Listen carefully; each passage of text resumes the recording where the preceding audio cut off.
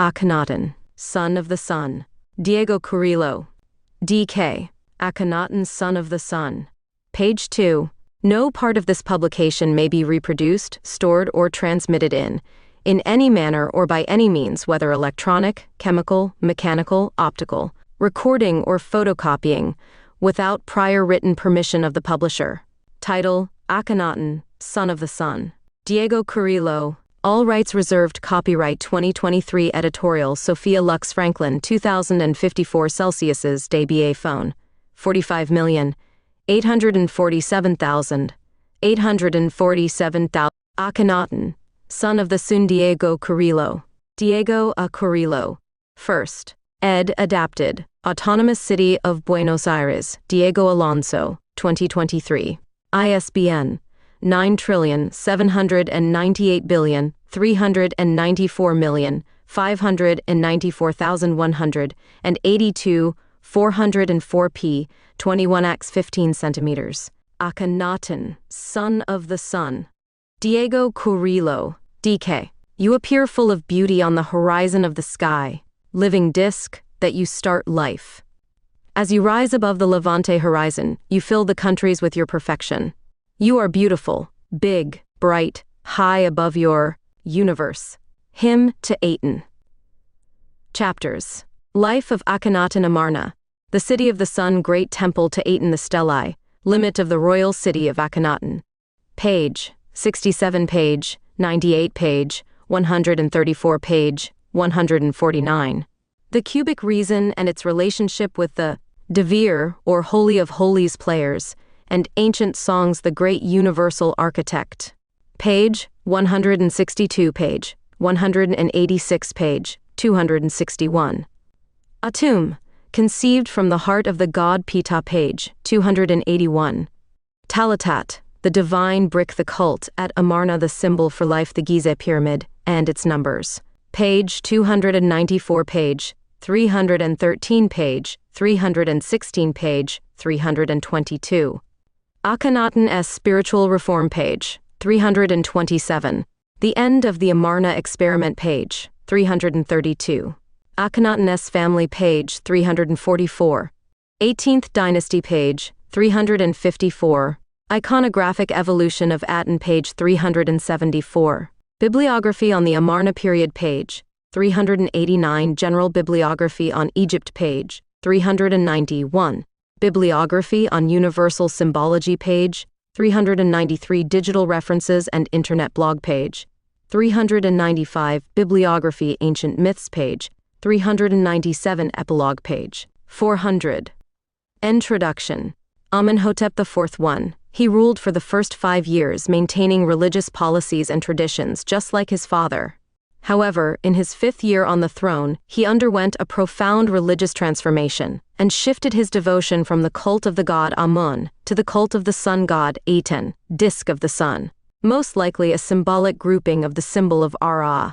Over the next 12 years, he brought about a fundamental religious transformation, abolishing the traditional religious rites of Egypt, primarily the cult of Amun. 2. And instituted the world's first known state, monotheistic religion and, according to some, monotheism itself. The pharaoh collected taxes from the temples and priests of the cult of Amun to pay for the temples of the god Aten. Atenism became a national god. 3. The reign of Amenhotep IV is known as the Amarna period, because he moved the capital of Egypt from the traditional enclave in Thebes to the city that he himself founded and designed, called Akhenaton. Something rare, but not unique to Akhenaton, since other pharaohs also moved the national capital.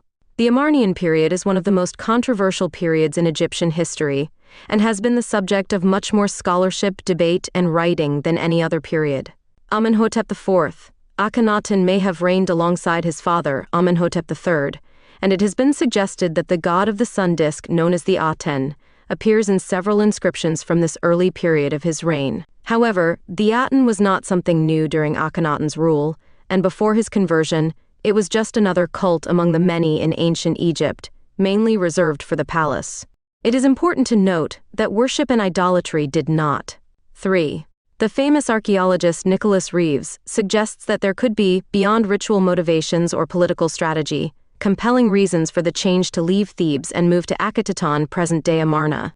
It is quite probable that there was an assassination attempt on Pharaoh carried out by the aggrieved and discontented who saw what was coming their way. Akhenaton, more than a monotheism, establishes a new divine triad, Aten, himself and his queen. Only the pharaoh and the beautiful Nefertiti hold the keys to the new cult. In reality, Atenism became a pragmatic tool of political control. The god of Akhenaton's religion was ultimately himself. Have the same meaning back then as it does today, since the different gods and religious practices all represented the same goal, the eternal harmony and balance of the cosmos. During the reign of Amenhotep III, the Egyptian clergy concentrated around the god Amun had reached the maximum of their power, measured over the centuries, coming to possess more wealth than Pharaoh himself. When Amenhotep IV ascended the throne, the priests of Amun had almost the same importance and wealth as the royal family. Historian Lewis Spence states that, except for Ra and Osiris, the cult of Amun was more widespread than any other god in the Nile Valley. But the circumstances surrounding the development of the cult certainly point to its spread more for political reasons than for religious propaganda. By the time of Amenhotep IV, the cult of Amun owned more land than the king himself. In the 5th year of his reign, Amenhotep IV outlawed the ancient Egyptian religion and proclaimed himself the living incarnation of the all-powerful deity known as the Aten. Akhenaton declares himself the son of the sun god. By the 9th year of his reign, he had closed all the temples and suppressed all religious practices associated with the traditional Egyptian gods. Historian Barbara Watterson explains, by the 9th year of his reign, Akhenaton had outlawed all the ancient gods of Egypt and had ordered the closure of its temples. Something very serious, since these institutions had an important role in the economic and social life of the country. Religious persecution was something new to the Egyptians, who had always worshipped many deities and were always ready to add even more to the pantheon. However, Atenism was a very exclusive religion, confined to the royal family, with the king as the sole mediator between man and God. It is known that Amenhotep IV, or Amenhotep IV, had a brother named Thutmose V who held the titles of governor of Memphis and high priest of the god Ptah. When his older brother Thutmose VI died, Amenhotep IV took his place with the same titles and honors. It is probable that Amenhotep IV ascended to the throne in co-regency with his father, and that this could have happened around the 28th year of the reign of Amenhotep III, father of Akhenaton. Amenhotep IV was educated in Memphis and very probably inscribed on the sarcophagus of his pet cat, crown prince, overseer of the priests of Upper and Lower Egypt, high priest of Pa in Memphis, and Shem priest of Pa, his brother, has officiated as high priest of the god Ptah VII, god of architecture, a native of Memphis, who within his religious imagery possesses the god Aton. The god Ptah creates the universe from his heart, like an architect building a house, through the word, but from emanations that arise from his heart. Within this process of fiat lux of sounds and words in which gods participate, archetypal as being Shu, warm breath of light, and the god Atum, the one who creates himself, possibly as an aspect of the same god Pa, both share a similar symbology. Aton and Atum are assimilable. In the little hymn to Aton 8 it reads, O living Aten, eternal Lord, you appear resplendent. You are radiant, perfect, powerful. Great is your love, immense. Your rays illuminate all faces. Your brilliance gives life to hearts when you fill the two lands with your love. Venerable God, self-created, you created all the earths and everything that exists in them. Fragment of the small hymn to Aton, solar disk, Akhenaton, son of the sun. It is possible that the god Aten, golden disk of the sun within the Memphis cosmogenesis, is associated with the heart of the god of architecture and artisans, the god Ptah, great universal architect, who creates the universe from his loving heart that tells the truth. This archetypal place, the symbolic center of the creation of forms, is reserved for the heart of the great architect, the god Ptah. From there the symbolic aspects, such as the gods Atum and Shu, manifest reality. In the Indo-European world, there is a cultural cognate similar to the god Ptah, where the process of universal creation happens as a process of emanations from the heart of gold of the great architect. In India there is a similar god called Vishvakarma, He is the divine architect of the entire universe. It has a gold crown and jewels, and 4 hands, which hold a pot of water, a book, which is an anachronism. Since thousands of years ago there were no books, as we know them today, a lasso, and tools of architecture, Vishvakarma, create the universe from the Hiranyaga, a cosmic egg as a golden creative matrix from which the universe emanates. This Hiranyagarbha was found in the heart. Hiranyagarbha, Sanskrit, literally the golden womb, poetically translated as universal womb, is the source of the creation of the manifested universe or cosmos in Vedic philosophy. About the concept of golden cosmic egg, the first ideas of a nascent egg-shaped cosmos comes from some of the Sanskrit scriptures, also in the cosmogesis of the cult of the divine architect Pa in Egypt, who creates the universe from his heart. And this as a golden egg or womb, the Yepri beetle will inherit this symbology. The Sanskrit term Brahmanda. Brahm means cosmos or expansion. Anda means egg. Among the Hindu myths that refer to the subject, that of the goddess Amavaru stands out. It is also related to the concept of Hiranyagarbha, which means golden matrix, and refers to the universal matrix, this being the source of the creation of the universe, or the cosmos manifested in Vedic philosophy. About the Hiranyagarbha, Sanskrit, literally the golden womb, poetically translated as universal womb, a golden egg to womb but placed in the heart of the great architect, is the source of the creation of the universe or the manifested cosmos in Vedic philosophy. It finds mention in a hymn from the Rigveda RV 10.121, known as the Hiranyagarbha Sukta, which suggests a single creator deity. Verse 8, Yo devesv adi deva eka asit Griffith. He is the God of gods, and none apart from him. Identified in the hymn as Prajapati. The concept of the golden womb is first mentioned in the Vishvakarma Sukta RV 10.82.5, which depicted the primal womb resting on Vishvakarman's navel. This image was later transferred to Vishnu and Surya. The Upanishad calls it the soul of the universe, or Brahman, and elaborates that Hiranyagarbha floated in the void and in the darkness of non-existence for about a year, and then broke into 2 halves that formed Svarga and Prithvi. In modern science, it is often compared to the principle of the Big Bang theory, where the world is considered to arise from a single point. In classical Puranic Hinduism, Hiranyagarbha is the term used in Vedanta for the creator, Hiranyagarbha. He is also Brahma, so called because he is said to have been born in a golden egg, Manusmriti 1.9, while the Mahabharata calls him the manifest. Some classical yoga traditions regard a person named Hiranyagarbha as the creator of yoga, although this may also be a name for Rishi Kapila. 11. The Hiranyagarbha Sukta of the Rigveda declares that God manifested himself in the beginning as the creator of the universe, encompassing all things, including everything within himself, the collective totality, as it were, of all creation, animating it as the supreme intelligence. 11. Majarshi Kapila or Kapila Muni fell 6th or 5th century BCE was an Indian writer and thinker who tried to explain the world using the atheistic Sankhya enumeration system, a very minute list of all the categories of the universe. References: Jameson, Stephanie, 2015. The Rig Veda, Earliest Religious Poetry of India, Oxford University Press. pp. 121. 122. ISBN 978-0. 190,633,394.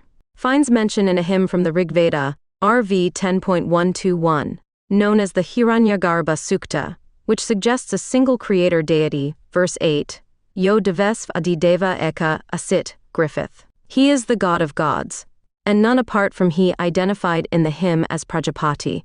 The concept of the golden womb is first mentioned in the Vishvakarma Sukta RV 10.82.5, which depicted the primal womb resting on Vishvakarman's navel. Reference: Ved-ar Swasamved, ch. 14 Athar Veda, Dr. Budi. Prakash Bajpai, Diamond Books, India. This Hiranyagarbha is situated on the right side of the human body and the physical heart on the left.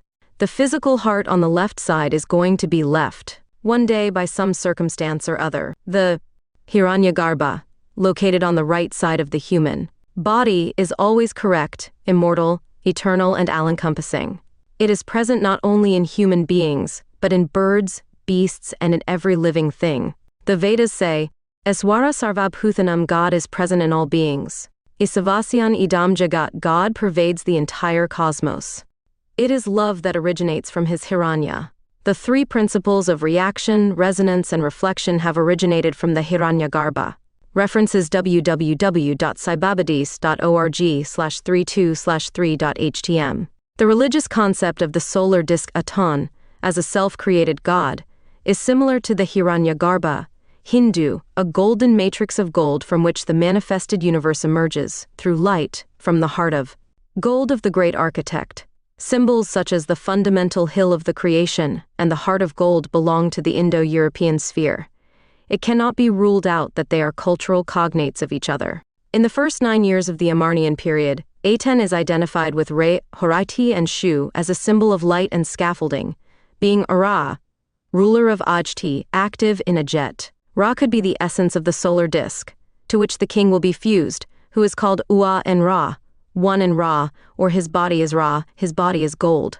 His heart, that of the god Ptah, is Horus 12. The rising sun represents consciousness. Thoth, his tongue, is the creative verb and then was born in the heart and on the tongue of Ptah the image of autumn.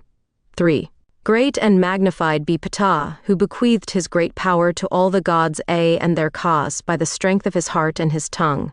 These solar symbols as the Horus of the horizon and the concept of Atum Jatium, the first self-created manifestation from the heart of the great architect, from which all reality arises, are as a whole a cultural puzzle of Indo-European concepts related to the creation of the world, symbols such as the fundamental hill of creation that in Egypt took the form of a pyramid and the golden egg or matrix that generates reality, which in Egypt was linked to the sun in all its forms, are archetypes that appear in different Indo-European cultures, with a common background of language and words. Atum is the god who, according to the Heliopolitan cosmogony, arose from the primal ocean, Nun, creating himself through saliva, tears, sweating, or other methods. Through his consciousness, Ra the sun creates the other gods, Shu and Tefnut, air and moisture, who in turn are parents of Geb and Nut, earth and sky, parents of the gods, Osiris, Isis, Nephis, Seth, and Horus. Atum, according to Memphite theology,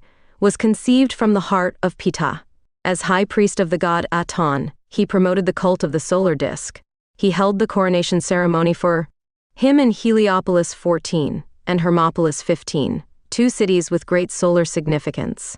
The royal protocol of him included 5 names, all related to the sun. During the first 5 years of his reign, he established his court in Thebes and built the sanctuary for the god Aton, east of the Karnak precinct, for which he opened stoneware quarries at Jebel el Silsila. In this new temple, the god was represented as Amenhotep IV conceived him, as a solar disk from which multiple rays emanated in the form of arms ending in hands. The symbology is clear. The god Aton creates from its center with light, the manifestation as a, plus its Egyptian name was Funu, which means pillar. The name of Heliopolis is of Greek origin, Hiu Nok, or H-Kiaund, and means city of the sun, since the city was the main seat of the cult of the solar god Ra. It was one of the 3 most important cities in ancient Egypt along with Thebes and Memphis. The Copts knew her as On. Egyptian name, Jemun Kemnu. Greek name, Hermopolis Magna. Arabic name, El Ashmanain. A city of great religious and political importance in ancient Egypt, center of the cult of the god Thoth. It was located northwest of the modern city of Malawi and about 30 kilometers north of Amarna. 16 Aten is an ancient Egyptian deity who was worshipped in his appearance as a disk of the sun. Under the rule of King Pharaoh Akhenaton, the Aten rose in his role as sun god to the supreme divine being as a further development of Ra. The earlier deities initially lost their importance, but continued to exist in subservient roles. Monolatry. 17 Jebel el Silsila rock chain, or Jebel Silsilch, is a town located 65 kilometers north of Aswan and 152 kilometers south of Luxor, where the banks of the Nile River narrow in the form of cliffs. It was known in ancient Egypt as Jeni, which means place of rowing. It was famous for its sandstone quames, which, due to their high quality, were exploited from the 18th dynasty to Greco-Roman times. With sandstone rock from Jebel el Silsila, the colossi of Memnon were built, among Others. Whole is the product of the light that arises from its interior. Another confirmation of the solar program of the new king is provided by the 5 names of his royal protocol, or set of the 5 royal names. Let's see the titles of Amenhotep IV, Akhenaton. That of Horus, mighty bull with 2 high feathers, in reference to the solar god Montu. About the god Montu, a white Bucchese bull with a black face served as the earthly image of the god. In Armont, the god Mes is depicted accompanied by the goddesses Junit and Rat Taui. In later times, the god Mes was merged with the sun god Re to become Mes Re through general sun worship. This seems to have happened quite early in the Old Kingdom, which is why Mes was also depicted with the head of a falcon. The one of the 2 ladies, great is his kingship in Karnak, in the sanctuary of Aten existing before the construction of the gem, Tepa, Aten 18, east of Karnak, the one with the golden Horus, who bears the crowns of Hermothes's solar city of southern Egypt, the one with the reed and the bee, perfect are the evolutions of Ra. He is the only one who king of Upper and Lower Egypt belongs to Ra. The son of Ra, Amenhotep divine regent of Thebes.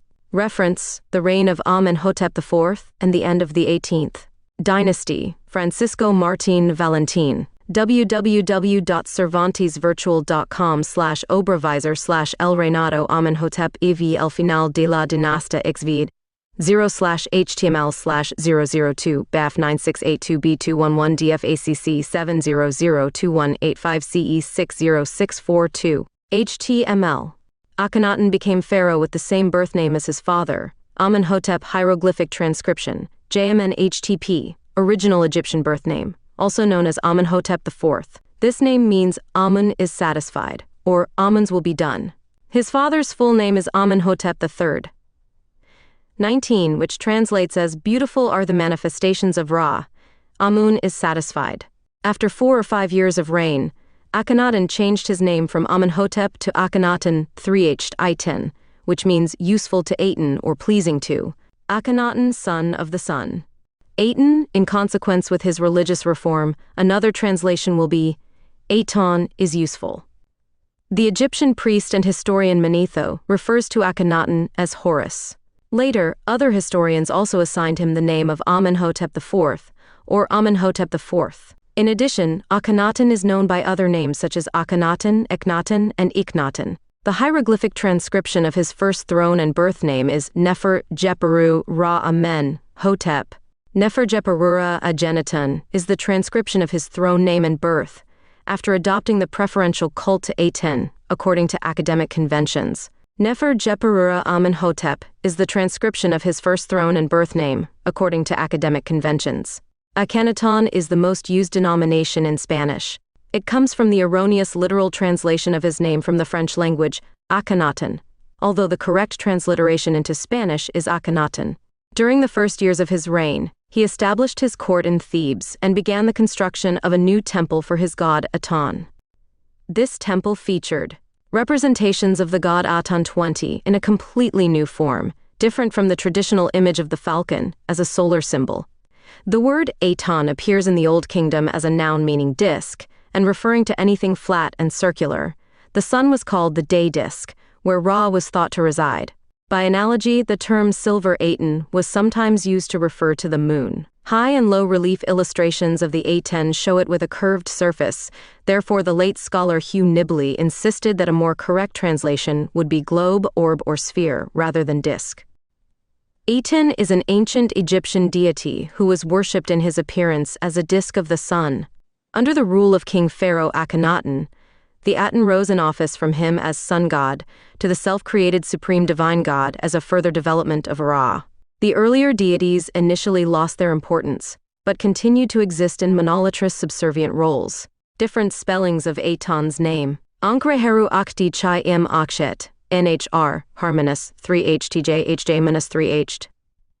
Long live the horizontal Horus Re Harakte, who in the earth light on the horizon exalts Mrenfm Shunetiamatom RNFM SW and TJM. JTN in his name is Shu, which is on the sun disk, Aten, ancient didactic name of Aten, since the year 4 of his reign. Ankreheru Akti Chai M Akshet NHR Herminus 3HTJ-HJ-3H. Long live the horizontal Horus Re Harakte. exultant in the land of light on the horizon. Emren timaton emeni swintian. In his name is Shu, who is in the sun disk. Aten, new didactic name of Aten, from year 9 of his reign. Ankh re heka akti chai emachet nhrhq3 to 3htjhjm minus 3h. Long live Re, the horizontal ruler, who rejoices in the land of light on the horizon. Emren.efitrayamaton. MRN-FJTRJJMJTN. In his name as Re, the Father who comes as the sun disk. Aton. Hymn to Aten, from the middle of the text. How manifold is what you have done. They are hidden from the face of man. O only God, like who there is no other. You created the world according to your desire, while you were alone, all men, cattle and wild beasts, all that is on earth, walking on its feet from him, and what is on high, flying with its wings. From the last part of the text, translated by Miriam Lichtheim. You are in my heart, there is no other who knows you, only your son, Nefer Kaprur. Sol 1, Ofre Akhenaton, 21. To whom you have taught your ways and your power. Those on earth come from your hand just as you made them. When you have dawned, they live. When you wear, they die. You yourself are for life, you live for you. All eyes are on your beauty until you wear. All work ceases when you rest in the west. When you get up, you agitate everyone for the king. Every leg is in motion since you founded the earth. You wake them up for your son who left your body. 22. The king who lives by Mot, the lord of the two lands.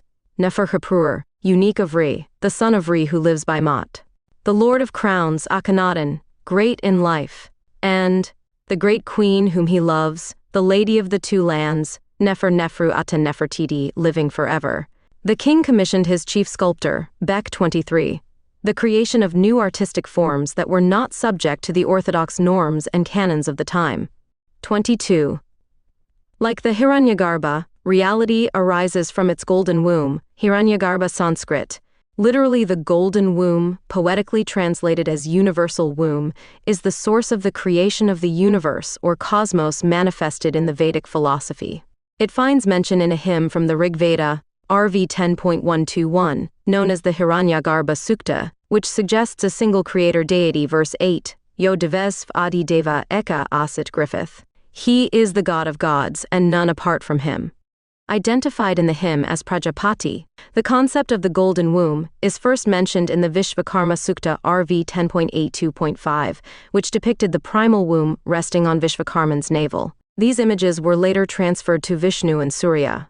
23. Beck was an ancient Egyptian sculptor, working under Akhenaton in the mid-14th century BC. His works of him are the expression of exaggerated realism, also called degenerate expressionism, which promoted Akhenaton realistic figures, reflecting the characteristics of the model, including his defects. Colossal head of Akhenaton from the Temple of the Aten at Karnak, on display at the Egyptian Museum in Cairo. He had the title of Supreme Sculptor to the King. He was the son of Men, a prominent man at the court, architect, and sculptor of Amenhotep III. He directed some projects in Akhenaton, so he also carried the title of Head of the King's Works on the Red Mountain. This radical approach can be seen in the tomb of Ramos in Sheikh Abdel Gurna, TT 5524, and on other Theban monuments. It can be seen that two teams of artisans were working on these monuments, one following traditional forms, and the other experimenting with new techniques and aesthetic concepts. During the reign of Akhenaton, the art of Amarna flourished, characterized by the development of the art of representing nature, full of plants, flowers, and birds. The Amarna floors are still famous today for their abundance of floral and animal decorations. Another feature is the extremely realistic portrayal of personalities, sometimes even exaggerated to the point of caricature. Traditional art was more idealizing.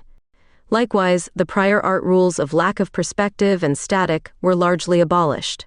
In a relief in which Akhenaton, Aten extends an olive branch, his hand is drawn flat, almost unique in the Amarna period, and unique in the general context of Egyptian art history. The sculptors boast of having been instructed in the new style by Pharaoh himself. It is also said that the plans for the city of Akhenaton 25, they go back to him. Akhenaton is also said to have poetic talent. See Aten's hymn.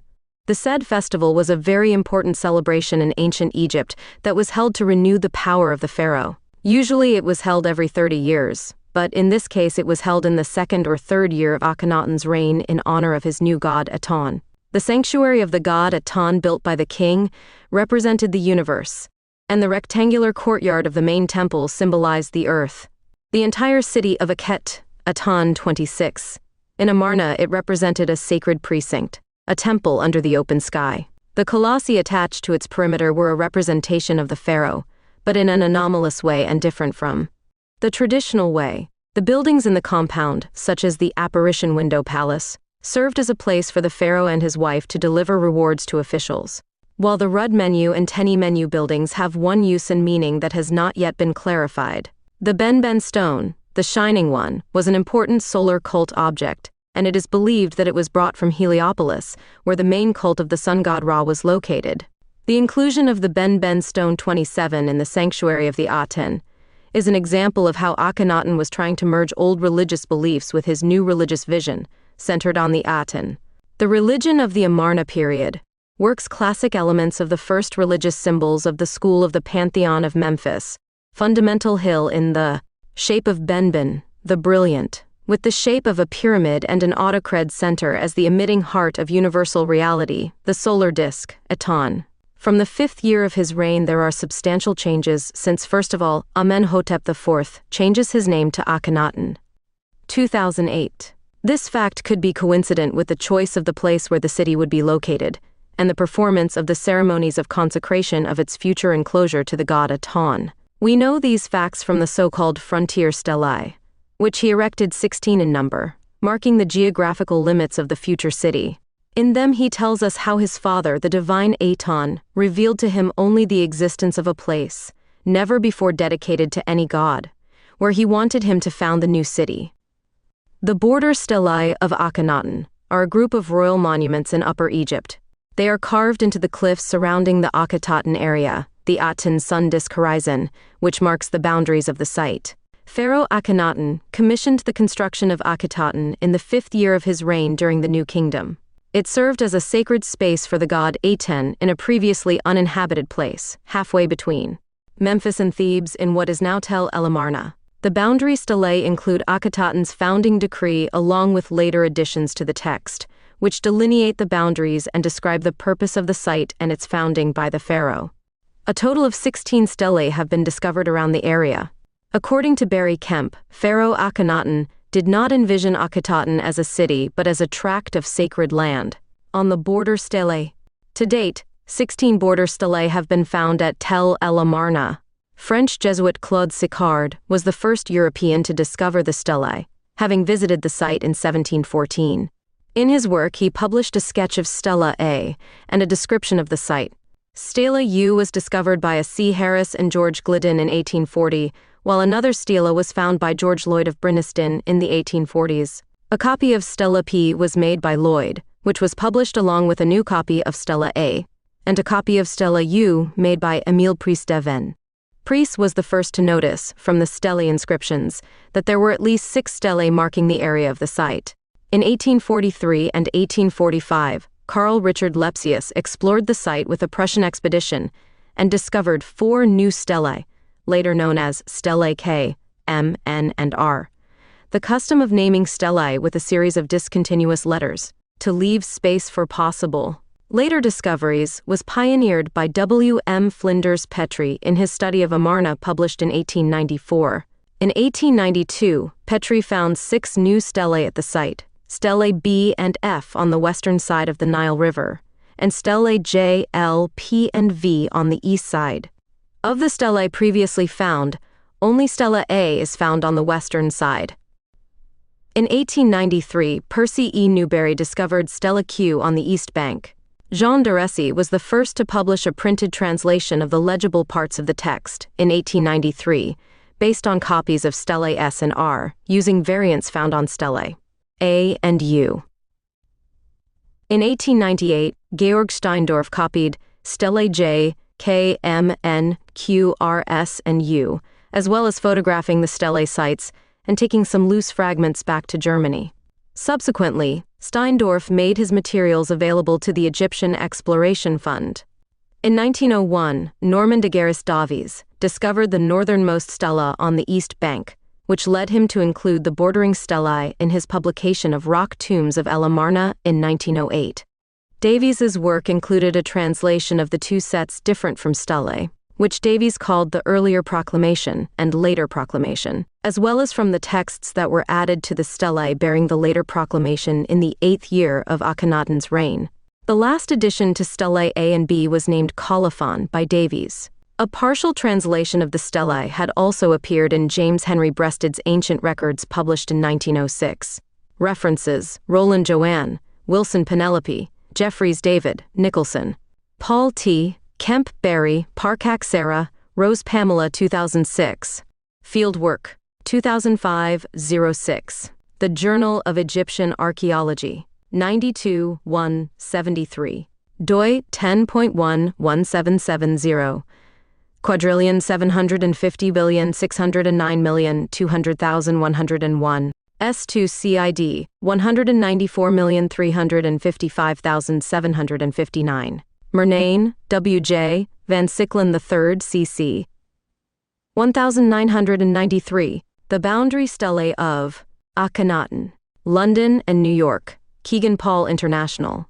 Kemp Barry 2012. The City of Akhenaton and Nefertiti, Amarna and its People. London, Thames and Hudson. ISBN 9780500,551,733. Titling on the stelae. The full name of the god Aten in the above proclamation is the good God, who rejoices in Matt 29, Lord of heaven, Lord of the earth, the great living, orb that illuminates the two shores. My Father, the Aten, the great living orb that is in Jubilee within the house of the orb in horizon of the orb. In the proclamation later, the title is slightly different and refers to the good God who is pleased with Mot, the Lord of heaven, the Lord of earth, the great living orb that illuminates the two shores. Lives the divine and real Father, the Aten, who has been given life eternally forever, the great living orb that is in Jubilee within the orb state in orb horizon. References: Murnane, W.J., Van Sicklen III C.C. 1993. The Boundary Stelae of Akhenaton, London and New York, Kegan Paul International. Stelae X, M, K at the north and south ends of the cliffs to the east of the city, on the east bank of the river, badly damaged and start date difficult to read.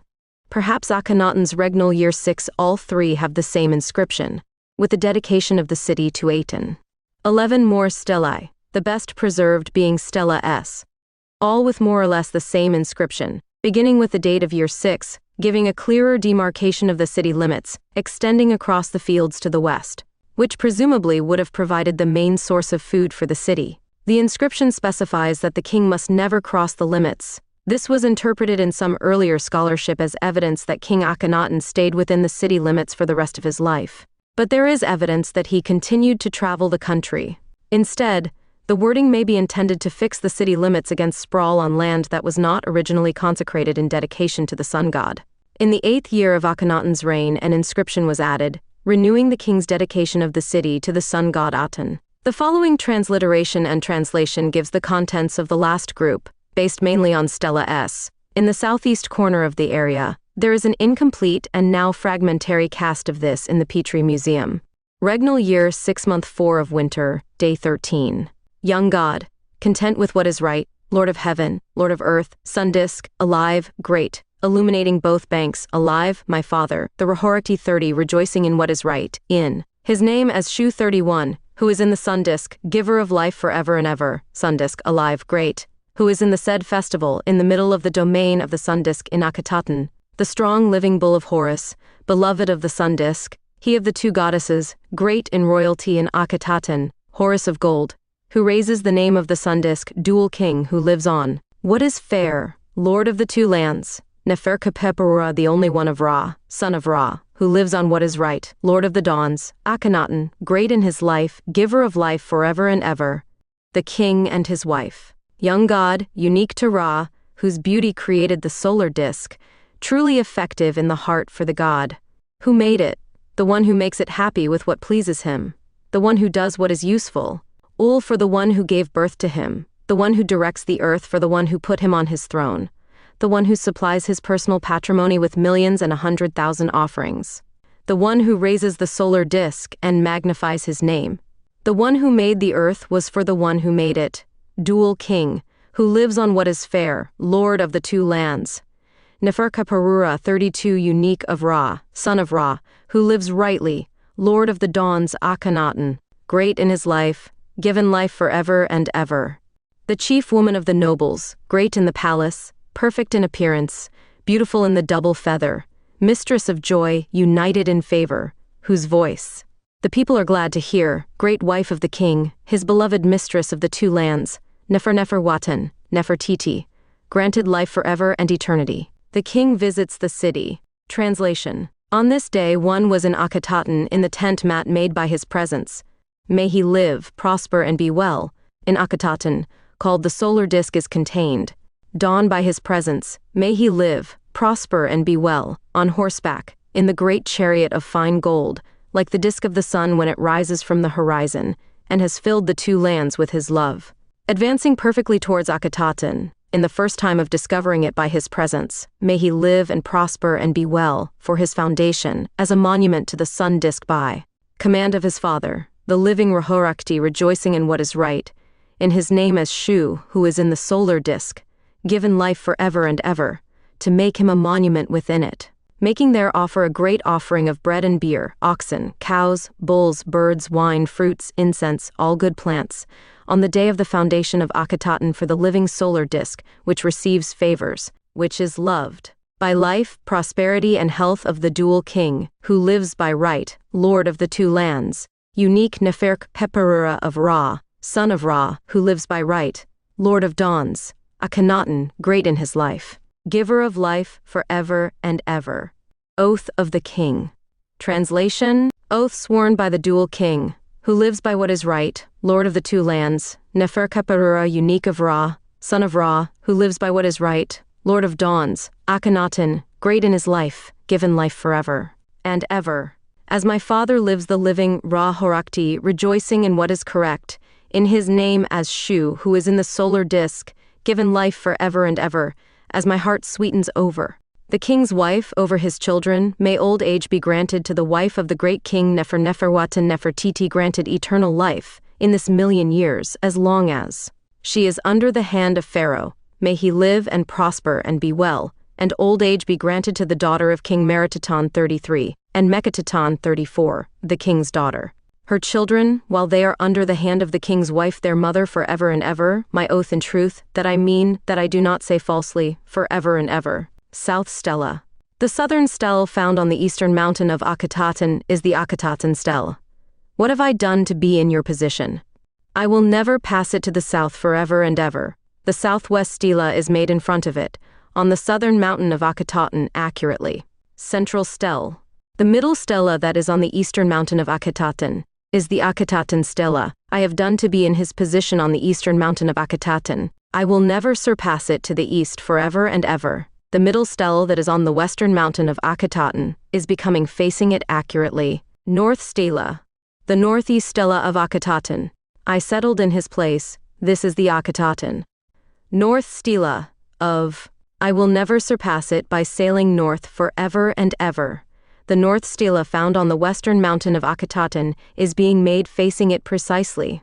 Urban area. Now for Akhenaton from the south stela to the north stela, measuring the distance stele to stela on the eastern mountain of Akhenaton, making 6 river lengths, 1 1/4 fractions, and 4 cubits, and also from the southwestern Akhenaton stela to the northwest stela, on the western mountain of Akhenaton, making 6 rivers long, 1 1/4 fractions and 4 cubits. Dedication. As for the interior of these 4 stelae, from the eastern mountain to the western mountain this is all Akhenaton. It belongs to my father, the living Rahorakti, who rejoices in what is right. In his name as Shu, who is in the solar disk, given life forever and ever, cliffs, mountains, swamps, new fields, high ground, added fields, fields with water, landing stages, riverbanks, people, herds, bushes, everything that the solar disk my father makes grow, forever and ever. Future.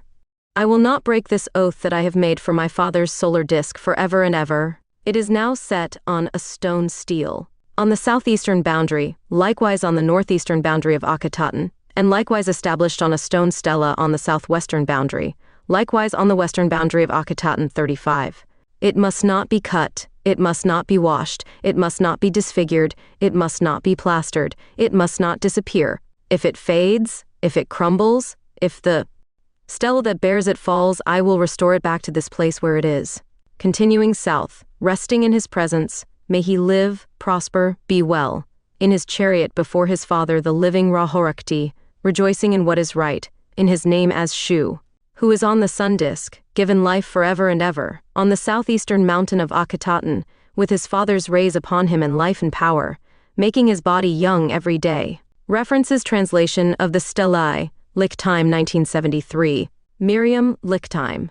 Ancient Egyptian Literature, a Book of Readings, Vol. 1, The Old and Middle Kingdoms, Berkeley, London. Lichtime 1976. Miriam Lichtime.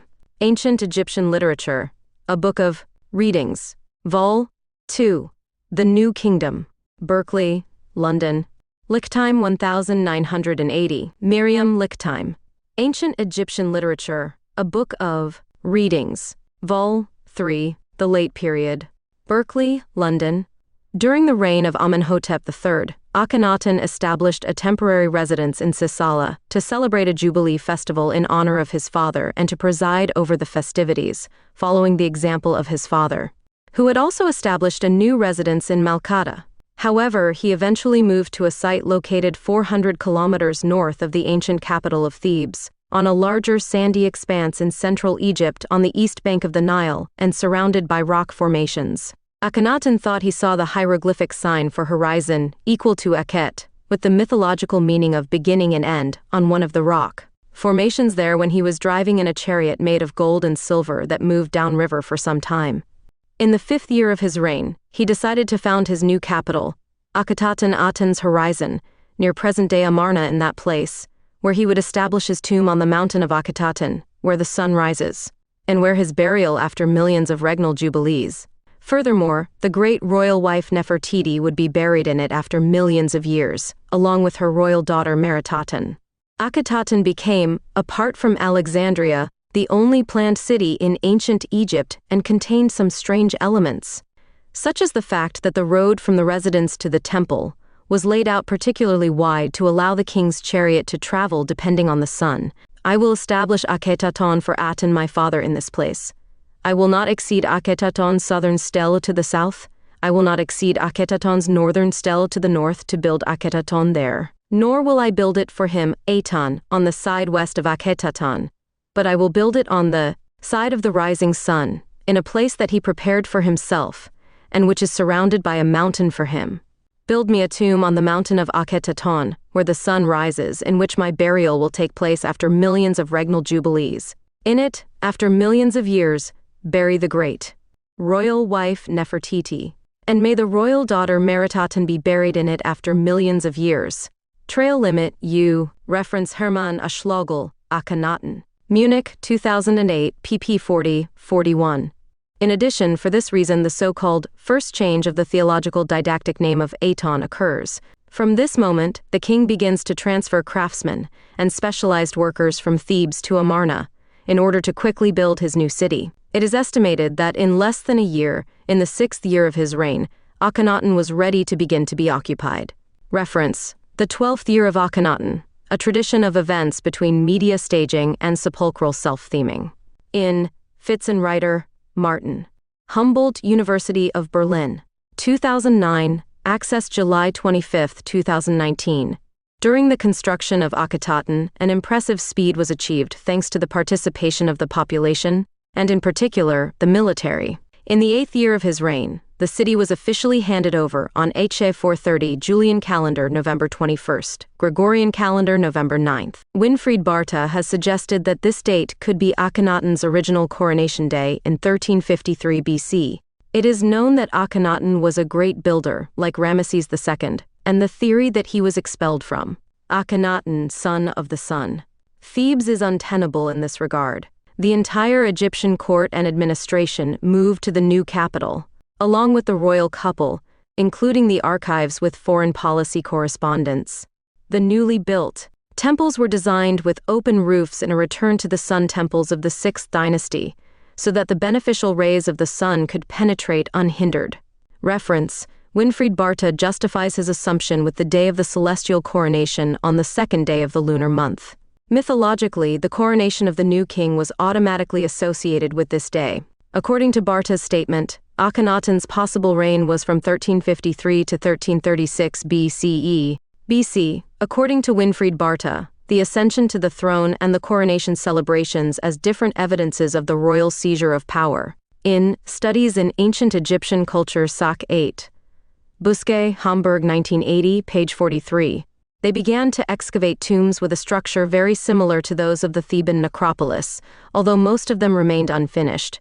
The decoration of these monuments indicates that the mention of traditional, essential funerary beliefs and their gods has been completely suppressed.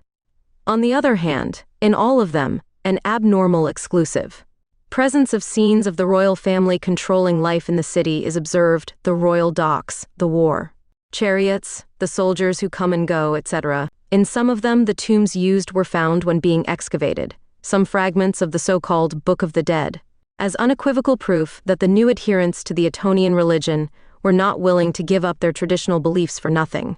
The changes introduced by Akhenaton, such as the founding of the city of Akhenaton and the suppression of traditional funerary beliefs in the tombs, reflect his intention to establish a new religion and a new social order in Egypt. This is still not clear why the Egyptians continued to worship different gods in their privacy, with which an open persecution of gods other than Aten cannot be established. The Atonist religion focused on the exclusive worship of the god Aton, represented as a solar disk, and on the figure of the pharaoh as the only intermediary between the god and his people. This new religion implied the elimination of the traditional gods from the Egyptian pantheon and its rituals, which generated great resistance from the priestly caste and other social groups. In addition to the foundation of Akhenaton, Akhenaton also promoted the construction of numerous buildings in the city, including the Great Temple of the Aton, the Royal Palace, and the House of Windows. These buildings were characterized by their innovative architecture and by their decoration that included scenes of the royal family and the cult of the god Aten. In a relief showing Akhenaton offering an olive branch to Aten, his hand is drawn flat, which is an unusual feature in Egyptian art, and especially in the Amarna period. The sculptors pride themselves on having been instructed in the new style by the pharaoh himself. It is also said that the plans for the city of Akhenaton are his work. In addition, he is credited with poetic talent, as can be seen in the hymn to Aten. Referencia: Salima Ikram, Cornelius Hartz, Hutan Ashrafian N. Crime. Scene Antiquity, Belief and Power.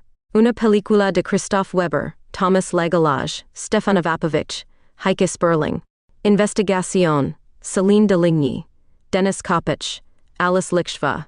ZD Finfo, ZDF 2020, Minuto 2 al. 13. However, the religion of the Aten and the city of Akhenaton did not last long after Akhenaton's death. His successor, Tutankhamun, restored the traditional gods and moved the capital back to Thebes, abandoning the city. It is very likely that some kind of pandemic had manifested itself that decimated the city. The current theory proposes that hypothesis: flu or Black Plague.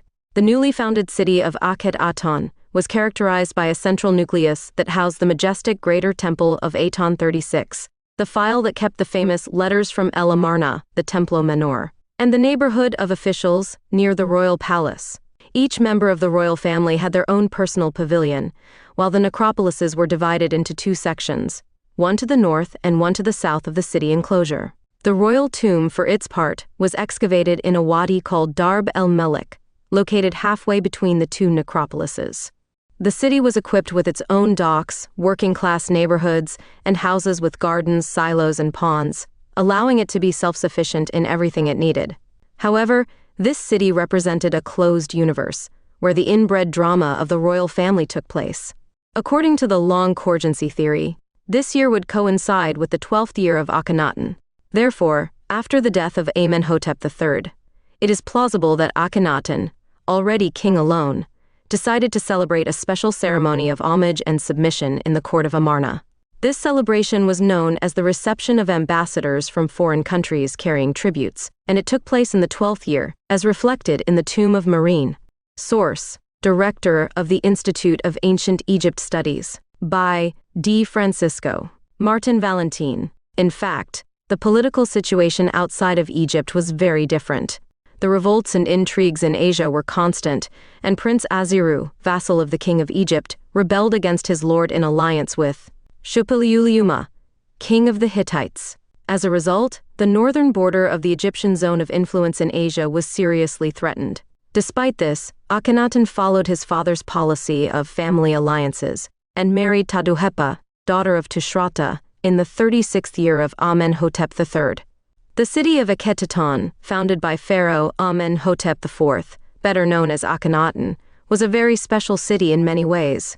Its design and organization were unique in the history of ancient Egypta Mountain, with a processional avenue and an urban layout, with a central structure that included the majestic Greater Temple of Aton, the archive that kept the famous Letters from Amarna, the Lesser Temple to Aton, and the neighborhood of officials close to the royal palace. The city also had its own infrastructure, including docks, working-class neighborhoods, houses with gardens, silos, and ponds, allowing it to be self-sufficient in everything it needed. However, the city was centered around the royal family. After the death of Amenhotep III, Akhenaton's father, the young pharaoh decided to hold a special homage and submission ceremony at the court of Amarna, which took place in the 12th year of his reign. This celebration was known as the reception of ambassadors from foreign countries carrying tributes, and it took place in the year 12, as reflected in the tomb of Marine. Despite these threats, Akhenaton followed his father's policy of family alliances and married Taduhepa, daughter of Tushratta, in the 36th year of Amenhotep III. This marriage alliance was a sample of the importance that the pharaoh gave to stability and international relations in his reign. It is correct that the figure of Semenekara 37 has led to some speculation about her relationship with Akhenaton, but it is important to note that available historical sources are limited, and therefore any claims about their relationship must be treated with caution. Most experts agree that it is difficult to establish the exact relationship between the two kings due to the lack of concrete evidence. Some have suggested that Semenekara could have been a predecessor of Akhenaton, or perhaps a brother or son. Others have argued that he could have been an alter ego or alternate name for Akhenaton. However, these theories are speculative and not supported by concrete evidence. Ultimately, the true nature of the relationship between Semenekara and Akhenaton remains a mystery. Theories about the origin of Semenekara. Egyptologists discuss the following theories about the course of time after Akhenaton. Semenchkare was Akhenaton's co-regent for about 3 years, and died shortly before or after Akhenaton. This theory is now defended by Egyptologists Nicholas Grimal and Aidan Dodson, among others, and is mainly based on the disappearance of references to Nefertiti in the 14th year of Akhenaton, a relief of a king called Semenkar, with his great royal wife of He-Meritaten in the tomb of Merir II at Amarna, a third-year graffito of an Ankh-Cheprure king in the tomb of Pari Pawa TT 139 in western Thebes. Semenchkare became Akhenaton's legitimate successor through his marriage to Meritaten, Akhenaton's eldest daughter, surviving his predecessor by between 1 and 5 years. James H. Breasted, Wolfgang Helck, Jürgen von Beckerath. Documents, as above. Meritaten becomes Akhenaton's successor, marries Semenchkare, who inherits the throne through this marriage. Rolf Krauss. This theory is mostly rejected today, as it is unthinkable that a divine regent would only be satisfied with the title of Great Royal Wife after her marriage and allow promoted to the second rank, herself to be. Semenchkare is identical to Nefertiti. Richard H. Wilkinson, Nicholas Reeves. According to this theory, Nefertiti was elevated to co-regent in the 14th year of Akhenaton's reign. She was given the throne name Semenchkare, and she continued to reign alone as pharaoh for several years after Akhenaton's death. Later, her name was removed from the king list because kingship was inherited only through the male line, and the pharaoh assumed the role of Osiris on earth. Therefore, female pharaohs were considered sacrilegious, which would explain a condemnation of the memorial. Semenkakare was the brother of Akhenaton and the son of Amenhotep III. This thesis was represented above all by Cyril Aldred, of a good co-regency of 12 years between Amenhotep III and Akhenaton went out. Therefore, Semonchkare would be at the end of Amenhotep III's reign, born and younger brother of Akhenaton. The coregency thesis between Amenhotep III and Akhenaton is mostly rejected in current research, but a new reference to this theory was recently found on an ivory fragment in the State Museum of Egyptian Art in Munich. As the pharaonic cartouches of Akhenaton and Semonchkare stand next to each other of the other on an equal footing. Reference: was he the father of Semenkhare Tutankhamun?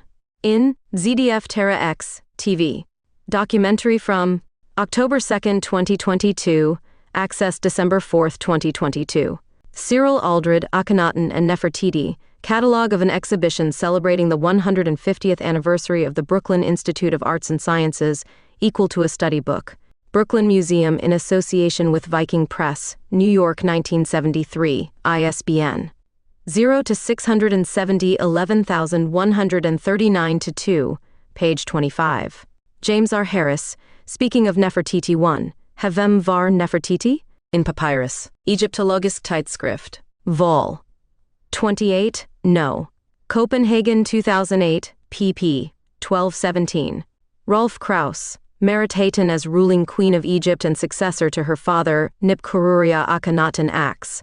First International Congress of Egyptology, equal to Cairo Writings on the History and Culture of the Ancient Orient, Volume 14. Berlin 1979, pp. 403-406. Rolf Krauss, a regent, king, and queen between Akhenaton's death and Tutankhaton's accession to the throne.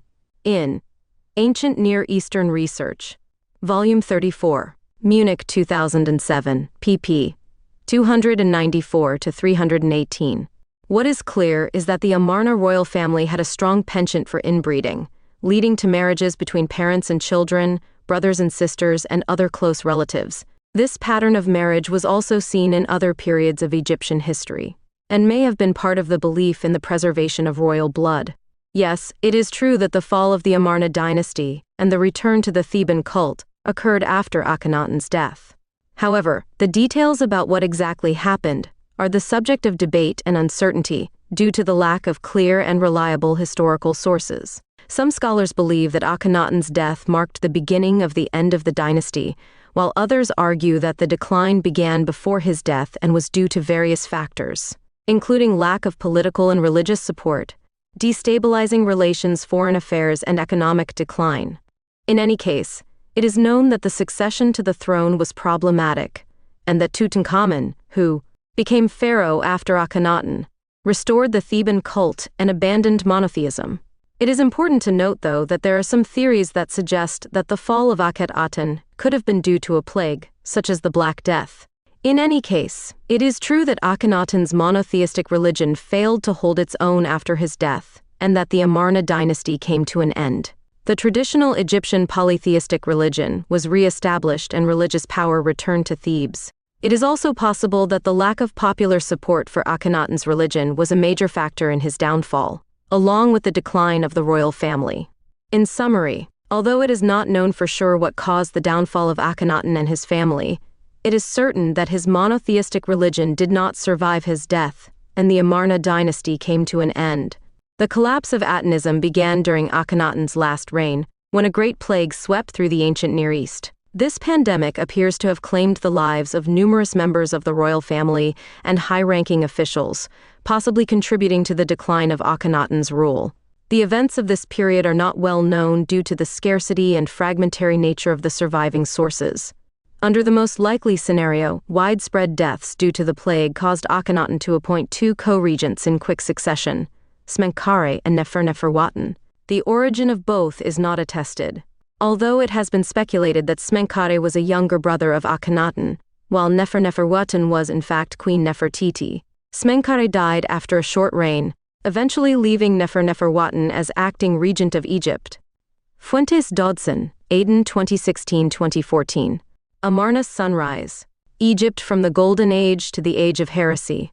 Cairo, New York City, American University. In Cairo Press. ISBN 9,781,617,975,608. After the death of Akhenaton, the young king Tutankhamun XXXVIII ascended the throne, Akhenaton's son and his second royal wife Kia, as interpreted from the epigraphic relief in the burial chamber of Princess Akhenaton in the royal tomb at El Amarna. Before his coronation, Tutankhamun married Princess Akhenaton, his half-sister, and together they settled in the city of Memphis. Despite being only 9 or 10 years old, Tutankhamun was enshrined as the new king of Upper and Lower Egypt. During his reign, he had the support and influence of his uncle, the revered I, who held important positions such as vizier and regent. Another prominent figure was the general Nakht Min, probably the son of I, who had previously served in the army under the name of Pa-Tanem-Heb during Amarnian times and later restored his name as Diazerjeparura Horemheb. Nakht Min, Akhenaton, son of the sun, married Princess Mut-Nejemet, daughter of I and sister of Queen Nefertiti, granting him rights to the throne of the two lands in the future. Referencia https www.cervantesvirtual.com/obervisor/El Reinado. Amenhotep, IV Weil Fanel de la Dinasta. XVIA 0, HTML 002, BAF 96-82 B2-11. DFAC 7-00 2100 and 85 C6064 2 HTML. About Pa-Aten-Em-Heb. The owner is called Pa-Aten-Em-Heb, or Pa-Aten-Em-Heb. The Aton, the solar disk, is in celebration, a typical name of the period of Amarna. His main title is Royal Singer. His Tipui wife who accompanies him is designated as Lady of the House and Singer of Amun. From what Thierry Ben-Derriter says, no children are named, but 2 unnamed women are likely the couple's daughters. There are many references in the Pa-Aten-Em-Heb chapel to Osiris, the great god of the dead, as well as many other gods and goddesses. However, during Akhenaton's reign, any reference to a post-mortem future guided by Osiris and the traditional gods was prohibited. Therefore, the monument can be dated to the end of the Amarna period, after the death of Akhenaton, under the reign of Ankhet-Khepuru Re Smenkhare Tutankhamun I, or Horemheb. Furthermore, the deceased has no relation to his namesake, General Pa-Tanem-Heb, owner of Tomb Ta-24, in the southern group of Akhenaton Tel El Amarna. Tutankhamun c. 1342 c. 1325 BC, known as Tutankhamun during his lifetime, was an ancient Egyptian pharaoh and the last monarch of his royal family at the end of the 18th dynasty. He ruled between 1334 and 1325 BC, according to the conventional New Kingdom chronology of Egyptian history. His father was Pharaoh Akhenaton, whose tomb is believed to be KV 55, while his mother was Akhenaton's sister, identified as such by DNA testing of an unknown mummy known as the Younger Lady, which was found in grave KV 35. It is important to note that much of Tutankhamun's grave goods were second-hand and came from the Amarna period. Reference, Hawass, Zahi 2010. Ancestry and Pathology in King Tutankhamun's Family. The Journal of the American Medical Association 303-7, 638. PMed 20,159,872. doi 10.1001, JAMA.2000 and 10.121. The Stele of the Restoration is one of the most important documents of the reign of Tutankhamun. In this decree, the king declares his intention to restore the temples and re-establish the traditional cults of the gods, which had been abandoned during the reign of Akhenaton. He also orders the repair of the damaged monuments and the reinstatement of the priests who had been dismissed. This decree was an important step in restoring stability and order to Egypt after the chaos and controversy of Akhenaton's reign. The content of the stela refers to the difficult situation in which the country was at that time. Stele of Tutankhamun's restoration. When His Majesty was crowned king, the temples and properties of the gods and goddesses, from Elephantine to the marshes of Lower Egypt, were in ruins. The chapels had been collapsed, turned into piles of rubble and covered with vegetation. The sanctuaries they were as if they had never existed.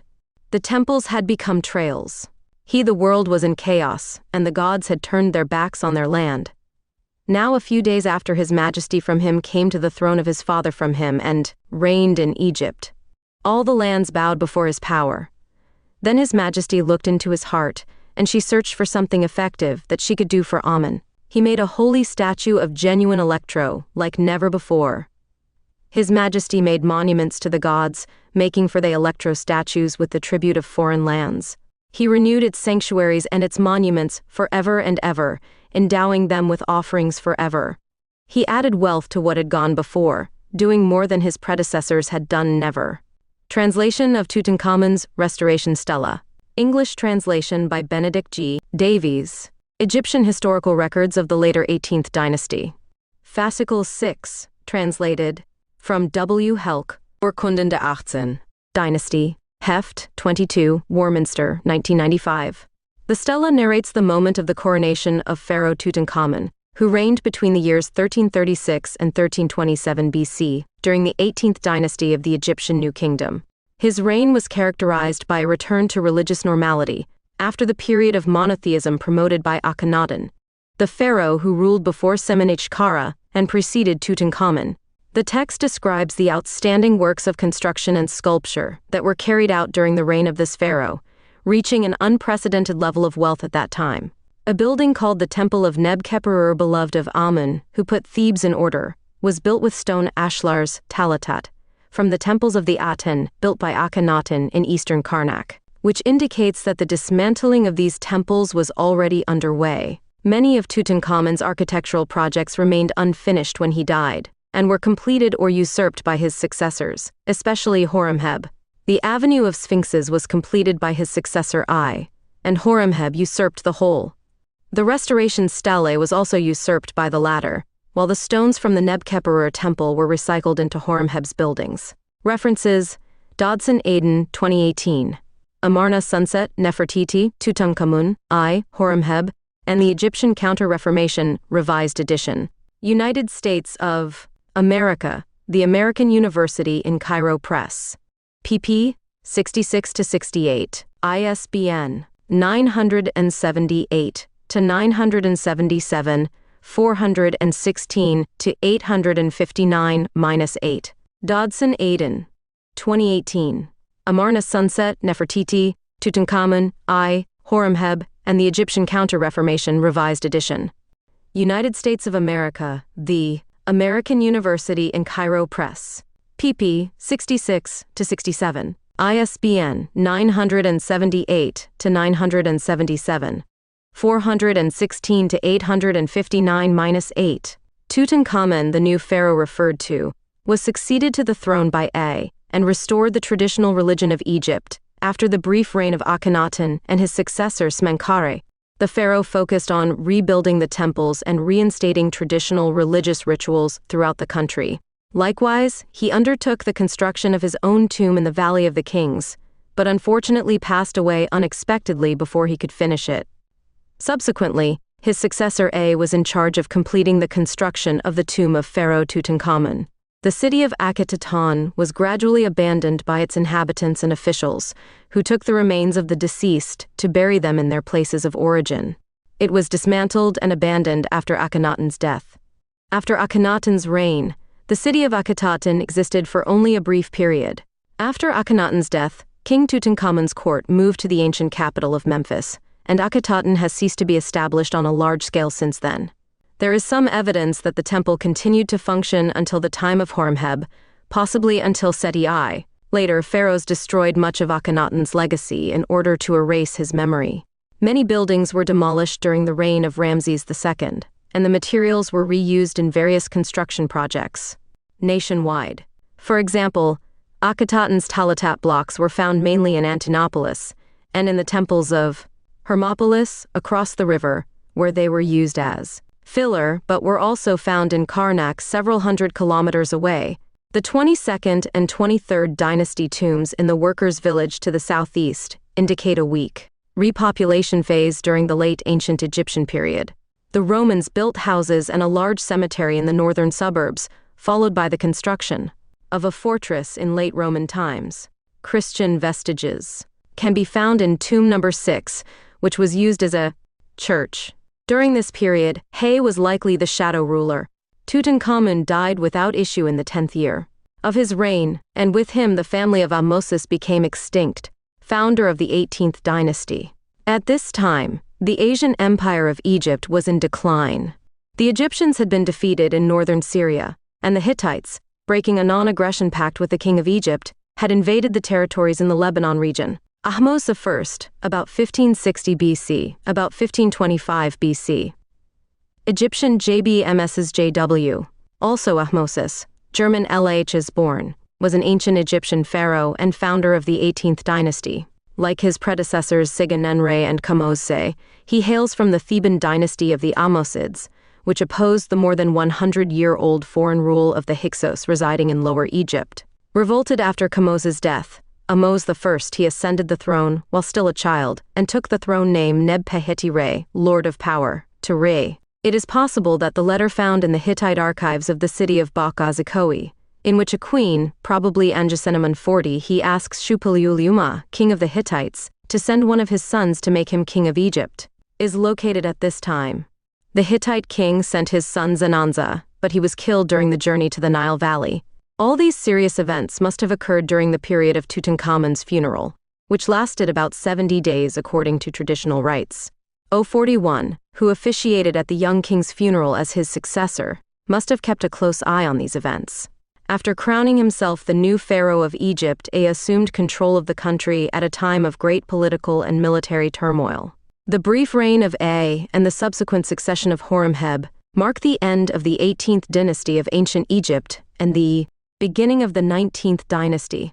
The transition between both dynasties was marked by a time of political and social instability, in which the power of the clergy of Amun-Theban and the military increased, and in which there was a change in religious and funerary practices. Egyptologists have debated and argued about the figure of I, especially in relation to his possible relationship to the reign of Tutankhamun and the circumstances surrounding his succession. Some researchers have suggested that A may have played a role in Tutankhamun's death, but there is still no conclusive evidence on this. Despite this, the figure of Horemheb is widely recognized as one of the most prominent of the Hyksos dynasty, because he managed to restore the stability of the kingdom and consolidate its power. During his reign, important religious and administrative reforms were carried out, and an expansionist policy began that allowed Egypt to regain its influence in the region. Djeperura Horemheb, or Horemheb, was the last pharaoh of the Egyptian 18th dynasty. He ruled the two lands for some 27 years, from c. 31 to 54 BCC. His coronation and birth names were Djeperura Setepenra Horemheb Mariamon. Horemheb was accused of erasing from the royal lists the names of the heretical kings who were followers of Aten, protagonists of the so-called Amarna schism, Akhenaton, Tutankhamun, and Semenekara, but it is more likely that this would have happened later, in the time of Ramses II. We do know, however, that Horemheb undertook a damnatio memoriae, systematically destroying all traces of I's reign, whom he surely considered a usurper. By reusing his mortuary temple, chiseling out A's name from its decorations, and smashing the sarcophagus of A to pieces. His tomb. Not so with Tutankhamun's tomb, which he surely spared due to the trust the young king placed in him during his brief reign. With all this, Horemheb appears in the later royal lists as successor to Amenhotep III, adding to his years of government those of the heretic kings, giving his reign a fictitious duration of 58 years, instead of the real 27 years. Sources Padro, Josep. History of Pharaonic Egypt, p. 259, Editorial Alliance. 2006. ISBN 84-206-8190-3. Notes. Name of the pharaoh according to Manethos Epitums Harme. Flavius Josephus, against Apion. Armes Flavius Josephus, from Theophilus Armisus Julius Africanus. Jorge Cincelo's version Arme Eusebius of Caesarea. Cincelus's version Arme Eusebius of Caesarea. Armenian version other spellings of his name. Amenemheb. Jezerkeperur, Haremhab, Harmab, Harmhabi, Merenheru, Merimon, Meriamon Setepanre, Chezerkeperura, Chezerkeperur, Zezerkeperura, Zezerkeperur. Chronology according to von Beckerath, Grimal, Shaw, Lehner, and Malik. Regarding Pharaoh I, born as Jeperjeperura I, also called I-II, is the penultimate pharaoh of the 18th Egyptian dynasty. He ruled from c. 75 to 3-1 BCC. His coronation name was Jeperjeperura Irimat. Eternal are the manifestations of Ra, the doer of justice. Eusebius of Caesarea called it Keres. Fuente afirmación de Jacobus van Dijk en Historia del Antiguo Egipto la. Esfera de los Libros, Yan Shao y otros SL, 2007. Cyril Aldred. Akhenaton, Rey de Egipto. Capítulo 26. Various theories have been woven regarding the origin of A. One of them is from a family relationship with Queen Ta and her parents, Yuya and Tuyu. But this theory does not find a solid argument to be sustained. Today, Egyptologists do not have a conclusive opinion. If there is a coincidence in affirming that I was originally from the city of Ajmin, like Ta's parents, I is currently recognized as the progenitor of Queen Nefertiti, the great royal wife of Pharaoh Akhenaton, and considered the giver of heirs, a condition that denoted that the royal succession had to go through a son or daughter of said queen. Therefore, I is considered as the grandfather of the successive princesses that Pharaoh Akhenaton had with Nefertiti, Meketaton, Meritaton, and Chesenpaton, Setepenra, Neferneferura, and Neferneferuaton. At the abrupt end of the reign of the child Pharaoh Tutankhamun, I ascends the throne and marries the widowed queen, his granddaughter, Enkhsenpatan. The marriage with the last descendant of the giver of heirs is taken today as a political means of legitimizing his claim to the throne. I had another famous daughter who would later become queen, Mutnedimet, who was the daughter of A by a second wife named Te. References: Reeves Nicholas Whitehousendians, Akhenaton, Egypt's False Prophet, Thames and Hudson, Dodson, Aidan, Diane Hilton 2004. The Complete Royal Families of Ancient Egypt, Thames and Hudson, pp. 148. Manley, Susie. Ankhesenamun, Queen of Tutankhamun and daughter of Akhenaton. Egypt Pyramids History. Archived from the original on February 11, 2012. Queen Ankhesenamun. St. Louis University. Archived from the original on November 11, 2016. Retrieved July 7, 2014. Krajewski, Wolfram 2000s. Ancient Egyptian Queens, a Hieroglyphic Dictionary. London, Golden House. p. 64. Akhenaton, son of the son Eve of Akhenaton. He was the main pharaoh of the Amarna period, father of Tutankhamun, and husband of Nefertiti, the most beautiful woman in the ancient world, whose beauty dwarfs that of Cleopatra or Arsinoe IV. Akhenaton, just like Nefertiti, reworked the meaning of divine consort, placing themselves at the top of the pyramid of the cult of the solar disk, a cult reserved for the palace.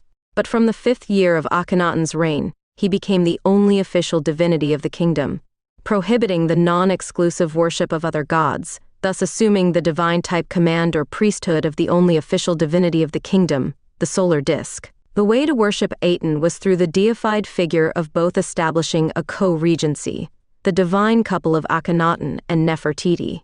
The cult of Aten represented the disk of the sun on the horizon, whose image was sculpted in stone and in low relief, possibly as a golden sphere, since the relief of its representation is three-dimensional, as can be seen in friezes and engravings. The image of the god is that of a sphere and not that of a circle. It had arms carrying the Ankh-Anj, the symbol of life. The glorification of his name is done through the divine couple, Akhenaton-Nefertiti. The cult of Aten takes on a new dimension during the Amarna period, prohibiting from the 5th year of the reign of Pharaoh Akhenaton all the Egyptian gods except Aten. What could be discovered in houses of the city of Amarna is pottery, ceramics, and stone slabs carved with the image of Akhenaton and Nefertiti worshipping the solar disk. It would seem that the cult was directed to the divine couple. The meaning of the pharaoh's name is effective for Aten, success in Aten. Aten is effective. Neferjepura Amenhotep, also known as Akhenaton, Akhenaton or Akhenaton lit. Sun radiance, Amenhotep IV or Amenophis IV. Also during the 5th year of his reign, he founded Akhenaton. In his 5th year of his reign, on Parate for 13 March 5 July February 21 Greg, he decided to found his new capital, Akhenaton, Horizon of Aton. He was an Egyptian pharaoh who reigned from 1353-1336 or 1351-1334. BCC, 10th ruler. Before the 5th year of his reign, he was known as Amenhotep IV, Ancient Egyptian, JMN-HTP, meaning Amun is satisfied. Hellenized as Amenhotep IV. New Kingdom, Amarna period. Akhenaton, born as Amenhotep, was the youngest son of Pharaoh Amenhotep III and his principal wife Tyre. 42. Despite having an older brother named Thutmose, who was designated as Amenhotep III's heir, Akhenaton became next in line to the throne of Egypt due to his brother's untimely death around the 30th regnal year of Amenhotep. His father. In addition to his brother, Akhenaton had 4 or 5 sisters: Sidamun, Heneteneb, Iset, Nebeta, and possibly Bekhetaten.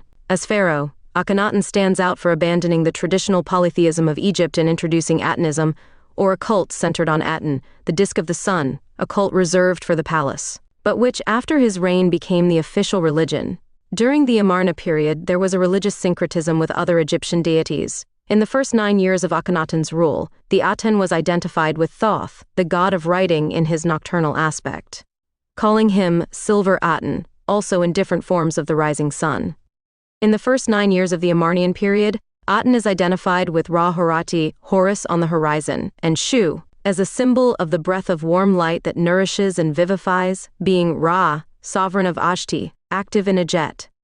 Ra could be the essence of the solar disk, to which the king will be fused, who is called Ua on Ra, one in Ra. Or his body is the Aten, his body is the solar disk, or a body of gold. The cult of Aton had its origin in the pre-dynastic period of Egypt, but it was during the New Kingdom, when Thutmose IV and Amenhotep III began to venerate him primarily, as a cult circumscribed to the palace, going on to become the main god during the reign of Akhenaton, prohibiting the worship of other gods. This cult of the solar disk became a monotheistic religion, or rather, henotheistic. 43. During the religious reform of Pharaoh Amenhotep IV Akhenaton, who later changed his name to Akhenaton, meaning shine of Aten, or useful to Aten. This change occurred in the 14th century BC 18th dynasty, New Kingdom, Amarna period, Pharaoh number 10 of the dynasty. The main temple dedicated to Aten was in the city of Akhenaton, translated its name as the Horizon of Aten, located in what is now Amarna. One of the greatest literary achievements of Egyptian culture is the hymn to the Aten 44, which was engraved on a wall of the tomb of I-court official scribe, and written by what is speculated by Akhenaton himself. Mentions of Aton, in the tomb of different officials of Akhenaton's court. 5 abbreviated versions, called the Little Hymn to Aten, have been found. Some in other burials of Amarna dignitaries. Marira 1 Tomb N4, Tutunate, Mahu N9, APN 10 and N23 of Eni. It is possible that the hymns to the Aton constituted liturgical texts, intended to be recited at the time of worship in the temples of Akhenaton. They have a rhythmic meter analogous to that of Western religious poetry. A hieroglyphic transcription of the great hymn is found in the tomb of the palace official A4, the roof. Although the decorative patterns of the entrance corridor are no longer perceptible, the 3 bands of inscriptions are still legible. 5 abridged versions called the Little Hymn to Aten have been found. Some in other burials of Amarna dignitaries. Marira 1st Tomb N4, Tutu N8, Mahu N9, APN 10 and N23 of Eni. It is possible that the hymns to Aton, Circle of the Sun, constituted daily homilies, songs to the cult of the solar disk, intended to be recited at the time of worship in the temples of Akhenaton. Its poetic character is analogous to that of Western religious poetry. Praise be to you, O living Aten, who made heaven and the hidden things that are in it. His time is lengthened by 1,000,000 thirsty festivals. The great royal wife, his beloved, the lady of the 2 lands, Nefertiti, who lives forever and ever, is at Wanre's side. She grant me a beautiful burial, like the one she did on the great cliff of Akhenaton. For the Ka of the favored, the just scribe, I, who lives again. B. Central text band. Praise be to you, O living Aten. He rises up and gives life to everything around him, who made the earth and grass to give life to everything he created. He make it flourish forever like you. The royal notary, Father of God, A. C. North text band. Praised be you, the living Aten, the God who did this in its entirety. Although you are in heaven, your rays are on the earth. Wanri, whom you love, who descends from your rays, the son of the sun. Akhenaton. 2. The texts on the ceiling, PL 33. A south band. Praise be to you, your apparitions are beautiful, O living Aten, giver of life.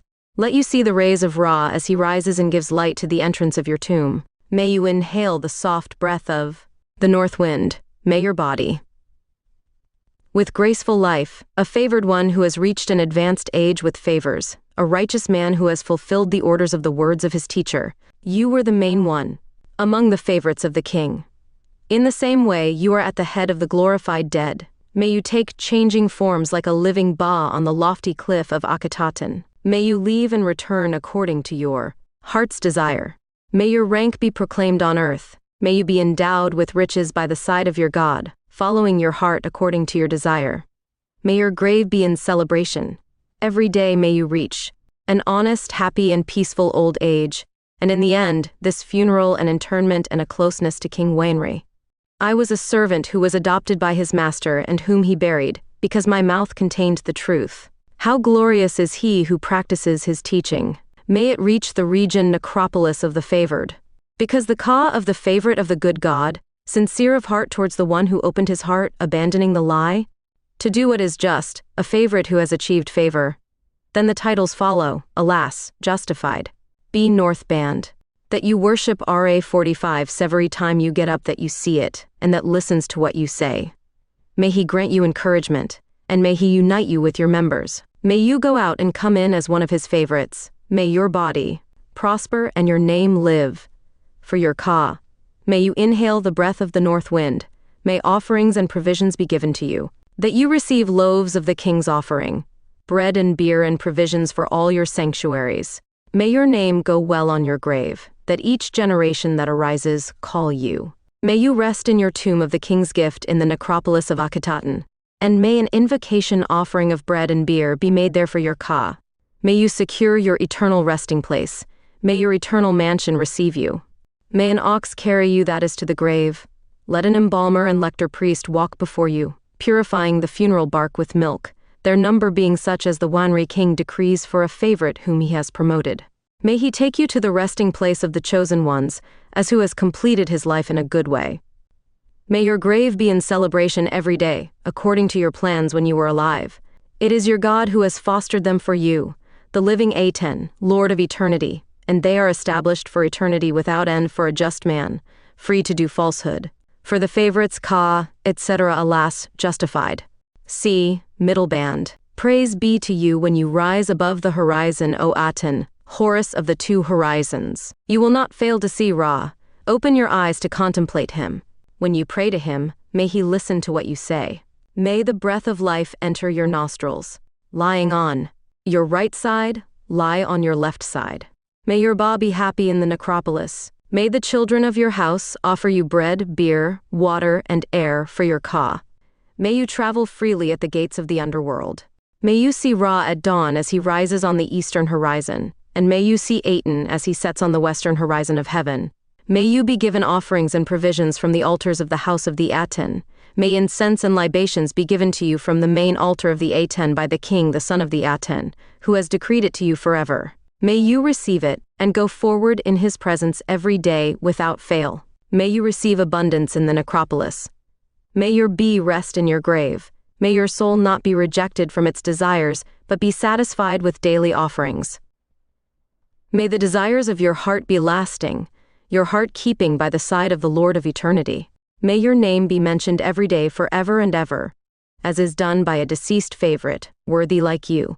For the Ka 46 of 1, constantly in favor in the presence of the Lord of the two lands, the Father of the God, alas, justified. Clearly these excerpts have a monotone tone. Taken at face value, they suggest that the speaker, I, absorbed the king's teachings, obeyed them without question, praised Akhenaton. Otherwise, he kept his mouth shut.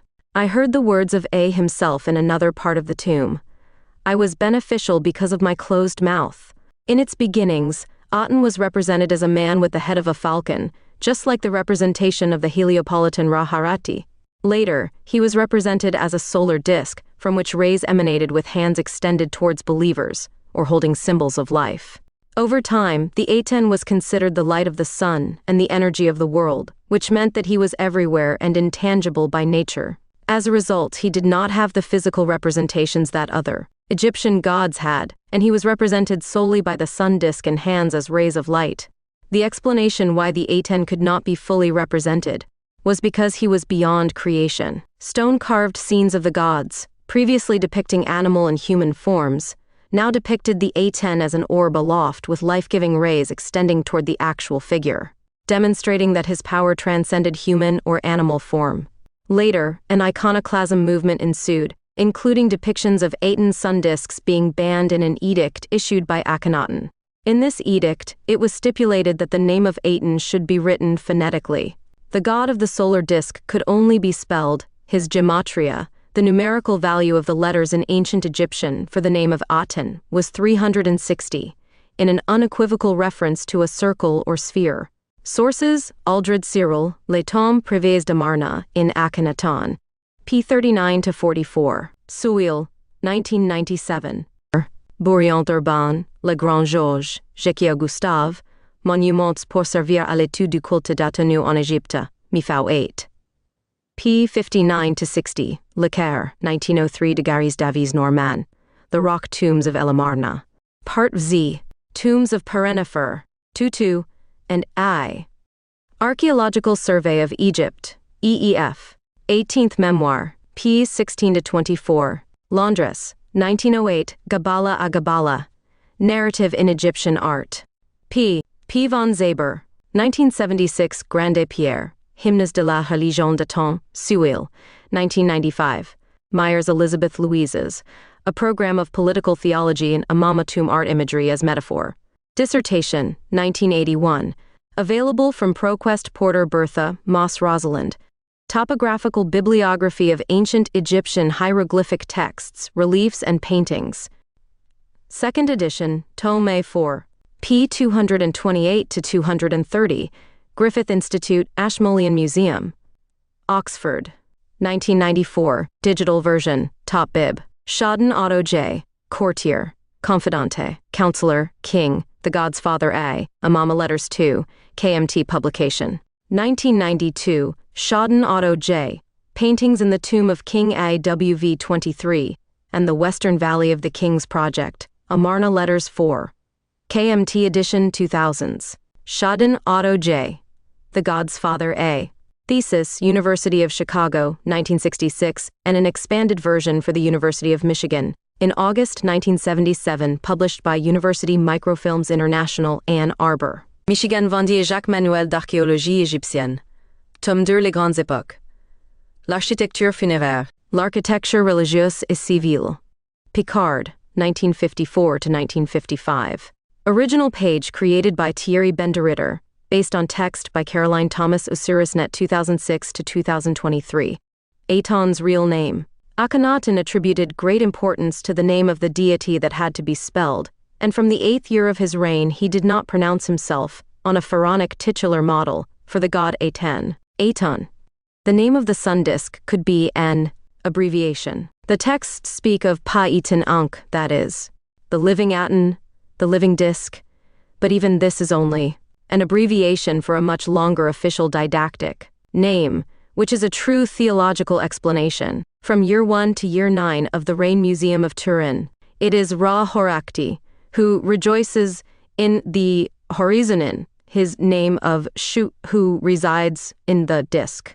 We see appearing in this expanded name of the Aten, the names of 3 other classical Egyptian divinities, all with a solar connotation: Ra, the great god of the sun; Horus, of the horizon or the sun disk on the horizon, which, in its classical manifestation, was portrayed as a falcon-headed god, and the god Shu, breath of life and life-giving fire, who represents the air, the space between heaven and earth.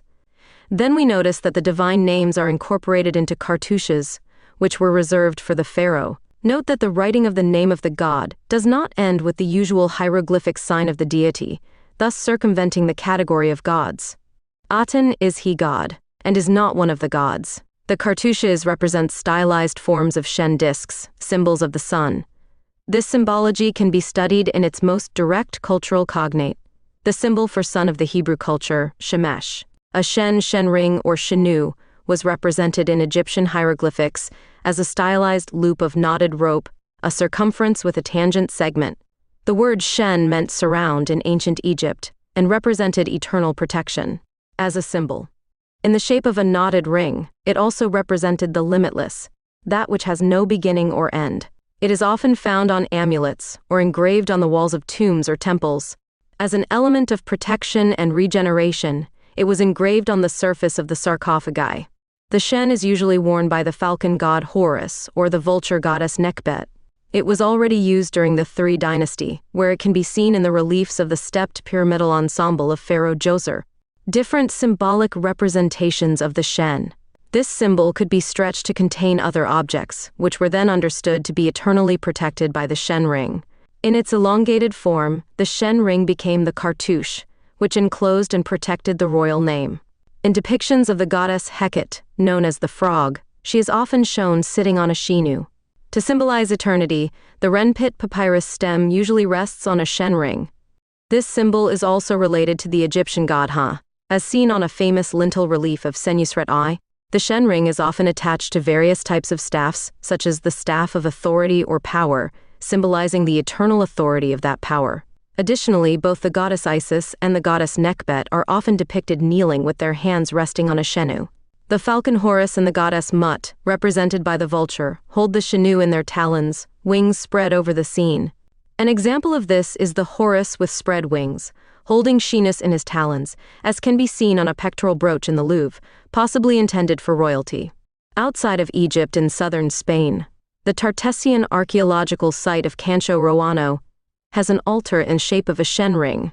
About the deity, Ha, symbol of gold and eternity, Heh, also known as Ha, Ha, Hao, Hua, and Hehu, was the personification of infinity or eternity in the Ogdod of ancient Egyptian religion. Its name originally meant flood, referring to the watery chaos Nu that the Egyptians believed existed before the creation of the world, an infinite and eternal void. The Egyptians imagined this chaos as infinite, in contrast to the finite created world, so He personified this aspect of the primordial waters. He's female counterpart was known as Hauhet, which is simply the feminine form of her name. Like the other concepts in the Ogdod, the male form of him was often depicted as a frog or frog-headed human, and the female form of her as a snake or snake-headed human. The frog head symbolized fertility, creation, and regeneration, and was also possessed by the other males of the Ogdod, Kek, Amun, and Nun. The other common depiction shows him crouching, holding a palm stem in each hand, or just one, sometimes with a palm stem in his hair, as palm stems represented long life for the Egyptians, the years being represented by notches on them.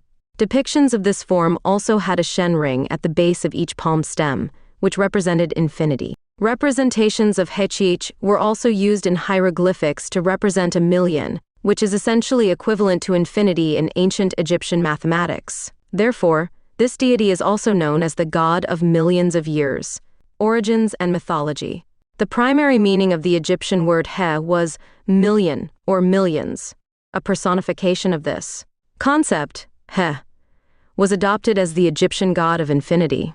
With his female counterpart Hauhet or Hehut, He represented one of the four god-goddess pairs that comprise the Ogdod, a pantheon of 8 primordial deities whose worship was centered in Hermopolis Magna.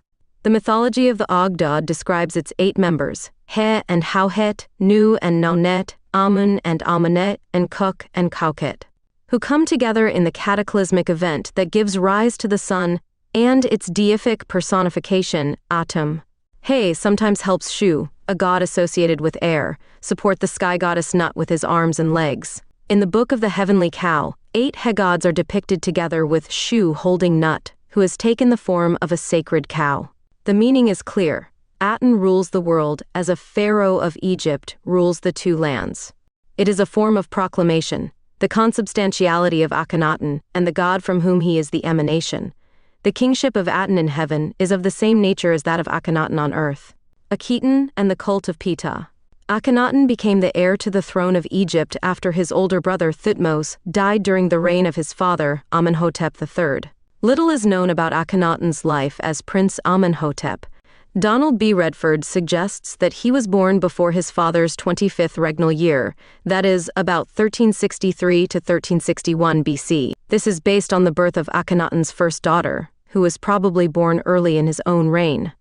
Her name is only mentioned as King Amenhotep's son on a wine list in Amenhotep III's Malkata Palace, and some historians suggest that he was born there. Others believe that he was born in Memphis and was influenced by the worship of the sun god Ra practiced in nearby Heliopolis. Although it is not known for certain who was Akhenaton's tutor, some historians have proposed the scribes Hekareshu or Merer II, the royal tutor Amenemhotep, or the vizier Aparul. The only person known to have served the prince was Perennifer, as mentioned on his tomb. Cyril Aldred suggests that Prince Amenhotep might have been a high priest of Ptah in Memphis, although no supporting evidence has been found. Amenhotep's brother, Crown Prince Thutmosis, played this role before he died. If Amenhotep inherited all of his brother's roles in preparation for his ascension to the throne, he could have become high priest instead of Thutmose.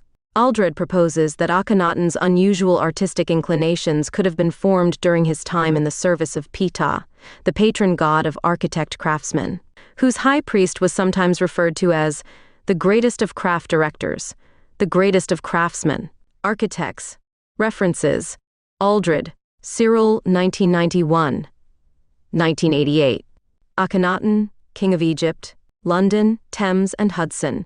ISBN 0500276218. Murnane, William J. 1995. Texts from the Amarna period in Egypt. Society of Biblical Literature Writings from the Ancient World. Vol. 5. Atlanta. Society of Biblical Literature. ISBN 978-1,555,409,661. Hoffmeyer, James Carl, 2015. Akhenaton and the Origins of Monotheism. First ed., Oxford, New York. Oxford University Press. ISBN 978-0. 199,792,085. Redford, Donald B. May 2013.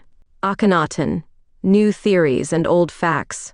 Bulletin of the American Schools of Oriental Research. American Schools of Oriental Research. 369, 934. doi 10.5615. Bullimers Corey, 369.0009. ISSN 0003097 times. JSTOR 10.5615. Bullimers Corey, 369. OCLC 05,748,058. From year 9 until the end of the reign, Akhenaton changes the name of the god while radicalizing his policy but without changing the doctrine, by eliminating the animal form of Horus and the name of the god Shu, leaving only Ra. This rule of the world by King Aten is also demonstrated in the iconography of the god. The rays emanating from the disk end in the hands and descend on all creation. They embrace the entire universe, which they give life through the royal couple, who are the only ones who receive the symbol of life, Ankh. Only the royal couple can commune directly with the god and receive from him the warm breath of eternal life, a living and life-giving breath.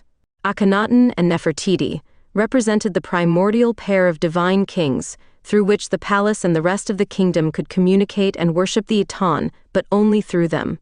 All of these are inscribed on the walls of private tombs. The only known occurrence of the great hymn is in the tomb of Ai, while the little hymn comes in 5 versions in the tombs of Merir, Eni, Ipai, Tutu, and Mahu. All the hymns use the first version of the Aten's canonical name, and are therefore composed between the 5th and 9th year of Akhenaton's reign. Its exact function is not entirely clear. The traditional interpretation that turned them into liturgical texts to be recited or sung in the temples is now demolished. While these hymns are addressed to Rehorakti, manifested in Aten but also to Akhenaton and Nefertiti, intimately mixing divine praise and Atenist ideology. The content of the hymns does not differ. The great hymn is only more developed. Both types develop 2 main themes: the daily cycle of the sun god, and the revelation of divinity to his son Akhenaton, and only to his divine son. They are a transcript of the education provided by the D-god to Akhenaton himself. Tomb of Axis, the Great Anthem. This is how its content can be summarized after Pierre Grandet. Great Hymn, dawn of the Aten that fills the universe with light and space under the control of Akhenaton. The god is far away, but his rays are on the earth. At sunset, everything falls asleep, and the earth seems dead. The next morning the land revives. all beings are celebrating and going about their business. The Aten is the creator of all things in the universe and provides for the needs of its creation. The beneficial effect of the Aten, transmitted by his son Akhenaton, justifies the cult that is a cult of thanksgiving. Little hymn, for example, on a stela in the tomb of Mahu. At dawn, the rays of the Aten, the uncreated creator, fill the earth, animate beings, and manifest the sovereignty of God. At night, the earth and all beings are in a near-death state. At dawn, life is reborn along with worship in Akhenaton, the center of the universe. The center of the royal city and center of the temple of Aten in Amarna. The Aten shapes Akhenaton in the image of him each day. Only he knows the God. This, the eternal creator of heaven, beholds his creation and sustains it with his rays. All beings, through his proper behavior, praise him with thanksgiving. In Amarnian theology, the great cosmic nocturnal drama is demystified by maintaining that Aten, who created himself, has total subordination over the life of the world. Aten is considered the father and mother of creation, and the daily renewal is proof of this. In this belief system, there is no mention of a first time in creation, since the world is recreated every day at dawn thanks to the solar disk, which is presented as an element without existence or hidden nature. The new religion was characterized by a strong abstraction and conceptualization of the deity. The Aten is the father, mother of creation. The cult at Amarna was a singular religious movement during the New Kingdom period in ancient Egypt. The city of Amarna, a new capital, became a bustling construction site when the royal court moved there, and several temples were erected solely to honor the Aten, the sun disk deity. Among these temples, the main one stood out, called Gem-pa Aten, which in its closest meaning could be translated as discover or know Aten, possibly the place where Aten was found. Although this temple was notably different from the traditional ones dedicated to other deities, such as Amun, it was not completely new in style, as it shared similarities with the sun temples built during the V dynasty, almost 9 centuries earlier. In traditional temples, worshippers moved from light to shadow, toward the most holy place where the statue of the god rested. However, in Amarna, everything was open sky, so that the life-giving energy of the sun's rays spilled over the hundreds of open-air altars, covered with offerings of animals, vegetables, and flowers, where daily worship was performed. King Akhenaton and Queen Nefertiti offered worship to the rising sun each morning, as depicted in artwork showing the king humbly prostrate before the deity, whom he alone had the right to venerate without intermediary. Despite the presence of priests, including a high priest of the Aten, they were no longer directly involved in offering or maintaining divine power. During worship, they prostrated themselves before the royal couple, not before the divinity, and their function was purely administrative, materially maintaining Aten's domain. They were known as the servants of God. The purpose of the offerings underwent a significant change, since it was no longer a question of maintaining and renewing the divine life daily, but it became an act of indulgence. People offered the Aten a portion of his creation as a gesture of appreciation for his goodness, expecting nothing in return. Even the king came to offer the names of the solar disk to the Aten himself as a sign of devotion. The king's presence at the apparition window along the main processional path resembled the manifestation of the Aten in heaven. Both the king and the queen were always shown mounted on a chariot, escorted by policemen and soldiers, evoking the image of Aten in the firmament, and carrying with them the breath of life. These outings of the royal couple replaced the old traditional processions of other gods, since Aten was a silent god, whose wishes could only be revealed by the king, without the intervention of oracles.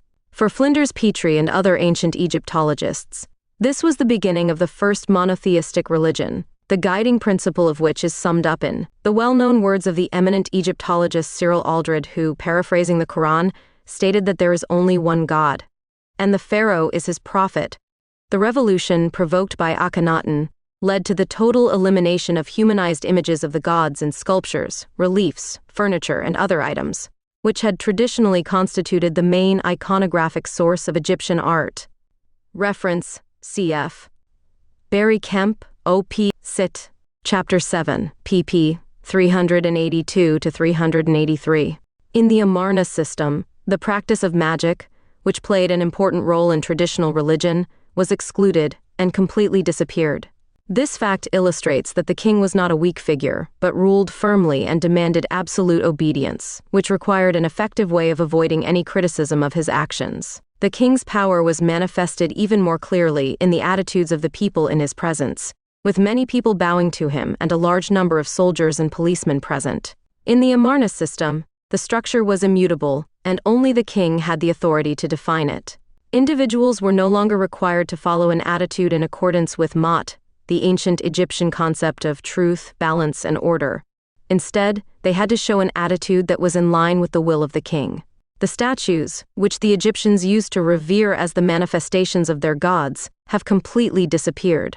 Akhenaton made this point clear by stating to his courtiers that these statues were mere worthless stone idols, and that only iconic depictions of the radiant disk and the royal couple were allowed, who were considered living statues. The effigies of the royal couple replaced the statues in private homes, since the cult of individuals could not go directly to the god, but to these effigies. Several effigies were found in the houses of Amarna. The revolution provoked by Akhenaton led to the total elimination of humanized images of the gods in sculptures, reliefs, furniture, and other items, which had traditionally been the main iconographic source of Egyptian art. At the same time, the royal family became the central motif of artistic representations. On the altars of the temples where the statues of the gods used to be, the royal family was now seen, sometimes in pairs, other times with all their daughters, and always with the god A10, the solar disk, officiating as protector and giver of life. Referencia cf. Barry Kemp, OP, Cit. Capítulo 7th, Pags. 382 to 383. In some tombs of Akhenaton's officials, particularly that of I, fragments of the hymn to the Aten were found, in which the pharaoh himself expressed the concepts of the new religion. It draws attention for its resemblance to Psalm 104 of the Bible. He says like this: "It is you who develops the embryo in the female, you who create the seed in the male, you who give life to the child in the womb of the mother, you who send him the consolation that appeases his tears, you, the nurse of those who are still in the womb, you who never cease to give breath to the life of each creature. When they come out of the womb to breathe, on the day of their birth, you instantly open their mouths and give them what they need." Translation by G. Fatas. Source: Wikipedia. The name change from Amenhotep IV to Akhenaton is a significant event in ancient Egyptian history, as it marked a sea change in the country's religion and politics. The name of Akhenaton is associated with the worship of the god Aten, rather than the god Amun, the occult, who was revered in traditional religion. The exact translation of Akhenaton's name is still the subject of debate among Egyptologists, but it is believed to refer to the pharaoh's efficacy or usefulness to the Aten. Some historians have also proposed that the name could be misspelled and pronounced, and that it originally referred to Akhenjati or Ahanjati. In either case, the name change reflects the importance Akhenaton placed on his new religion, and the importance he himself attached to his role as the sole mediator between the Aten and the Egyptian people. Only priest. It could be a new interpretation and reworking of symbols related to the cult of Pia, god of architecture and associated with Aten. Amenhotep IV is known by several names, including Akhenaton, Eknaton, and Iknaton. In addition, the first name of throne and his birth is transcribed as Nefer Jeperu Ra Amenhotep, in hieroglyphics beauty loveliness in the revolutions of the light of Ra, the one who comes. Manetho, an Egyptian priest and historian, gave him the name Horus in his writings. Throughout history, different historians and Egyptologists have used different names to refer to the pharaoh. Amenhotep ascended to the throne around 1353 BC, and took the name Neferj Peperura Wayanra, 48, Nfrh Pru Runr, that is, beautiful are the manifestations of Ra, one in Ra. About Ra, since the 4th dynasty, the pharaohs called themselves sons of Ra, for example Shephren. He later merged with Amun, the most important god of Thebes, to become the main god of Egypt, Amun-Ra. Various other gods also became deities with a solar aspect through general sun worship, and were connected to the sun god Re, such as Khnum-Ra, Sobek-Ra, Month-Ra, etc. His cult object was the obelisk. The forms of representation of Re are extremely numerous. Among other things, he was symbolically represented to her as a winged solar disk generally entwined with the serpent Uraeus. For example, in human form associated with Horus as Re Harakte, falcon-headed Atum, carrying a sun disk. However, The falcon's head was only worn during sunrise and sunset. According to myth, the gods ruled as kings at the beginning of the world. Here as Atumra 49, he was at the head of the ninth of Heliopolis, as the primordial god who emerged from the primordial mound to create humanity. References: literature, Hans Bonnet, in Lexicon of Egyptian Religious History. Nicole, Hamburg 2000s, ISBN 3-937,872-0-8-6, pp. 626, 630. Adolf Ehrman, The Egyptian Religion. Reimer. Berlin 1909, DNB 579,752,690. Wolfgang Helck, Eberhard Otto, in Little Encyclopedia of Egyptology. Harrisowitz, Wiesbaden 1999, ISBN 3-447-0-4027-0, pp. 244 Fahrenheits. Erich Hornung, The One and the Many Egyptian Concepts of God. Society for Scientific Books, Darmstadt 1971, DNB 457,030,542. Akhenaton, son of the Sun Marna, the City of the Sun. The Great Temple of Aten, also known as Prjtn or House of Aten, was built in the city of El Amarna, ancient Akhenaton, in Egypt, and became the main place of worship dedicated to the deity Aten during the reign of Pharaoh Akhenaton of the 18th dynasty c. 1353 to 1336 BC. This period, known as the Amarnian period 50, it marked an unprecedented change in Egyptian history, as unparalleled importance was given to a single god. Initially regarded as an aspect of Ra, the sun god of traditional ancient Egyptian religion, the Aten assumed a central role under the reign of Akhenaton, ushering in a new era in the country's history. Pharaoh put an end to the traditional worship of other deities, such as Amun-Ra, and established an apparent monotheism in which Aten was worshipped as the supreme sun god, while Akhenaton and his wife Nefertiti were considered the divine manifestation on earth, a divine couple who acted as an intermediary between the people and the deity. Like all the other pharaohs, Akhenaton and Nefertiti 51, they saw themselves as gods on earth, but now as representatives of the main god in the form of the Aten they were the only head priests of this cult. The mediation between God and the believers was carried out exclusively through the ruling couple as the only reference to the Aten. Although Akhenaton began construction of the temple at Karnak during his rule, the city already had an association with other gods, which led him to create a new capital at Amarna dedicated to the Aten. Akhenaton built the city along the east bank of the Nile River, establishing workshops, palaces, suburbs, and temples. The Great Temple of the Aten was located to the north of the central city, and was the largest temple dedicated to the Aten. There the pharaoh established the proper cult and worship of the sun disk. Otros templos dedicados al culto solar de Aten Disco del Sol. Akhenaton, son of the sun. Gempeyton 52, GMP3 JTN Temple to Aton. The Temple of Amenhotep IV, also known as the Temple of the Aten, is located within the Karnak Temple complex in Luxor, Egypt. This temple was used by the Egyptian pharaoh Amenhotep IV during the first 4 years of his reign, before he changed his name to Akhenaton. It is possible that the construction of the temple began during the reign of his father, Amenhotep III, while both ruled in coregency.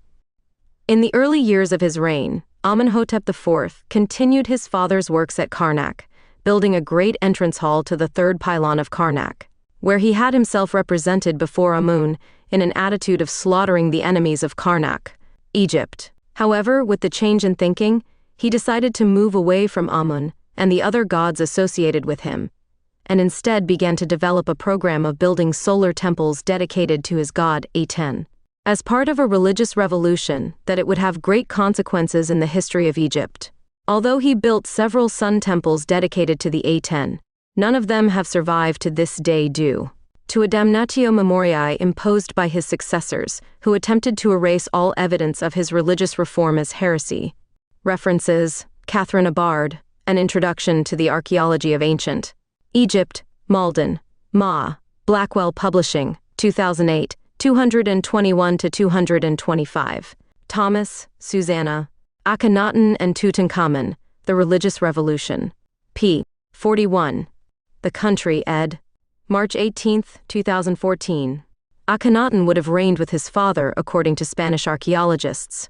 Consulted on February 2, 2015. Other solar temples to Aton. The complex of solar temples built by Amenhotep IV Akhenaton included several buildings, the main one being the so-called Jempaton, which means the solar disk has been found in the possessions of the god Aten. Other identified temples include Hut Benben, Rudi Menu in Aten Arneha, and Teni Menu in Aten Arneha. Remains of other buildings have also been discovered, such as Hay Emajet and the northern Maru of Aten, although they are difficult to identify. These temples were built using sandstone blocks called talatates, which were easily transportable and allowed for greater construction efficiency. A possible meaning of Talata della Rabe, 3 spans. The walls of the temples are decorated with everyday scenes from the royal court of the time, and show that religious reform was carefully worked out in Karnak. This temple complex was built during the early years of the reign of Amenhotep IV Akhenaton, as part of a religious revolution that turned its back on Amun and the other gods associated with it, and established a program of building solar temples dedicated to the Aten. However, after Akhenaton's death, his successors attempted to erase all traces of his religious reform, and none of the sun temples survived. It is interesting to note that the use of talatates not only allowed for greater construction efficiency, but also that they were more practical to transport, in addition to giving rise to a unique aesthetic. The stone blocks, of reduced dimensions, were decorated with scenes and texts that were distributed in several horizontal rows. In this way, a kind of mosaic effect was created that gave the Aten temples a unique and distinctive appearance. The length of a talata is 0.5236 minutes, the length of a sacred Egyptian cubit. The entire cultural transformation of this Egyptian period points to a reworking of symbols from ancient Egypt dynasties 6th to 5th, where the sun and the god Ptah were worshipped. The Jempathon was the most important temple in the complex, and it was a huge building that had a large number of rooms and patios. Its hypostyle room stands out, which measured about 33 times 13 meters, and was made up of 13 stone columns. Inside was the naos, the main sanctuary where the image of Aten was kept. The construction of the Jempathon and the other solar temples of Akhenaton was a true revolution in Egyptian art and architecture. The new style was characterized by the simplicity and elegance of the shapes, the brightness and polychromy of the walls, as well as the absence of traditional ritual and cult scenes. The Temple of the Aten at Karnak 53, it stood out for being different from the other temples in Egypt, presenting a unique architecture. Its design was oriented from east to west and lacked a roof, which allowed the sun's rays to penetrate the temple throughout the day.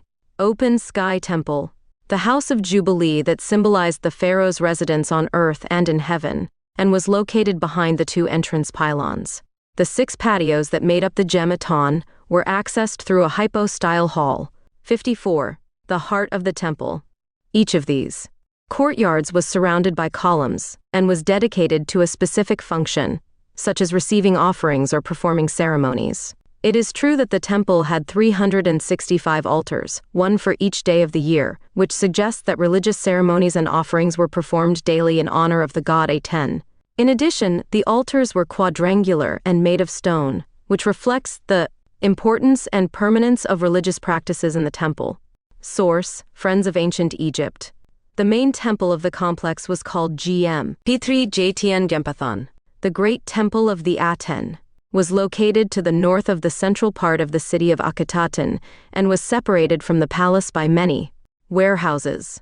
The temple was oriented on an east-west axis, and the western entrance to the Great Temple was along the Royal Highway, a road that ran through the city and paralleled the Nile River, which means the solar disk has been found in the possessions of the god Aten. The other temples that have been able to be recognized were the Hut Benben HWT BNBN, the Mansion of the Stone Benben 55, the Rudi Menu and Itinerneher RWD MNWN JTNR NHH, Solid for Eternity are the monuments of the A10, and the Teni Menu and Itinerneher TNJ MNWN JTNR NHH, Exalted. 55. The Benben was later kept in the innermost shrine of the House of Re, the Holy of Holies of the Temple of the Aten at Tel El Amarna Akhenaton, bore the same name. Throughout eternity are the monuments of the Aten. There are other remains of buildings that are difficult to identify, such as the Hayam Ajet and the northern Maru of Aten. The temple of the GMP3 JTN Jempathon measured 130 meters x 216 meters, and the patio walls reached 7 minutes. It seems that the hut Benbens, it was dedicated to Queen Nefertiti, and made reference to the sanctuary of Heliopolis. On the other hand, the Rudi menu is related to the eternity of the Aten monuments, and the Teni menu could have been a royal residence with rooms and storage areas. It is curious that the talatases from the walls of the Teni menu were reused as filler in the 9th pylon of the main temple of Karnak, and that they have been recovered and assembled like a giant puzzle. It is also interesting that residential and administrative aspects are shown in the Teni menu scenes, as well as scenes from the solar jubilee of the first Heb said festival of Amenhotep IV, Akhenaton and Queen Ti. Regarding the cult of Benben literature, Hans Bonnet Benben, in Lexicon of Egyptian Religious History, 3rd edition, unchanged, Nico, Hamburg 2000s, ISBN 3-937872, 8-6, page 100 Fef. Manfred Lurker, Lexicon of the Gods and Symbols of the Ancient Egyptians, Manual of the Mystical and Magical World of Egypt. Special edition, 1st edition, Schurz, Byrne and others, 1998. ISBN 3-500 and 2-16430-4. According to an inscription on a stela in the Silsile quarry, Amenhotep IV, Akhenaton, whose turn to the sun god marked a profound turning point in Egyptian religion, wanted to erect a great Benbenstein for a sanctuary at Karnak made of sandstone, to gather all the workers from Elephantine to Samhudet, and the leaders of the army, in order to make a great breach to cut sandstone. In order to make the great sanctuary BN of Harakte in his name, Heat, which is in Aten, in Karnak. Regarding the Benben of the city of Heliopolis, the so-called Benben house is probably to be understood as part of the temple of Heliopolis. Even early writings make it the house of the phoenix BNW. The Benben house is the abode of the phoenix. But the god of the Benben house is Re, so the phoenix also becomes the Bada Re. On the other hand, he is given the nickname Self-Arising, which identifies him primarily with Atum, the self-arising. As impenetrable as it may seem, you can easily imagine meaning in it. The BNW bird that may still be a washerwoman in the pyramid texts $1,652, beginning in the Middle Kingdom, becomes a heron, whose peculiarity is to remain at the first landing, places that protrude from the floodwaters, as a symbol that the earth becomes earth from the beginning. This image of the world becoming is probably the most original. In our verse of the pyramid texts, Atum is thought of as that hill which, according to the Egyptian interpretation, rises from the primordial waters. And just as Re lets his first rays fall upon this earth, the heron first alights upon it, precisely like Ba of the sun god. This is the very annual event when the Nile recedes after the flood, leaving behind the fertile mud that ensured Egypt's prosperity. Sources: Sethi, Kurt, Prehistory and Oldest Religion of the Egyptians. In ZDMG 1930-31. On it, Opidasit. pp. 71 and 595. 12 sacred cubits, Jempathon, equal to 216 meters, equal to 412 sacred cubits. But it was so completely destroyed that even its foundations have been almost obliterated. Representation of a Benben stone placed in the Amarna temple and represented in the tomb of Marira. It is rounded cut in the style of a Shiva lingam from Hindu culture, and not like a traditional pyramid. References: Thomas, Susanna, Akhenaton, and Tutankhamun, The Religious Revolution. The Country, ed. March 18, 2014. Akhenaton would have reigned with his father, according to Spanish archaeologists. Blythe Elizabeth. Karnak. Evolution of a temple. Attention temples. In Digital Karnak, Blythe Elizabeth. Karnak. Evolution of a temple. The hymn to Aten calls attention to the belief that Pharaoh is the only prophet and worthy intermediary of a doctrine revealed by God only to him. The cult of Aten was a very simple religious practice, which was celebrated daily. The great temple did not have a statue or symbol of worship. The sun itself was directly golden. So the traditional acts of lifting and washing the god played no role in the worship of the god. Instead, worship consisted of singing hymns and offering offerings to the Aten, the circle of the sun. The offerings consisted of food, drink, flowers, and perfume, in large quantities, and were consecrated using a special staff called HRP 57. The royal family approached the temple in cars, after traveling the Camino Real, and presented their offerings in front of the Akhenaton. The king and queen then consecrated their offerings with the HRP, while their daughters rang the sistrum. Afterwards, the family passed through the pylons of the Akhenaton and climbed the steps of the main altar, where there were already arranged offerings of meat, poultry, vegetables, and flowers. While the king and queen officiated, the priests placed offerings on many of the other altars for the public while music was played. The princesses continued to sound the sistrum, while 4 male singers sang hymns to the Aten inside Akhenaton's court. Outside the Akhenaton were musicians performing along with the temple choir, made up of blind singers and a blind harpist. These musicians played at intervals throughout the day, and were never allowed beyond the outer courtyard. Between the Akhenaton and the sanctuary is the main building at the eastern end of the compound. It is a majestic portico with imposing columns, in front of which stand the statues of Akhenaton and his family. Upon entering the portico, one is met with a quartzite stele, accompanied by a colossal seated statue of Akhenaton. This stela is meticulously engraved with the images of Akhenaton and Nefertiti, representing a version of the Benben stone, the sacred solar symbol of Heliopolis. Traditionally, the Benben stone is considered a representation of the island created by the sun god Atum at the beginning of the world's existence. This corner of the temple is one of the most sacred spaces, where flowers and offerings are accumulated as a sign of devotion and veneration. References: Arthur Weigel, The Life and Times of Akhenaton, New York, G.P. Putnam's Sons, 1923. Only the king and his closest family openly worshipped Aten, while the subjects worshipped the king. Small figures of Akhenaton and Nefertiti have been found in Amarna but not of the sun disk, since only Akhenaton worshipped it directly. The domestic icons that have been preserved are effigies of the pharaoh, and not of the sun disk.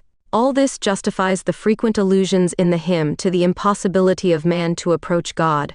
Although you bathe faces, no one knows your designs. It is impossible for man to reveal creation. No one knows him except the king.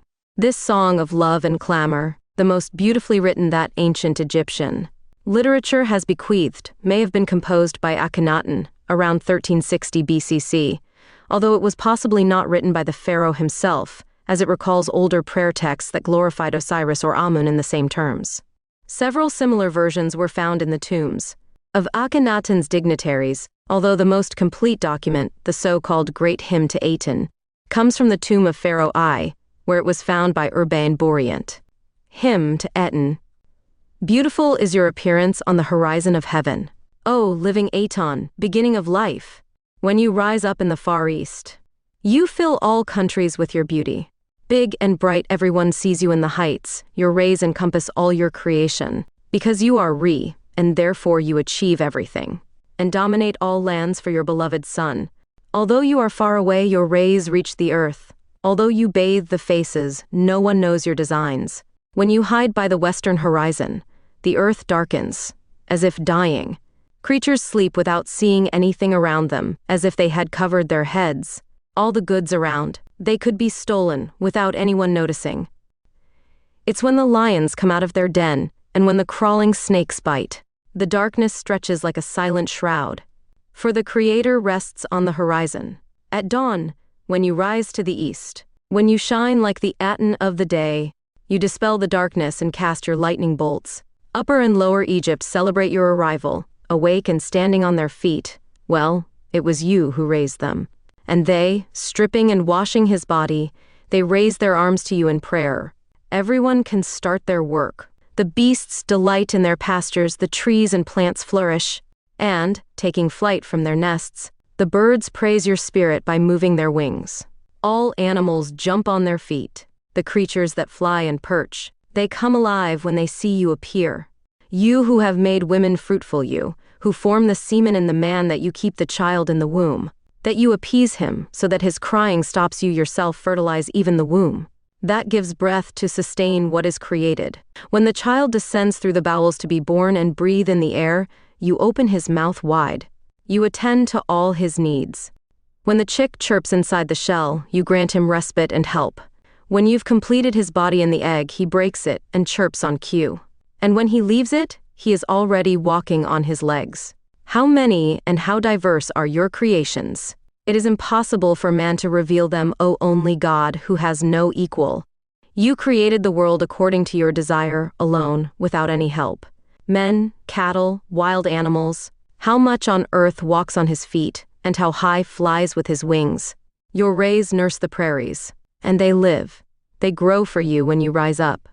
You make the seasons to take care of your works, winter serves to cool them, and the heat, so they can savor you. To rise up you made the firmament, and from it you contemplate your creation, all by yourself, no need for help. Lifting you up in the form of Aton Vivo appearing, shining, withdrawing, you drew thousands of beings out of yourself, cities, towns, fields, roads, river, and everyone watches you walk over, for you are the Aton of the day on earth. But when you've left, when they sleep all the eyes that you have created, when no one can see your works, you are very inside my heart. And there is no one who knows you, but your son, Neferheperur Wenre Akhenaton. For you showed him your projects and your strength. The world took being by your hand, and the creatures, faithful to your desire, they receive life when you appear, and when you wear, they enter death. You yourself are the time of life, because you live only through you. As you shine, beauty can be seen. But all labor is abandoned when you fall. You return again to rise in the east, and everything prospers again for the king. And that's how it is since you founded the earth and you created things for your son who sprang from your body, the king of both Egypts, Akhenaton, and his first wife, Nefertiti, alive and young for eternity. The hymn to the Aton possibly inspired the Civ Psalm in the Bible, although this is still controversial. Psalm Civ 58. The majesty and power of God manifested in the creation of the heavens and atmosphere, 1-3, of land and sea, 4-9, of springs, fountains, and rivers, 10-13, of vegetables and trees, 14-18, of the sun and the moon, 19, of day and night, and their uses, 20-23, of the riches of the earth, 24, of the sea, its inhabitants and its uses, 25-26, of God's general providence in providing food for all kinds of animals, 27-31, of earthquakes and volcanoes, 32. God is praised for his majesty, and the instruction that his works allow, 33-34.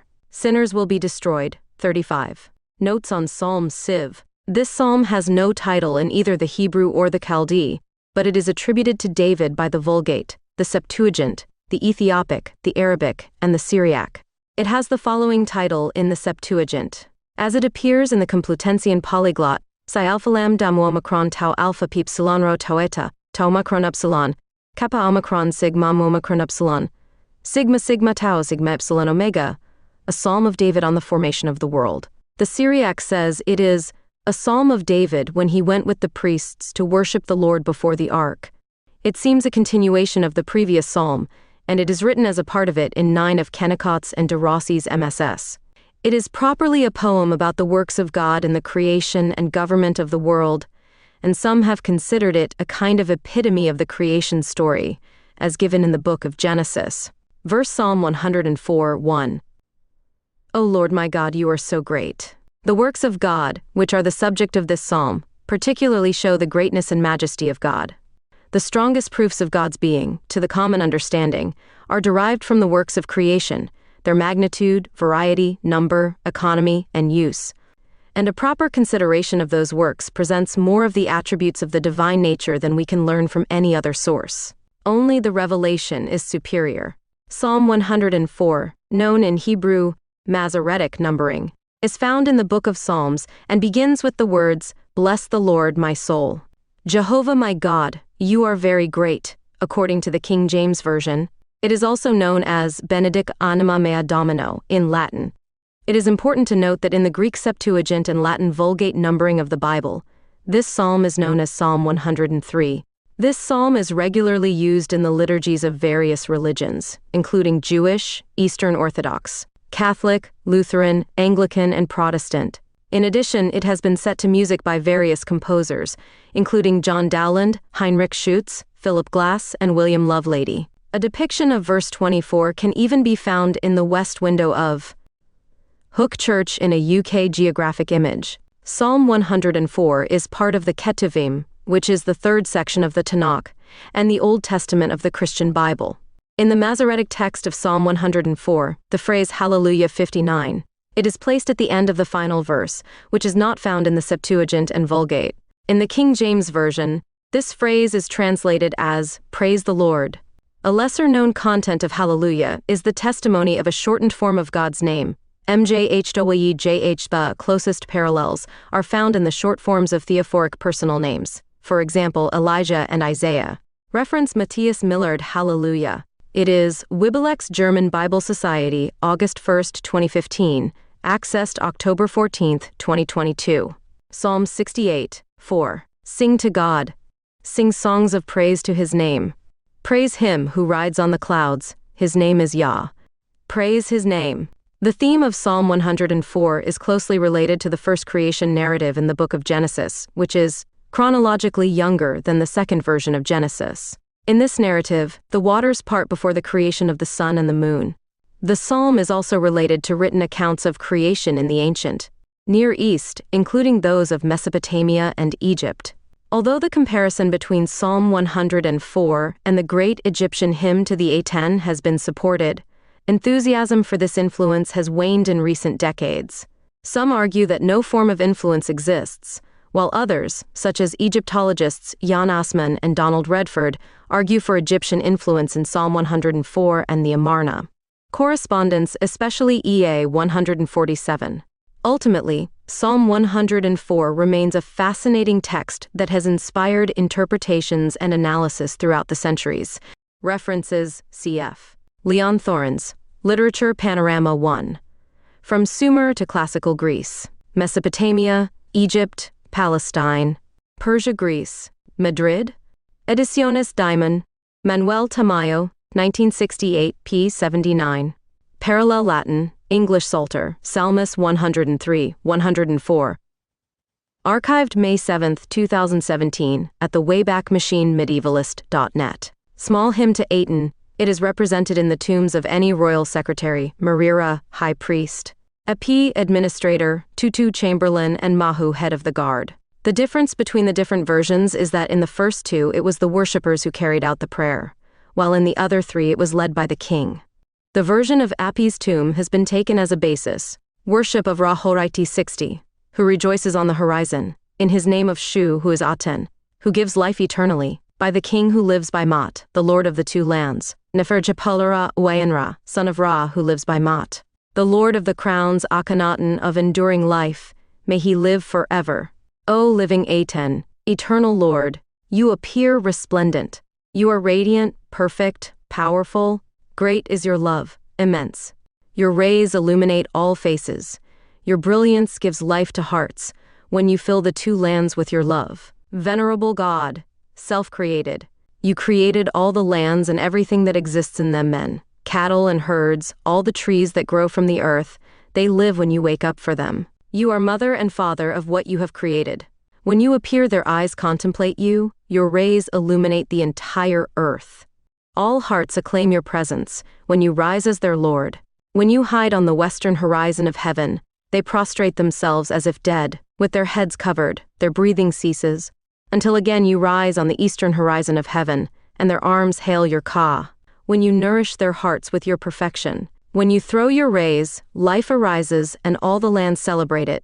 Singers and musicians shout for joy, in the courtyard of the Benben Chapel, and in all the temples of Akhenaton, the place of truth where you rejoice. Food is offered in his centers. Your sacred son pronounces your prayers, O Aton who lives in his apparitions. All creatures jump before you. Your venerable son exults with joy. O Aten, who lives fully in heaven daily. Your offspring, your venerable son, the one of Ra. The son of Ra never ceases to extol his perfection, Nefershepurura Wayenra. It is I, your son, who serves you and who exalts your name. Your power, your strength are firm in my heart. You are the living Aten whose image endures. You have created the distant sky to shine in it, to observe all your creations. You are the only one, and in you there are 1,000,000 lives. You give the breath of life into their nostrils to make them live. Thanks to the sight of your rays all flowers exist. Everything that lives and sprouts from the ground grows when you shine. The flocks graze drinking from your sight. The birds in the nest fly with joy and spread their folded wings in worship. O living Aten, your creator. Bibliography. Lichtime, Miriam. Ancient Egyptian Literature, Vol. 2, The New Kingdom. Berkeley, Los Angeles, London, University of California Press, 1976. Scharf A. Ägyptische Sonnenlieder. Berlin, 1922. Sandman, Maj, Texts from the Time of Akhenaton. Bibliotheca Aegyptiaca. 8.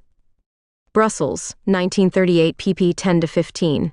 And Davies, Norman de Garis, The Rock Tombs of El Amarna, E4. Egypt Exploration Fund, number 16, 1906. Notes, the hymn was originally composed to be recited by the king, hence this introduction. In the final part of the hymn, the king speaks in the first person. In the tombs of Eni and Marira, the hymn was adapted to the use of courtiers, and Marira's scribe was consistent with this, omitting the final part. However, Eni's scribe maintained it. Literature 2p, no. Akhenaton's coronation name. Perfect are the manifestations of Ra, the One, who belongs to Ra. If it were a new religion, invented to suit our modern scientific conceptions, we could not find fault with the correctness of this view of the energy of the solar system. We cannot say how much Akhenaton understood, but he certainly advanced his views and symbolism to a position that we cannot logically improve on today. Not a shred of superstition or falsehood can be found clinging to this new cult sprung from the ancient Aten of Heliopolis, the sole lord of the universe. Sir Flinders Petrie, History of Egypt, ed. 1899, Vol. 2, p. 214. Miriam Lichtime describes the hymn as a beautiful statement of the doctrine of the one God. Akhenaton, son of the sun. Lichtime, Miriam, 2006. Ancient Egyptian Literature, Volume 2, The New Kingdom, 2nd Ref. ed. University of California Press. ISBN 978-520,248,434. Donald B. Redford argued that while Akhenaton called himself the son of the sun disk and acted as the primary mediator between God and creation, kings thousands of years before Akhenaton's time had claimed the same relationship and priestly role. However, Akhenaton's case may be different due to the emphasis placed on the heavenly relationship between father and son. Akhenaton described himself as, your son who came out of your members, your son, the eternal son who came out of the solar disk, and your only son who came out of your body. The close relationship between father and son is such that only the king truly knows the heart of his fathers, and in return his father listens to his son's prayers. He is the image of his father on earth, and as Akhenaton is king on earth, his father is king in heaven. As high priest, prophet, king, and theologian, he claimed the central position in the new religious system. Since only he knew the mind and will of his father, only Akhenaton could interpret that will for all mankind with the true teaching coming from him alone. The monotheism of the heretic pharaoh, precursor of Mosaic monotheism, or Egyptian anomaly? Donald B. Redford, Biblical Archaeology Review. May-June edition 1987. Different interpretations of the disk of the sun, Aten. The word Aten, Old Egyptian, JTN, meaning circle, disk, and later sun disk, possibly a golden sphere, is first found in the 24th century BC. In the Abusir Papyri, a papyrus discovered in the mortuary temple of Pharaoh Nefertari Kakai of the 5th dynasty. First mention of the disk of the sun, Aten, the god of Atenism, appears for the first time as a god in texts dating from the 12th dynasty, in the history of Sinuhe 61. During the Middle Kingdom, Aten, considered to be the sun disk, was simply an aspect of the sun god Re. In terms of importance, he was a relatively obscure sun god, and his presence in Egyptian history would have been minimal without the Atenist period. Although there are indications that Aten was gaining some prominence during the 18th dynasty, especially when Amenhotep III, Akhenaton's father, named his royal barge the Spirit of Aten. It was Amenhotep IV who carried out the Atenist revolution in a series of steps that culminated in the official designation of the Aten as the sole god of Egypt. Unlike the monarchs before Akhenaton's reign, who had adopted a deity as royal patron and supreme god of the state, there had never been an attempt to exclude other deities, and the worship of a multitude of gods had always been tolerated. During the reign of Thutmose IV, he was identified as a separate solar deity, and his son, Amenhotep III, established and promoted a cult of the Aten, reserved for palace or royal worship. However, there is no evidence that Amenhotep III neglected the other gods or tried to elevate the Aten as an exclusive deity. Although there are indications that it was becoming somewhat more important during the 18th dynasty, particularly when Akhenaton's father Amenhotep III named his royal barge the Spirit of the Aten, it was Amenhotep IV who ushered in the Atenist revolution in a series of steps that culminated with the official delivery of the Aten as the only god of Egypt. Although each line of kings before Akhenaton's reign had previously adopted a deity as royal patron and supreme god of the state, there was never an attempt to exclude other deities, and the multitude of gods had always been tolerated and worshipped. During the reign of Thutmose IV, he identified himself as a distinct sun god, and his son Amenhotep III established and promoted a sepcult, prepared for the Aten, cult reserved for the palace or royal cult. However, there is no evidence that Amenhotep III neglected the other gods or tried to promote the Aten as an exclusive deity. During the Middle Kingdom, Aten, considered to be the sun disk, was simply an aspect of the sun god Re. In terms of importance, he was a relatively obscure sun god, and his presence in Egyptian history would have been minimal without the Atenist period. Although there are indications that Aten was gaining some prominence during the 18th dynasty, especially when Amenhotep III, Akhenaton's father, named his royal barge the Spirit of Aten. It was Amenhotep IV who carried out the Atenist revolution in a series of steps that culminated in the official designation of the Aten as the sole god of Egypt. Unlike the monarchs before Akhenaton's reign, who had adopted a deity as royal patron and supreme god of the state, there had never been an attempt to exclude other deities, and the worship of a multitude of gods had always been tolerated. During the reign of Thutmose IV, he was identified as a separate solar deity, and his son, Amenhotep III, established and promoted a cult of the Aten, reserved for palace or royal worship. However, there is no evidence that Amenhotep III neglected the other gods or tried to elevate the Aten as an exclusive deity. It is interesting how in the dream stela, a perhaps primary form of the sun is named Aton. Hormaket Kepri Ra Atum 62, this stela is famous for containing a narration from Thutmose IV himself, who claims to have had a dream in which the Sphinx appeared to him and offered him the throne in exchange for cleaning up the sand that covered it. According to the pharaoh's account, he fulfilled the Sphinx's request and was rewarded with the crown of Upper and Lower Egypt. The stele also contains a list of offerings that Thutmose IV offered to the Sphinx as thanks for her divine help. The dream stele is important because it provides valuable information about ancient Egyptian history and religion, as well as the relationship between the pharaohs and the Sphinx of Giza, the wake of the dream. The dream stele tells of an event that happened to the future King Thutmose IV when he was young. He went hunting with only one of his relatives and rested in the shadow of the Sphinx at noon. He fell asleep and woke up with the speech of the god. His Majesty of him Thutmose IV was a child like Horus, who was a child in Chemis, but his perfection was like that of one who comes to his father. Stele of the Sphinx, Urk 4, 1542-17. But he, Thutmose IV, played sports, having fun in the desert of Memphis, without anyone knowing. That day, it happened.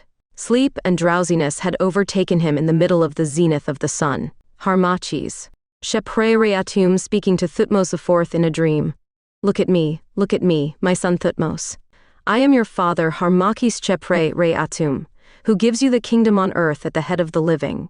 Stela of the Sphinx, Urk 4, 1539a to 1544. The god goes on to promise the kingdom, and this concludes the lament that he is covered by great masses of sand.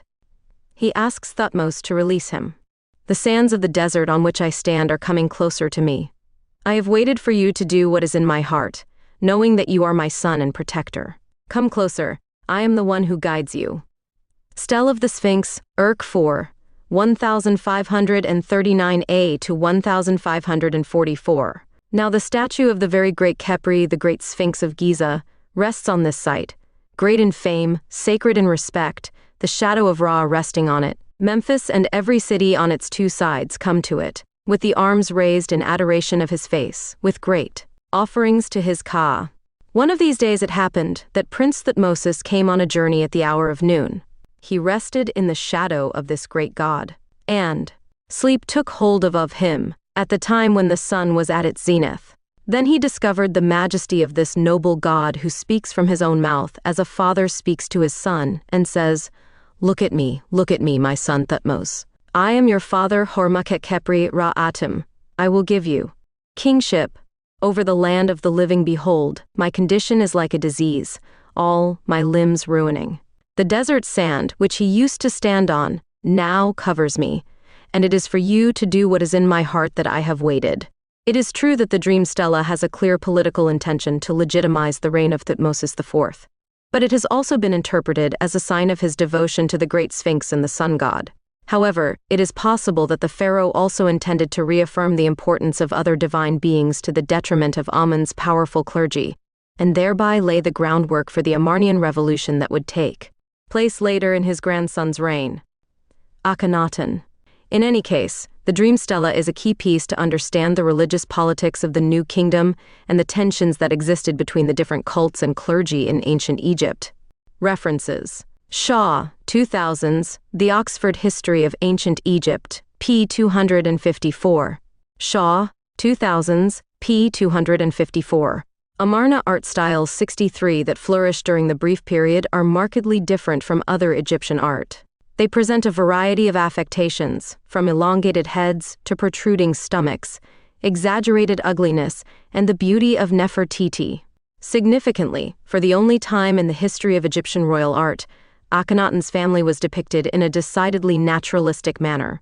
It is clearly shown showing affection between family members. The depiction of Akhenaton and Nefertiti in Amarna images usually shows the Aten prominently above the couple, with the Aten's hands closest to each offering ankhs. This is unusual for New Kingdom art, as the pharaoh and his wife are depicted as roughly the same size.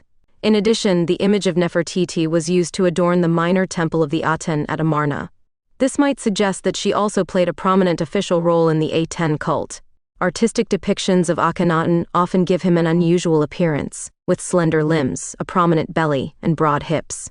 Other prominent figures of the Amarna period, both royal and otherwise, are also shown with some of these features, suggesting a possible religious connotation, especially as some sources suggest that private depictions of Akhenaton, as opposed to official art, they show it as quite normal. Breer also suggests that the family suffered from Marfan syndrome, which is known to cause elongated features, which may explain Akhenaton's appearance. According to studies carried out by neurologists and anthropologists, it is suggested that the young pharaoh Akhenaton suffered from hydrocephalus and Marfan syndrome. Author Patricia Caniff describes hydrocephalus as a minor ailment that causes the displacement of adipose tissue or subcutaneous fat from the torso to the thighs. Caniff, 2002. Marfan syndrome is characterized by giving the patient a thin face and slanted eyes, very thin and long fingers, as well as cardiac disorders. In addition, it is believed that Akhenaton may also have suffered from muscular lipodystrophy, a disease that causes body fat to disappear on the upper body and accumulate on the lower body, resulting in broad, feminine hips in men who suffer from it. Doyle, Noreen. September 2007. Akhenaton's art, Calliope. Retrieved. October 27, 2015. Spence, Kate. Akhenaton and the Amarna period. bbc.co.uk. Retrieved. September 27, 2015. Akhenaton, son of the sun, Reet Temple to Aton. The architecture of the Great Temple of the Aten, or per Aten House of the Aten, was a temple located in the city of Amarna, ancient Akhenaton, Egypt, serving as the main place of worship for the deity Aten during the reign of the 18th dynasty. Pharaoh Akhenaton c. 1353–1336 BCE. It was quite different from the traditional temples of ancient Egypt. Rather than being made up of a series of open courtyards and halls, the Great Temple was a more compact structure with massive outer walls enclosing the courtyards and buildings. The temple was designed to allow sunlight to enter the grounds and courtyards through large windows in the outer walls. Reference: Watterson Barbara, 1999. Amarna, Ancient Egypt's Age of Revolution. Tempus, ISBN 0 to 7524 1438 to 0.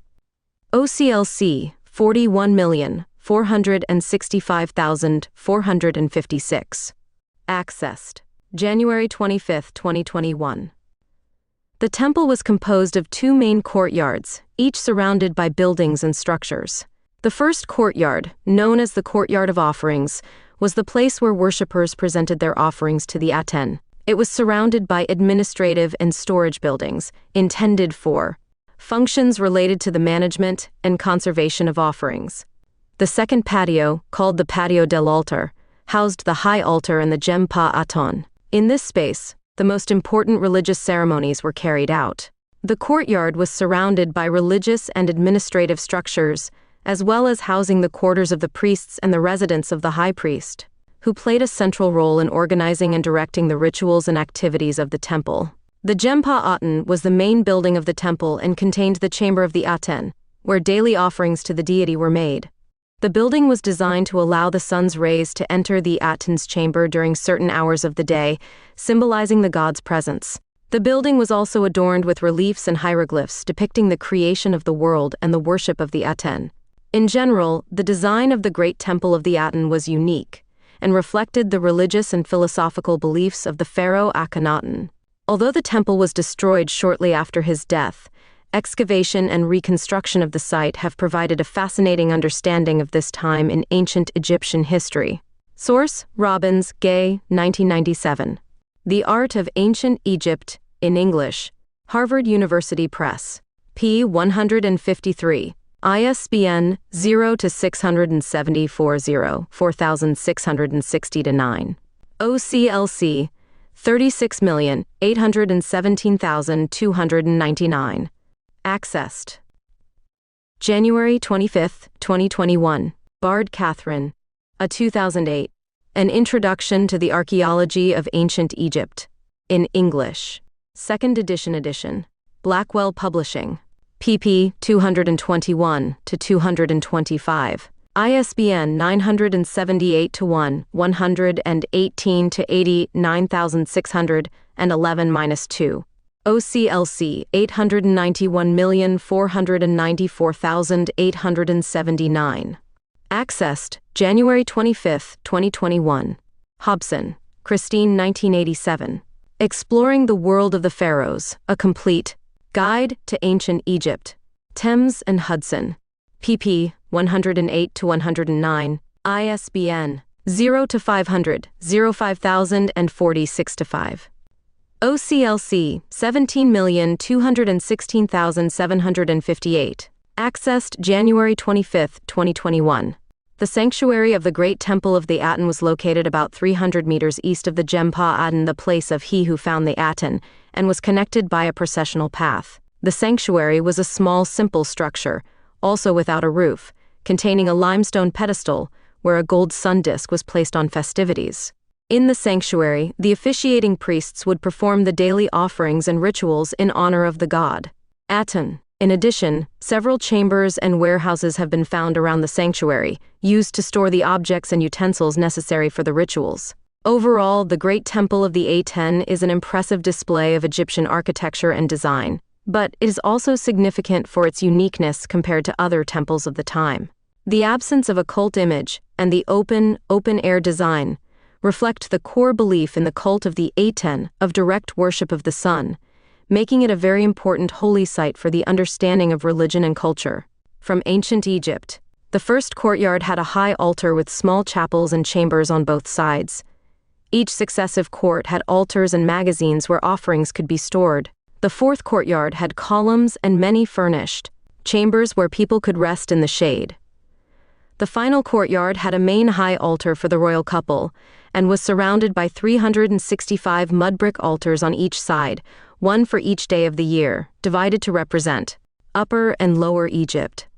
The offerings given here were dedicated to the Aten, but were later used to feed the officiating priests, temple staff, and even part of the local population. Beyond this high altar, Jempa Aten ended abruptly at a blank wall, which shows no sign of having had a door. Outside the Gem Aten, there was enough space to have a large ambulatory, and there were 40 rows of 20 offering tables arranged on each side. Source: s.wikipedia.org/wiki/Gran Templo di Presenti 3b3n. The daily worship of the Aten was a simple ceremony. Although there were other priests, Akhenaton served as his own high priest and assigned special roles to royal women. There was no cult statue, so the traditions of lifting and washing the god had no place in the great temple. Instead, worship consisted of singing hymns and offering offerings to the Aten. Some hymns told stories, such as one that credited the Aten with the creation of the human race, while others simply expressed worship and gratitude to the god. The offerings consisted of food, drink, flowers, and perfume, and were consecrated using a special staff called HRP. The royal family attended the temple every day in cars, after traveling the Camino Real, and presented their offerings in front of the Jempa Aton. The king and queen consecrated their offerings with the HRP while their daughters rang the sistrum. Afterwards, the family passed through the pylons of the Jempa Aton and climbed the steps of the main altar, where the offerings of meat, poultry, vegetables, and flowers were already arranged and crowned by 3 pans of burning incense. While the king and queen officiated, the priests placed offerings on many of the other altars for the public while music was played. The princesses continued to sound the sistrum, while 4 male singers sang hymns to the Aten inside Jempa Aten's court. Outside the Gem Aten were musicians playing along with the temple choir, which consisted of blind singers and a blind harpist. These musicians played at intervals throughout the day and were never allowed beyond the outer courtyard. Referencias Pendlebury, John Devitt Stringfellow, 1935. Cultural Atlas of Ancient Egypt and Ingles, Reverend ed. edition. Love at Dixon and Thompson Limited. pp. 65-100. ISBN 0-8164,036-2.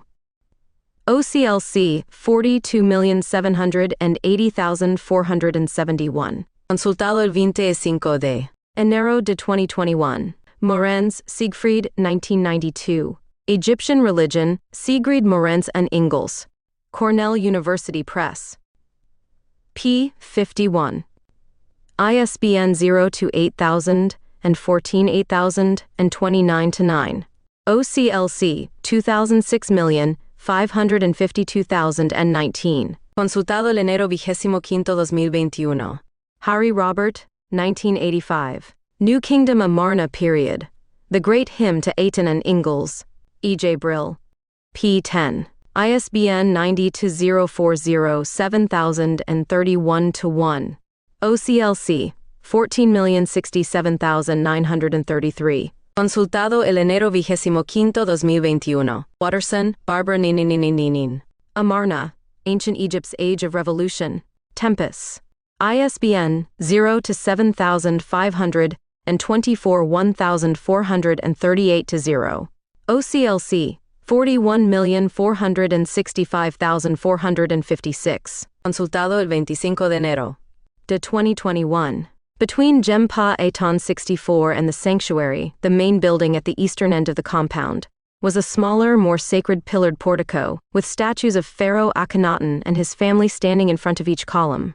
Inside the portico was a large quartzite stela next to a colossal seated statue of Akhenaton. This stela was carved with images of Akhenaton and Nefertiti, and was a variation of a Benben stone, a sacred solar symbol of Heliopolis. Traditionally, the Benben stone was a representation of the island created by the sun god Aten at the beginning of the world. This marked one of the holiest areas of the temple and was filled with flowers and offerings.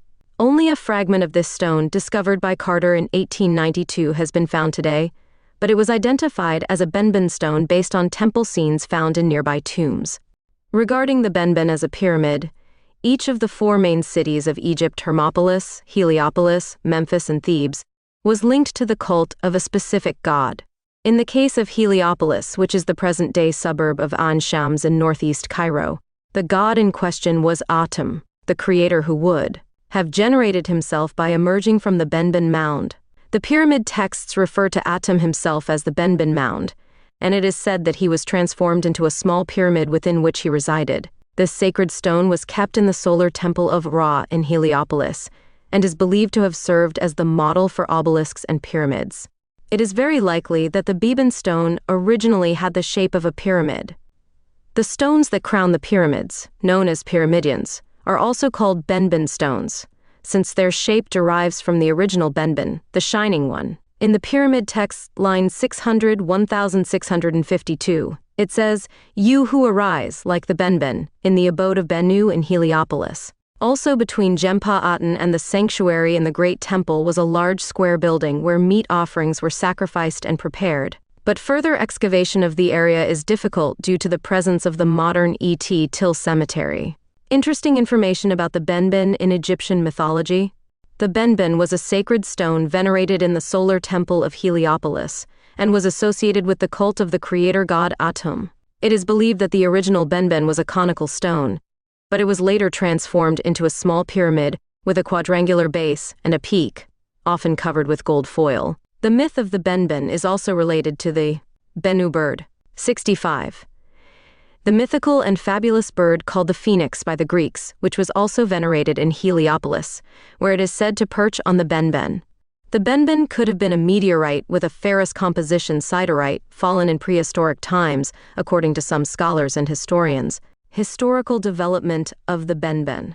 From the earliest times, the depiction of Benben was stylized in two ways. The first was as a pointed pyramidal shape, which was probably the model for pyramids and obelisks. The other shape had a round top. This was probably the origin of Benben as an independent votive object and object of veneration. During the 5th dynasty, the representation of Benben was formalized as a large, fattened obelisk. Later, during the Middle Kingdom, it was turned into a long, thin obelisk. In the Amarna period tomb of Panahisi, the Benben is seen as a large, round-topped stela standing on a raised platform. Reference, Joyce Teldesley, The Penguin Book of Myths and Legends of Ancient Egypt. Penguin UK, 2010, ISBN 014,196,376 times. Another important symbolic element associated with Benben is the Bennu bird, the shining one. Bennu is a mythological bird from ancient Egypt, the Greek phoenix. It was associated with the flooding of the Nile, death and rebirth, hence its link with the sun. Possibly associated with the Sothian cycle, the movement of the star Sirius in the night sky. Since the Bennu represented creation and renewal, it is related to the Egyptian calendar.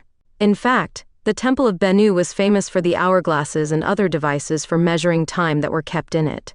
The name Bennu is related to the verb wbn, which means to rise in brightness or to shine. Some of her epithets for him were, he who became himself, he who ascends, and Lord of joy. In the pyramid texts, it is associated with the cattle wagtail, a sparrow-shaped bird considered the first animal to represent this deity. In some New Kingdom artwork, however, it takes the appearance of a heron, wearing the Atef crown, flanked by two feathers like a crest. The particular characters of this heron allow it to be associated with the extinct Bennu heron Ardea Bennuites, which lived in the United Arab Emirates during the period of the Amalnar culture, between 2500 and 2000 years BC. Sometimes he was shown as a man, with the head of an heron, next to a Persea, the sacred tree of Heliopolis, wearing white or blue mummy clothing, under a long transparent cloak. Frequently, he appears perched on the Benben stone, representing Ra, or on a willow of the genus Salix, symbol of Osiris. In Gardner's list, Bennu uses the code G31 birds. He can best be described as an eagle, with red and gold plumage. Bennu 66. He was considered the Ba of Aten, Ra, or Osiris. In the Book of the Dead it reads, I am the bird Bennu, the Ba of Ra, guide of the gods in the Duat. In the myths associated with Heliopolis, Bennu plays a prominent role in Egyptian cosmogony.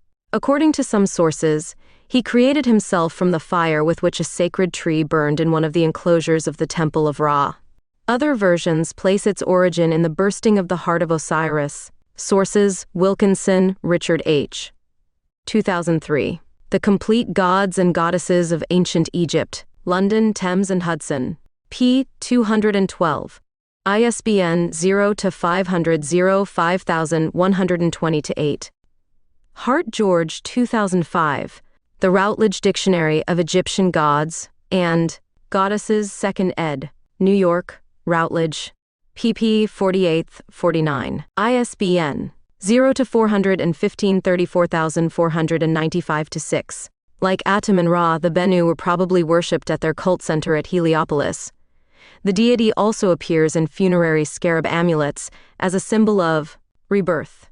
Reference: Hart George, 2005. The Routledge Dictionary of Egyptian Gods and Goddesses, 2nd ed., New York, Routledge, pp. 48-49.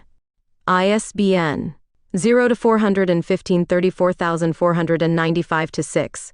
The Bennu myth tells that after creation, it was the first creature to settle on earth that emerged from the flood. At regular intervals, he comes to Heliopolis from Arabia or India, where he builds a nest of myrrh in the temple of the sun god.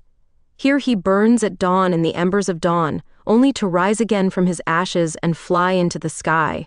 This is said to happen every 500 or 1,461 years. The inevitable relationship between Sirius and the Egyptian calendar has led, over time, to Sirius and the zodiac cycle becoming important elements in determining more precisely the chronology of ancient Egypt. Since the ancient Egyptians did not use a single dating system, however, this method is not without drawbacks, which has led to the appearance of detractors who prefer to resort to other systems. The zodiac cycle is the period of 1,461 exact years.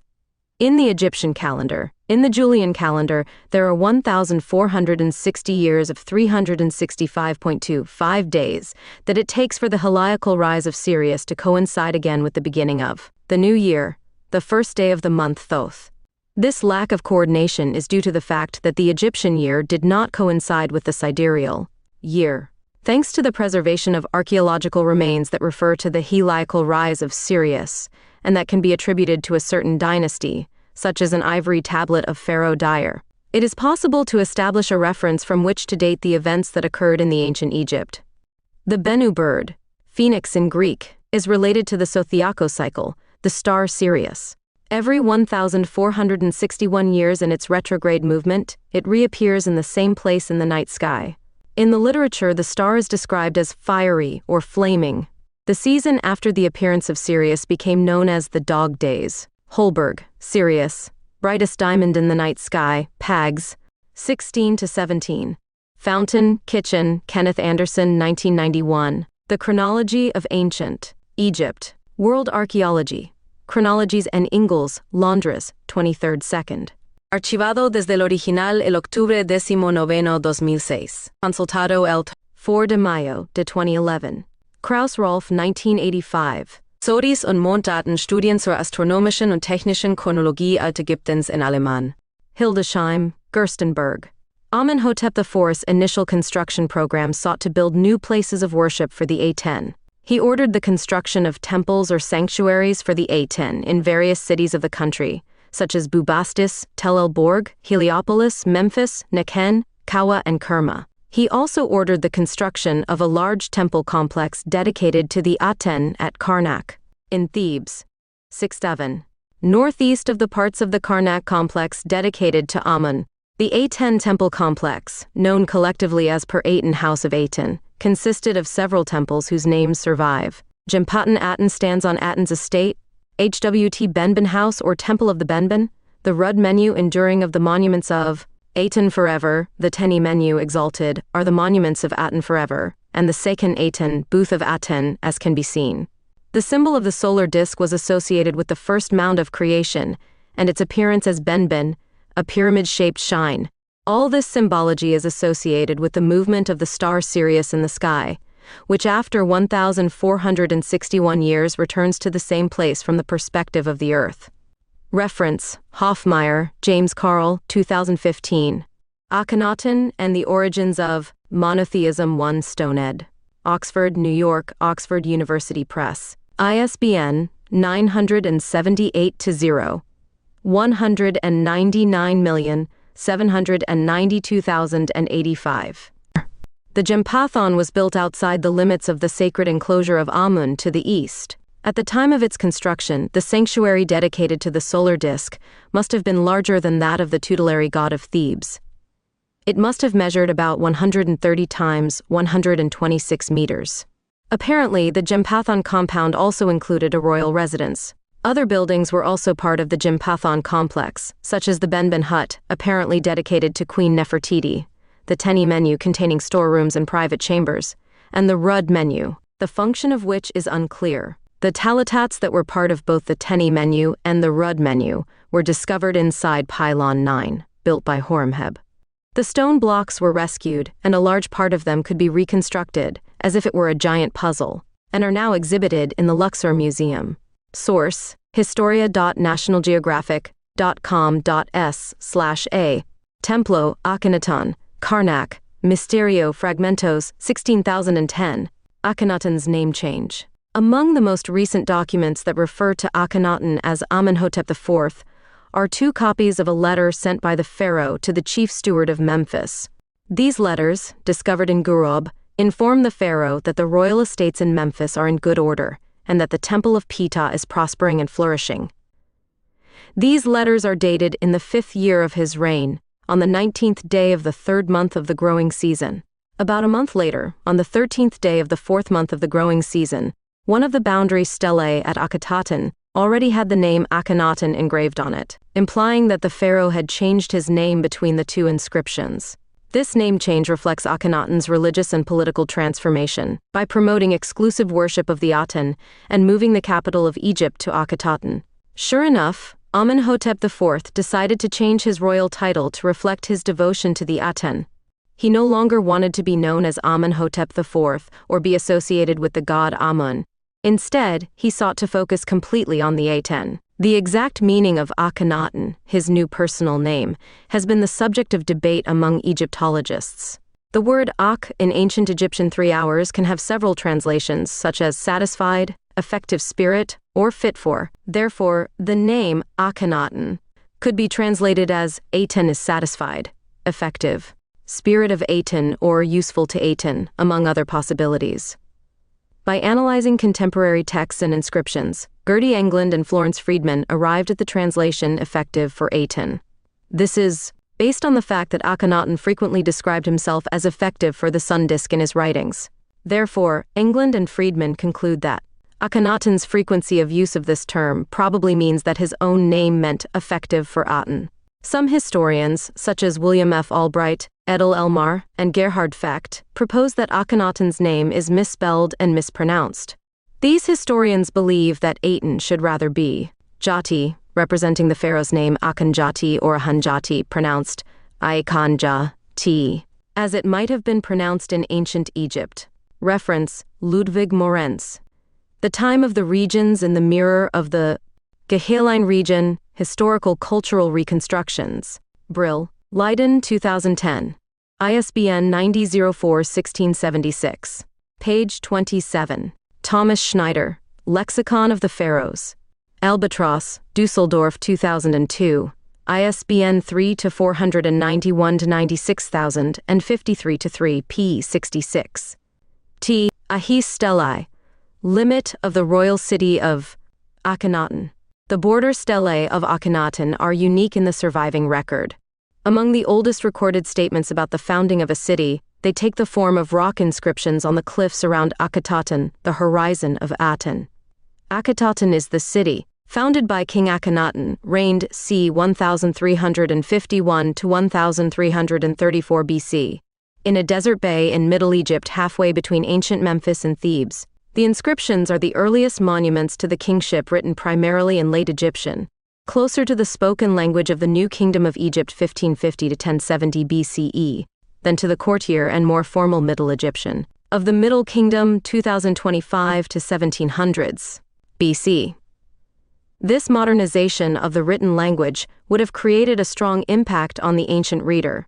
The contents are also radical. They present the city as a monument made by the king to the only god he adored, the sun god Ra in his most visible form, the solar disk, in Egyptian, Aten.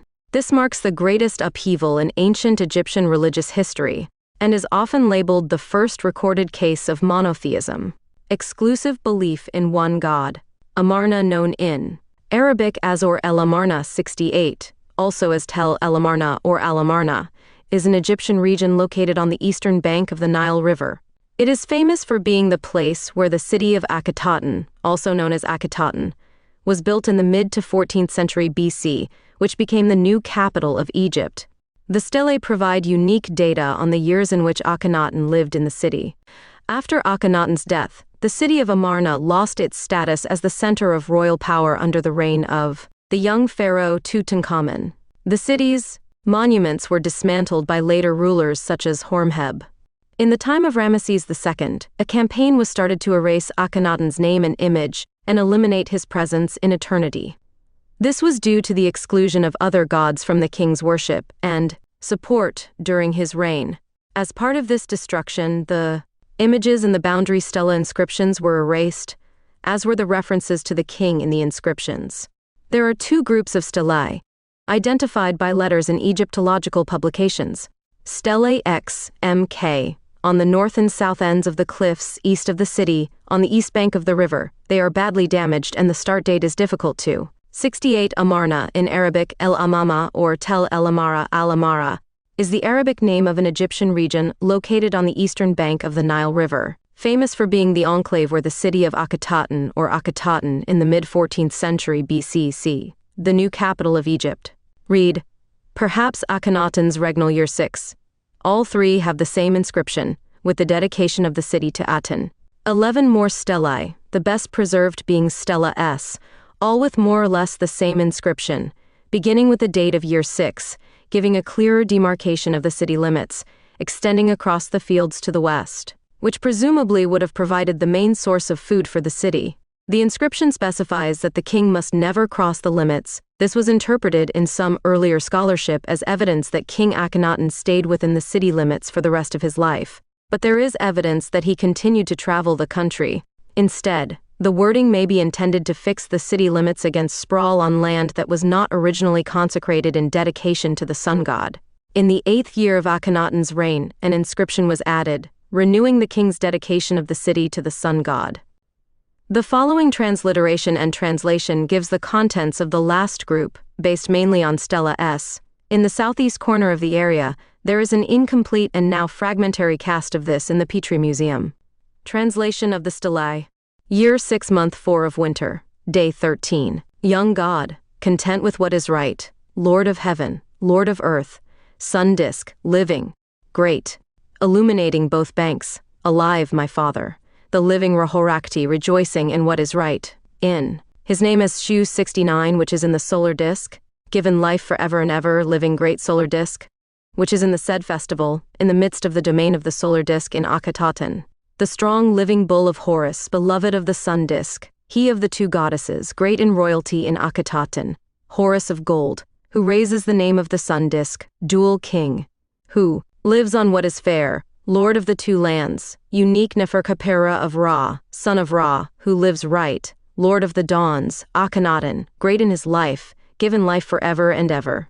Translation. Young God, unique of Ra, whose beauty created the solar disk, truly effective in the heart for the God who made it, the one who pleases him with what pleases him, the one who does what is useful for the one who gave birth to him, the who directs the earth for, the one who put him on his throne, the one who supplies his personal patrimony with millions and 100,000 offerings, the one who raises the solar disk and magnifies his name, the one who made the earth for the one who made it, King Dual, who lives on what is just, Lord of the two lands, unique Neferkapera of Ra, son of Ra, who lives on what is right, Lord of dawns, Akhenaton, great in his life, given life forever and ever centuries, the chief woman of the nobles, great in the palace, perfect in appearance, beautiful in the double feather, mistress of joy, united in favor, whose voice the people are glad to hear, great wife of the king, his beloved mistress of the two lands, Neferwatan, Nefertiti, granted life forever and eternity. The king visits the city. Translation. On this day one was in Akhenaton in the tent mat made by the presence of him. May he live, prosper and be well. In Akhenaton, called the solar disk is contained. Dawn by his presence. May he live, prosper and be well. On horseback, in the great chariot of fine gold, like the disk of the sun when it rises from the horizon, and has filled the two lands with his love. Advancing perfectly towards Akhenaton, in the first time of discovering him by his presence, may he live and prosper and be well, for his foundation, as a monument to the sun disk by his father's command, the living Ra. Akhenaton, son of the sun. Horakti, rejoicing in what is right, in his name as Shu, who is in the solar disk, given life forever and ever, to make him a monument within it, making there offer a great offering of bread and beer, oxen, cows, bulls, birds, wine, fruits, incense, all good plants, on the day of the foundation of Akhenaton for the living solar disk, which receives favors, which is loved by life, prosperity and health of the dual king, who lives by right, Lord of the two lands, unique Neferkeperura of Ra, son of Ra, who lives by right, Lord of dawns, Akhenaton, great in his life, given life forever and ever. Continuing south, resting in his presence, may he live, prosper, be well, in his chariot before his father the living Ra-Horakti, rejoicing in what is right, in his name as Shu, who is on the sun disk, given life, forever and ever, on the southeastern mountain of Akhenaton, with his father's rays upon him in life and power, making his body young every day. Oath of the king. Translation: oath sworn by the dual king, who lives for what is right, Lord of the two lands, Neferkapura, 70, unique of Ra, son of Ra, who lives rightly, Lord of the dawns, Akhenaton, great in his life, given life forever and ever. As my father lives, the living Ra-Horakti, rejoicing in what is correct, in his name as Shu, who is in the solar disk, given life forever and ever, as my heart sweetens. Over the king's wife, over his children, may old age be granted to the wife of the great king Neferneferuite and Nefertiti, granted eternal life, in this 1,000,000 years, as long as she is under the hand of Pharaoh, may he live and prosper and be well, and old age be granted to the king Meritaton's daughter and Meketaton, the king's daughter, their sons, while they are under the hand of the king's wife their mother forever and ever. My oath in truth, I mean I do not say falsely for the centuries of the centuries. South Stela. The southern stele that stands on the eastern Akhenaton mountain is the Akhenaton stele, which I have made to stand in its position. I will never overtake it to the south forever and ever. The southwestern stele is made in front of it, on the southern mountain of Akhenaton accurately. Central stele. The middle stela that is on the eastern mountain of Akhenaton is the stele of Akhenaton, which I have made to be in its position on the eastern mountain of Akhenaton. I will never surpass it to the east forever and ever. The stele of the half that is on the western mountain of Akhenaton is being made by facing it precisely. North stela. The northeast stela of Akhenaton, I installed in its place. This is the north stele of Akhenaton. I will never surpass it by sailing north forever and ever. The north stela found on the western mountain of Akhenaton is being made facing it precisely. Urban area. Now for Akhenaton from the south stela to the north stela, measuring the distance stela to stela on the eastern mountain of Akhenaton, making 6 river lengths, 1 1/4 fractions, and 4 cubits, and also from the southwestern Akhenaton stela to the northwest stela, on the western mountain of Akhenaton, making 6 rivers long, 1 1/4 fractions, and 4 cubits. Dedication. As for the interior of these 4 stelae, from the eastern mountain to the western mountain, this is all Akhenaton. It belongs to my father, the living Ra-Horakti, who rejoices in what is right, in his name as Shu, who is in the solar disk, given life forever and ever. Cliffs, mountains, swamps, new fields, high ground, added fields, fields with water, landing stages, riverbanks, people, herds, bushes, everything that the solar disk my father makes grow, forever and ever. Future. I will not break this oath that I have made for my father's solar disk forever and ever. It is now set on a stone stele, on the southeastern boundary, likewise on the northeastern boundary of Akhenaton, and likewise established on a stone stela on the southwest boundary, likewise on the western boundary of Akhenaton. It must not be cut, it must not be washed, it must not be disfigured, it must not be plastered, it must not disappear. If it fades, if it crumbles, if the steel that bears it falls, I will restore it back to this place where it is. Renewal of the oath in year 8. Transcription. MWHM PI, ANXM RNPT SP XMN TPY PRT SW XMN, IWWATWM, AXT I10 IWPRAA, ANG XWDA SNB, AHA XLBU HR, RATE AT N DAM HR PTR NA WDWN PAITN, NTM PAGA, DWM PATAS, RSY IAPT N AXT ITN. Renewal of the oath in year 8. Translation. repeating my oath in regnal year 8, first month of winter, day 8. One was in Akhenaton. Pharaoh, may he live and prosper and be well, stood up and appeared in the great chariot of fine gold, to inspect the stelae of the Aten which are on this mountain as the southeast boundary of Akhenaton. References: Lichtime 1976, 48-51.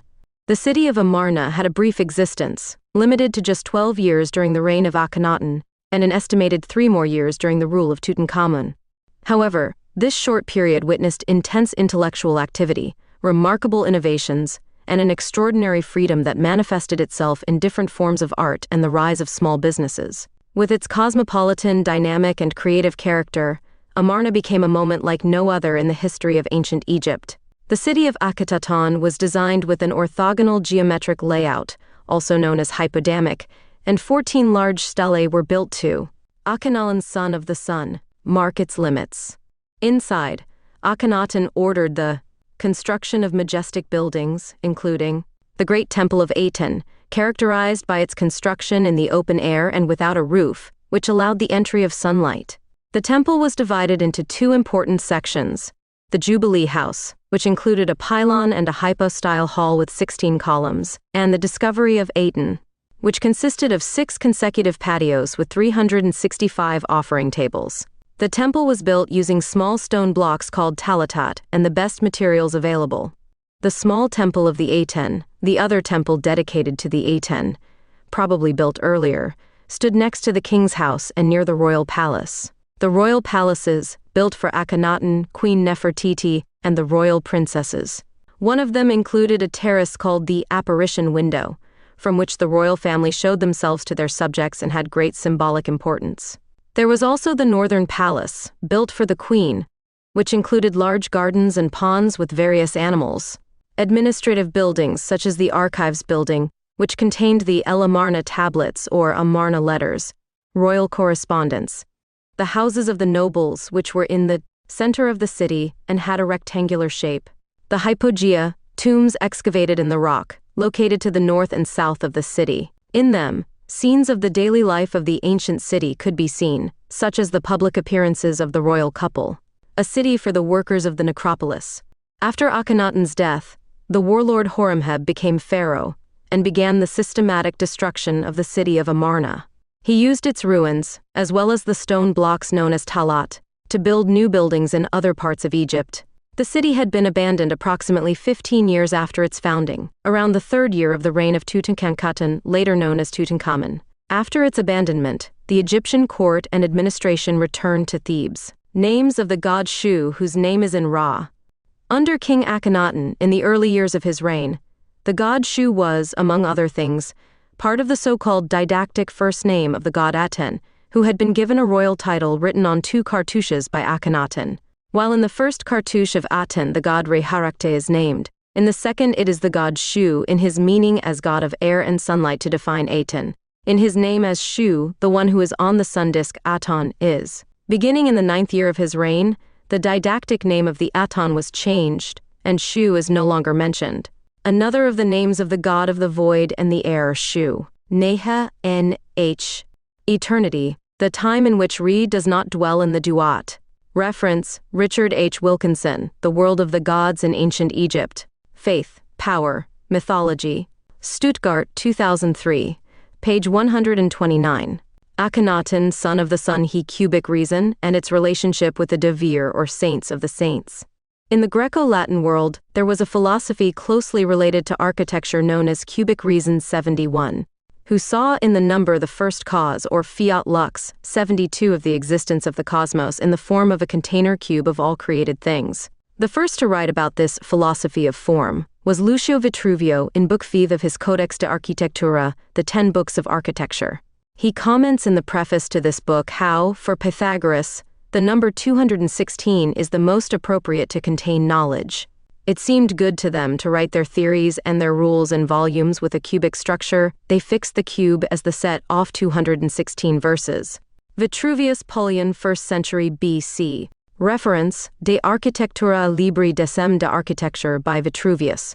This doctrine was seen as a structure, or support for the development of culture, either through a form of architecture or in the compendium of a geometry codex, at the center of which were numbers, the verb fertilizing space, giving life to these cultural forms. The Vitruvian Codex itself can be understood, in the organicity of the different chapters, as an intellectual building whose vertices have the number 673, and in its center, as if it were a hexagon.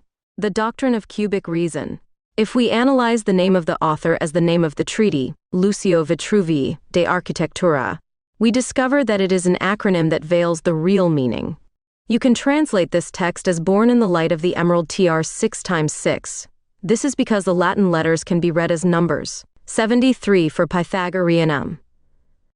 The number 6 was sacred, as was 16. It med God to them in right their Theoreca, and their rules volumes with a cubic structure exegi rationibus. They fixed the cube as a set of 21 billions verses, where each standard did not exceed 3 Vs. The number 216 equal to 66%, or a cube of side 6, whose length is 3, 141 billions. In contrast to the number 9 represents a departure from the numerical paradigm. In Vitruvii Polionis, Marco Vitruvio Polio, Latin Marcus Vitruvius Polio, about 80 to 70 BC, about 15 BC. From Latin read as Roman numerals, vivi equal to 6 to 6, or what is the same 6 triangle 6 to 6. The compendium of knowledge of the Vitruvian world was understood, in the form of theoretical spaces whose ratio is 216, that is, a cube with side 6, as a form of revival of the Pythagorean doctrine. 6 times 6, 6 to 216.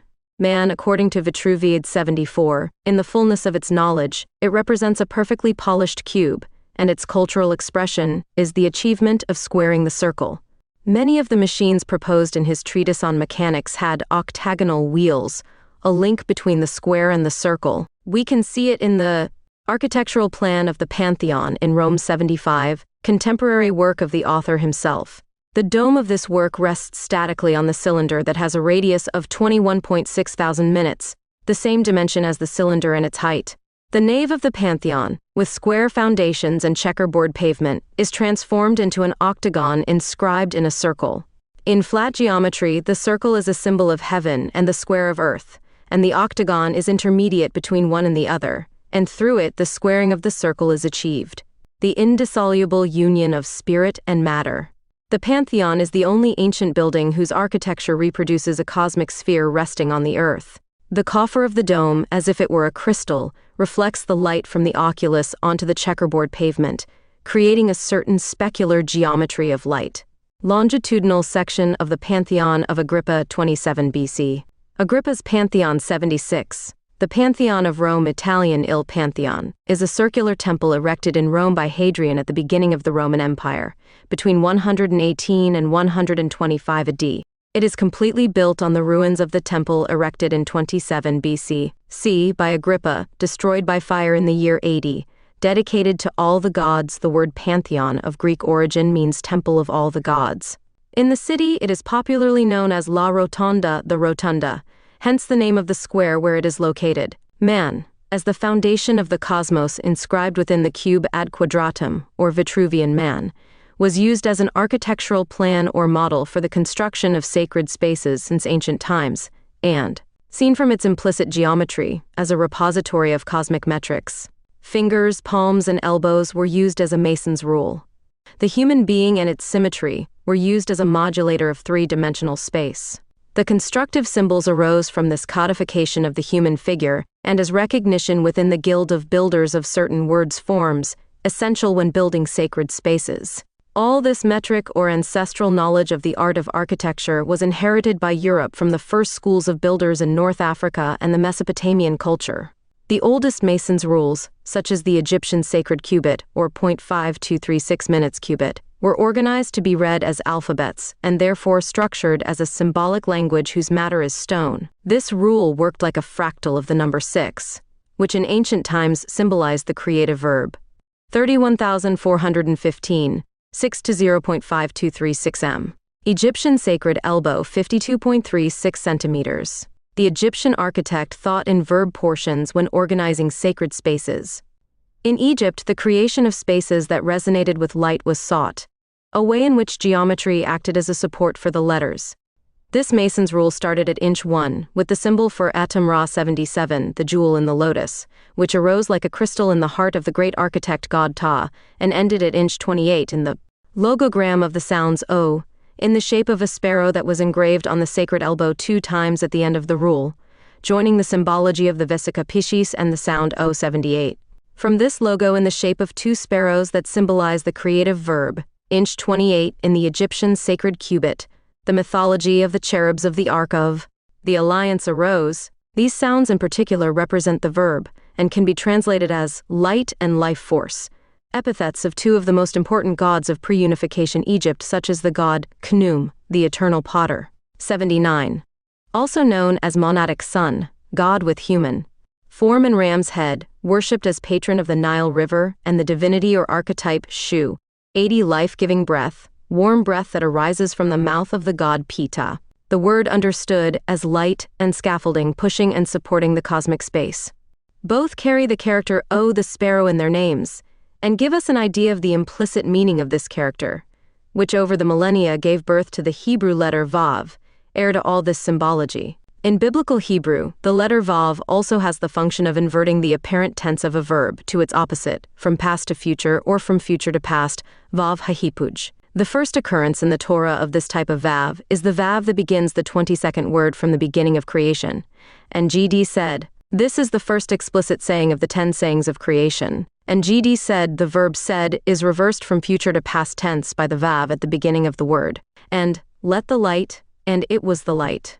The phenomenon of light breaking the darkness of the Tzimtzum, the primordial contraction, is itself the secret of time, the future transforming into light that permeates space. Source: es.chabad.org/library/articlecto/aid/70047/Jewish/vav.htm. Letter or symbol that is hidden in the name Boaz, and contributes the letter O to the name.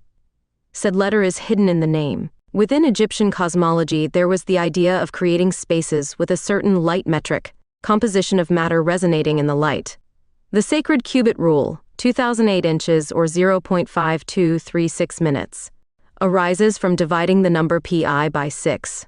The implicit image in this continent is that of the verb over space, fertilizing and giving life to the fundamental geometry, hexagons to which it can be reduced the number 3.1416. A curious fact, if I make a circle whose diameter is 2 sacred cubits and divide it by 6, I get a hexagon whose perimeter is the number pi, and if I draw 2 circles whose Vesica Piscis 81 is the sacred cubit, I obtain with many decimals the measure of the fish, which was a sacred number in antiquity, since it represents the root of 3. If I add to the sacred cubit of 0.5236 minutes, the number pi, 0.5236 plus 0030 1416, equal to 0.555. Simplified in the number 555 divine number considered perfectly polished stone or stone fertilized by the verb. These numbers are implicit in the most sacred spaces of antiquity, such as the Sancta Sanctorum of Solomon's Temple and the King's Chamber of the Great Pyramid. In both cases, if we create a space of 10 sacred cubits and take it as a base, we draw a golden rectangle. The rectangle on its smaller side will measure 3.1416 meters, that is, 6 sacred cubits. The Hebrew word davir, whose meaning is verb, place where the Ark of the Alliance was deposited, has a geometry numerical value of the word of 216, equal to the Hebrew phrases breath and lion, representative number of cultural objects whose metric is the cosmic. This number represents 3 times the verb or cubic ratio of 6 times 6, a perfectly polished cube sacred Egyptian cubits wide, whose side will measure 3.1416 minutes. In this way, we can determine that the sacred space Fiat Lux revolves in a golden form around a cube of 6 times 6 sacred cubits whose sides measure 3.1416, as a paradigmatic form of hexagonal or cubic motor, squaring the circle. In Arabic poetry, the davir was called by the name of biblos. This is interesting because the geometry of the word biblos is 314, in an unequivocal reference to the number pi. The word hekel, 82 or holy, the sacred space in front of the divir, has a geometry of 65, the same as the word silence in word number 6. This word, which is usually translated as temple or great construction, comes from the etymological root of the Akkadian culture Igal, whose meaning is great ship. It is possible that the treatment given in antiquity to these numerical entities is that of a continent in the center of the cosmic ocean. Regarding the geometric aspect of these constructions, such as the Devir, whose geometry is 216, we contemplate that it contains the Ark of the Alliance, whose representative number is 6 times 6, or Ark of God, Arun Elohim, with the number of 7 times 7. With all this, we can determine that these spaces function as numerical powers that are expressed as mathematical boxes one inside the other, as if it were a book, whose continent is the number pi.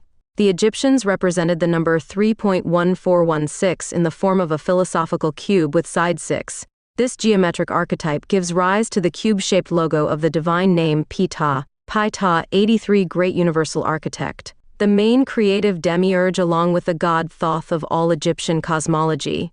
This cubic logo, whose name is stool over the millennia, and together with the logo for Boca related to the cult of Ra, will become the Greek letter pi. These logos that appear on the 0.5236 minutes Egyptian sacred rule or cubit, which were linked to one of the oldest deities in the Indo-European world known as Min 84, god worshipped in the Nakada culture.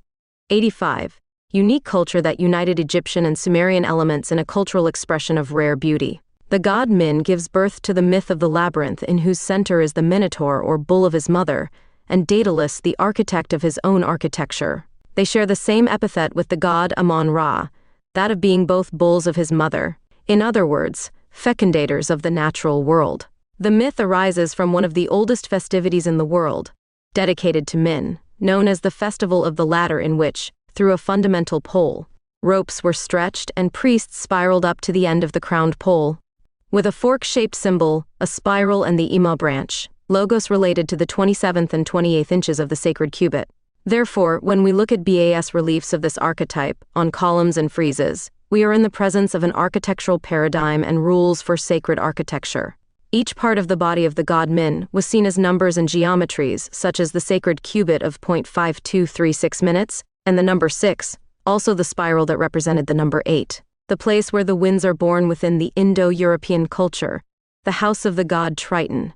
The Ima branch 86, which can be interpreted in its natural world form as Osiris ascended in the light and the fundamental pole of creation, are cultural objects that have important parallels with the culture of Sumer, where symbolic poles or palm trees are surmounted by shaped objects. Pineapple.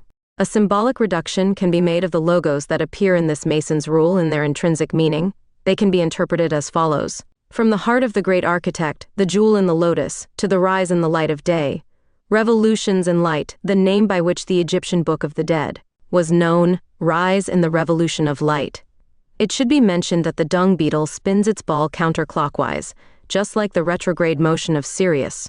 The oldest name of the god Min was that of Amtu, as can be seen in the translation of the Book of the Dead by the Egyptologist Wallace Budge.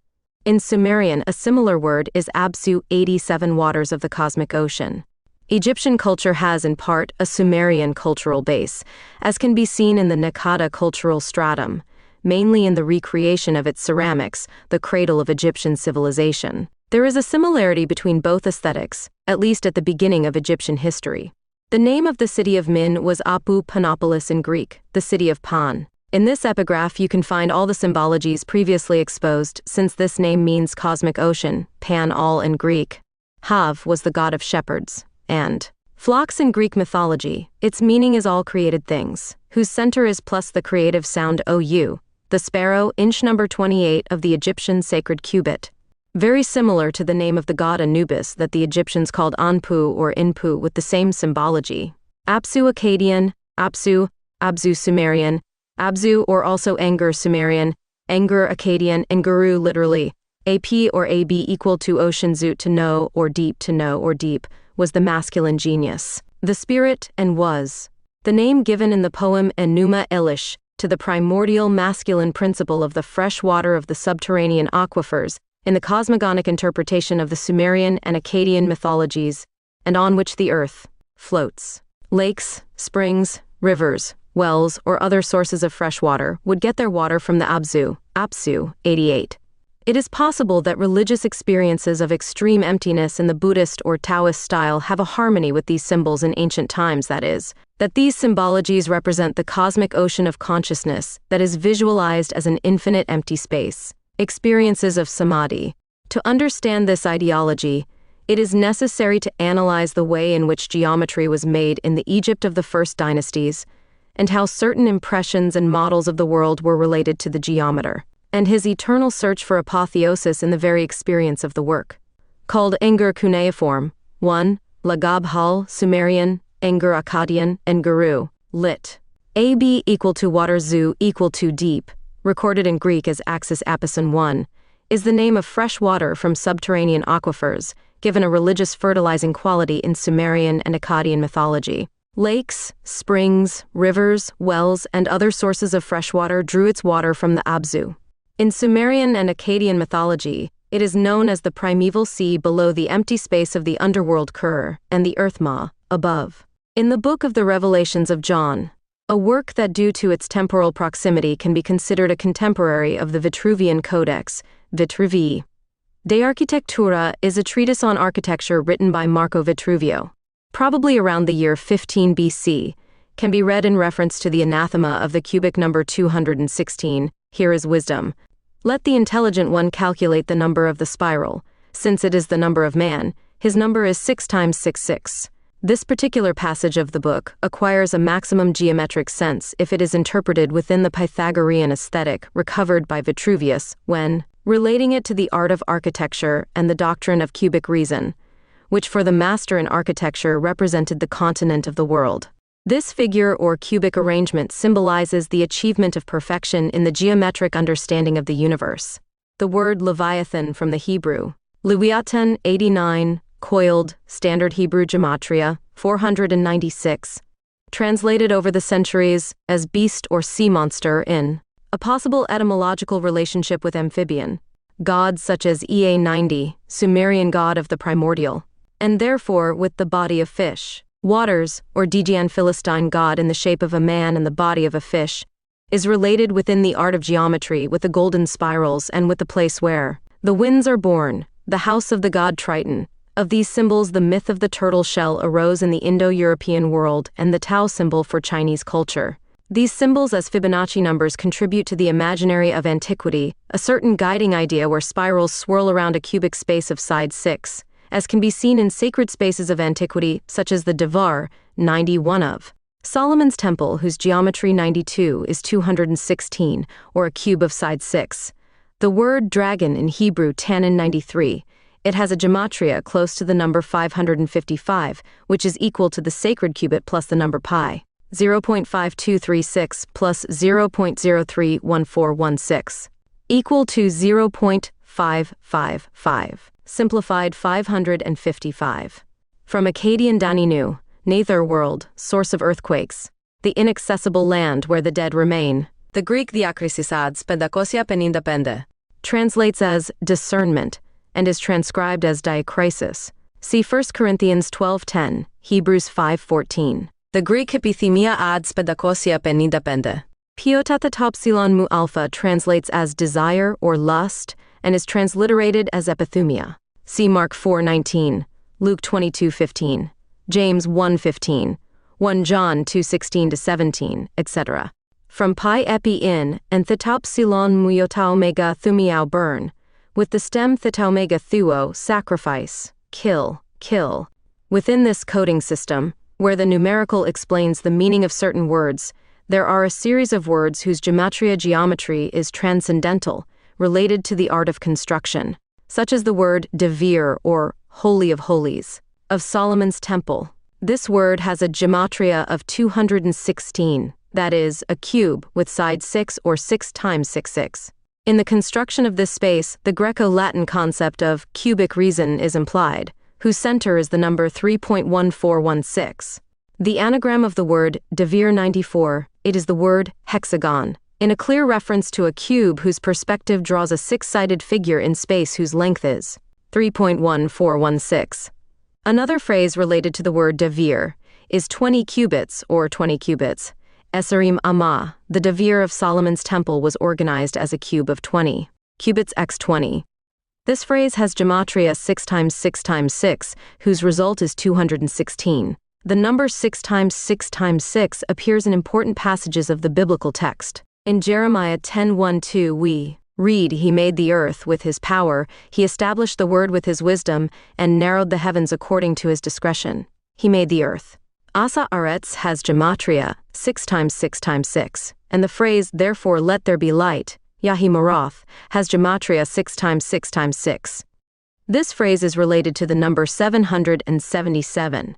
The complete phrase of the biblical text is, "In the firmament of heaven," whose gematria is 7 times 7 7. "Therefore let there be light," 6 times 6 6. The sum of both. Punan raro para transportarla. Dentro de arca, y guardaron las tablas de la lex, entregados por di mismo Dios a Mobex. En catas tablas grabaron co 10 mandamiento, hueviendo de conexión entre dice Clarael.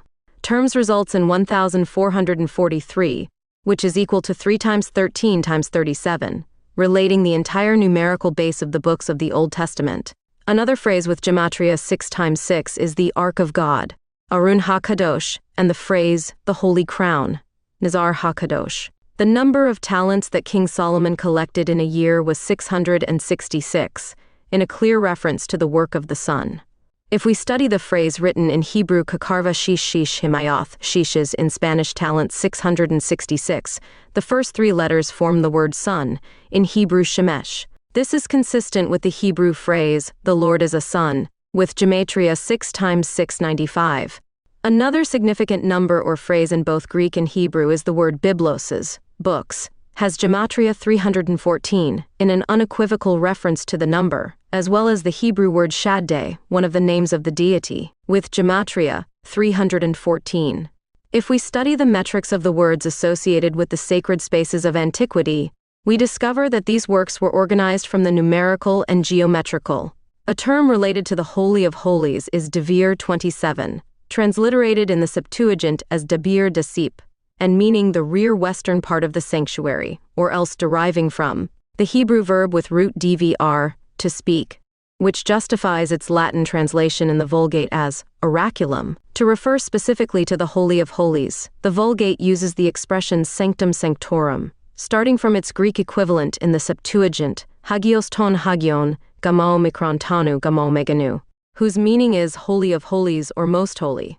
All these expressions, as well as many others related to it, have their ultimate origin in the Hebrew expression Kodesh HaKodashim. Source: Biblos Symbolic Architecture, RQ.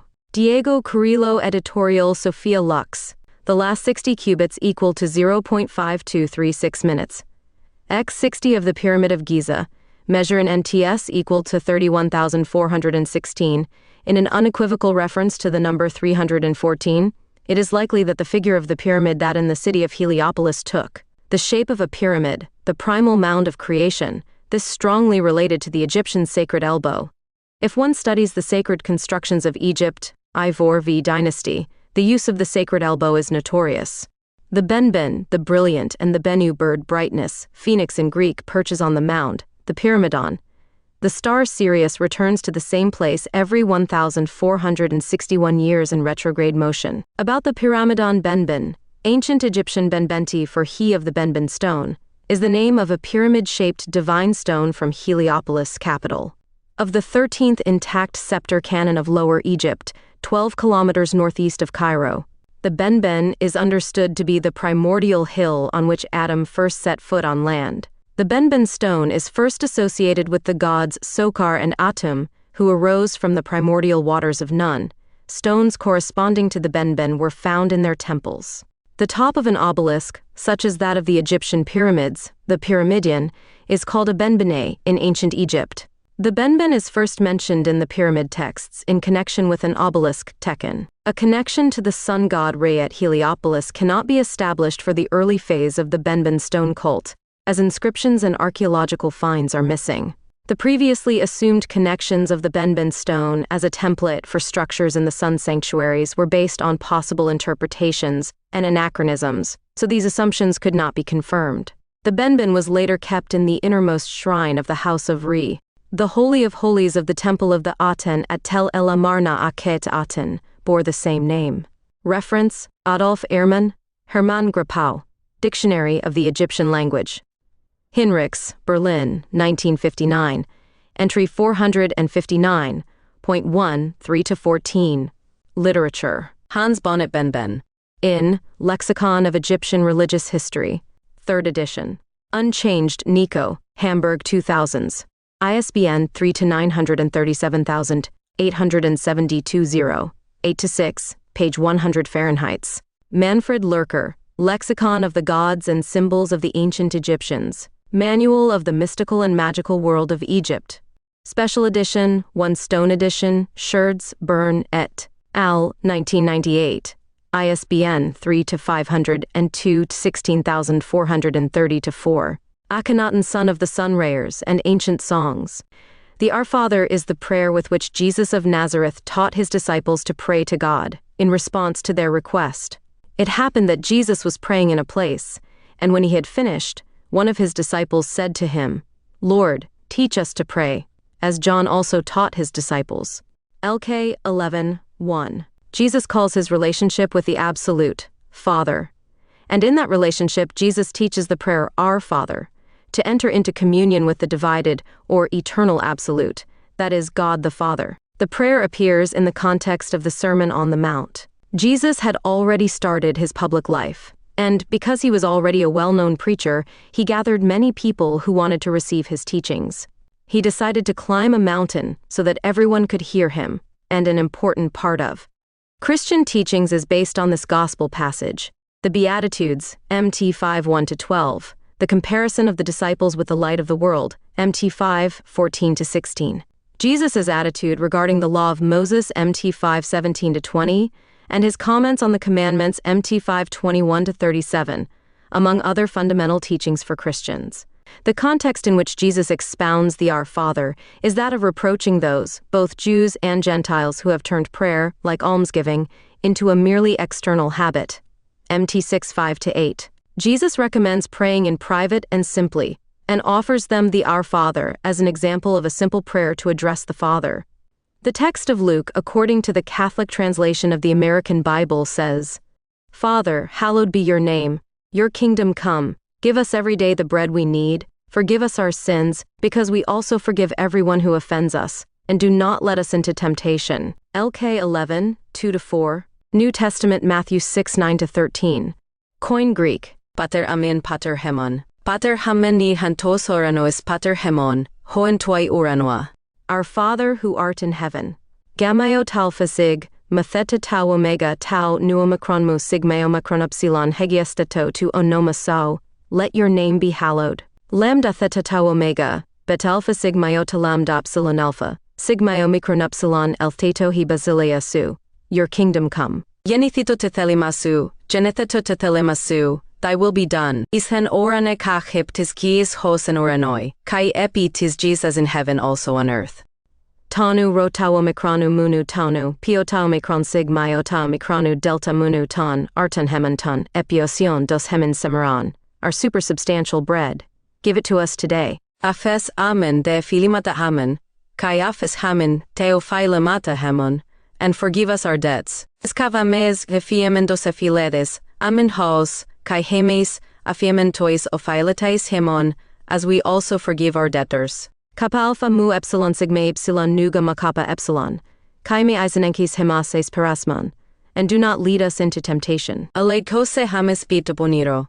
Allah husai hemas apo tu poneru, but deliver us from evil. Otisos tin eoin vasilia kafekin dinamis kafekin doxa estos atenas. Ogmein. Hotisu estin he basilea, kai he dunamis, kai he doxa. Eistus ionas. Amen. Because yours is the kingdom, yours the power and the glory forever. Saint Augustine offers the following analysis of the Our Father, which develops the words of Jesus just before him in the Gospel of Matthew. Your Father knows what you need before you ask him. Pray therefore in this way. MT 6:8. We need to use words when we pray, so that we can remember to consider carefully what we are asking. For, not to think that we can instruct the Lord, or prevail over him. When we say, "Hallowed be your name," we are remembering to wish that his name, which in fact is always holy, is also considered holy among men. But this is a help for men, not for God. And as for our saying, "Your kingdom come," it will certainly come whether we want it to or not. But we are fanning our desires for the kingdom so that it can come to us, and we may deserve to reign there. When we say, "Deliver us from evil," we are reminding ourselves to reflect on the fact that we do not yet enjoy the state of bliss in which we will not suffer any evil. It was very appropriate that all these truths were entrusted to us to be remembered in these very words. Whatever other words we prefer to say, words the prayer chooses for his disposition to clarify himself, or that he simply adopts for his disposition to intensify, we say nothing that is not contained in the will of the Lord. Prayer, provided, of course, we are praying in a correct and proper way. This excerpt from Augustine is included in the Office of Readings in the Catholic Liturgy of the Hours. It is possible that the Christian Our Father has a base, albeit superficial and somewhat poorly defined, in ancient Egyptian texts, mainly the blind man's prayer that appears in the Egyptian Book of the Dead. Prayer of the Blind, 1000 BCE. In the Papyrus of Ani, Wallace Budge translates one of the Egyptian versions of the maxims of Ani Kensu Hetep. The God of this earth is the ruler of the horizon. God is to make his name great. He dedicates it to the worship of his name of him, gives his existence from God. He will do your business. The likeness of him, image of him is on earth. God is given incense and food daily. Offerings, the God will judge the true and honest, and he will forgive our debtors. Guard against the thing that God abominate. Preserve me from evil. God is the king of the horizon. Of power and of glory he increases. He, whoever he increases, let him be tomorrow like today. Our Father, Matthew's version, CE. Our Father, who art in heaven, hallowed be thy name. Let your kingdom come. Your will be done on earth, in the sky. Give us today our daily bread. Forgive our offenses, as we also forgive those who offend us. Lead us not into temptation, and deliver us from evil. Yours is the kingdom, the power and the glory, forever, Lord. Amen. It should be noted that Jesus lived in the context of Jewish spirituality, that the holy texts of Judaism are quoted frequently in the Gospels, and that Jesus, as a Jew, was subject to the Torah. He surely prayed the 18 blessings, the Shema, the Avinu Malkanu, Our Father, Our King, the Psalms or Tehillim, praises in Spanish, among many other prayers that existed within the religious corpus of Judaism. The translation of the word Tehillim, it is a psalm whose meaning is song of praise, and in Hebrew it is called Tehillim. Tehillah, its singular, means glory, and Te'aya, astonishment. Tehillim, Psalms chapter 2. Why do the nations gather in fury and the people plot in vain? Why do the kings of the earth rise up and the rulers together assemble against Adonai and against his anointed, saying, "Let us eradicate his ropes and cast off his ropes"? He who sits in heaven laughs, my master mocks them. Then he speaks to them in his anger, and terrifies them in his fury, saying to them, "It is I who have anointed my king, in Zion 96, my sacred mountain. It is up to me to declare. Adonai told me, you are my son, I appreciate you as if I have conceived you today. Ask of me, and I will make the nations your inheritance, and your possessions will extend to the remotest ends of the earth.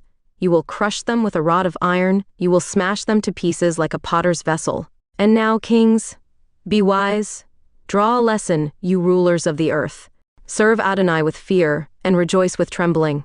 Hasten yourselves to purify your hearts, lest he be angry, and you perish on the way, even though his wrath burns for but a fleeting moment.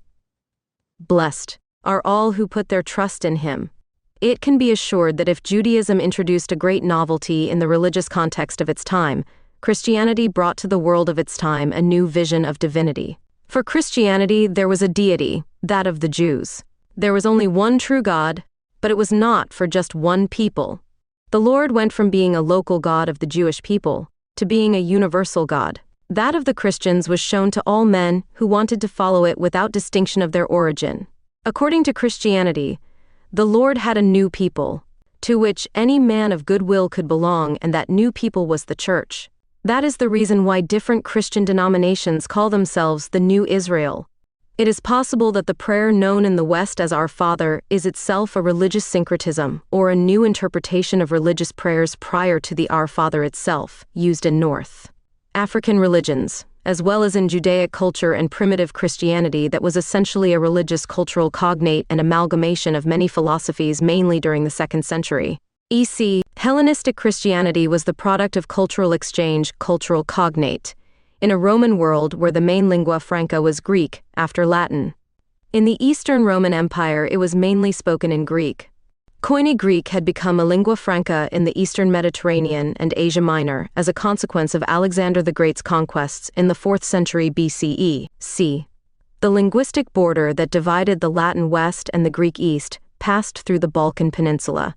Educated Romans, particularly those of the ruling elite, studied Greek and often became highly fluent in that language, which was useful for diplomatic communications in the East, even beyond the borders of the empire. The international use of Greek was one of the conditions that made the spread of Christianity possible, which is evident, for example, in the choice of Greek as the language in which the epistles of St. Paul were written and its use in ecumenical councils.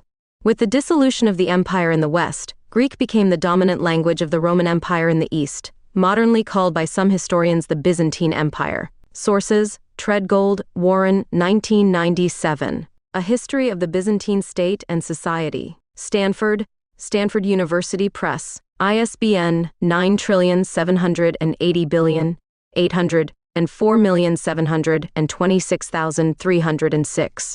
OCLC 37,154,904. Treadgold, Warren, 1997. A History of the Byzantine State and Society. Stanford University Press. ISBN 9780804726306. OCLC 37,154,904. Christianity influenced by Greek philosophy. It began in the late 2nd century with figures such as Clement of Alexandria 97, who sought to provide Christianity with a philosophical framework, with an accent on the Greek world. In both cases, all these types or religious aspects have a symbolic basis or a certain parallelism in the translation of texts with ancient Egypt, in addition to a fundamentally primitive Christian relationship with the Pythagoreanism of the time, or Neo-Pythagoreanism, at least in terms of the symbolism of numbers. This can be demonstrated in the Gospel of St. John, the famous catch of fish. The number 153 appears in the Gospel of John 21:11 as the number of fish that Jesus caused to be caught in the miraculous catch of fish, which is considered by some to be a coded reference to Pythagorean beliefs. On the Vesica Piscis, a sacred geometric figure in the shape of a fish. Exactly, the geometric ratio of these dimensions is the square root of 3, or 1.73205, since, if the straight line is drawn that joins the centers of both circles, together with the 2 points where the circles intersect, 2 equilateral triangles joined on one side are obtained. The ratio 5:15:3 is an approximation to the square root of, and has the property that no better approximation can be obtained with smaller numbers. Sources: Rachel Fletcher, Musings on the Vesica Piscis. Nexus Network. Journal ISSN 1590-5869, Vol. 6 No. 2, Fall 2004, in English. John Michel, City of Revelation, Abacus, 1972. ISBN 0-349 12320-9. David Fideler, Jesus Christ, Son of God, Ancient Cosmology and Early Christian Symbolism. Quest Books, Wheaton, Ill. 1993. The Vesica Piscis, Latin for bladder of a fish, is a symbol made with 2 circles of the same radius that intersect so that the center of each circle is on the circumference of the other. This shape is also called a mandorla, which means almond in Italian. Jesus was depicted throughout much of Christian history inside a mandorla. You consisted of Theodore 98 root of 3, the Akhenaton son of the sun. Square root of 3 is a positive real number that when multiplied by itself gives the number 3. It is denoted by 3. Its numerical value by truncation with 10 decimal places is 1.732050807757 sequence number, a 002194 of the OES. The Vesica Piscis was a well-known symbol in the ancient civilizations of Mesopotamia, Africa, and Asia. Theodore's spiral is approximated to an Archimedean spiral with the expression. The distance between 2 consecutive arms of the Archimedean spiral is proportional to pi equal to 314. As the number of turns of Theodore's spiral approaches infinity, the distance between two consecutive spiral arms rapidly approaches. The following table shows the average distance between each arm of Theodore's spiral and the previous one, approximating number of arms of the golden spiral. Average of the side tends to 3.14159. Fuente, s.wikipedia.org/wiki/vesica. Piscis. Probar que la raíz cuadrada de 3 es irracional en Ingles Weinstein, Eric W. Constante de Theodorus. N. Weinstein Eric W. ed. Mathworld and Ingles. Wolfram Research. Referencia. Sobre la espiral de Tandoro Han, Harry K. The ordered distribution of natural numbers on the square root spirals, Arxiv. 712.2184. Nahin, Paul J. 1998. An Imaginary Tale. The Story of The Square Root of Minus. 1. Princeton University Press, p33. ISBN 0-691-0-2795-1. Long, Kate. A Lesson on the Root Spiral. Archivado desde el original el 4 de abril de 2013. Consultado el abril 30 2008. Erich Teufel, eine Eigenschaft der Quadratwurzelschnecke, Math.Phys. Semesterber. 6, 1958, pp. 148-152. Harry K. Hahn, K. Schoenberger 13 de diciembre de 2007. The Ordered Distribution of Natural Numbers on the Square Root Spiral. Arxiv en Inglés. Consultado el julio 19 2012. Leader, J.J. The Generalized Theodorus Iteration Dissertation, 1990, Brown University. The Judaic religion historically. It is the oldest of the three main Abrahamic religions, a group that is based on and includes Christianity and Islam. Originating in the Middle East and possessing the spiritual tradition identified with Abraham, it has the smallest number of faithful among them. The unique body of teachings is found in the use and study of the dogmatic content of Judaism. Its practice is based on the teachings of the Torah, also called the Pentateuch, composed of 5 books. In turn, the Torah or the Pentateuch is one of the 3 books that make up the Tanakh or Old Testament, to which divine inspiration is attributed.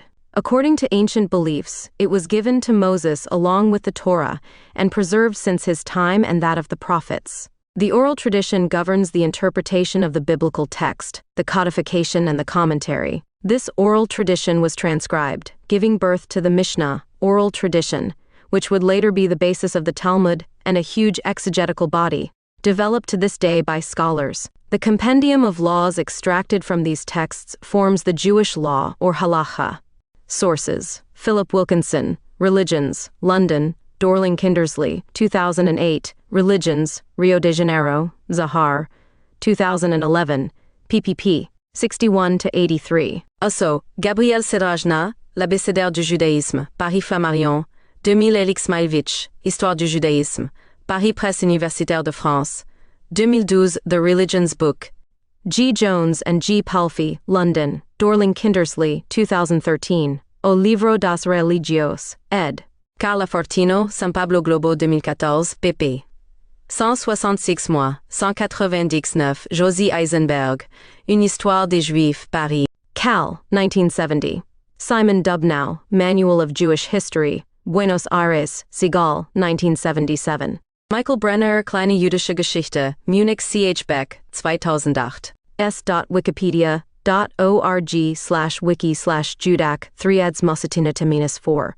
Regarding the Mishnah 99, from Hebrew Study Repetition, is the first major written collection of Jewish oral traditions known as the Oral Torah. It is also the first major work of rabbinic literature.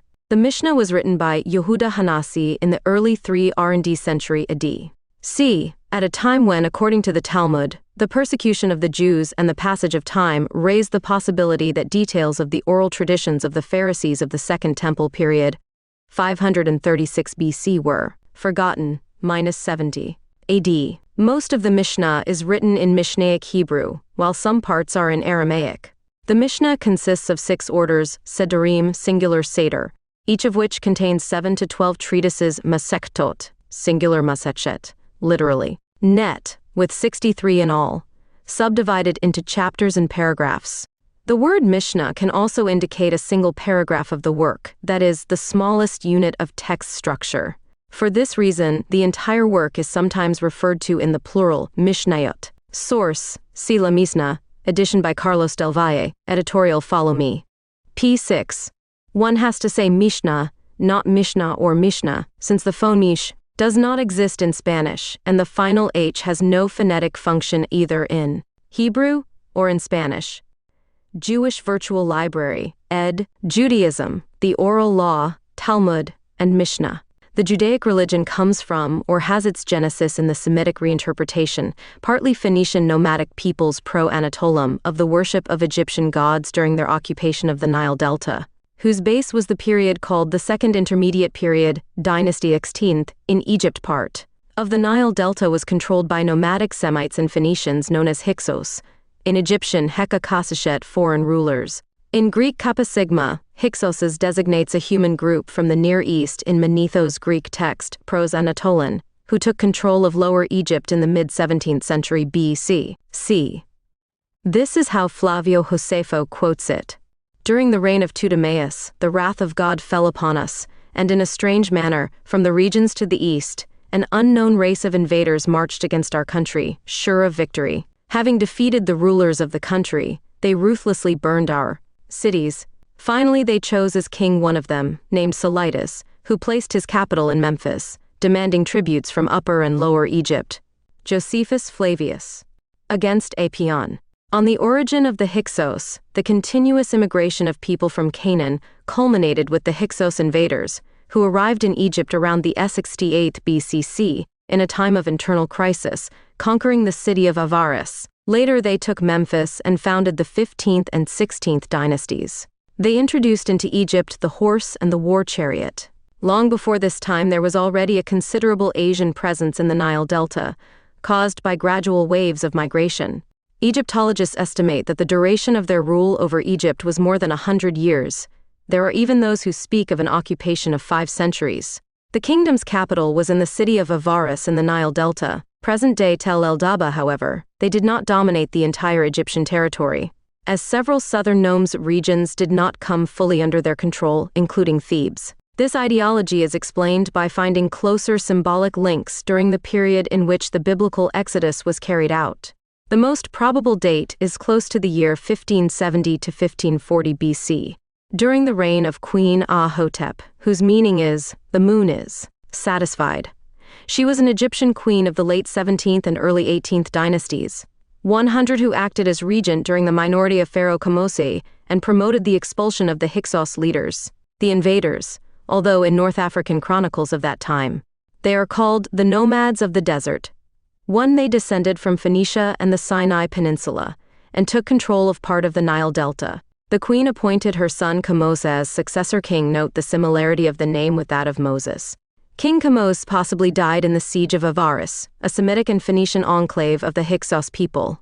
In this city, a single god called Sth was worshipped, unlike the different Egyptian cities such as Thebes that worshipped other gods. This is due to the cultural proximity between gods of the desert such as the Phoenician Baal or the Semitic El-Al, closely linked to the concept of the inclement summer heat and fire, but also with rain and thunder.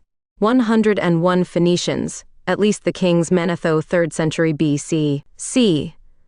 Julio Africano 3rd century AD, pre-Rukli Tzabiru, or Hebrew, per Fod Fius Josephus's Agamat Aprian 14.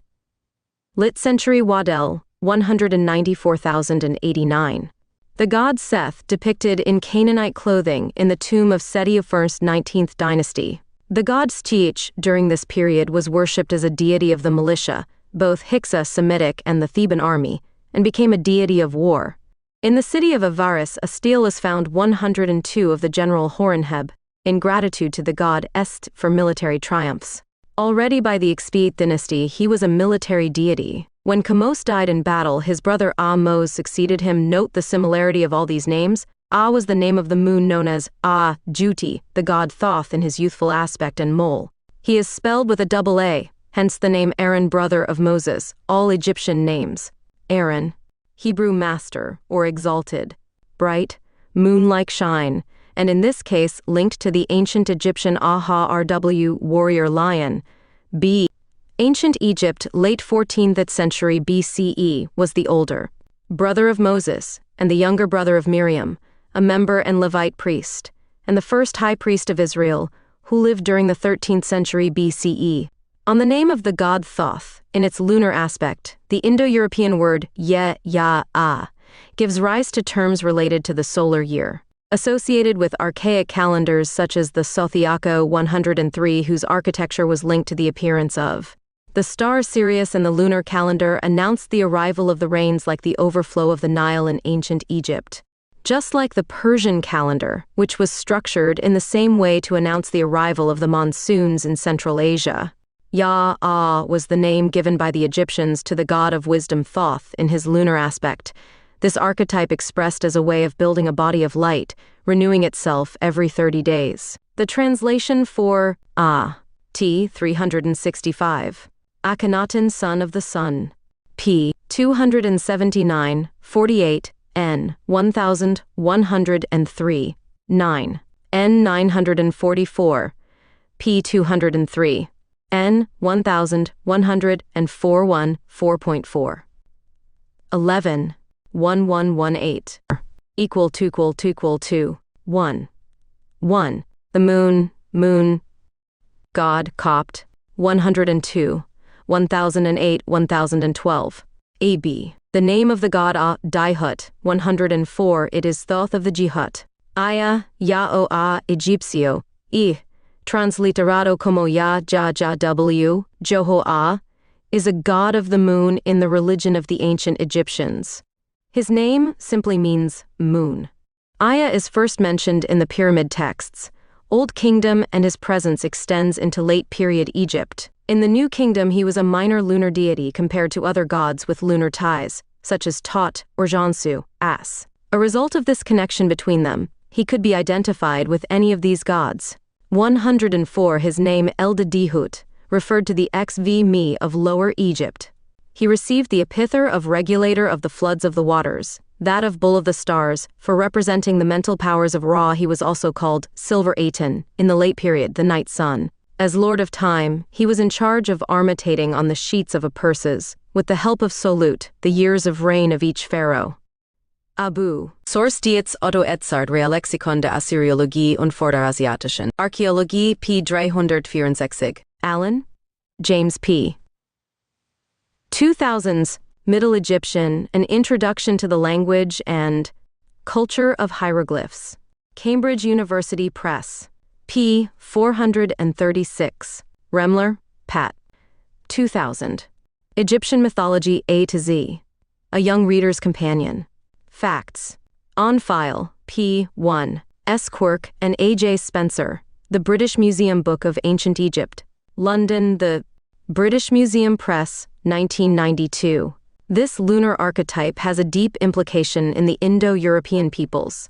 The Berber nomadic people worshipped the crescent moon, like the Sumerian people who saw in it a male god of wisdom, and who called Nanarsin, also This god was worshipped mainly in the ziggurat of Ur, whose last terrace was dedicated to the moon, in the deep blue house or house of the 8 directions of heaven. These building tops of stepped pyramids had a dome structure, as a metaphor for the encounter of a cosmic sphere with the earth. It is the first attempt by man to represent domes, and the obligatory passage of the square to the compass in architectural terms. In Egypt, the symbol of AH was that of the arc or crescent quarter, a symbol used in mathematics to express fractional values and as a marker of musical tones, as well as in astronomy associated with the star Sirius, since both calendars, the Zodiaco and the mole, were related. This graph represented the number 30 because it is the number of days it takes for the moon to renew itself and build a body of light. From this symbolic fact arose, as a ritual practice, the 30-day fast, with respect to the lunar month of approximately 29.5, 3 days seen from Earth. For the followers of the moon, a practice that became popular in desert cultures, or peoples such as the Sabio of Haram, who worship the moon. This town is called, in the Quran, the people of the book. There is a close link between the Egyptian moon god Ad-Jati and the archetype Est, the divine breath and water of life. From this representative symbol of the cosmic fire emerged the logogram of the letter Yah-D, 105 that the Canaanite peoples copied during their stay in Egypt. Diodorus states that among the Jews, it is said that Moses called God Iau. In Old Coptic, Au means donkey, the embodiment of the symbol Eth. In this form, he was worshipped in the city of Avaris, a Semitic enclave of the middle period of Egyptian history. The Semitic and Canaanite peoples who inhabited the Nile Delta differed from the Egyptian people by worshipping a single god that they represented as all-consuming fire, the god of the desert saint. These archetypes were common to deities of the desert, such as the El-106 Semitic, the Akkadian Elu, or the Phoenician Baal. It is interesting how this archetype, through the centuries, was associated with burning with fire and with water. The Arabs in antiquity called it Thufan, the breath of fire, as a symbolic form of precipitation or testimony of the divine spirit manifested as all-consuming. Fire, and as a form of scaffolding for the word of life, the water of life that it will nourish the Arab world for centuries to come, in the Quranic symbolism of water. Over the centuries, the STS logo was associated with the symbolic figure of the god Abraxas, whose gematria is 365, relating a solar year to the concept of burning with fire and divine breath. The word STS derives from the Indo-European word STH, which means to erect, raise, and pillar of stability. This archetype was linked to the constellation of the Big Dipper 107, which was called the Est-leg. This logo represents the oldest archetype of mystical blacksmith in the Indo-European world, together with the god Sokar and the god Ph, known as the Great Universal Architect. In the period of Semitic domination, he was worshipped as a national beneficent god, and was worshipped as Golden Ass, as in the Nubt city of Ombos. 108, the Golden City where he was native. The term Yah, will build, rectify, would be assimilated to the deity Thoth, expressing this archetype as the construction of a body of light, linking this archaic symbol to erecting or raising the pillar of stability. Said pillar is the Esth logo, from which the iconography of the Mercury Caduceus, and the iconography and Gnostic worship of the serpent, ascending the fundamental post of creation, arose. 109. 109 in Sumer, stones and friezes are engraved with winged beings with caduceus, with intertwined snakes, in whose tails you can see the symbol of Venus, a symbol very similar to the godman's fork. This ancient ritual was known as raising the fundamental D-jade pillar iconography that was the most reproduced in Egypt of all time. The fundamental pillar, 110, ended in a series of 4 horizontal lines at the height of the heart of the god Ptah 111. This symbol, in the shape of a grill, symbolically represented the point from which the universe emanated, associated with illumination and heat or monadic fire or breath of life. In ancient Egypt, few deities carried the dyed pillar 112. One was Pth, a generating concept of universal reality, and the other was the god Dihut as god of wisdom. Both deities create the universe as a continuous process of emanations of words, sounds, and forms from the heart of the deity. Archaic alphabets such as Egyptian Berber or Hebrew with their 21 fundamental logograms 113, they can be understood as paradigms and read like tarot cards. 114, as if it were books, they all have their origins in Egypt. Dynasties like the 16th and 18th worshipped the moon as well as Sth. In Queen Ahotep's grave goods, a gold earring with an image of Est was found on her neck, and the affection that the queen felt for this deity was verified. Also found within her trousseau were fly-shaped pendants, a military title that demonstrates achievement and valor in war, somewhat similar to decorations for valor in our current armed forces. Translation of the name Ahmose 115, or Amosis, is read as born in the moon, or Ah has been born. The moon has been born, another similar one, but this time with the translation of the Hebrew name of Moses, born in the waters. It can be read. In the Rinshdi Papyrus 116, a mention of the fall of Heliopolis and the loss of Hyksos power in the Delta. The beginning of the end of the expulsion of the Hyksos people, Usigmeok, Hyksos. At the beginning of the 16th century BC, the so-called 17th dynasty ruled in Thebes. The members of this family, the kings Sennacherib Ahmose, Sekenenrata, Kamose, and Amosis I, launched the war that ended with the expulsion of the Hyksos' foreign rulers from Egyptian territory. In this situation, the queens Tetisheri, Ahotep, and Amenes-Nefertari also played an important role recruiting troops, obtaining resources, and as advisors. The war was very difficult, and several of these kings, Akhenaton for sure, and probably Kamoses, died from wounds inflicted in combat. Finally, Ahmose's managed to take the capital, Avaris, and definitively expel the Hyksos from Egypt around 1550 BC. The chronology is doubtful.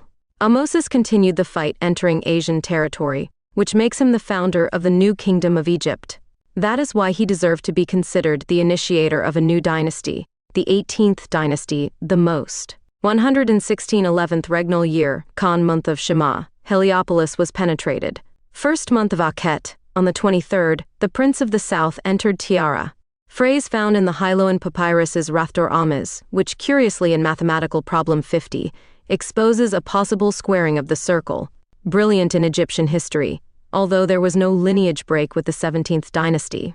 It is possible that prayers, and Egyptian prayers to gods known as Sdh, deity of the desert, and the god Thoth, theophoric names Dihudi, were carried by various 18th dynasty pharaohs called Dihuthi-Mez, begotten of Dihudi, later also called Thutmosis, the Hellenized form of his name god of Scripture, were reinterpreted in the context of the centuries-long transformation of tribes into nomadic parts that seized control of Egypt during the Second Intermediate Period and their subsequent expulsion, the so-called Mented Ixos. The seed of what we would later know as the people of Israel is there. It was an expulsion of several decades carried out by the Theban power against nomadic Phoenicians and Semitic-type desert nomadic peoples who had settled in the Nile Delta and refounded the city of Avaris. This expulsion is known such as the expulsion of the Ixos, Kappa Hyksos, by Pharaoh Kamose, Ahmose, and others, during the Ixo-Uoc Hyksos period of Egyptian history. In the city of Avaris 117, a single god was worshipped, Sth, god of the desert was worshipped as a donkey-faced desert deity. He was worshipped in the form of a golden donkey-faced statue, hence the later mockery of Jews and Christians as worshippers of a donkey-headed god. This can be studied and verified in the graphite of Anaximandro, 1st century. Rome, Monte Palatino. Also in the interpretation of literary works that allude to gods with the appearance of golden donkeys, such as the golden ass of Apuleius, the metamorphoses of Apuleius, which according to Augustine of Hippo, was known as the golden asses Asinus Aureus by Apuleius, is the only complete Latin novel that has been found. It was written in the 2nd century AD. And was an adaptation of a Greek original, whose author was possibly Lucius of Patras, if that name is not simply derived from the main character and narrator of the work. The Greek text is lost, but there is Autok Novux Lucius or the Ass, a similar story by an unknown author that is probably an abbreviation or epitome of the text by Lucius of Patras. In antiquity wrongly attributed to Lucian of Samosata, a contemporary of Apuleius, about the god Seth, protector of Ra.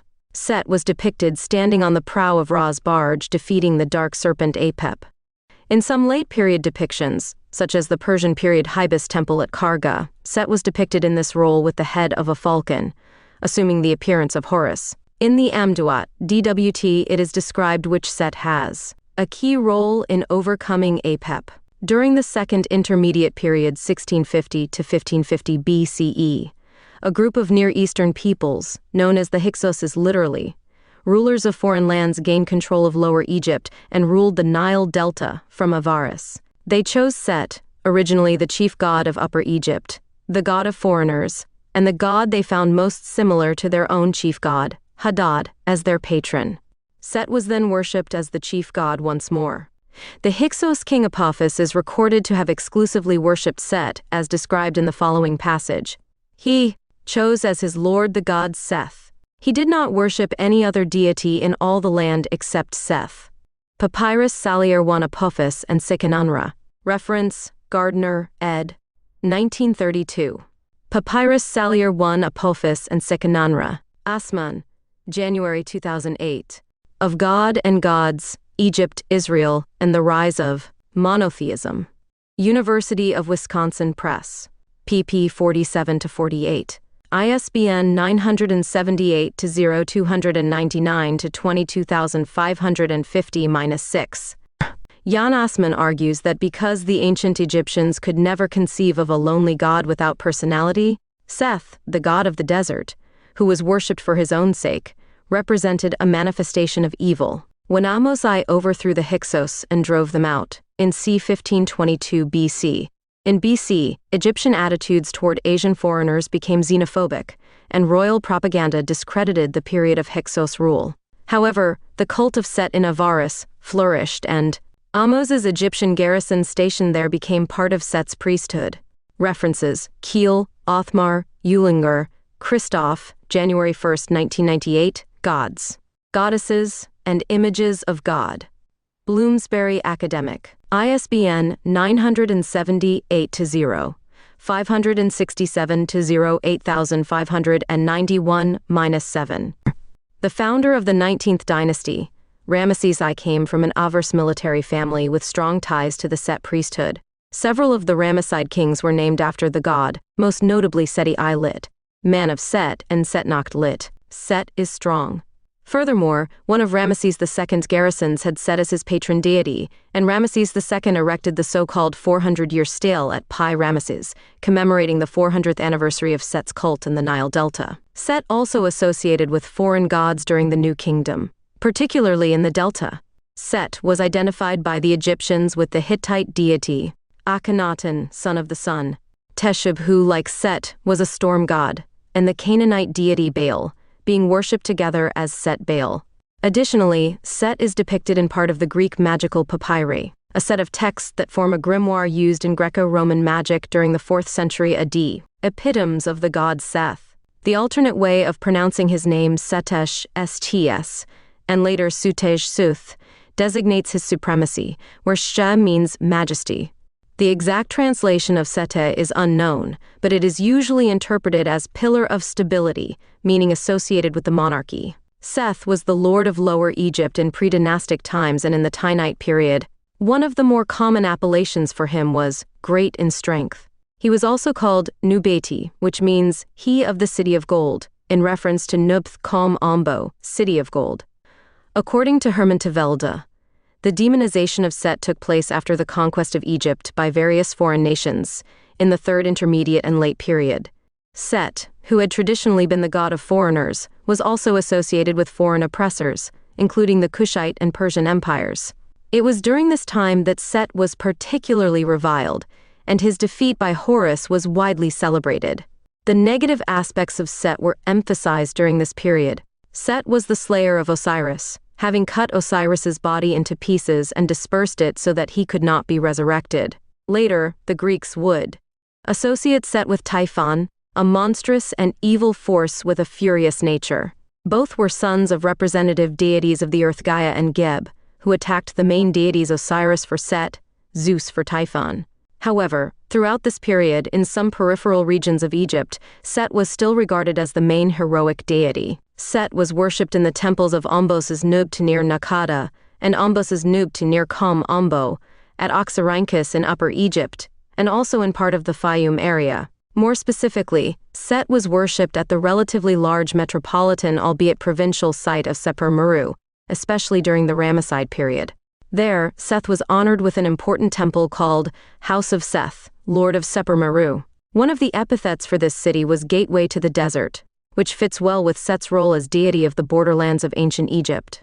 At Seper Meru, Set's temple precinct included a small secondary shrine called the House of Seth, mighty is his mighty arm, and Ramesses II himself built or modified a second land-holding temple for Nephthys, called the House of Nephthys of Ramses, Mariaman, Referencia, Kateri, 1989, p. 216. The two temples of Seth and Nephthys at Seper Meru were under separate administration, each with its own estates and profits.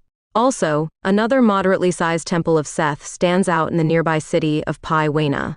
The close association of the temples of Set with the temples of Nephthys in the key peripheral towns of this milieu is also reflected in the probability that another house of Set and another house of Nephthys existed. In the town of Su, the entrance of the Fayum, Papyrus Bologna preserves one of the most vexing complaints made by a Pramhab, prophet of the house of Seth in the now-lost city of Punajam, the Sweet Place. In the Papyrus Bologna text, the beleaguered Prime Hab laments the improper taxes for his own temple, the House of Seth, and goes on to lament that he also bears responsibility for the ship, and I am also responsible for the House of Nephthys, along with the remaining bunch of temples in the district. Referencia, Papyrus Bologna, 1094, 5, 8-7. The donkey's head suggests the derisive accusation of onolatry adoration of a donkey, which was then directed against Christians. Tertullian, writing in the late 2nd and early 3rd centuries, notes that Christians and Jews were accused of worshipping an ass-headed deity. He also mentions a Jewish apostate wearing a caricature of a Christian with the ears and hooves of a donkey, titled Deus Christianorum Onocoetes, or the God of the Christians begotten of a donkey. Other less likely but plausible interpretations suggested that the graffiti represents the worship of the Egyptian gods Anubis or Set, or that the person depicted in the graffiti would be in a Gnostic ceremony involving a horse-headed figure. Taking into account that the religiosity of the Semitic people of Avaris is strongly influenced by Egyptian religiosity, creating a cultural amalgam or cultural cognate between Semitic and Egyptian gods that over the centuries was fundamentally transformed after the expulsion in the culture of the people of Israel, after the Exodus that seen in the light of the facts was an expulsion, and where in the city of Avaris, a Semitic enclave of Hyksos, a single god was worshipped, Seth as a golden donkey. References to Pi Ramesses, the city of Avaris refounded. In the Bible, the biblical book of Exodus mentions Ramesses as one of the cities that the Israelites were forced to work on. And they built for Pharaoh the storage cities, Pithom and Ramses, and from which they set out on their account of Exodus. Departure. The children of Israel departed from Ramesses to Succoth. It is understandable that this Ramesses was identified by a first generation of biblical archaeologists with the Ramesses of Ramesses II. When the 21st dynasty moved the capital to Tanis, PPI Ramesses was largely abandoned, and the old capital became a quarry for rebuilding old monuments or building new ones. But his name was not entirely forgotten, as it appears on a list of 22nd dynasty cities, and it had a revival under 22nd dynasty Shishak I, the biblical Shishak, who tried to emulate the achievements of the Ramessides. The existence of the city as the capital of Egypt as late as the 10th century BCE makes the reference to Ramses problematic in the Exodus story, as a memory of the time of Ramses II. In fact, the shortened form Ramesses, instead of the original Pi Ramesses, was first found in texts from the first millennium. The Bible describes Ramses as a storage city, or store city. The exact meaning of the Hebrew phrase is not certain, but it has been suggested that it refers to the place of supply depots on or near the border. This description would be suitable for Python Tel Amashuta during the 6th century BCE, but not for the royal capital at the time of the Ramessides, when the closest border was in northern Syria. Only after the original royal function of Pi Ramesses had been forgotten could its ruins have been reinterpreted as a fortress on the border of Egypt. Fuente. Dunn, Jimmy. Contier, Ancient Pi Ramesses on Ingles. Consultado en noviembre 18, 2014. Referencia, John Van Cedars, The Geography of the Exodus. And John Andrew Dearman, Matt Patrick Graham, eds. The Land That I Will Show You, Essays on the History and Archaeology of the Ancient Near East in honor of J. Maxwell, Miller, Sheffield Academic Press, 2001, pp. 264-6. Nile Delta, A Review of Depositional Environments and Geological History. Geological. Society of London, Special Publications, 1989. V41, p. 99-127. Manley Bill, 1995, The Penguin Historical Atlas of Ancient Egypt, Penguin. Harmonsworth. Ahmose I, the founder of the 18th dynasty, conquered Avaris shortly before the Hyksos were finally expelled from Egypt. During his reign he erected a palace, built in part with bricks from the Hyksos citadel, which appears to have been used as a royal residence. The palace area was used until the reign of Amenhotep III, and possibly until the time of Ramses II. The city seems to have been abandoned after the expulsion of the Hyksos, although it may have been repopulated during the 19th dynasty, and, at that time, took the name of Pi Ramesses. During the 19th dynasty of Egypt, Avaris regained its past glory when Pharaoh Ramesses II founded his new capital on the old site. The city was named Pi Ramesses Anaktu, which means the house domain of Ramesses, great in victories. Pi-Ramesses or Pi-Ramesses I Nakhtu, that is, the house of the dominion of Ramesses Great in victories, was the new capital of Egypt built by Pharaoh Ramesses II of the 19th dynasty of Egypt, Ramesses the Great, who reigned from 1279 to 1213 BCE, in what is now the modern city of Kontir, near the ancient site of Avaris in the eastern Nile Delta. The decision to transfer his rule and residence from Thebes to the far north may have been motivated by geopolitical reasons. The eastern vassal states of the Egyptians are situated much closer, as is the empire's border with hostile Palestine. Diplomats and information would reach Pharaoh more quickly. The main body of the army was also garrisoned in the city and could be mobilized quickly. Pi-Ramesses prospered for a century, and poems were written about its splendor, and it is said that it once had 300,000 inhabitants. The decline of Egyptian influence abroad, in the 20th dynasty of Egypt, made the city less important. When the 21st dynasty of Egypt established its lower Egyptian capital elsewhere, at Tanis, northwest of Pi-Ramesses, the city declined. Referencias. Holiday, John S. Jr. 1997. The eastern Nile Delta during the Hyksos and pre-Hyksos periods toward a systemic socio-economic understanding. N. Eliezer D. Oren, ed. The Hyksos, New Historical and Archaeological Perspectives. University Museum, University of Pennsylvania. pp. 183 to 252. ISBN 978-0 924171 Grant Michael 2005. The Rise of the Greeks, Barnes & Noble. Books. ISBN 978-07607-7009. Beatak Manfred, 1992. Minoan wall paintings unearthed at ancient Avaris. Egyptian Archaeology. Bulletin of the Egyptian Exploration Society. N. Ingles 2, 26-28. s.wikipedia.org/wiki/Avaris. About the hymn to Aten. Probable source of several verses of the Christian Our Father. In the great hymn to the Aten, at least the beginning bears a certain resemblance to the supposed prayer of the blind man, one of the sources.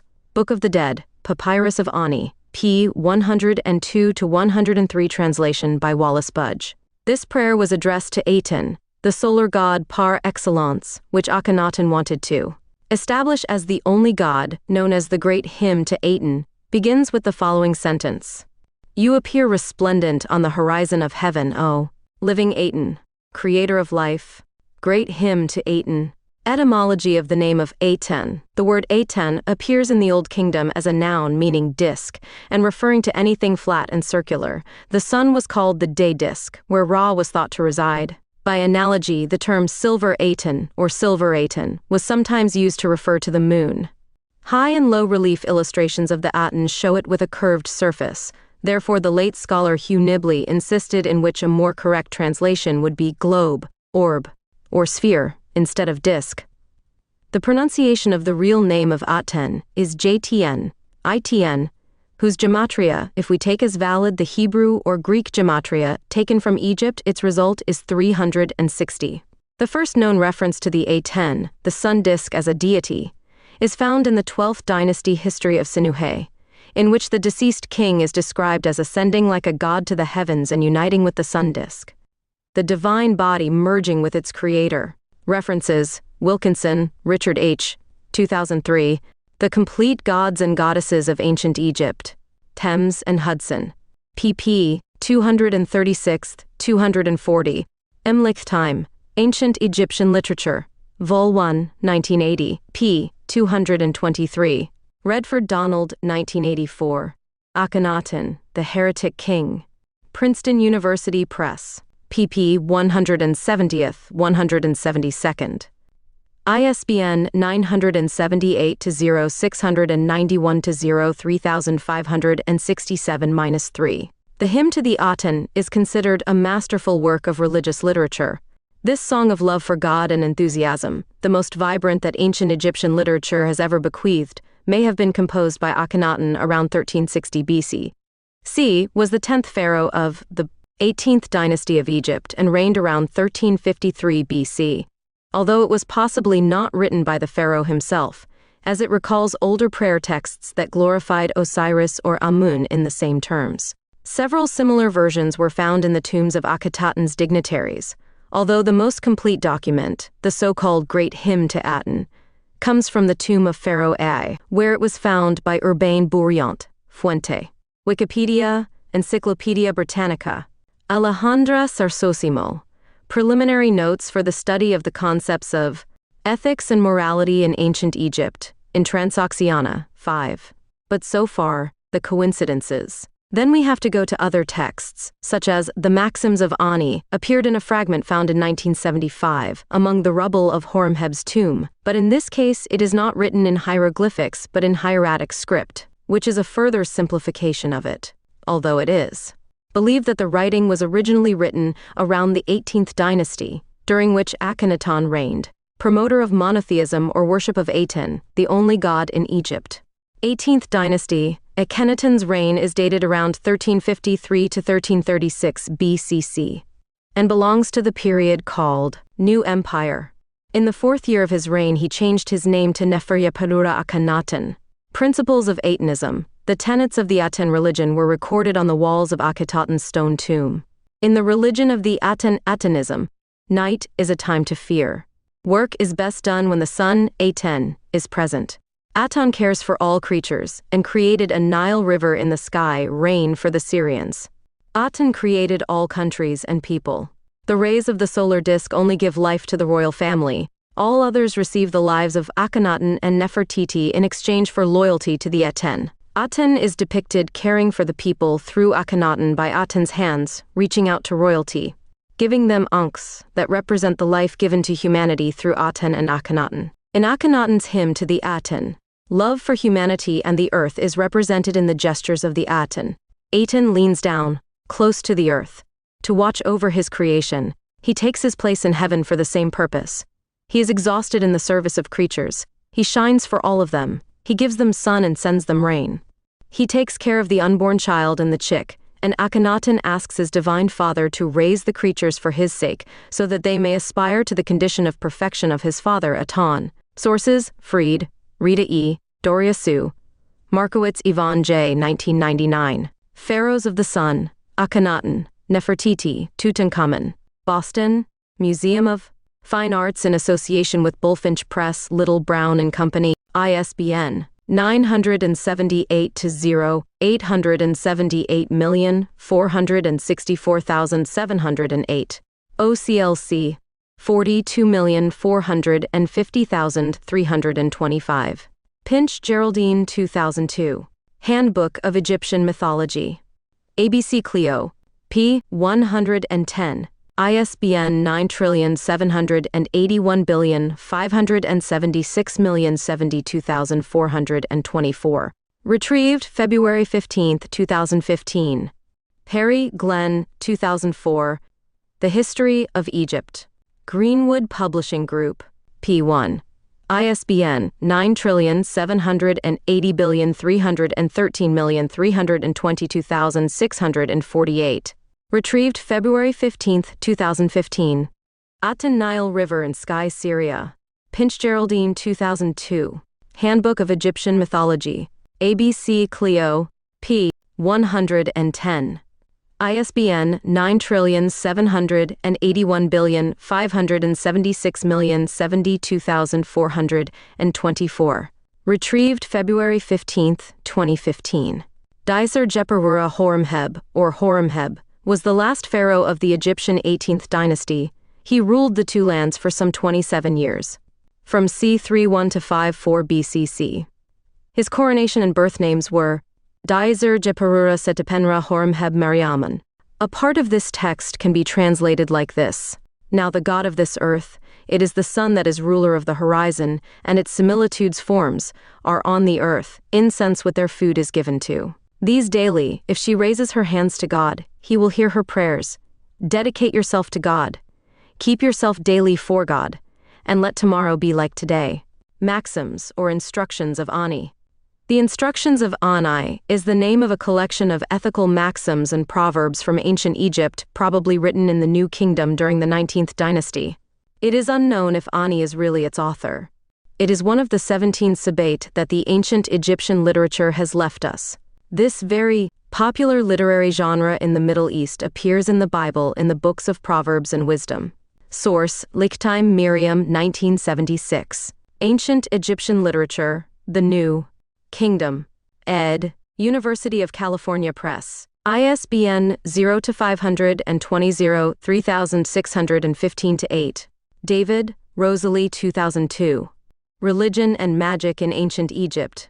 ed. Penguin. ISBN 0-14-0-26252-0. John Day et al., 1997. Wisdom in Ancient Israel. ed. Cambridge University Press. ISBN 0-521-62489-4. Jack Christian 1999. The Living Wisdom of Ancient Egypt. ed. Simon and Schuster. ISBN 0-671-02219-9. Vernus, Pascal 2001. Sagesse de l'Égypte pharaonique.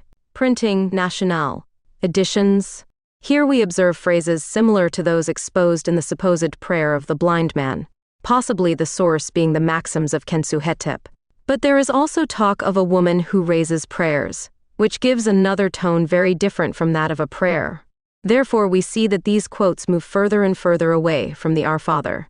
Another similar, more complete quote is found in another document, the Maxims of Kensu-Hetep, compiled around the year 1000 BC. Although possibly from the same time as the previous one, it reads as follows. The God is to magnify his name, the house of God an abomination against gossip. Pray with all the love of your heart all your hidden words. He will do your business, he will listen. To what you say and receive your offerings, your God gives existence, God judges the truth. When you make offerings to God, beware of abominable things, observe with your eyes. His dispensations, he gives life to millions of forms, he magnifies those who magnify him. The God of this earth is Shu, the ruler of the horizon, his similitudes are on earth, and for these incense and offerings are given daily. I gave you your mother who took you and without any help from me. When you were born she was under the yoke. For 3 years her breasts were in your mouth. Now that you have grown, you have become a man. Do not make it necessary for her to suffer. Because if she raises her hands to God, he will listen to her and will punish you. Dedicate yourself to God. Keep well for God daily, and may tomorrow be like today. Maxims of Kensu-Hetep, translation E. Wallace Budge. The Christian version was not much more than, like everything else, an amalgamation of Jewish beliefs, with a strong Greek interpretation of the Egyptian world. It is possible that the Our Father is a conglomerate of pre-existing prayers, its author the writer of Matthew, mixed Jewish prayers to compose this work that we know as Our Father, and of which there are hardly any early Christian references. Comparison with Psalm 104. In his 1958 book Reflections on the Psalms, C.S. Lewis compared Akhenaton's hymn to the Psalms of the Judeo-Christian canon. James Henry Breasted noted the similarity to Psalm 104, which he believed to be inspired by the hymn.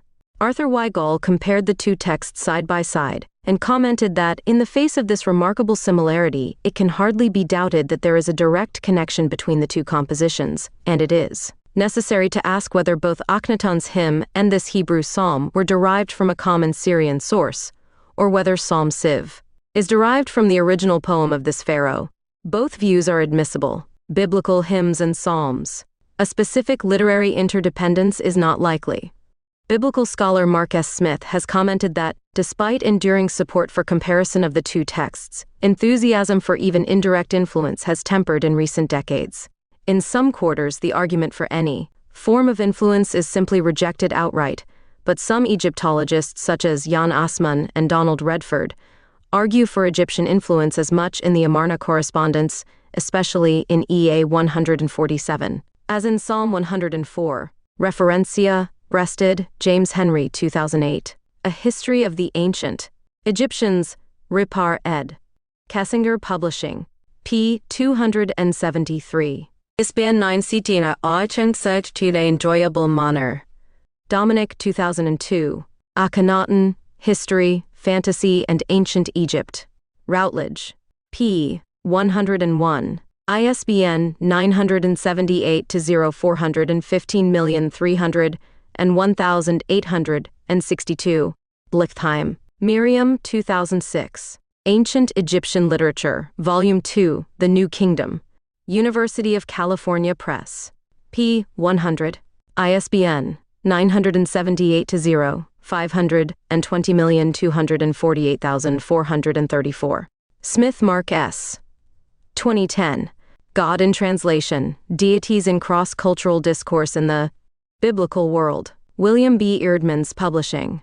p. 70. ISBN 978-0-802,864,338. Retrieved July 8, 2017.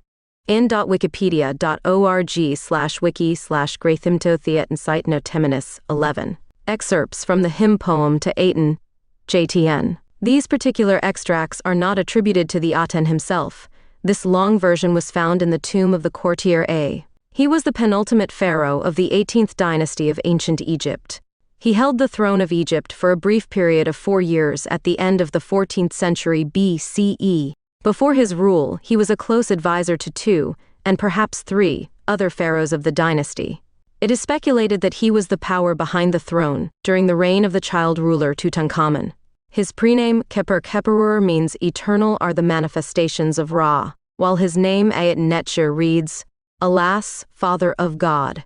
Records and monuments that can be clearly attributed to A are rare, both because his reign was short and because his successor Horemheb instigated a damnatio memoriae campaign against him and the other pharaohs associated with the unpopular period from Amarna. Fuente and .wikipedia.org/wiki/a pharaoh.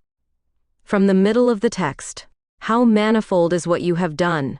They are hidden from the face of man. Oh, only God. Like who there is no other. You created the world according to your desire. While you were alone, all men, cattle, and wild beasts. All that is on earth, walking on its feet from him, and what is on high, flying with its wings. The countries of Syria and Nubia, the land of Egypt. You put everyone in their place, you meet their needs, each one has his food, and the time of his life is counted. His tongues are separated in speech, and their natures too, their skins are distinguished. How do you distinguish foreign peoples? You make a Nile in the underworld, you give birth as you wish to keep the people of Egypt, as you made them for yourself, the Lord of them all, tiring himself with them, the Lord of all land, rising up for them. The Aten of the day, great in majesty. From the last part of the text, translated by Miriam Lichtheim. You are in my heart, there is no other who knows you, only your son, Nefer Khepur, sole one of Re Akhenaton, to whom you have taught your ways and your power. Those on earth come from your hand just as you made them. When you have dawned, they live. When you wear, they die. You yourself are for life. He lives for you. All eyes are on your beauty until you wear. All work ceases. When you rest in the west, when you get up, you agitate everyone for the king. Every leg is in motion since you founded the earth. You wake them up because of your son who left your body. The king who lives by Mat, the lord of the two lands, Nefer Khepur, unique of Re, the son of Re who lives by Mat. The lord of crowns, Akhenaton, great in life. And the great queen whom he loves, the lady of the two lands, Nefer Aten Nefertiti, living forever. Reference, Pritchard, James B. ed. The Ancient Near East, Volume 1, an anthology of texts and pictures, Princeton, New Jersey, Princeton University Press, 1958, pp. 227-230, Lichtheim. Miriam, 2006. Ancient Egyptian Literature, Volume 2, The New Kingdom. University of California Press. p. 90. ISBN 978-0-520,248,434. Chapter 125 of the Book of the Dead Negative Confessions has a marked similarity to the Christian Our Father. Similar sentences can even be observed, but in a different order, within those known as negative confessions. Egyptian Book of the Dead. These possibly throughout the 7th and 4th centuries BCE.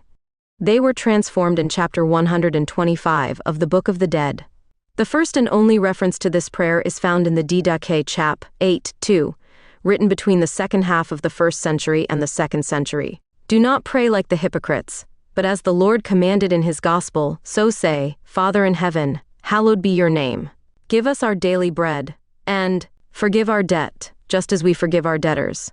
And lead us not into temptation, but save us from evil, for yours are the power and the glory forever. Akhenaton, son of the sun. The problem with this one is that it is impossible to establish its dating, whether it was before the Gospels or later.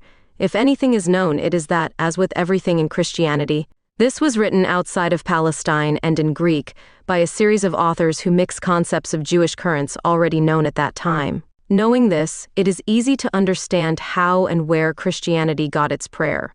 The prayer, hallowed be his name, is a common and very frequent prayer, which is repeated in numerous texts of Judaism, such as the Jewish Kaddish. May his great name be hallowed to him in the world he created, according to his will, and may he establish his kingdom quickly and soon. In fact, the first and main part of the Our Father is a prayer for the arrival of the kingdom of God, exactly the same as in the Kaddish. The invocation Father, Abinu or Abba, is also common in the Jewish liturgy. For example, in Blessings 5 and 6 of the Amidah or Shemot Ezra, 18 blessings, which according to tradition were composed during the Second Temple period 6th century BCE 70 CE. In fact, in Hasidic circles, the invocation Our Father who art in heaven was quite frequent. Danos hoy el pan de cada día está tomado del Tanaj, concretamente de Proverbios 38. Un texto compuesto entre los siglos 6 y 13. Vanity and lying word away from me. Give me neither poverty nor riches. Keep me from the bread that I need, lest I get sick of you, and deny you, and say, Who is Jehovah? Or it is not that being poor steal and blaspheme the name of my God? Forgive your neighbor if he has hurt you, then your sins will be forgiven, was taken from a deuterocanonical book called The Book of Wisdom of Jesus, son of Sirach, a Jewish text from the 2nd century BCE, also known as Ecclesiasticus chapter 28. The book is named after its author, a Hellenized Jew from Alexandria named Shimon ben Yeshua ben Eliezer ben Sirach, Jesus ben Sirach. Forgive your neighbor the wrong, and as soon as you ask, your sins will be forgiven. Although there is no the Lord's Prayer in Mark, the author of Mark in 29-30 says that one of the scribes asks Jesus, What is the first commandment? And the demigod of early Christianity asks him, gives a Jewish answer. Mark 12:29. The first of all commandments is, Hear Israel, the Lord your God is one. The author of Luke adds to this the answer that Jesus gives him one of his disciples, who had seen him praying, speaking only if we believe in the Trinity. Teach us how to pray. The disciple asks him in that story, and the answer is the short version of the Lord's Prayer found in Luke. The author of Matthew remodeled Luke's sentence, turning it into the one we all know. In short, the Lord's Prayer was derived from earlier Jewish sources. The Our Father, far from being the unique and original evidence of a God-man, is nothing more than a set of reprocessed Jewish invocations, composed in a significant format and originating from Judeo-Hellenic syncretism and, in this in turn, in its origin, from Helleno-Egyptian syncretism. Comparison with the Egyptian prayer known as the blind man's prayer and the Christian Our Father that we all know. Prayer of the Blind 1000 AEC Our Father, Matthew. The God of this earth is the ruler of the horizon. Our Father, who art in heaven. God is to make his name great, dedicates it to the worship of his name. Hallowed be thy name, gives its existence to God. He will do your business, the likeness of him is on earth. Let your kingdom come. Your will be done on earth as it is in heaven. God is given incense and food daily offerings. Give us today our daily bread. God will judge the true and honest and forgive our debtors. Forgive our offenses as we also forgive those who offend us. Guard against the thing that God abominates. Preserve me from evil. Lead us not into temptation, and deliver us from evil. God is the King of the horizon, of power and of glory. He increases, he whoever increases it. Allow me to be tomorrow like today. In the Book of the Dead, translation by Wallace Budge. In the Papyrus of Ani, Wallace Budge translates one of the Egyptian versions of the maxims of Ani Kensu Hetep. God is to magnify her name. The house of God, what he hates, is a lot to talk about. Pray with a loving heart whose requests are all secret. He will do your business, he will listen to what you say, and he will accept your offerings. The name of Aten, the solar god as a disk or solar sphere, was spelled by royal decree of Akhenaton. His name was not pronounced, and apart from the 5th year of his reign, it was not allowed to worship him in the form of a symbol, only spell the name of the give your God existence. God will judge what is fair. When offering to your God, beware of the things that he abominates. Oh, look with your eye at his plans. Dedicate yourself to worshiping his name. It is he who gives souls to millions of forms, and magnifies those who magnify him. Now the God of this earth is the sun who is the ruler of the horizon, and the likenesses of him are on the earth. Incense is given with their food offerings to these daily. If she, your mother, raises her hands to God, he will hear her prayers and rebuke you. Give yourself to God, save yourself every day for God, and be tomorrow like today. Budge además expone la oración al Padre y añota que debe consultarse el papiro de Mariette. In chapter 125 of the Book of the Dead, Negative Confessions, similar sentences can even be observed but in a different order, within those known as negative confessions. These, possibly throughout the 7th and 4th centuries BCE, they were transformed in chapter 125 of the Book of the Dead. Note: you can also see the transcript in English of that chapter 125 on Richard Hooker's website. Sources: translation of the Egyptian Book of the Dead, Ani Papyrus, Wallace Budge, www.atioagnostico.com/Analysis Biblico/Oración del Ciego vers Padre Nuestros. Akhenaton, son of the sun. On debts, a form of LA or borrowed time, different Jewish circles rejected the mockery of debt forgiveness through the prosbul. It is the case of the Essenes. The Dead Sea Scrolls repeatedly condemn seekers of easy interpretations, zealous for wealth. A century later, during the rebellion against the Roman Empire, the Zealots turned to direct action. They set fire to all deeds of debtors and creditors. The debate on the forgiveness of debts that debtors could not pay was a public issue of the first order.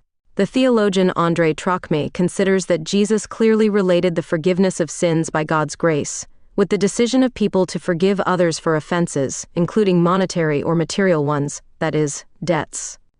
This is how Matthew 18:23-35 puts it. In the parable of the heartless servant. In the Gospel of Matthew 6:12, all the Greek manuscripts use the form corresponding to the words debt openua ophailama and debtor phi psiloniota lambda toeta opilates omicron phi epsilon lambda psilon to alphiota, to omicron the debtors, and also the verb I forgive. Nar greater than a pinu aphiemi, generally used for the forgiveness of monetary or material debts, and whose noun epiok aphesis is repeatedly used by the Greek Bible or Septuagint as a translation of jubilee or liberation, v.g. Leviticus's, and by Luke 4:18-19 to refer to the liberation of the captives and liberation of the oppressed, when Jesus proclaims the year of favor of the Lord, also alluding to Sabbath years and jubilee, but without referring to its legal celebration, every 7 or 50 years, but as the fulfillment of the messianic promise starting today, Luke 4:21. The different versions of the Vulgate translated into the Our Father in Latin, debita det and debitoribus debtors. Although in Matthew 6:14-15 Jesus speaks of offenses, pi alphar hopatao megamu alpha parapioma, it is strange that after 2,000 years several churches, 34, decided to modify the verse when praying Matthew 6:12, and thus try to eliminate Jesus' explicit reference to forgiveness of monetary debts. In fact, the version of Luke 4:21 requests the forgiveness of sins, alpha mualfar hotaliotalpha amartius. For we also forgive everyone who owes us, omicron phi epsiloniota lambda omicron utaliota ophelanti. Already Luke 6:34-35 has declared that it is not meritorious to lend to those from whom one expects to receive, and has claimed the need to lend without expecting anything in return. Another selection of Ani's maxims, far from the original text of the Our Father, but with a marked moralizing tendency and prayer towards God. Selection of maxims. Translation of Christian Jack, The Living Wisdom of Ancient Egypt. The truth is sent by God. p. 21. Even though he is an important person, a man whose nature is evil doesn't know how to stay upright. p. 31. Akhenaton, son of the sun. Celebrate the feast of your God at the right time. God is not happy if he is neglected. p. Be careful to avoid the mistake of lying. It prevents you from fighting the evil within you. p. 79. Choose what is good to say and keep the p. 79. Keep a heart full of love whose words remain hidden. He, God, will provide for your needs. He will listen to what you say, your offering will be acceptable to him. P81 can master their own nature if the wisdom they have been taught has made their nature balanced. P85. A lazy man never makes up his mind to do anything. He who knows how to plan is worthy of consideration. P90. Repay abundantly the bread your mother gave you. She supports her as she did. P106. Pour out the libation water of your father and your mother, who rest in the valley of death. The gods will bear witness to this just act. P106. Despise the woman who has a bad reputation in her city. Don't look at her as she walks by. Don't try to sleep with her. P108. Marry a woman while you are young, and let her have children while you are young. P112. Akhenaton, son of the sun. Build your own house, and don't assume your parents' house will come to you by right. P113. Do not sit while there is a person standing who is older than you, or whose rank is higher than yours. P123. You will know happiness if your life passes within the limits established by the will of God. P124. Do not fill your heart with the desire for the goods of others, but rather worry about what you have built for yourself. P132. When death comes, embrace the old man like a child in the arms of his mother. P152. The originality of these teachings is in its epilogue. Ani debates with his son Jansuhotep about the need for learning. After the son has justified his laziness and his refusal to learn in fate and his innateness, Ani replies, "The bent wood is left in a field. After it is exposed to sun and shade, the carpenter will try to straighten it and make the cane." Another example of moralizing writings is the Maxims of Tahotep. Maxims of Tahotep. Tahotep was vizier of Didkara Isesi, and his advice was compiled by his grandson, Tahotep Shefi, using hieratic script. The work begins with a brief introduction by Tahotep Shefi 118, assigning the authorship to his grandfather, and then continues with his grandfather's words, which explains that he has dedicated his life to achieving wisdom, but adds that full knowledge is never achieved. Years go by, old age has come, fragility comes, weakness grows, one sleeps all day like children. The eyes are clouded, the ears are deaf. With fatigue the strength diminishes, the mouth, silenced, does not speak, the heart, empty, does not remember the past, bones ache, good is bad, the taste is gone, what the years do to people it's bad in every way. Do not boast of your knowledge, nor be proud because you are a wise man. Take advice from the ignorant in the same way that of the sage, for the limits of art have not been reached, nor is there a craftsman who has acquired perfection from it. Among many behavioral tips, Tahotep explains that for a man to be fair, he must be able to control himself, both with superiors and with inferiors in rank. And he gives advice on how to deal with rowdies or slanderers. Observe the truth and do not pass it by, that the outpouring of the heart is not revealed. Do not slander any people, great or small. It is what the Ka abominates. He implies that whoever achieves knowledge does so thanks to the energy of his Ka, and orders his son to obey his superiors to achieve prosperity and life in the other world, since the Ka of each man depends on the Ka of the pharaoh. Bow your back to your superior and to your overseer of the royal house. Your house will remain with his goods, and your reward will be in its place. It is a miserable man who faces a superior. He ends up thanking Pharaoh for having granted him a long life.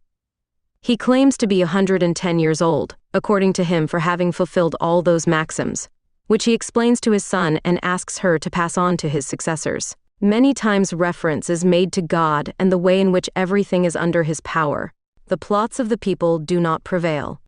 God's command is what prevails. On another occasion, whoever listens is loved by God. Who does not listen is hated by God. The heart makes its owner one that listens, or one that does not listen. Life, prosperity, and health are the heart of a person. Hymn to Aten. You appear full of beauty on the horizon of the sky-living disk, that you start life. As you rise above the Levante horizon, you fill the countries with your perfection. You are beautiful, big, bright, high above your universe. Your rays cover the countries to the end of what you created. Because you are the sun, you have conquered them to their ends, and you hold them for your son whom you love. No matter how far you are, your rays touch the earth. You are before our eyes, but your path remains unknown to us.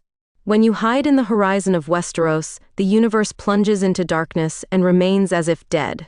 The men sleep in their dwellings with their heads covered, and no one can see his brother. The world lies silent. It is that the creator of him rests behind the horizon. But at dawn, since you rise on the horizon and you shine, disk of the sun, during the day, you expel the darkness and radiate your rays. So, the double country is a party. Akhenaton, son of the sun source. Hymn to Aten. Translation by Guillermo Fatas. There is another, longer version of the great hymn to the Aten found in the Tomb of Ata 25. Tomb of A, West Wall translation, Hari Robert. New Kingdom, Amarna period, The Great Hymn to Aten, Leiden, Brill, 1985. Translation, Adoration of Ra-Horati, who appears in glory on the horizon, in his name of Shu, who is the Aten, who lives forever. The great living Aten, who is in his jubilee, the Lord of all that the disk encompasses, Lord of heaven, Lord of earth, Lord of the abode of the Aten in Akhenaton, and adoration of the king of Upper and Lower Egypt, who lives by Mat, the Lord of the two lands, Neferjeperura Wainra, the son of Ra, who live for Mat, the Lord of crowns, Akhenaton, enduring in life and worship his beloved great queen, the mistress of the two lands, Neferu, Aton Nefertiti. May he live fully in health and youth forever. The vizier, the fan-bearer to the king's right, alas, says, You appear resplendent on the horizon of heaven, O living Aten, creator of life. When you dawn on the eastern horizon, you fill all the regions with your perfection. You are beautiful, big, and bright. You rise above all lands. Your rays cover the regions up to the limit of how much you have created. Being Ra, you reach his limits, and you dominate them for this beloved son of you, Akhenaton. No matter how far you are, your rays are always on the earth. Even if you are seen, your steps are unknown. When you hide on the western horizon, the earth darkens as if death were coming. He sleeps in the chambers, with his heads covered, and what one eye does the other does not see. Even if his goods were stolen that are under his head, men would not notice. All lions come out of their den, all snakes bite, darkness comes. The earth rests in silence when its creator rests on the horizon. The earth lights up when you rise above the horizon, when you shine, like Aten during the day. When you throw your rays, the two lands celebrate it. Men wake up and stand on their feet, because you have awakened them. The bodies are purified, they dress, their arms adore your appearance.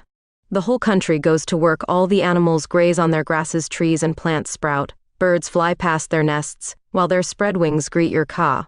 All herds jump on their feet, what flies and everything that settles lives when you stand up for them. Boats set out both north and south, paths open as you ascend, riverfish leap towards your face, and your rays penetrate to the center of the great green.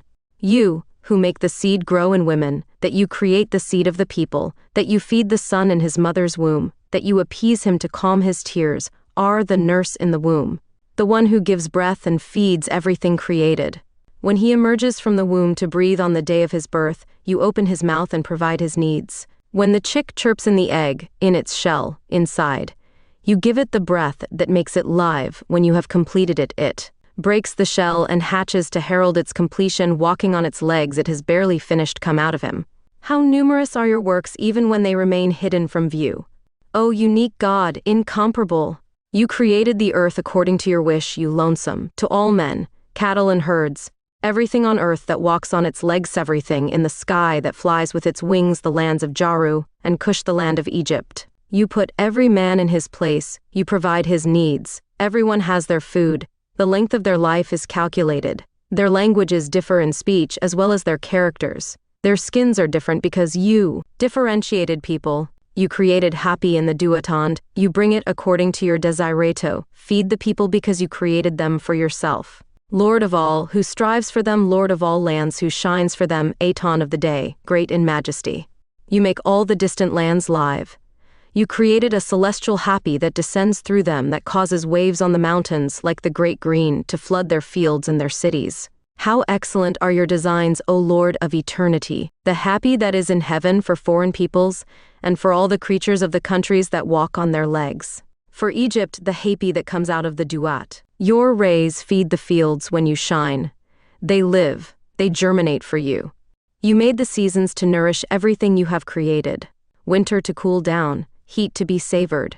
You created the distant sky to shine in it, to observe everything you did.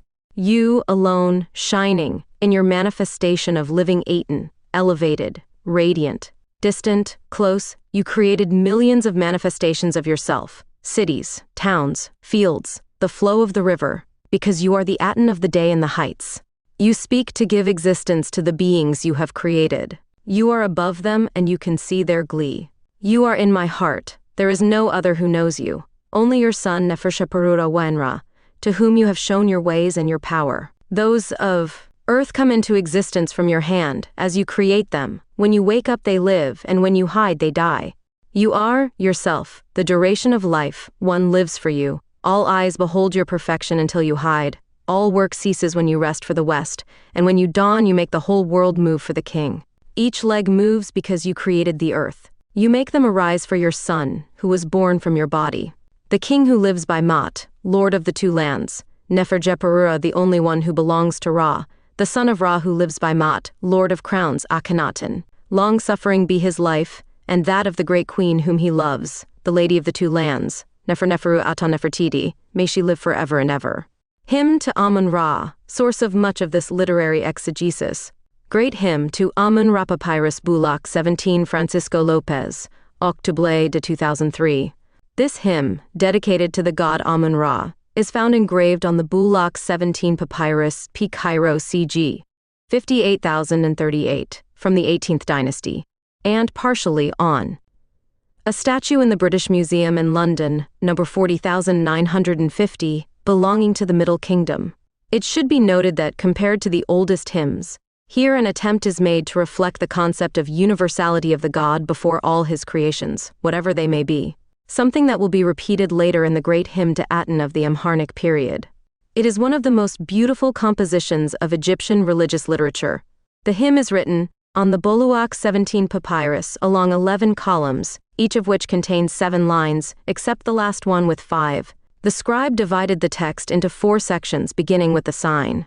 Great Hymn to Amun-Ra Papyrus Bulak 17. This hymn, dedicated to the god Amun-Ra, is found engraved on the Bulak 17 Papyrus P. Cairo CG 58,038, from the 18th dynasty, and partially on a statue in the British Museum in London, number 40,950, belonging to the Middle Kingdom.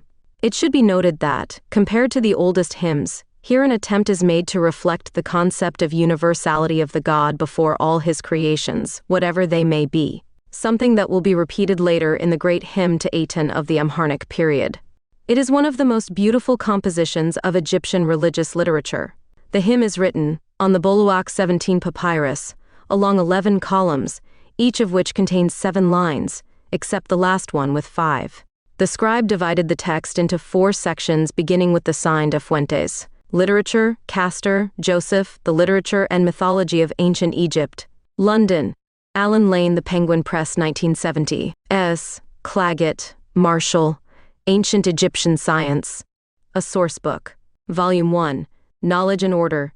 Take I, Philadelphia, American Philosophical Society, 1989.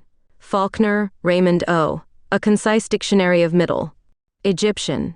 Grades. The basis of the translation is the publication of E. Gribaut's hieroglyphic text, Hymn A. Amun-Ra, and Joseph Castor's text, The Literature and Mythology of Ancient Egypt, although only part of Castor's work has been used, revised and expanding it with the bibliography cited at the end of the article. Hymn to Amun-Ra translation. Adoration to Amun-Ra, the bull that lives in Inu 119, chief of all the gods, the good god, the beloved who gives life to all that is warm, and to all good cattle. Hail, Amun-Ra, lord of the thrones of the two lands, who presides over Thebes, bull of his mother, the first of his fields, wide-striding, who is at the head of Upper Egypt, lord of the Medjai, and governor Hka of Punt, the greatest of heaven, firstborn SSW of earth, lord of all, who endures over all that exists, unique in nature to him among the gods, beautiful bull of the Ennead, chief Hry-TP of all the gods. Lord of Maat, father of the gods, who made humanity and gave rise to animals. Lord of what exists, who created the fruit tree? He created the grass and made the cattle live. Power that Pa shaped, the beautiful beloved youth, whom the gods praise. That he created what is above and below, the one who illuminates the two lands and crosses the firmament in peace. King of Upper and Lower Egypt, Ra, justified, the Lord of the two lands, of great strength, Lord of majesty's fight, creator of the earth, more illustrious in nature than any other god. From his beauty the gods rejoice, whom he is venerated in the great house, Pr, of glorious appearances in the house of fire, Prnsr, whose fragrance the gods love when he comes from Punt, richly perfumed when he descends from the land of the Medii, fair-faced, when he comes from the land of the god. The gods prostrate themselves at his feet, knowing that his majesty is his Lord, Lord of respect as end, the terrible of great power Ba and mighty appearance, who provides food and attends to the support. Praise to you, who created the gods, raised the sky and spread out the earth, the one who wakes up healthy. Min Amun, Lord of eternity NHH, who created the eternal DT, Lord of praise, who is at the head of the Ennead, firm with horns, with a beautiful face. Lord of the great, bearer of the double feather, endowed with the beautiful diadem and the tall white crown. The Mehen snake and the Uto snakes are on his face, the double crown, the Nemes and the blue crown. Of beautiful face when he provides himself with the Atef crown, beloved of the crowns of Upper and Lower Egypt, Lord of the double crown who carries the Aim scepter, Lord of the Miki's scepter, holding the scourge, sovereign beautifully crowned with the white crown, Lord of lightning, who gives birth to light, whom the gods praise. He gives his hands to those he loves, and throws his enemy into the fire. It is his eye that defeats the rebels, making the nun swallow his harpoon, and the serpent vomit what he has swallowed. Praise to you, O Ra, Lord of truth, whose chapel is hidden, Lord of the gods. Jepri in his boat who gave the order and the gods came into existence. Atum who created mankind, distinguished their natures and created their lives.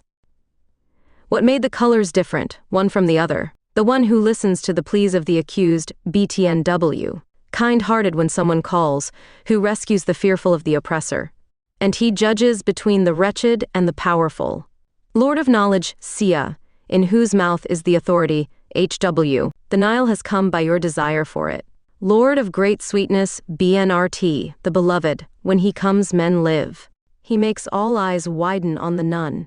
His beneficence has given birth to light. The gods rejoice in his beauty, and his hearts live when they see him. O Ra 120, worshipped at Karnak, from great. Akhenaton, son of the sun. Appearances in the house of the Benben 121, the one. From On. Lord of the festival of the 9th day of the month, in whose honor the feast of the 6th day of the month and the feast of the 4th of the month are celebrated.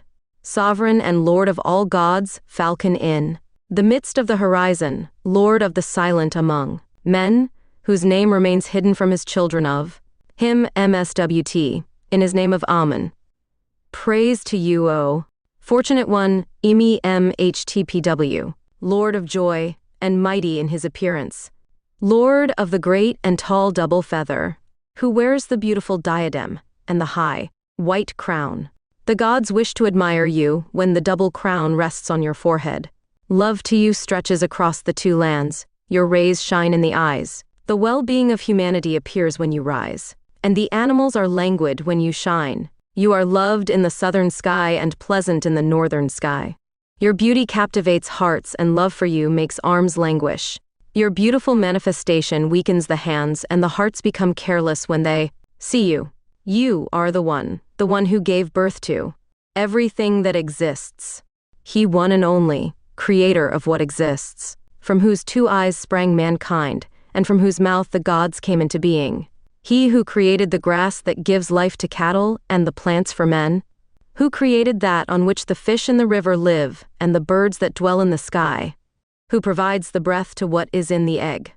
And he gives life to the offspring of the serpent, who creates that on which insects live, and likewise the worms and birds, the one who provides everything necessary for the mice PNW in their dens, and nourishes the birds in all the trees. Praise to you, who did all these things, the one and only, provided with multiple arms, who spends the night SDR awake, while all men sleep, looking for the best for his creatures. Amun, that endures, in all things. Atum and Horus of the double horizon. Praise you because you tire yourself 7-3 with us. Praises to you, because you created us. All the animals praise you. They praise you in every desert. As high as the sky, as wide as the earth, as deep as the great green. The gods bow before your majesty and extol the power Ba of their creator. They rejoice when the one who engendered them approaches and they say, "Welcome in peace, Father of the fathers of all the gods." That he raised the sky and placed the earth. That he made what exists, creator of all beings. O sovereign, chief of the gods, we revere your power Ba because you created us. We cheer you with joy because you have molded us. We offer you prayers because you tire yourself with us. Hail to you, creator of all that exists, Lord of Maat and Father of the gods, that you created humanity and animals, Lord of the grain, who provides sustenance for the animals of the desert. O Amun, bull of fair countenance, loved in Karnak, of great appearances in the house of Ben, crowned again in On, you who judged the two adversaries in the great hall, chief of the great Ennead, the one and only, without equal, the Heliopolitan, who presides in Thebes, he head of the Ennead of him, who lives day by Maat, dweller on the horizon, Horus of the east. The deserts by his will provide for him silver, gold, and true lapis lazuli, myrrh and incense mixed from the land of the Medjai, and pure myrrh for your nose. Of beautiful face when he comes from the land of the Medjai, Amun-Ra, lord of the thrones of the two lands, who presides in Thebes, he of On, who presides over his harem, the only king, unique among the gods, with multiple names, whose number is unknown. That dawns on the eastern horizon, and is hidden by the western horizon, that he defeats SXRW his enemies and is reborn every day. Thoth raises his eyes from him, and delights in his excellence. The gods rejoice in his beauty, and the Hetet monkeys exalt him. Lord of the boat of the night, and of the boat of the morning, that for you they cross the Nun in peace. Your retinue rejoices to see the enemy defeated, and how his members are cut down by the knife. The fire has devoured him, and his Ba is separated from his body. He has put an end to the serpent's path. The gods shout for joy, and Ra's retinue is happy. On is for joy. Atum's enemy has been defeated. Thebes is happy and On exultant. The Lady of Life is happy. The enemy of her lord has been defeated. The gods of Jer-Aha rejoice. The inhabitants of Letopolis kiss the earth. They see him strong in his power. Of the gods, Mat, Lord of Thebes. In this your name of creator of order, Lord of food, bull of provisions. In this your name of bull of the mother of him, the one who created all men and all things. In this thy name of Atum, Jepri, great falcon that brings joy to his chest, Sen-BT. With a beautiful face that makes the chest festive, MNDT, of pleasing figure and high diadem, with the two serpents raised on his forehead, that to whom the hearts of men draw near, humanity turns to him, when he gladdens the two lands with his appearances. Hail to you, Amun-Ra, lord of the thrones of the two lands, whose dawn loves the city of him Thebes. Reference Hymne Amonha de Papyrus Égyptien du Musée de Bulak paperback, September 22, 2012. French edition by Eugene Grebot, author, Ancient Egypt. History, Mythology and Literature, illustrated edition. By George Rawlinson, author, translator. Arthur Gilman, author. Gaston Maspero, author. Agnes Sophia Griffith Johns is author. Ia Wallace Budge, author, translator. Lewis Spence is author. Evelyn Paul, illustrator. Felix Bonfils, illustrator. Frederick Charles Cook, translator. James Teakle. Dennis's translator. Charles F. Horn, translator. Flinders Petrie, translator. James Henry Breasted, translator. Amelia B. Edwards, translator. Donald Mackenzie, translator. Bibliography. The publication of the texts can be found in Mariette, Auguste, Les Papyrus Égyptiens du Musée de Bulak, Vis 2. Paris 1872, and Grebot. E. Hymnen et Amun-Ra. Paris, 1874. Asman, Jan, Ägyptische Hymnen und Gebete. Zurich and München, Artemis Verlag, 1975. Claggett, Marshall, Science of Ancient Egypt, a Source Book. Volume 1. Knowledge and Order. Volume 1-2, Philadelphia, American. Philosophical Society, 1989. Erman, Adolphe, The Ancient Egyptians. A reference book of his writings. Translated by Aylward M. Blackman. New York, Harper and Row, 1966. Grébot e Hymne et Amarna. Paris, 1874. Hassan S. Hymnes religieux du Moyen Empire. Cairo, 1930. Castor, Joseph, The Literature and Mythology of Ancient Egypt. London. Allen Lane, The Penguin Press, 1970. Mariette, Auguste, Les Papyrus Égyptiens du Musée de Boulac, V2. Paris, 1872. Rodergy, Urkunden zur Region des Alten Ägypten. Jena, 1923. Wilson, John, Ancient Near Eastern Texts Relating to the Old Testament. J. Pritchard, ed. Princeton, 1950, 1955. Francisco Lopez and Rosa Thode. www.egyptologia.org/textos/hymnos/Amonragran. T. Akhenaton, son of the sun, he great universal architect. The real name of the Egyptian Book of the Dead is the Exit Gate at Noon Light. The Egyptians did not consider it a book, but in itself, it represented the ritual of ascent that linked the deceased with the god Pa. Osiris 122. This archetype is considered the main creative demiurge of all Egyptian cosmogenesis. His most important epithet is the Great Universal Architect, 123, protector and patron of builders and masons, as well as goldsmiths. Later he associated it with the figure of Vulcan in classical Rome, and with that of the god Hephaestus in Greece. The priests of the cult of Ptah were called Masons of the Universe. They were engaged in building the temples during the early dynasties.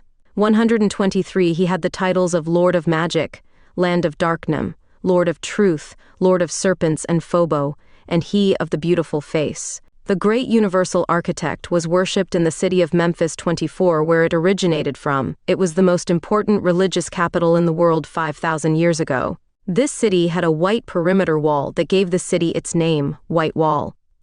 125. His relation to the Old Kingdom, as he is considered the inventor of the opening of the mouth ceremony. Since the first dynasties he is related to the god Sokar 126 as Tasukar, ruler of the underworld in the Saqqara necropolis. Together with the god Thought, they create the universe through the sound of their words, and over the millennia it was associated with the figure of Osiris, creating a new religious syncretism called Tahosiris Sokar. To the Pa archetype P127 he was 124. He is the most important of the Memphis gods, and assumed functions of Tenon. The other name by which the city was Khan, Hopa, mansion of the soul of Ta, could have given rise to the one Egyptos, which Homer used to designate both the river and the country. 125 Egyptian names: Inbu Bedi, Ani Te, Men Nefer and Hutkapta. Greek name, Memphis's Mepping. Biblical name, Noph or Mosh. Arabic name, Mit Rahina. In ancient Egypt it was known as Inabu Hedi, BD, White Wall. During the Middle Kingdom as Antroi, Balance of the Two Lands. Also as Men Nefer Nin, Stable and Beauty. Hellenized at Memphis and Hutkapta, but K3 PTB, the Temple of the Aft. 126 The god Solar appears in the Book of Doors as the highest deity of the underworld associated with the coming Jenkas of the city of Sake. 127 The name of Ptah may appear as Ptah or PTH. Its hidden and numerical meaning is related to the number 3.1416. The cube-shaped grapheme gives it to the character of Greek culture and the Pe character of Hebrew and Phoenician culture. For the Egyptian world the number was acted with the center of the earth and was seen as a cube of side 6 whose length is 3.1416.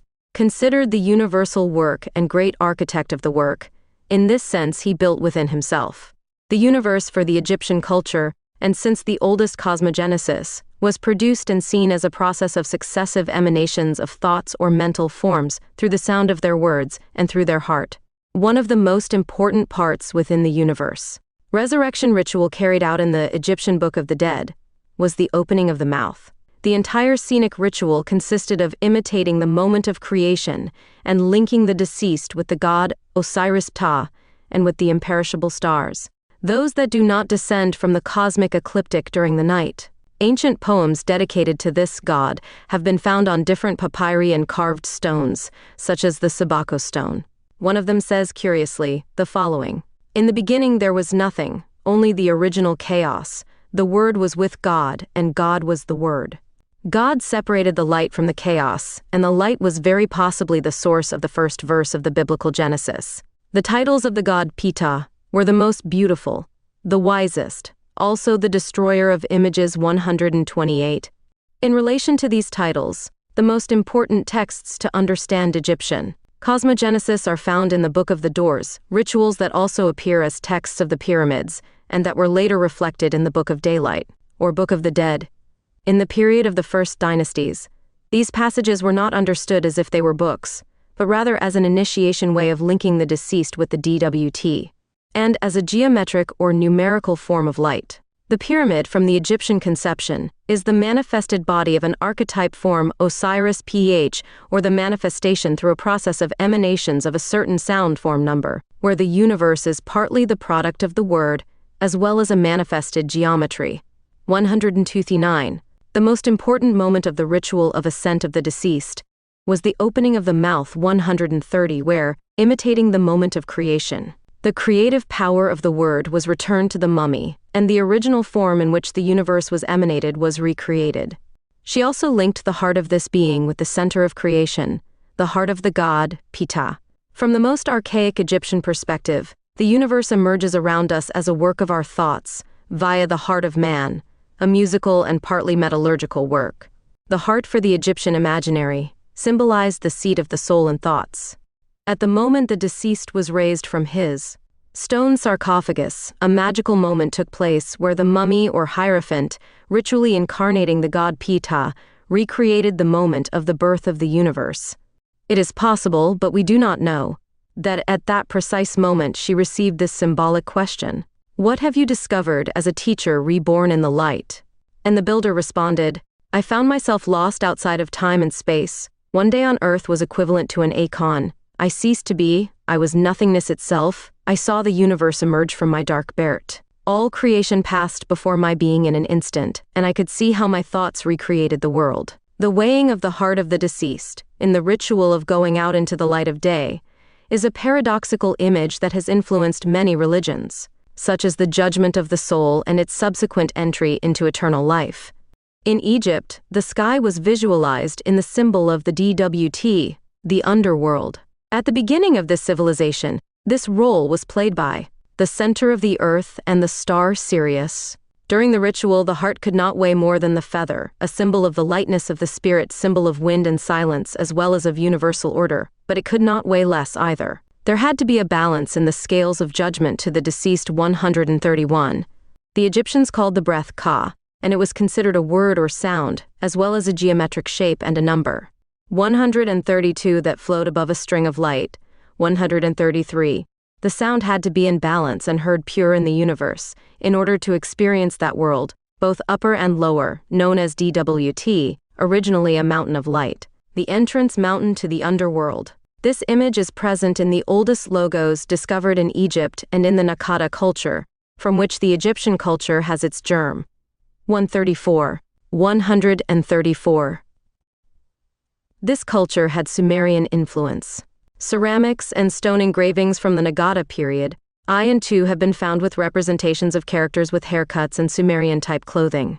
On 5 centimeters wide cubic ivory labels are the oldest writings in the world.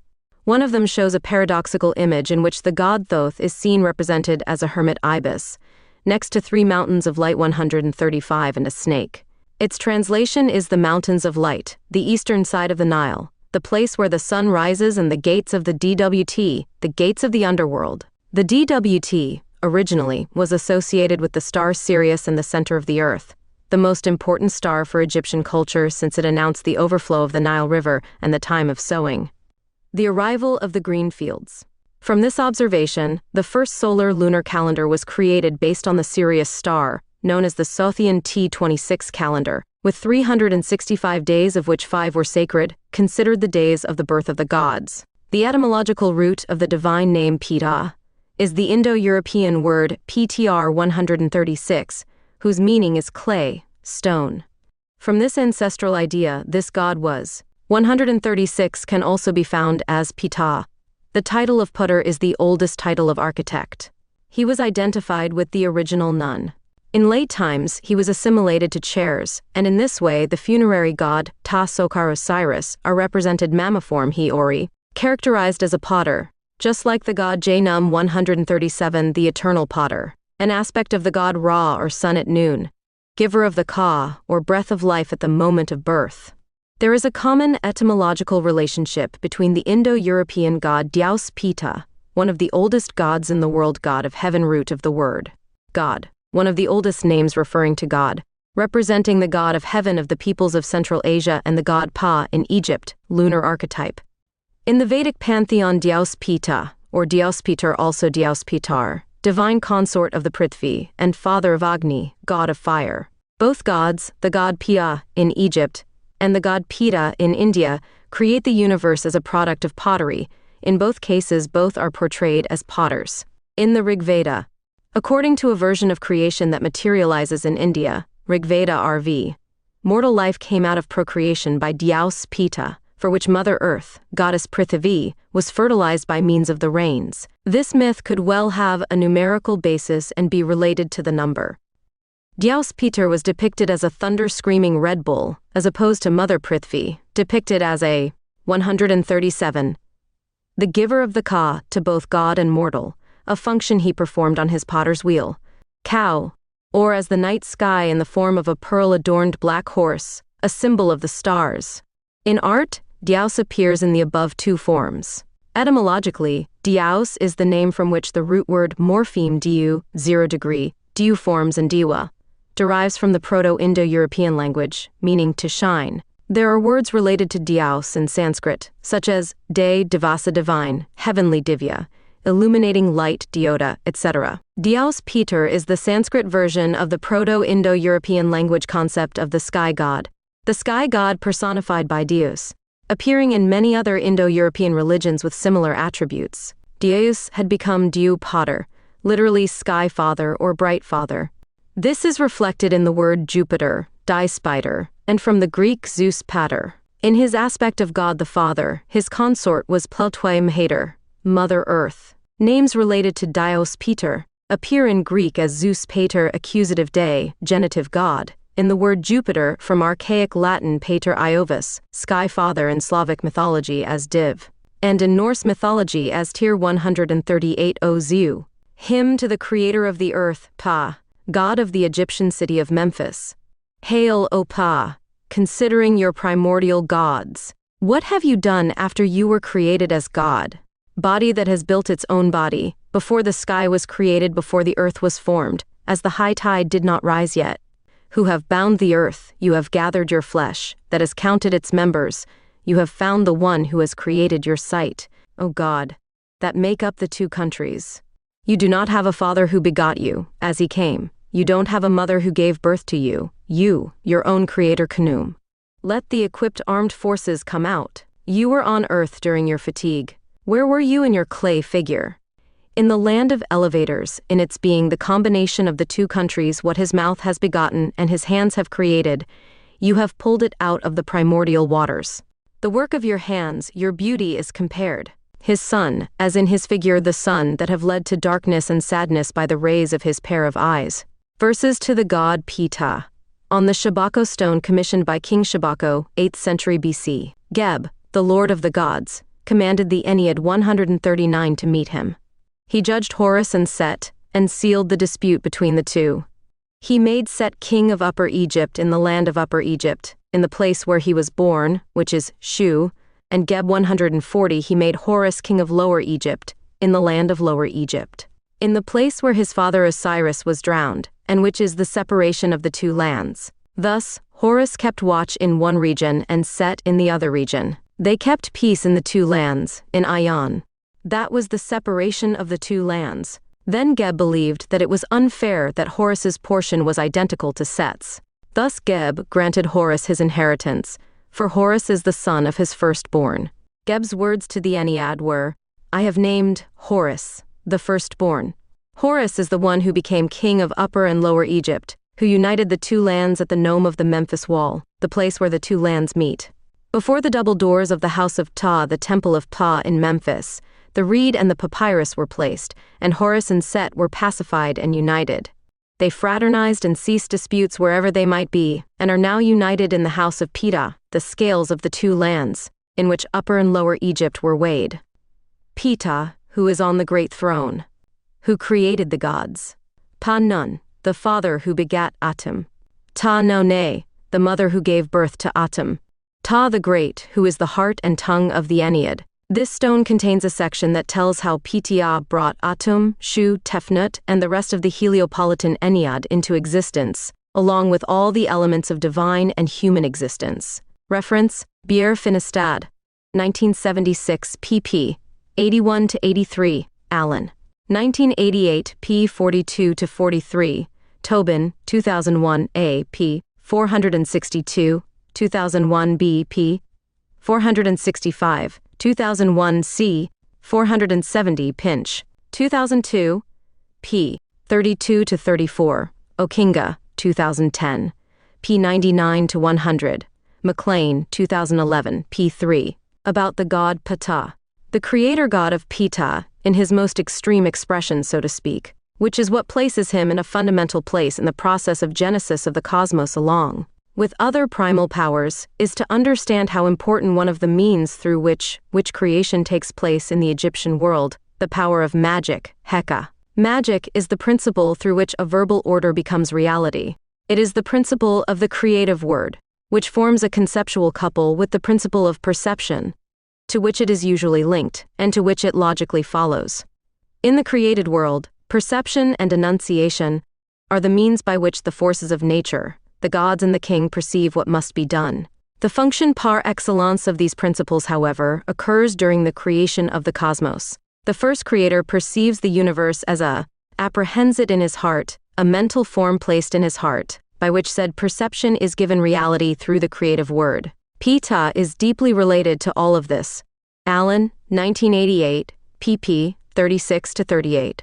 Sources mentioned above, from text CT 647, from a Ramesside stela, and from the Berlin hymn to Ptah, Allen, 1988, pp. 39-40. 1. I am the one who. You make the banks of the Nile Valley green, Lord of the Highlands, you make the Wadis green, the one who is over the Nubians, Asiatics, and Libyans, because the 9 arches have been gathered for me, and the totality has been given to me by the sun, Lord to the limit. I am south of the wall of him, ruler of the gods. I am king of heaven, distributor of Kas, who officiates over the two lands. Kas distributor, who gives base, demonstrations, Kas and beginnings. I am a distributor of Kas, and they live according to my action. When I want, I make it possible for them to live, there being none of them who can speak to me but the one who made that unique identity of mine. Because I am enunciation in their mouth and perception in their womb.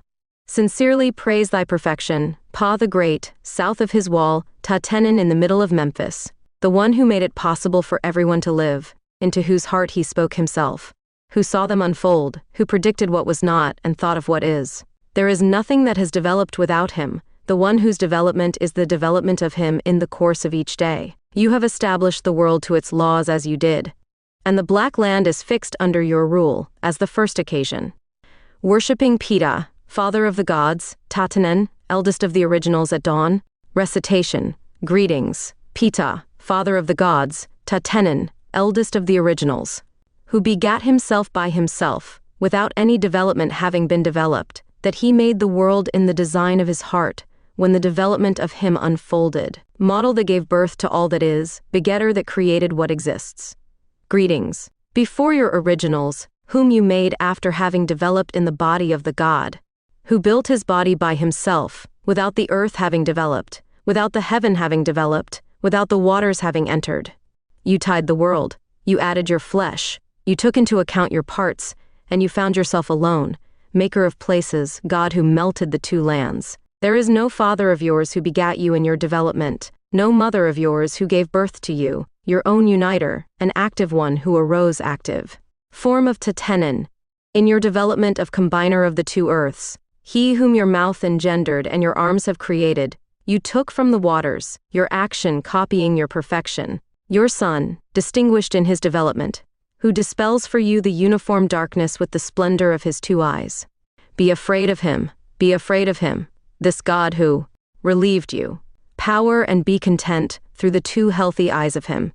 His words will be the balance of the 2 lands, without overlooking the declaration that he has made. The great name who puts up storms, who is feared by all when his bachelor of letters develops magic, who has control of the gods, whose respect is great in the Aeneid. His reckoning is in what he has begun, his control is between what has been done. Reference: brief approach to the creative function of the god Pia. The first 2 talk about the creative role of Pa as heart and tongue, and as Tatanen. The final section reiterates the main themes of the previous text, and connects Tia's mythology with the cycle of kingship. Allen, 1988, pp. 44-45. Here is a part of the first 2 sections of the mythology. From Pa Allen, 1988, pp. 43-44. Through the heart and tongue, something developed in the image of Atum, and great and important is Pa, who gave life to all the gods and his cause also through this heart and this tongue, through which Horus and Thoth became Pia, all the animals and all the reptiles that live, plan and govern whatever he wishes. His Aeneid is before him, in teeth and lips, that seed and those hands of Atum, for it is through his seed and his fingers that Atum's Ennead developed, but the Ennead is teeth and lips in this mouth that uttered the identity of all, and from which Shu and Tefnut emerged and gave birth to the Ennead, heart, and he is what makes every conclusion emerge. It is the tongue that repeats what the heart plans. Thus all the gods were born, also Atum and his Ennead, for it is through what the heart plans and the tongue commands that all divine speech has developed. Reference: brief approach to the creative function of the god Pita. Bibliography: Allen J.P., Genesis in Egypt. The Philosophy of Ancient Egyptian Creation Accounts. Yale University, New Haven, 1988. Berlandini, J. Tademiorge et l'exaltation du ciel revue. D'Égyptologie, 46, 1995, pp. 9-41. Pierre Finistad R. Pa. Creator of the Gods, Newman, Vol. 23, No. 2, 1976, pp. 81-113. Frankfurt H. The Religion of Ancient Egypt, an Interpretation, editorial. Laertes, Barcelona, 1998. Helk W., Westendorf W. Eds. Lexikon der Ägyptologie. Band 4. Megiddo Pyramiden, Otto Harasowitz, Wiesbaden, 1982. Hornung, E., The One and the Many. Egyptian Conceptions of Divinity. Editorial Trotta, Madrid, 1999. Akhenaton, Son of the Sun. This is how the masculine life principles were made and the feminine life principles were established, those who give all sustenance and all offerings. Through that word that does what I know is loved and what is hated. Thus life has been given to the one who is calm, and death given to the one who did evil. This is how all construction and all art was made, the making of the hands, the walking of the feet, and the movement of each member, according to what he governs what the heart thinks, what arises through the tongue, and what facilitates all. It has been developed that Pia is called he who made everything and made the gods develop, since he is Tatenen, who gave birth to the gods, from whom everything has emerged, food offerings and sustenance, God's offerings and every perfect thing. Thus it is found and it is recognized that his physical strength is greater than that of the gods. The villages of him, having founded their nomes, having placed the gods in their places of worship, having secured their offerings of bread, having founded their sanctuaries, having made their bodies resemble that which contains them. All kinds of wood, all kinds of mineral, all kinds of frit, everything that grows on it, in which they have developed. Thus were gathered in him all the gods and his cause. A close reading shows that the text is an exposition of Pita's role as a bridge between the intellectual principle of creation and its material realization in the substance of the created world. In the process of creation, the thought heart and the command tongue of the Creator act on the primordial monad to produce from it the forces and elements of the world, products that reflect the characteristics and substance of that from which they derive. This intellectual creative principle is Ptah, although its components can be identified separately as the forces embodied in the gods Horus's order and Thoth perception.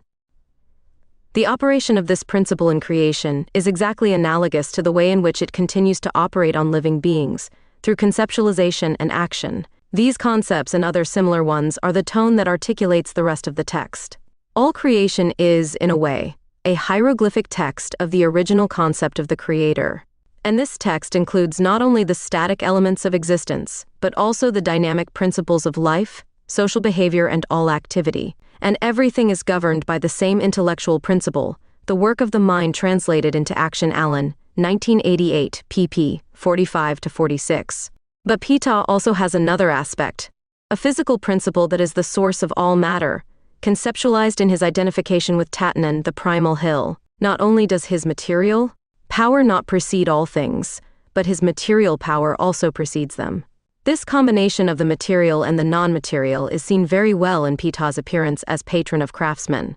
The construction of a building or a statue with a first intellectual process in which the original concept is present only in the mind of the craftsman, and a second material process in which the physical manifestation of that idea is carried out. When a stone block becomes a statue, for example, materially it remains the same after the process, but it has also transcended its original state. It is something that was not before, the representation of another reality.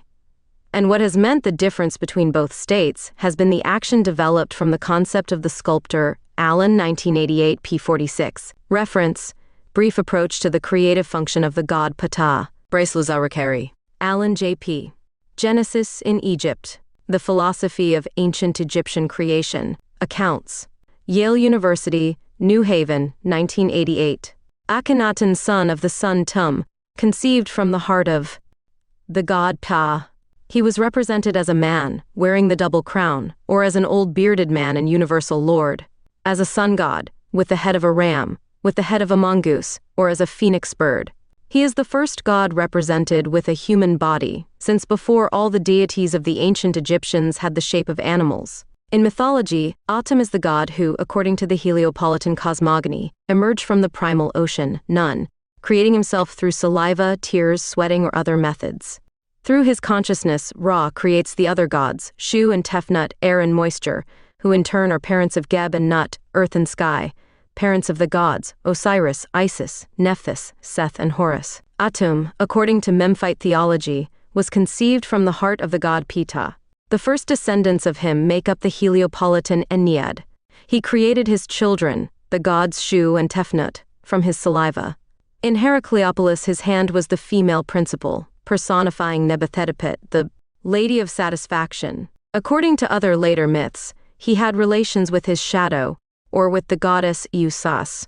Atum, Tum, Egyptian, JTMW or TMW. Reconstructed Jahetahamu Kupta sometimes translated as Atem or Tem, is the primordial god in Egyptian mythology from whom everything as others arose.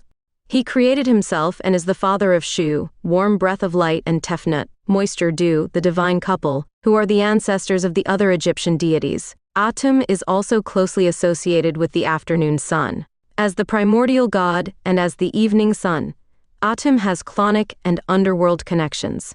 Atum was relevant to the ancient Egyptians for most of Egyptian history. He is believed to have been present in ideology since pre-dynastic times, becoming even more prevalent during the Old Kingdom, and continuing to be worshipped through the Middle and New Kingdoms, although Re eclipses him around this time. Atum is one of the most important and frequently mentioned deities from the earliest times, as evidenced by his prominence in the pyramid texts, where he is presented as creator and father of the king throughout the collection of spells. Various writings contradict how Atum was born. According to the Heliopolitan view, Atum originally existed in his egg within the primeval waters, was born during the primordial flood, and became the source of all that was created after him. The Memphites priests of Memphis, on the other hand, believed that Ptah created Atum in a more intellectual way, using his speech and thought, as recounted in the Shabaka stone. The cosmic egg in the Indo-European world. The world egg, cosmic egg, is a symbol mythological motif that is found in the cosmogonies of many cultures, and that is present in the Proto-Indo-European culture and in other cultures and civilizations. Usually the world egg is a beginning of some kind, usually simplified into the beginning of the universe from a creative mound or womb of gold often symbolized in the heart of great gods as architects of the world, or some being the primordial comes into being by hatching from the egg, which sometimes lay in the primordial waters of earth. The eggs symbolize the unification of two complementary principles represented by the white and the yolk, from which life or existence arises, in its most fundamental philosophical sense. Hiranyagarbha Sanskrit, literally the golden womb, poetically translated as universal. Womb is the source of the creation of the manifested universe, or cosmos in Vedic philosophy. It finds mention in a hymn from the Rigveda, RV 10.121, known as the Hiranyagarbha Sukta, which suggests a single creator deity. Verse 8, Yo Devesv Adi Deva Eka Asit Griffith. He is the god of gods, and none other than him, identified in the hymn as Prajapati. The concept of the golden egg-shaped golden womb is first mentioned in the Vishvakarma Sukta RV 10.82.5, which depicted the primal womb resting on Vishvakarman's navel. These images were later transferred to Vishnu and Surya. The concept of the cosmic egg, which symbolizes the primordial state from which the universe arises, is also found in many Indo-European creation myths. A similar representation of the appearance of the universe before the act of creation occurs in the Vedic, Germanic, and, at least in part, in the Greek. Source: West, Martin L. 2007. Indo-European Poetry and Myth, in English. Oxford University Press. ISBN 978-0-19-928,075-9. Consulted on February 11, 2021. Memphite Cosmology. According to this doctrine, Ptah is the supreme god, and receives the name of Ta Tenen, Lord of Eternity. He was the one who created, through wisdom and word, all the other gods, sending each one to a city to protect it and receive worship. As Ptah created the world using intelligence and speech, these two faculties were embodied in geniuses or forces, Sia, the intelligence of thought, the intellectuality that resides in the heart, and Hu, the power of speech, which embodied the language of Ptah. In the beginning, it was the infinite sea of inert waters of chaos, where neither darkness nor light existed.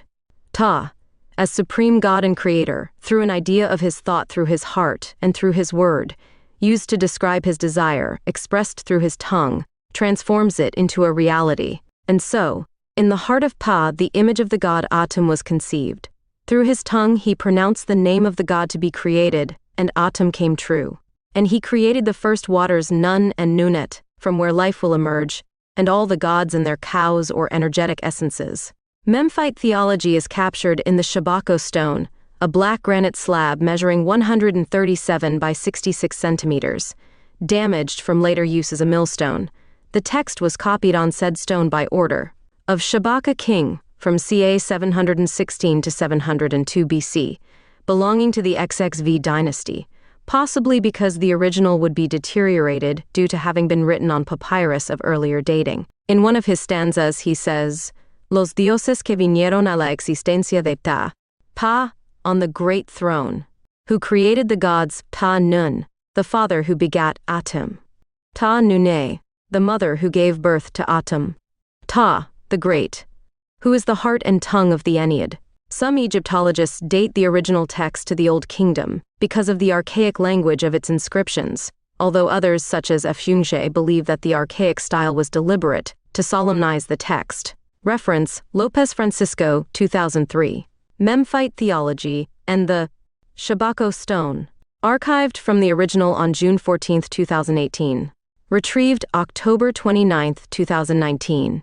Atum's name is believed to be derived from the verb tm, meaning to complete or finish. Thus he has been interpreted as the complete and also the finisher of the world, which he returns to the watery chaos at the end of the creative cycle. As creator, he was considered the progenitor of the world, the deities, and the universe having received his life force, or Ka. Originally existing in his egg, within the primeval waters, Atum was born during the primordial flood and became the source of all that was created after him.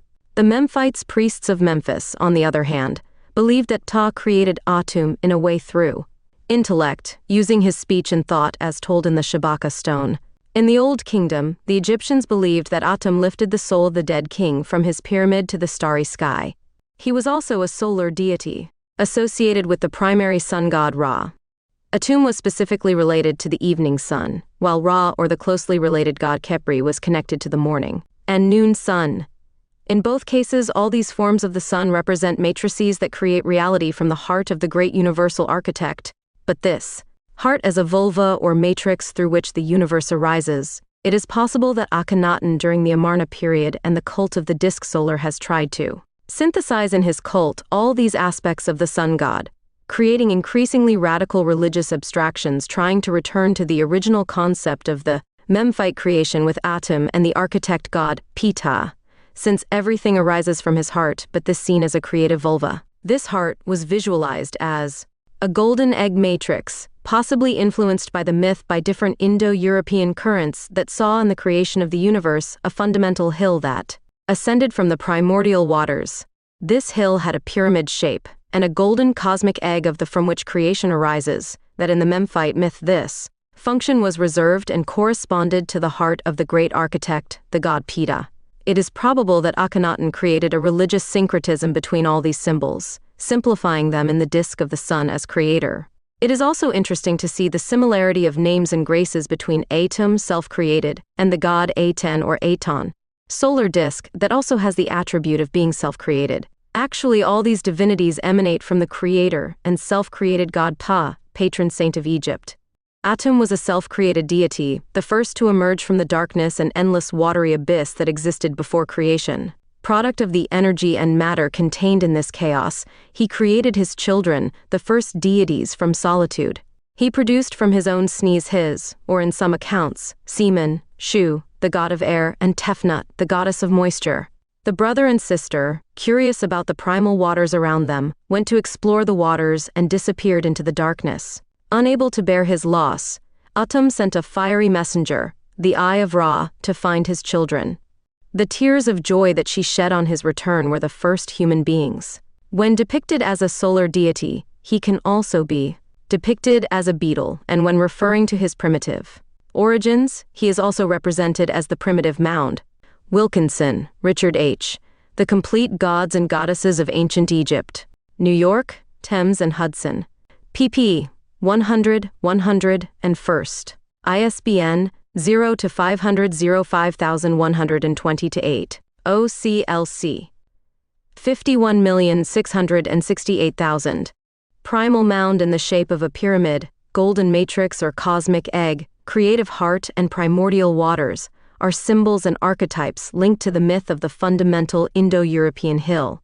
Atum is the god of pre-existence and post-existence. In the binary solar cycle, the serpentine Atum is contrasted with the beetle-headed god Khepri, the young sun god, whose name is derived from the Egyptian HPR, to come into being.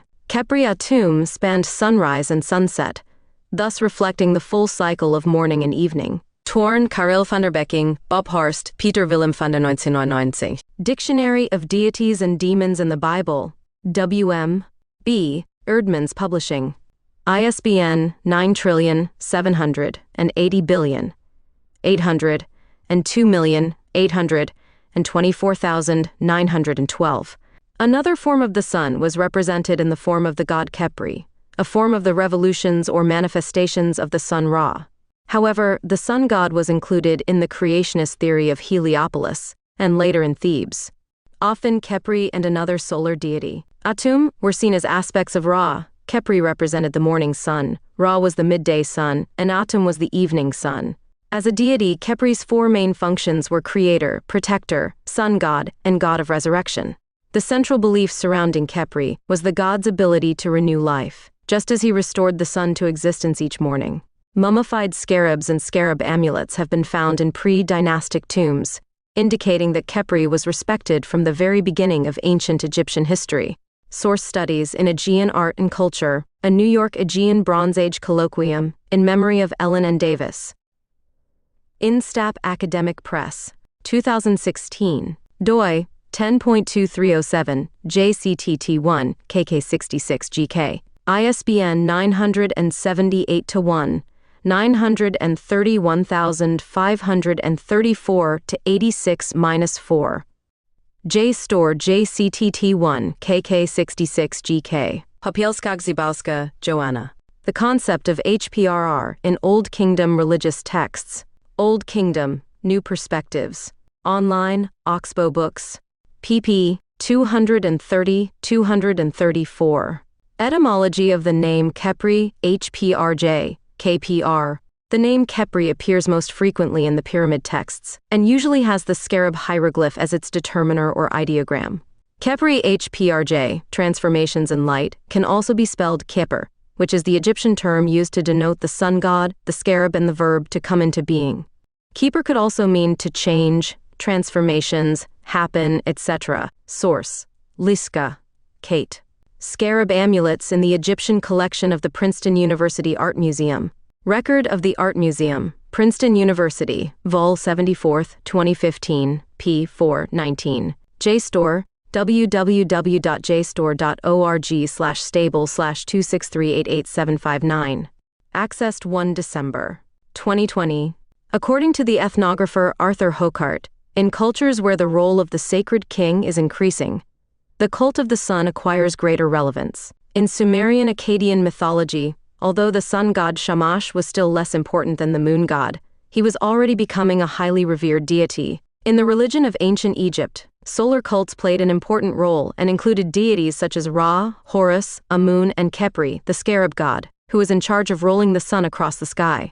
In the 14th century BCC, Pharaoh Akhenaton tried to carry out a radical religious reform and introduced a unique cult of the Aten in Egypt, originally the personification of the sun disk. Reference: EG.S. Calameo.com. Retrieved October 6, 2021. As we see in different temporary and symbolic manifestations, gods such as Ra, Khepri, Atum, Rahorati, and even the god Aten are part of the conglomerate of the different transformations of the sun god.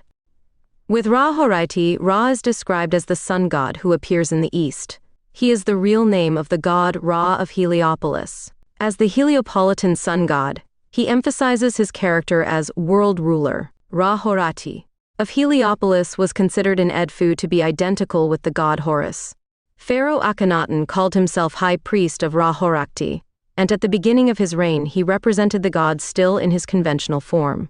In the first so-called doctrinal name of the god Aten from years 4 to 8 of his reign, he describes him as Ra-Horaiti. Long live the Horus of the horizon Ra-Horaiti, who rejoices in the land of the light on the horizon. Around 2445 BCCV dynasty, the fusion of the two gods appears in the solar temple of Nusera in Abusir, at a time when Heliopolitan theology tried to distinguish the solar trilogy Jepri, Ra-Harati, and Atum. He was also worshipped in the temples of Wadi es-Sabua, Amada, Dare, and in the great temple of Abu Simbel, built by Ramses II. With all this symbology, what can be speculated is that Pharaoh Akhenaton, as divine high priest of the cult of the god of the solar disk, sought to simplify the cult of the many forms of the sun to a symbolic and archetypal abstraction of the sun, the solar disk. Other symbolic elements of the cult were the fundamental hill of creation, as can be seen in one of the tombs of the courtiers of King Akhenaton in Amarna. It is also interesting how the way of building changed during the Amarna period, where adobe bricks known as talalas began to be used, which in Arabic means 3, possibly because they measure 3 spans. The length of these bricks is 52.36 centimeters per length of a sacred Egyptian cubit.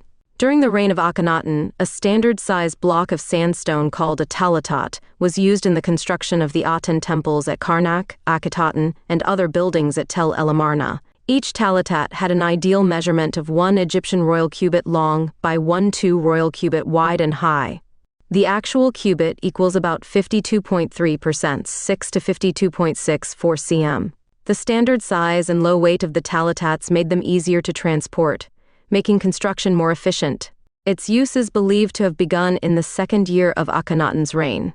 However, after the Amarna period, talatats were no longer used in construction, possibly because they had not stood the test of time well. If it is taken as a reference that the sacred cubit arises from dividing the number 31,415 sixths equal to 0.5236 minutes, it is possible that they wanted to represent the works of sacred architecture with a divine stereometry like the sacred elbow, in the manner of a verb made stone. Akhenaton, son of the sun Alatal, the divine brick. A talatat is a standard-sized block of sandstone that was used during the reign of Akhenaton in the construction of the Aten temples at Karnak and Akhenaton and other buildings in present-day Tel El Amarna. Each talatat ideally measures 1 Egyptian royal cubit long x 12 royal cubit wide, x 12 royal cubit high. The actual cubit equals 52.64 centimeters. What was tried to do with the construction of talatat during the Amarna period 141? It is to normalize the sacred construction, standardize it, and make it faster without leaving aside the sacred rules of the construction of temples, which of course were modulated with the Egyptian sacred elbow. In use since the II dynasty in Egypt, it is the mason's rule par excellence, since it represents portions of the verb 3. 1415 sixths equal to 0.5236 m, that is, the sacred Egyptian cubit. Its standard size and low weight made it easier to transport and made construction more efficient. Its use may have begun in the second year of Akhenaton's reign. After the Amarna period, construction with talatats or talatates was abandoned, apparently having failed the test of time. The origin of the term talatat is disputed. For some, it is a block of 3 spans derived from the Arabic talata, 3, that was introduced into the archaeological language by the Egyptologist H. Chevrier. Others think that it may be derived from the Italian tagliata, masonry cut. It could also be about the relationship of the sacred cubit with the number 31,415, since the cubit arises from that norm.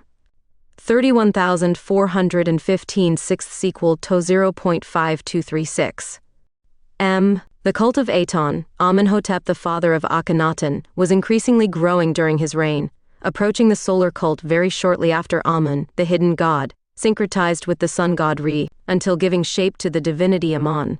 Re, with the reinterpretation of the cult of the Aten, the solar disk, which was now venerated as a god.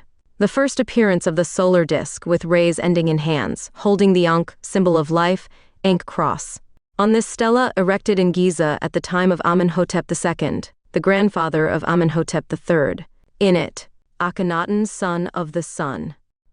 The father of the latter, Thutmose, is mentioned as Lord of what the Aten encompasses. Source: The Sun King of Egypt, Joanne Fletcher. The cult of the solar god was consolidated progressively throughout the empire's geography. It can even be said that the famous hymn to the Aten, composed in the time of Akhenaton, the successor of Amenhotep, had its precedent in an earlier hymn that is preserved in the wake of the architects of Amenhotep III, the twins Suti and Por, in which the following is said: "Praised be you, Aten, of the light of day, creator of all, you who allow things to live. Creator of the bounty of the earth, Sinum and Amun of humanity, the one who dominates the 2 lands from the largest to the smallest, kind mother of gods and men, artisan with a patient heart, shepherd, who leads his flock, whose shelter allows him to protect it, Jepri of noble birth, who increases his beauty in the body of Nut, the one who illuminates the 2 lands, the one who created himself, the one who sees everything that he created alone. As he ascends to heaven in the form of Re, he creates the seasons with the months, heats when he wishes, cold when he wishes, he takes the bodies and wraps them in his arms. Every piece of land rejoices in his ascension, and every day dedicates his prayers to him." It is widely accepted that there are strong stylistic similarities between Akhenaton's great hymn to the Aten and the biblical Psalm 104, although this form of writing became widespread in ancient Near Eastern hymnology both before and after the period. The tombs of various Atenist courtiers at Akhenaton bear similar prayers or hymns to the solar deity. One of these, found in almost identical form in 5 tombs, is known as the short hymn to the Aten. The long version was found in the tomb of A142. Great hymn to Aten. You appear full of beauty on the horizon of the sky, living disk, that you start life. As you rise above the Levante horizon, you fill the countries with your perfection. You are beautiful, big, bright, high above your universe. Your rays cover the countries to the end of what you created. Because you are the sun, you have conquered them to their ends, and you hold them for your son whom you love. No matter how far you are, your rays touch the earth. You are before our eyes, but your path remains unknown to us. When you hide in the horizon of Westeros, the universe plunges into darkness and remains as if dead. Men sleep in their dwellings with their heads covered, and no one can see his brother. The world lies silent. Es que su creador reposa tras el horizonte. But at dawn, since you rise on the horizon and you shine, disk of the sun, during the day, you expel the darkness and radiate your rays. So, the double country is a party. Hymn to Aten. Translation by Guillermo Fatas. Similarities in writing style to Psalm 104. Psalms 104, Reina Valera 1960. God cares for his creation, bless, my soul Jehovah. Jehovah my God, you have magnified yourself greatly. You have dressed yourself in glory and magnificence. He who covers himself with light as with clothing, that he stretches out the heavens like a curtain, that he establishes his chambers among the waters. He who puts the clouds for his chariot, he who walks on the wings of the wind, he who makes the winds his messengers, and to the flames of fire the ministers of him. He founded the earth on his foundations, it will never be removed. With the abyss, as with a dress, you covered her. Over the months it was the waters. At your rebuke they fled, at the sound of your thunder they rushed. The mountains rose, the valleys descended, to the place that you founded them. You set a term for them, which they will not cross, nor will they cover the earth again. You are the one who sends the fountains down the streams. They go between the mountains. They give drink to all the beasts of the field. The wild asses quench their thirst. The birds of the skies inhabit its shores. They sing among the branches. He waters the mountains from his chambers. The earth is satisfied with the fruit of his works. He makes hay for the beasts, and the grass for the service of man, taking the bread from the earth, and the wine that gladdens the heart of man, the oil that makes his face shine, and the bread that sustains the life of man. The trees of Jehovah are filled with sap, the cedars of Lebanon that he planted. There the birds nest, in the beaches the stork makes his house. The high mountains for the ibex, the rocks, burrows for rabbits. He made the moon for the times, the sun knows its setting. You put the darkness, and it is night. In it run all the beasts of the jungle. The lions roar after their prey, and to seek his food from God. The sun rises, they collect themselves, and they lie down in their caves. The man goes out to his work, and to farm him until evening. How innumerable are your works, O Jehovah! You did all of them wisely. The earth is full of your benefits. Behold the great and wide sea, where innumerable beings move, small and large beings. There go the ships. There, this Leviathan that you made for me to play on. They all wait on you, so that you give them their food in due time. You give them, they collect. You open your hand, they are satisfied with good. You hide your face, they get upset. You take away their breath, they cease to be, and they return to dust. You send your spirit, they are created, and you renew the face of the earth. Be the glory of Jehovah forever. Let Jehovah rejoice in his works. He looks at the earth, and she trembles. He touches the mountains, and they smoke. I will sing to Jehovah in my life. I will sing psalms to my God as long as he lives. Sweet will be my meditation on him. I will rejoice in Jehovah. Sinners be consumed from the earth, and the wicked cease to be. Bless my soul, Jehovah. Hallelujah. 143. The Gemphathon, the place where Aton was found. The Gemphaton Gempa-Aton, also called Gemphaton, Gimet-Pa-Aiton, Gempa-Aiton, or Gwempa-Aiton, Aton has been found, refers to the meeting of the king with the dawn's son Akhenaton, may have had an ecstatic or divine visualization type spiritual experience, and this temple represents that encounter. It is the largest temple in the complex. It measured 130 meters, equal to 130, 0.5236 to 248.28. Sacred cubits x 216 meters, 216, 0.5236, 412.5 sacred cubits 6 to 216 m. It is possible as a thesis that the Egyptian culture, fundamentally sacred constructions, were thought and modulated, not only using the Egyptian sacred cubit 0.5236 minutes rule par excellence for sacred construction, if not also using the decimal metric system, of which the current metric system is a copy, or else the metric system represents a rediscovery of that used in Egyptian culture, in sacred constructions, and put into use in our modernity from the 18th century, although it was known. Before or it is not understood how many measurements of sacred buildings in Egypt, including the Great Pyramids, seem to represent the meter as well as to the sacred elbow. The walls of the courtyard of the Gemphaton reached 7 meters, 13 sacred cubits. Because it was dedicated to Aton, the solar god, it had no roof, and its offering tables were 365 in total, which were served with ceremonial food every day of the year. They were exposed to direct sunlight. The courtyard was columned by square pillars on which rested, alternating colossal sandstone statues of King and Queen Nefertiti in the new Amarnian artistic style. The king appears with facial features of the early Amarnian style, ceremonial dress, wearing different crowns and carrying in his crossed hands the royal insignia of the hecascepter and the Negesh flagellum. On the walls of the courtyard were carved and painted scenes of the king and queen during the royal jubilee festival Heb Sed, going in and out of the palace and making various offerings. Source: Blythe Elizabeth, 2006. Karnak, Evolution of a Temple, Oxford, Routledge. ISBN 0-415 40487-8. Donald Redford, Akhenaton, The Heretic King, Princeton, 1984. Akhenaton represented himself not as a god, but as a son of Aten, son of God, changing the previous methods of the pharaohs who claimed to be the incarnation of Horus. Akhenaton positioned himself as the only intermediary who could speak to Aten, the solar disk.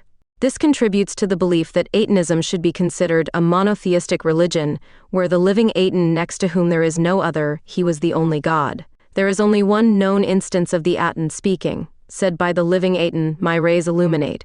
Aten is an evolution of the idea of a sun god in Egyptian mythology, deriving many of his concepts of power and representation from the earlier god Ra, but building on the power that Ra represents. Aten wielded absolute power in the universe, representing the light force that brings life to the world, and merging with the concept and goddess Mot to develop more responsibilities for Aten beyond the power of light itself. Source: Fried, Rita E., Doria Sue, Markowitz Yvonne J. 1999. Pharaohs of the Sun, Akhenaton, Nefertiti, Tutankhamun, Boston Museum of Fine Arts.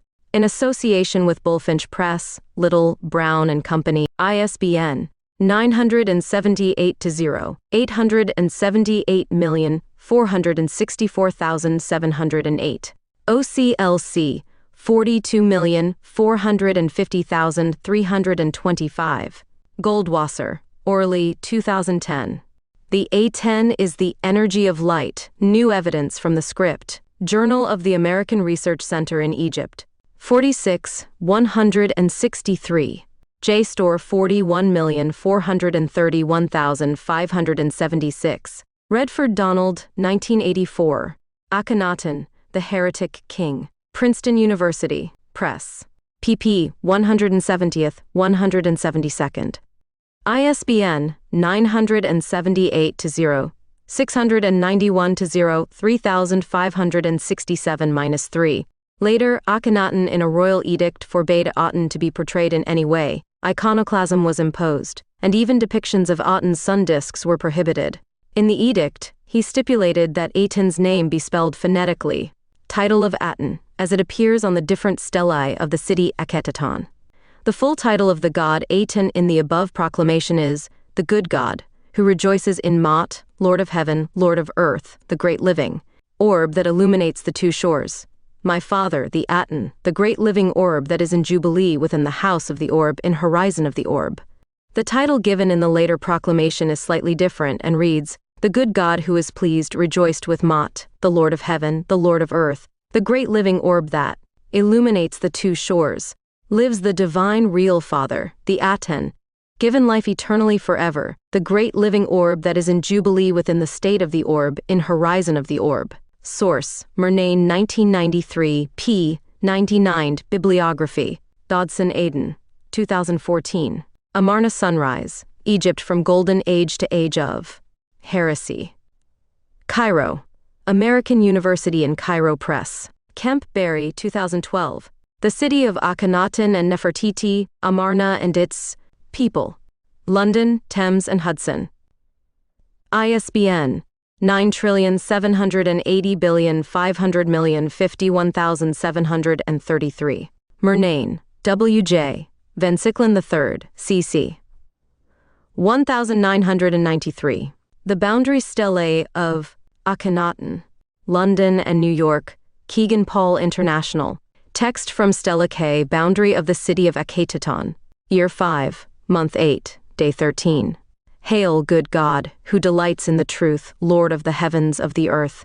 Aton, the throbbing, the great, who illuminates the two kingdoms. Hail, Father, divine and royal, Horatki 144, Aton, who rejoices on the horizon in his aspect of light emanating from the disk of the sun, who lives forever and ever. Aten, the great, who rejoices in the temple of Aten in Akhenaton.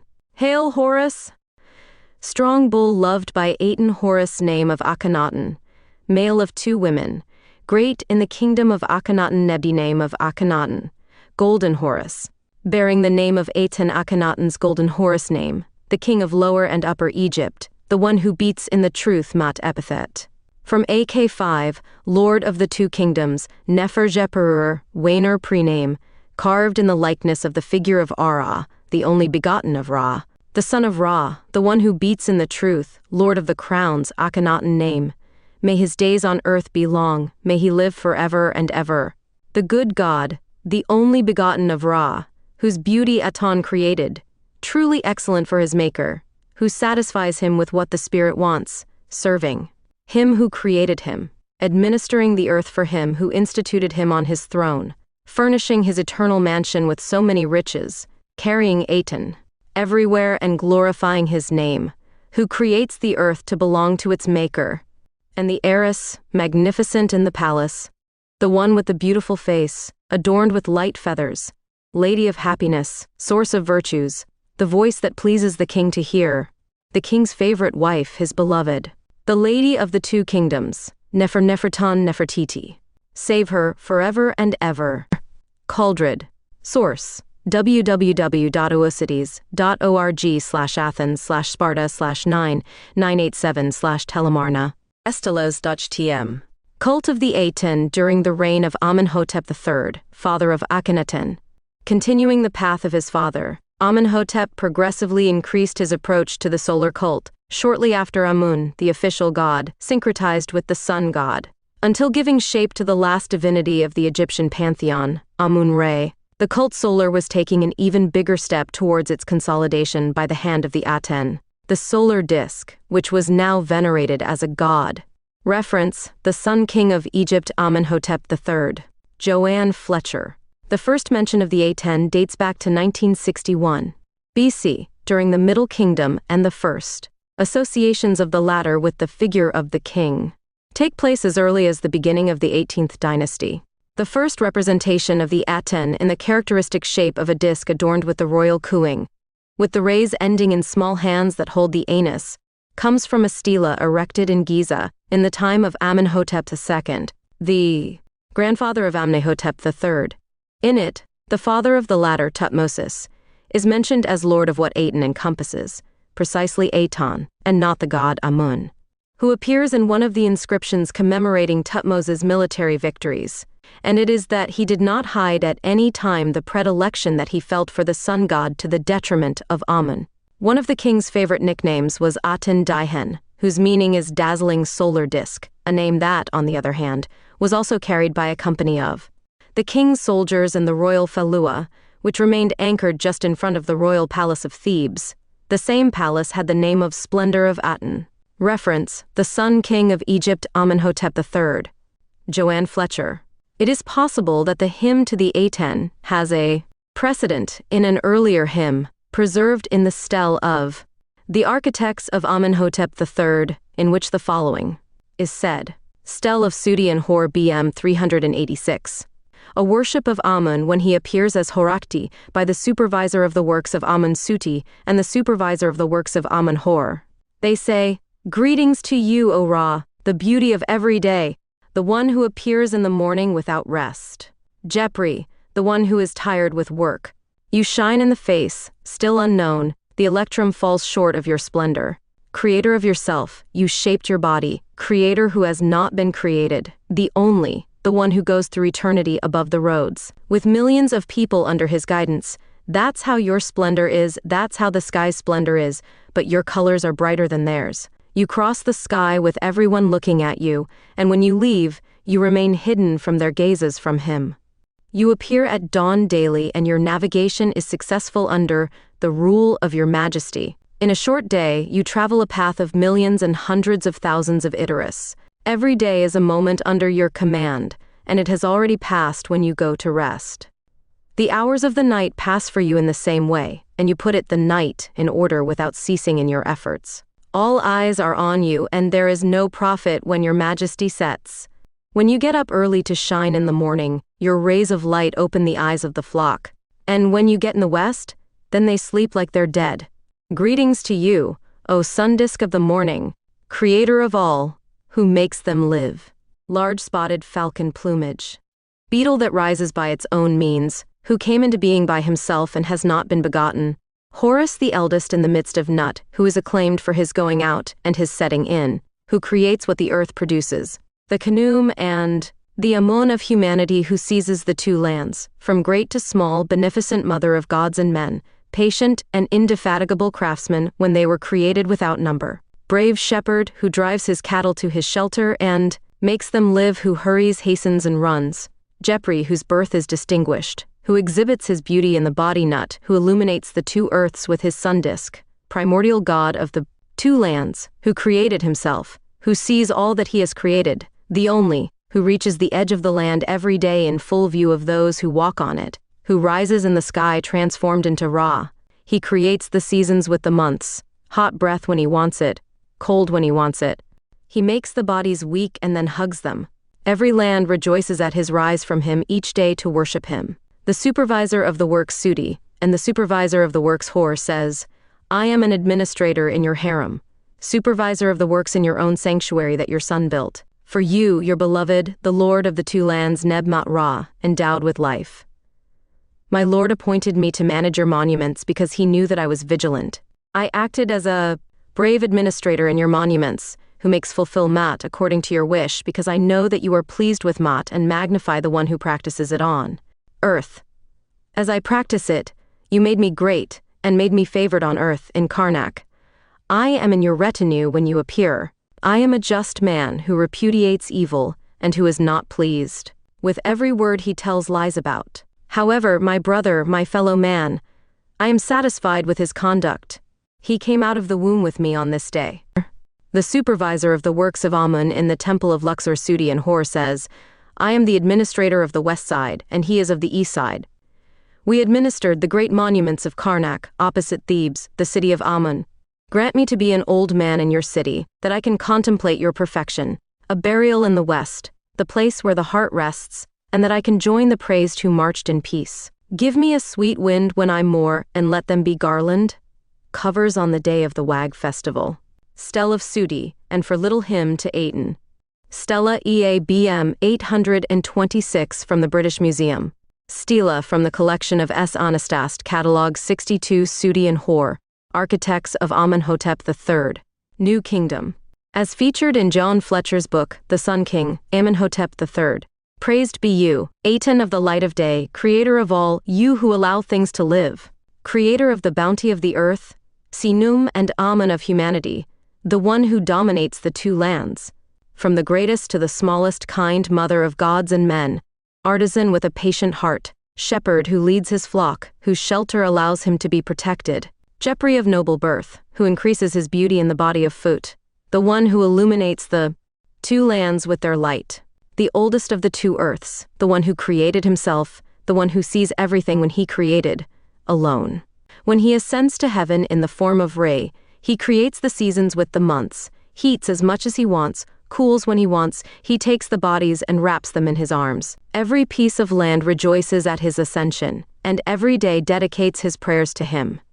The cult of the Aten gained in importance during the long reign of Amenhotep III, to the point that, already in the last 10 years of his life, he even officially identified himself with the sun god. Reference, the Sun King of Egypt Amenhotep III. Joanne Fletcher, page 60-61. Akhenaton, son of the sun he cult at Amarna. What was life like in the new capital of Egypt during the reign of Akhenaton? The city was still under construction when the court moved there, and several temples dedicated to the Aten, the sun god who was worshipped by the royal couple, were built, including the great temple called Gempa Aten, which featured a design very different from the temples dedicated to other deities at the time, especially Amun. Instead of a dark place where the statue of the god rests, the cult of the Aten was celebrated in hundreds of altars in the open air covered with animal, vegetable, as well as floral offerings. The priests and high priest of the Aten still existed, but their role was limited to materially maintaining the Aten's domain and his presence in the city, and they were known as the servants of God. The meaning of the offering had changed radically, from an action of maintaining and renewing divine life every day to an action of indulgence and recognition of the goodness of Aten. The appearance of the king in the window of appearances above the main processional road resembled the appearance of the Aten in heaven, and the processional departures of the king and queen in a chariot drawn by 2 horses replaced the old traditional processions of the other gods. The choice of location for the capital was also significant, with its rocky circle surrounding the city on all sides except the one facing the Nile, thus providing natural protection. The system established by Akhenaton was immutable, and only the king could define it, which meant that there was no need for men to adopt an attitude according to Mot, but to the will of the king. In Akhenaton's reign, there were no royal priests or oracles, and the practice of magic, so important in traditional religion, had no place in the Amarna system and disappeared. Despite the image of a weak and soft king, his attempt to impose reforms so contrary to Egypt's traditions required a heavy hand. The attitude of the people towards the king was reverential, and the largest police headquarters ever found in Egypt was found in Amarna. In summary, it appears that most Egyptians maintained a conservative attitude towards religion, and the new religion of King Akhenaton and his god Aten met with resistance among the general population and the nobility, although many courtiers showed public support. Opposition to this new religion was probably expressed clandestinely, with some parts of the country remaining faithful to traditional cults despite the king's attempts to eradicate them.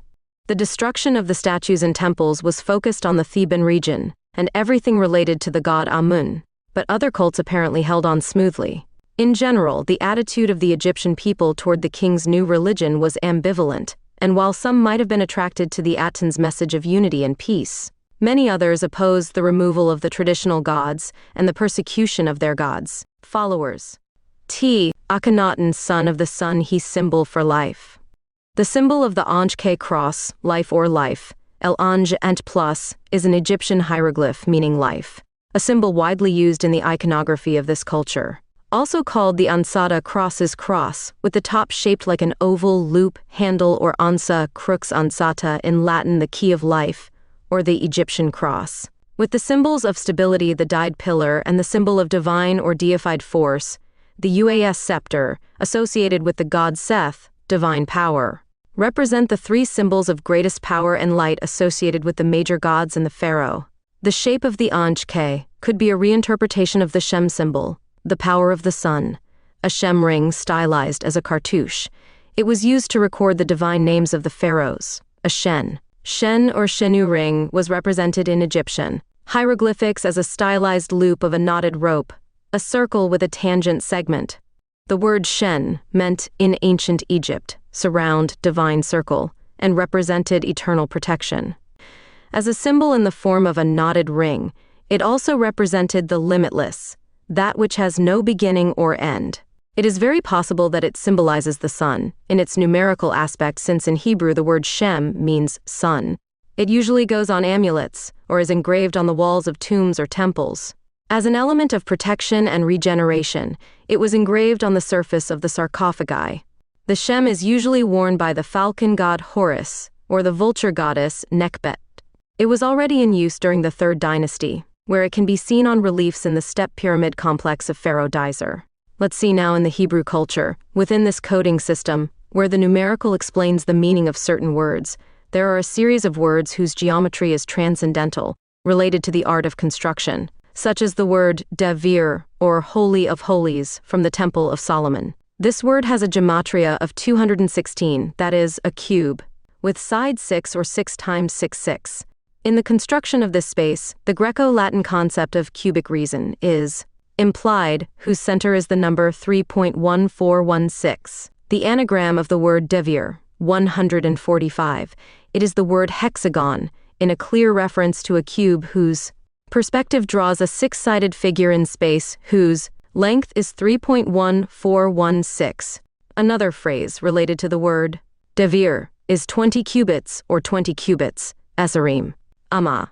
The devir of Solomon's temple was organized as a cube of 20 cubits x 20. This phrase has gematria 6 times 6, 6, whose result is 216. The number 6 times 6, 6 appears in important passages of the biblical text. In Jeremiah 10:1-2, we read, "He made the earth with his power, he established the word with his wisdom, and narrowed the heavens according to his discretion. He made the earth." Asa Aretz has gematria 6 times 6, 6, and the phrase, "Therefore let there be light," Yahi. Moroth has gematria 6 times 6. This phrase is related to the number 7 times 7, 7. The complete phrase of the biblical text is in the firmament of heaven, whose gematria is 7 times 7, 7. Therefore let there be light, 6 times 6, 6. The sum of both terms results in 1,443, which is equal to 3 times 13 times 37, relating the entire numerical base of the books of the Old Testament. Another phrase with gematria 6 times 6 is the Ark of God, Arun HaKadosh, and the phrase the Holy Crown, Nezar HaKadosh. The amount of talents that King Solomon collected in a year was 666, in a clear reference to the work of the sun. If we study the phrase written in Hebrew kakarva shish shish himayoth, shishish in Spanish talent 666, the first three letters form the word sun, in Hebrew shemesh. This is consistent with the Hebrew phrase, "The Lord is a sun," with gematria 6 times 6, 146. Another significant number or phrase in both Greek and Hebrew is the word. Biblos's books has gematria 314, in an unequivocal reference to the number, as well as the Hebrew word Shaddai, one of the names of the deity, with gematria 314. If we study the metrics of the words associated with the sacred spaces of antiquity, we discover that these works were organized from the numerical and geometrical. Source: Biblos Symbolic Architecture ARQ. Diego Kurilo, 146. The king's name, Nebuchadnezzar, has a 666 gematria Nebuchadnezzar c. 63 to 562 RCEs, probably the best. Cunan, ruler of the Chaldron dynasty of Babylon. He reigned between 05 BCC and 562 BC. The Shem symbol could symbolize a form of Horati or Hor-Achti. Horus of the two horizons was the personification of the sun on the horizon according to Egyptian mythology, since in many stelae where the god Ra-Horati appears, the Shem ring appears. In the pyramid texts, there is a hymn of the Ascension, Declaration 563, which narrates the arrival of the pharaoh identified with Horus to the celestial kingdom Aru. A fragment of it states, "The gates of heaven are open. The gates of the firmament are wide open for Hor-Achti, so that he can ascend and bathe in the field of reeds. The gates of heaven are open to me. The gates of the firmament are wide open for me, so that I can ascend and bathe in the field of reeds." Source: Less Than Hymn of the Ascensions, in HistoriaWebs. Archived from the original on February 2, 2017. Retrieved August 27, 2008. Similarities between the pronunciation of the god Aten and Ra-Hor-Achti. The word Aten Old Egyptian, JTN, meaning circle, disk and later sun disk, is first found in the 24th century BC, on the Abusir papyri, discovered in the mortuary temple of Pharaoh Neferikare Kakai of the 5th dynasty. Aten, the god of Atenism, appears for the first time as a god in texts dating from the 12th dynasty in the history of Sinuhe. During the Middle Kingdom, Aten as the sun disk was simply an aspect of the sun god Re. Source: Petrie, William Matthew Flinders. 2013. The Adventures of Senahai, Egyptian Tales. Cambridge, Cambridge University Press, pp. 97. 142, doi, 10.1017, SIBO 9,181,107,325,203.005. ISBN 978-1, 107 to 32,520-3. Retrieved March 9, 2021. There is also a relationship with the symbol known as Tanit. The symbol called the Tanit sign has been linked to the goddess of the same name, consort of in the Punic pantheon from the earliest discoveries. Due to the proximity of the sign to the Egyptian Ansed crosses Ankh, it could well be a cultural cognate of Egyptian culture to Phoenician culture. It was seen as a representation of the connection of the terrestrial world with the celestial world, the two raised branches that are two arms raised in a sign of prayer. The sign has also been interpreted with an apotropaic purpose, since the Punics were eager to protect themselves from the evil eye. Source: Edouard Lipinski sous la dire de Dictionnaire de la Civilisation Phénicienne et Punique. Repulse, Paris, 1992. Akhenaton, son of the sun, he Giza Pyramid and its numbers. The Great Pyramid of Giza is the largest Egyptian pyramid and the tomb of Pharaoh Khufu, HWFW in ancient Egyptian. Cheops Khyoma Cheops in Greek, better known as Cheops, was the second pharaoh of the 4th dynasty, belonging to the Old Kingdom of Egypt, reigned from 2584 BC to 4th dynasty, 2558 BC, built in the early 26th century BC. They may represent the ultimate hill of creation. In the royal list of Abydos and the royal list of Saqqara, it is called Khufu. He was called Jups Cheops by Herodotus, and Sufis Somphis by Manetho, Sextus Julius Africanus, Eusebius of Caesarea, and Jorge Cincelo. Cartouches drawn in the Great Pyramid of Giza have been found with the name Khufu, and what could be his epithet, Khnum Khufu.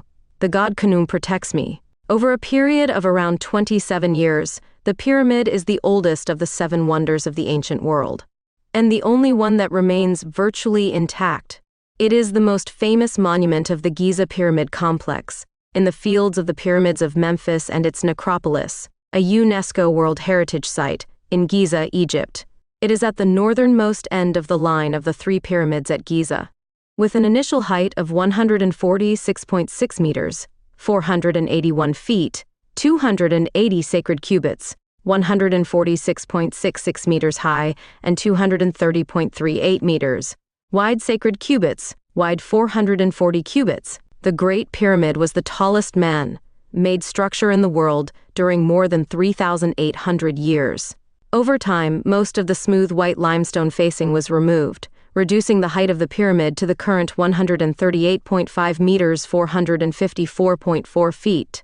What is seen today is the underlying core structure. The base was measured at about 230,384 meters, 755.6 feet square, giving a volume of about 2.6 million cubic meters, 92 million CUFT, which includes an inner mound. Originally in sacred cubits, 280 cubits, x 440 cubits. A slope of 50 feet 40 inches. The last 60 pyramidal cubits, 31,416 m.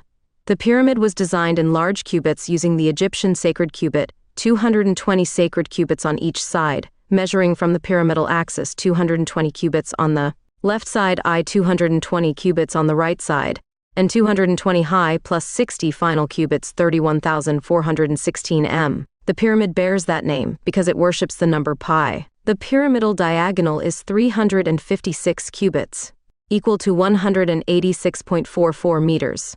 The basis of these numbers are the work with the Egyptian sacred cubit and the number 314, if I take 3. 1,415 sixths, equal to 0.5236 minutes, equal to 1 sacred cubit. The main unit of linear measurement is known as the royal cubit, and in the 2nd and 4th dynasties, it was equivalent to 0.5236 minutes in length. It was divided into 28 fingers of 1.87 centimeters, giving rise to many other submeasures. For example, the span of 4 fingers, which in turn was the 7th part of the cubit. This unit of measurement has been in use since at least the Egyptian 3rd dynasty, around 2700s BCE. Many examples of elbow have survived. Some of them were developed as ceremonial units of measurement kept in temples. An exact sample of this measurement can be seen in the royal chamber of the Great Pyramid of Giza, a masterpiece of granite masonry, whose width is 10 royal cubits 5,236 m, and its length is 20 royal cubits 10,472 meters. Chamber height 1,118 cod, 5,854 m height.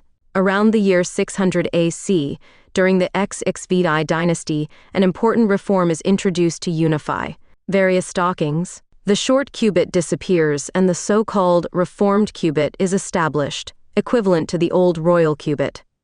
Another important number in the Great Pyramid is the number phi 1.618, which is in tune with the Egyptian sacred cubit. If I add 1 plus 1 plus 1.618 plus 1.1618 to 5.236, Egyptian sacred cubits. In number 6 in the Hebrew culture, heiress of Pharaonic Egypt, the broken vav in Jewish tradition, the name Perez 77 means breach from paratz, meaning break.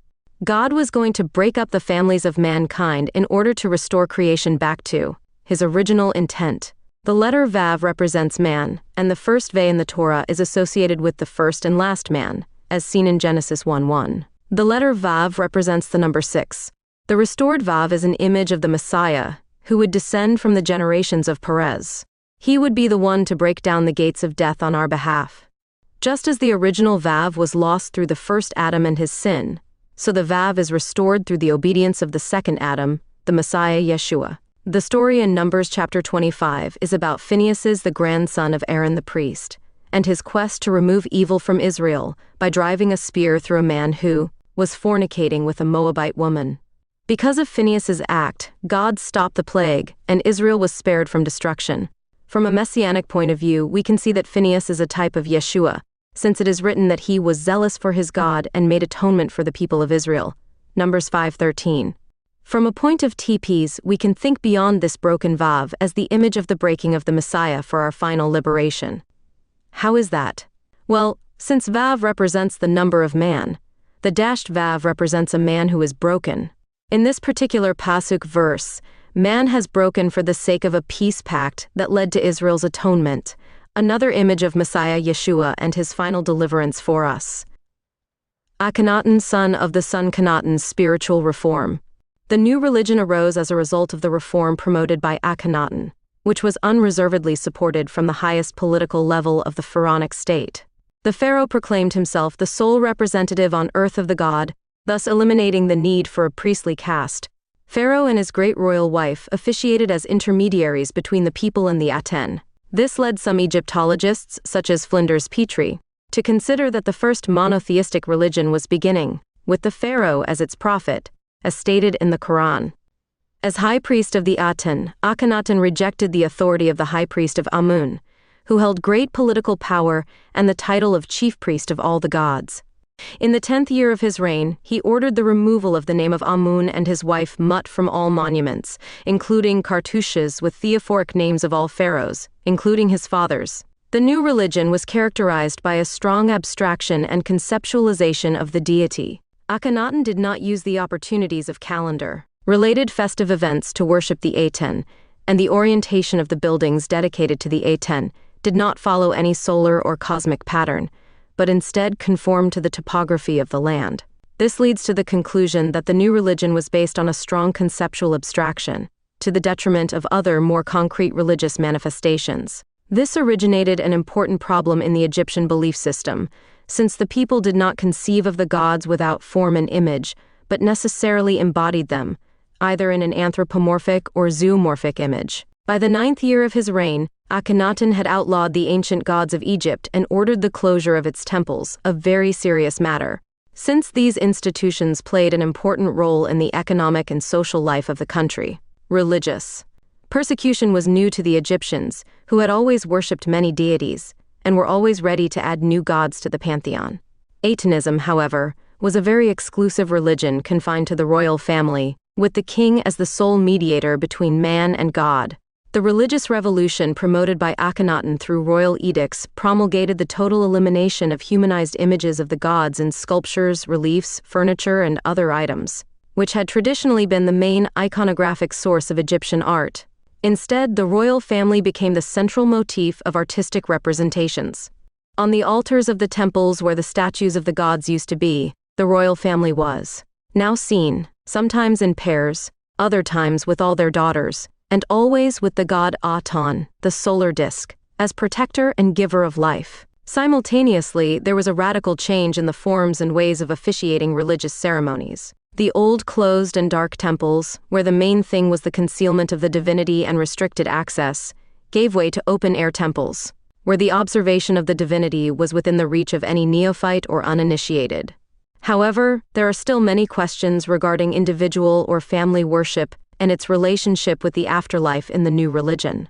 The history of Aten before Akhenaton dates back to the 12th dynasty of ancient Egypt, where Aten was considered simply an aspect of the sun god, Re. During the Middle Kingdom, Aten was a relatively opaque sun god and had not figured in the Egyptian history to the 18th dynasty. It was Amenhotep IV, who from the 9th year of his reign prohibits under royal edict the worship of gods in their human forms and the prohibition of worship of other gods then. The Aten, but always attracts the image of the royal couple Akhenaton, Nefertiti. The Atenist revolution culminates in the official worship of the Aten as the only god of Egypt. Before Amenhotep IV, each line of kings adopted a deity as royal patron and supreme god of the state, but there was never an attempt to exclude other deities. During the reign of Thutmose IV, Aten was identified as a separate sun god, and his son Amenhotep III established and promoted a separate cult for the Aten. However, there is no evidence that Amenhotep III neglected the other gods or attempted to promote the Aten as an exclusive deity. It is during the reign of Amenhotep IV, who later changes his name to Akhenaton, that the cult of Aten became the official state religion. Akhenaton demanded the exclusion of other gods and the construction of a new temple in honor of Aten in the city of Akhenaton in Amarna. The Atenist revolution lasted approximately 17 years, and after Akhenaton's death, the worship of Aten was suppressed, and the old gods were restored as the main gods of the Egyptian pantheon. The period saw many innovations in the name and service of religion. The Egyptians of the time saw religion and science as one. Previously, the presence of many gods explained natural phenomena, but during the Amarna period, there was a rise of monotheism. When people began to think about the origins of the universe, Amun-Re was seen as the sole creator and god of the sun. The look of this god is seen through the poem entitled Hymn to Aten. When your movements disappear and you go to rest in the Akhet, the earth is in darkness, in the manner of death. Darkness a cloak, the earth in stillness with the one who makes them rest in their Akhet. The land becomes bright once you have appeared on Akhet, shining in the sun's disk during the day. When you dispel the darkness and give forth your lightning, the two lands are in a festival of light. From the poem, it can be seen that the nature of the god's daily activity revolves around recreating the earth on a daily basis. He also focuses on the present life rather than eternity. After Amarna's reign, these religious beliefs fell out of favor. It has been argued that this was partly because only the king and his family could worship Amun-Ra directly, while others were only allowed to worship the king and his family. The end of the Amarna experiment. Akhenaton dies in the 17th year of his reign, being succeeded, which is speculated by one of his daughters or by Nefertiti herself as pharaoh. The Amarna experiment reproduces the end of several attempts by the Egyptian royal courts to limit Theban power centered heavily on the cult of Amun, and later on Amun-Re, and the going underground of the cult of Aten, which, it became a heretic cult with the death of Akhenaton. Cult to a single god, all-powerful and uncreated solar, which over the millennia became the religious model of the Indo-European world with the Abrahamic religions. The cult of the sun and the Aton solar disk, a cult that during the 18th dynasty gained strength in the palace sphere, reached its splendor during the reign of Akhenaton, which became the official religion of the Egyptian empire, being prohibited from 9th year of the reign of Pharaoh Akhenaton, the cult of other gods, and in this way, centering the cult and religiosity of all the Egyptian people on his person, in the manner of a divine priest and deified king of Egypt, prohibiting and dismantling the Theban power. Akhenaton discovered the Aten through philosophical investigations or deep intuition. He clearly says that the god is in his heart, and thought that light, as a single principle, could explain the entire cosmos. It is possible that Akhenaton had some experience of a spiritual type in the style of an apotheosis near Amarna, which led him to rework the structure of worship and worship of the Aten, and the subsequent construction of the new city with his new religion. The entire master plan of the city of Amarna resembles a great open-air temple for the worship of the Aten. Thus, the immanent and the transcendent Aten, as listed in the great hymn to Aten, is an uncreated god. Both concepts are mysteriously mixed. Even though you are far away, your rays are on Earth. Hymn to Aten, Amarna. From the remains found from this period in the archaeological sites, it can be deduced that Akhenaton's reign lasted approximately 17 years. After the 17th year of the reign, labels are no longer found on the amphoras and other belongings of the royal palaces and warehouses. Neither has been found until now any reference to the reign of Akhenaton after that year in any utensil or ceramic. Referencia, cf. Jacobus van Dyck, Upperbus, Sit. Pag. 275. There are doubts, raised by historians and Egyptologists, as to whether the length of the reign includes the Coregency period. While some consider the 17-year period to be Akhenaton's sole reign, others consider Akhenaton's co-regency period with his Nefertiti and some of his daughters to be at the end of his life. During his reign, Akhenaton promoted the cult of Aten, which was characteristic of Thebes. In the early years of his rule, numerous construction works were carried out in the area, thanks to various innovations in construction techniques. Instead of using large blocks, small limestone masonry called talata was used, similar to bricks, which were easier for workers to handle and transport. These blocks were later discovered as fill material reused in the pylons of the temples of Amun at Karnak, built by later kings. Among the constructions made in this period were some dedicated to Aten, who was symbolized by the solar disk. However, due to the subsequent persecution of all things related to Akhenaton as heretics by 19th dynasty rulers, few traces of these artistic depictions have been found beyond the initial stages. The most important stage of his reign from a historical point of view is known as the Amarna period, which includes the next 12 years. But through light, he was tied to the visible universe, a scaffolding of light, which forced him to deny, not to speculate philosophically about everything. That was not related to light, for example the night, the life in the underworld and the divinities of the traditional pantheon, especially Amun, the hidden one, and Osiris. It is unknown if Atenism had an idea of the afterlife. Akhenaton had turned Aton into the only uncreated deity, a synthesis and seed of divine aspects of which the rest of the gods of Egypt would be only minor aspects. We have seen that even the name of the god refers, at least initially, to three divine aspect entities, Ra, Horus, and Shu. In the same way, Aten formed a triad with the royal couple, Akhenaton and Nefertiti. The only ones could worship him directly, and the only ones who knew his designs, being the only priests of the cult. Much of this ideology rests on the union of Atum, the only creator god, and Shu as the warm wind of light, whose feathers the king could wear. During the reigns of Amenhotep III and Thutmose IV, the trend was gradually reversed, as the clergy of Amun had been displaced by that of Ra, and the cult of the Aten had been reintroduced, albeit as a secondary god. Aton, Shu, and Tefnut formed the creative triad, and their cult was a symbol of the return to the bases of the Egyptian pantheon. The cult of these gods had been replaced by that of his sons, but the pharaoh advocated a return to the first three gods, postponing the cults of others. Source: cf. Robert B. Partridge. Photo feature: Colossal statues of Akhenaton from the Temple of Karnak in ancient Egypt, Vol. 8 No. IP 43. August, September 2007. It is possible that the cult of Aten was given as a henotheism from the Greek Hais, Henos' a and Theos' god, is the religious belief according to which the existence of several gods is recognized, but only one of them is sufficiently worthy of adoration by the faithful. Henotheism refers in particular to the worship of a single and dominant god, without denying the existence or possible existence of other lower deities.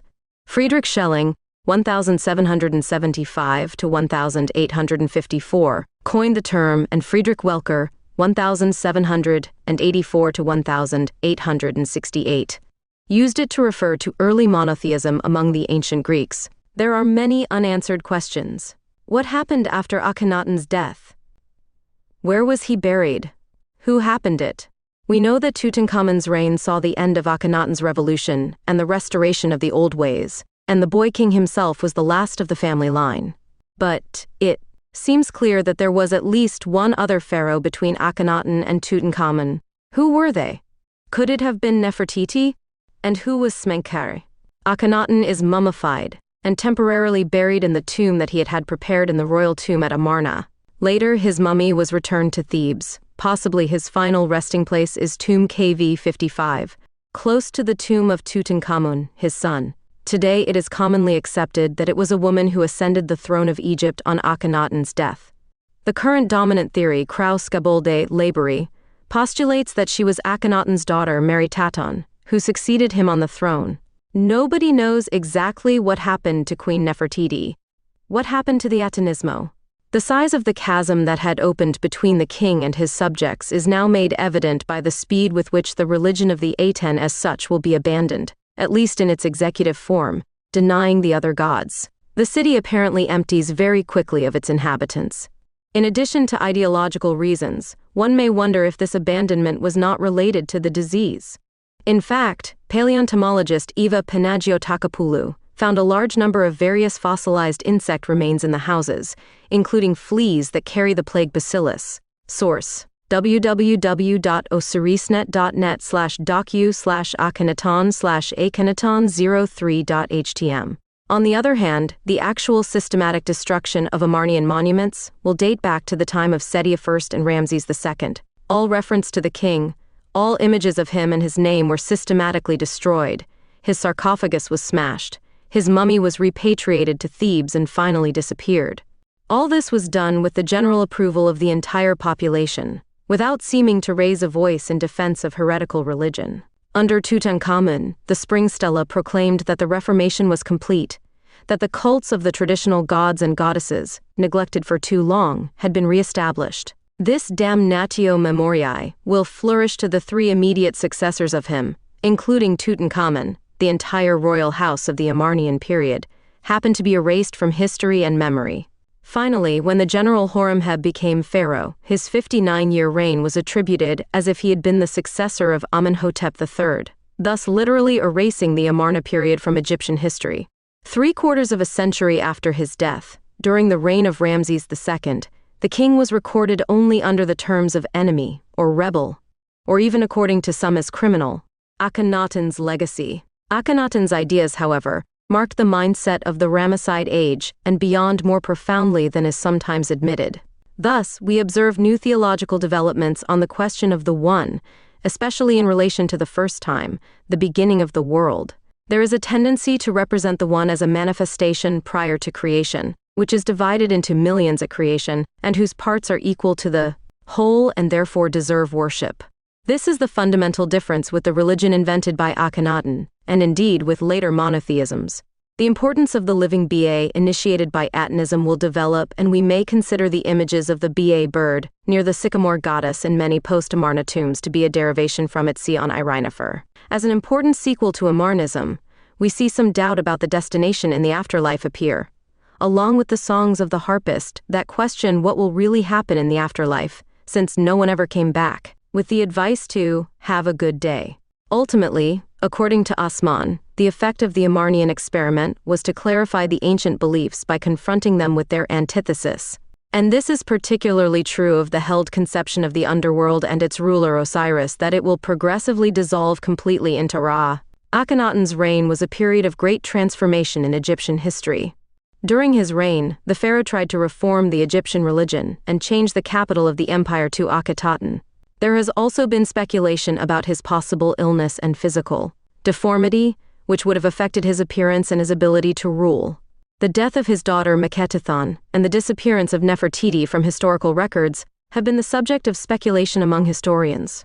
It is believed that Akhenaton's death could have been a sign that Akhenaton's reign was in crisis. It has also been suggested that Nefertiti might have died during this period, although there is no concrete evidence to confirm this. The succession after Akhenaton has been the subject of much debate. Semenekara's brief reign and Tutankhamun's accession to the throne have led to speculation about a possible power struggle within the royal family.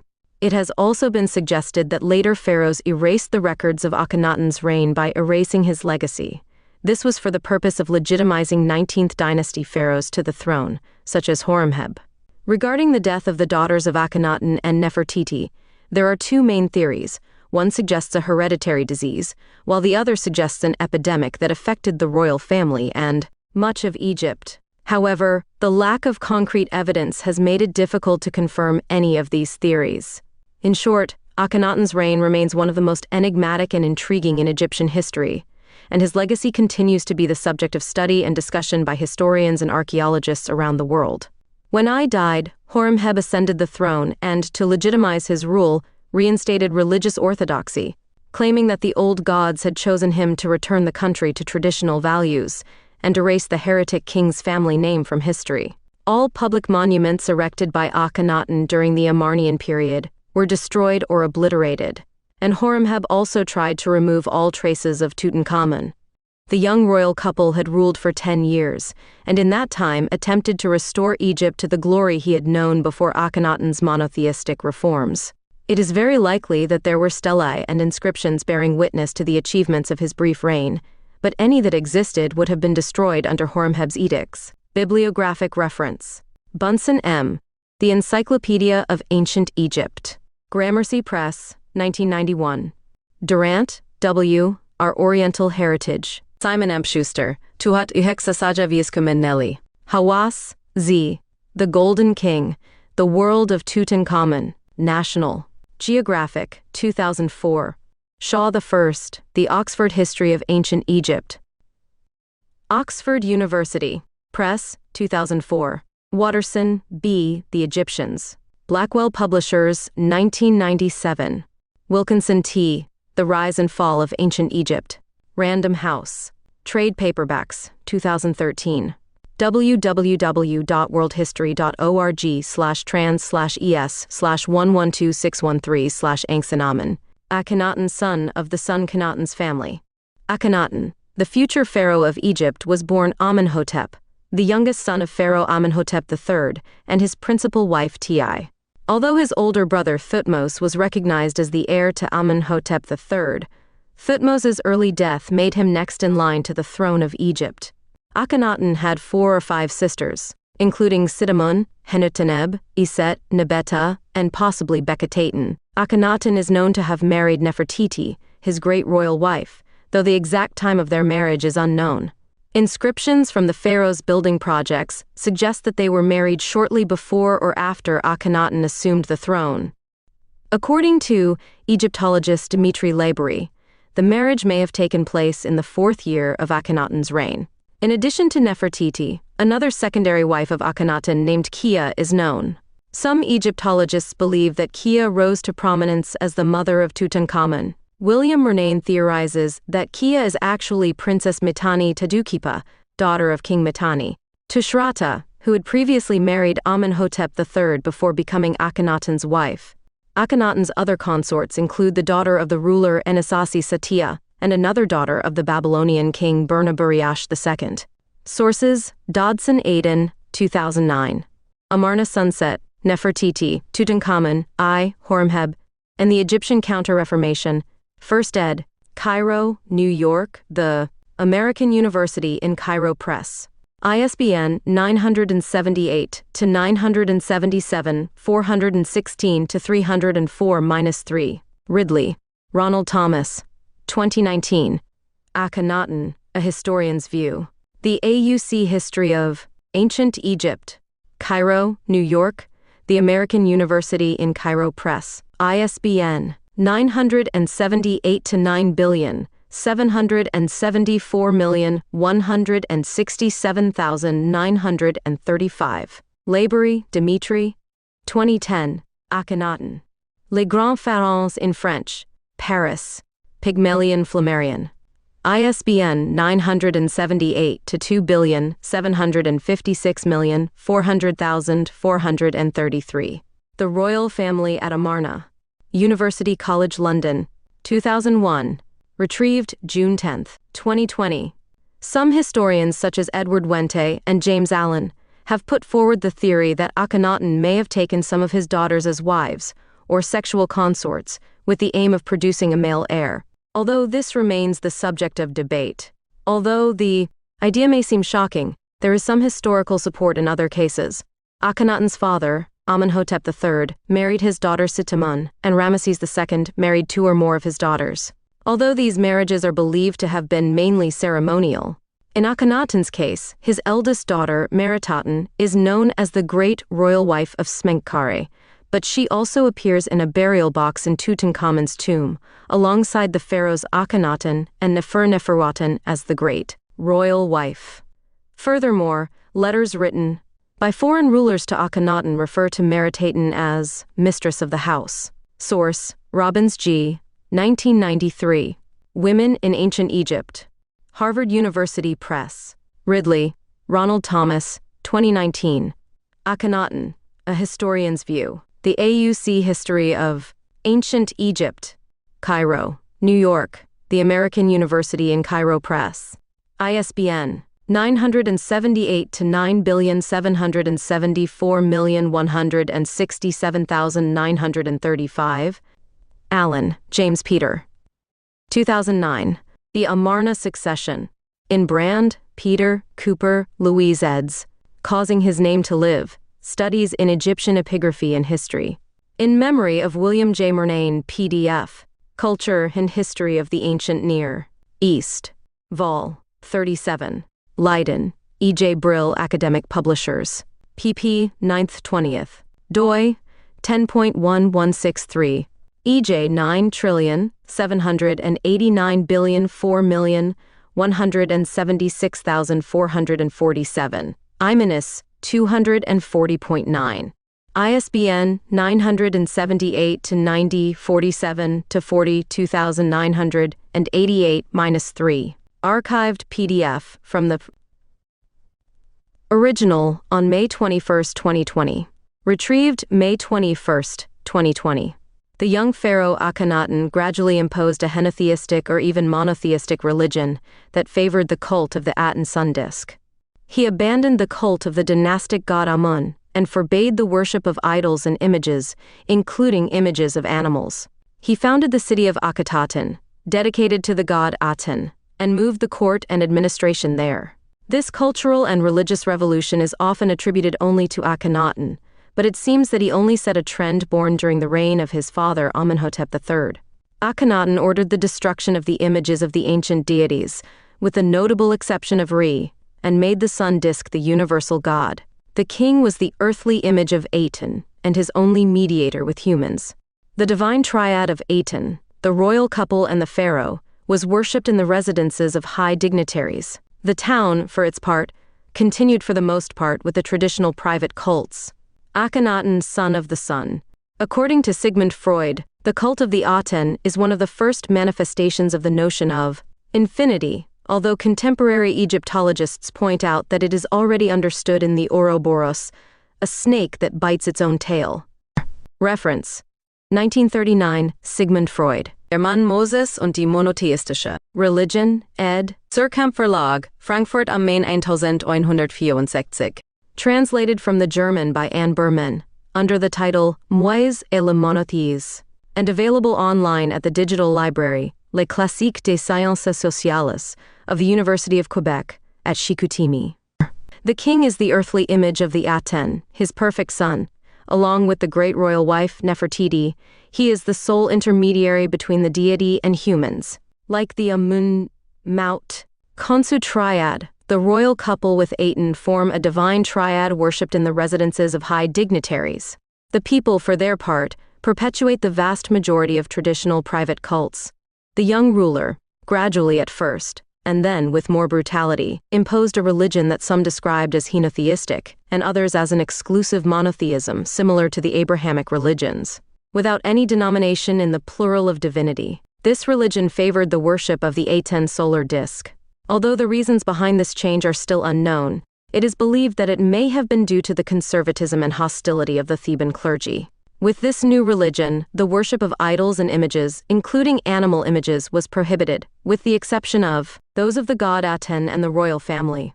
This prohibition is considered the great originality of the Etonian Revolution, and is similar to the second commandment of the Bible. You shall fear only the Lord your God, and you will worship him, and you will swear by his name. Deuteronomy 6:13. Responding, Jesus said to him, It is written, The Lord your God you shall worship, and him only you shall serve. Luke 4:8. You shall not take the name of the Lord your God in vain. Deuteronomy 5:11, Exodus 27. The third commandment prohibits people from misusing God's name. This is not limited to the name Yuhua Duit 511, but includes God, Jesus, Christ, etc. But what does it mean to take his name in vain? Of course, this includes disrespectful use of cursing, slander, and blasphemy. In the 4th year of his reign, Akhenaton visited the place where he would found his future capital, which was free from the presence of the Theban god Amun. He chose a desert location in Middle Egypt on the eastern bank of the Nile, where he built the city of Akhenaton, also known as Aten's Horizon. This construction depleted much of the revenue earmarked for Thebes. The king taxed the priests of other cults to build his new capital. In the 6th year of his reign, he changed titles and took the name Akhenaton, meaning he who is beneficial or useful to the Aten, and finally left the city of Amun, Thebes.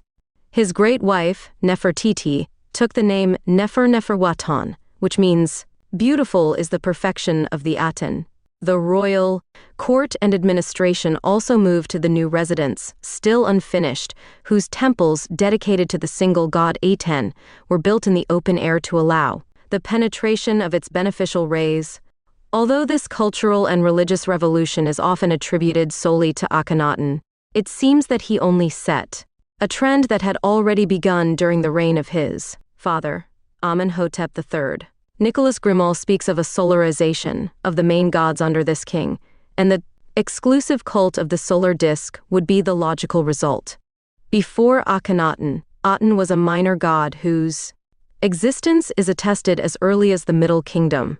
In the New Kingdom, Thutmose III had placed himself under his protection, and Amenhotep III had encouraged worship of the god. Most likely it is a cult, reserved only for the palace, at least at the beginning, and that during the reign of Akhenaton it became the official religion. In the 9th year of his reign, Akhenaton ordered the destruction of the cult images of the ancient deities, except Re, in the main regions of the kingdom, in order to carry out his magical operation, erasing the expression of the old principles to make way for the new function that it embodied.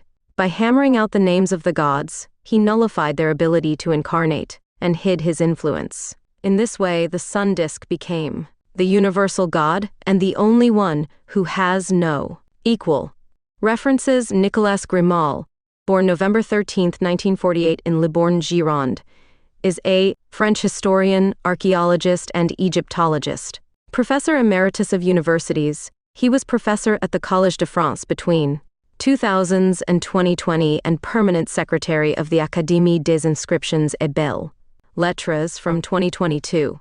During the reign, the year Swal was a period of great importance. Considered its apogee or climax, the city held a magnificent festival in which envoys from the kings of Canaan, Nubia, Cush, and Punt brought their presents to the king and the great royal wife, possibly in the presence of the queen mother Tiye, whose influence on both domestic and international politics was demonstrated in Thebes during the previous reign, made several visits to the new capital, according to some representations.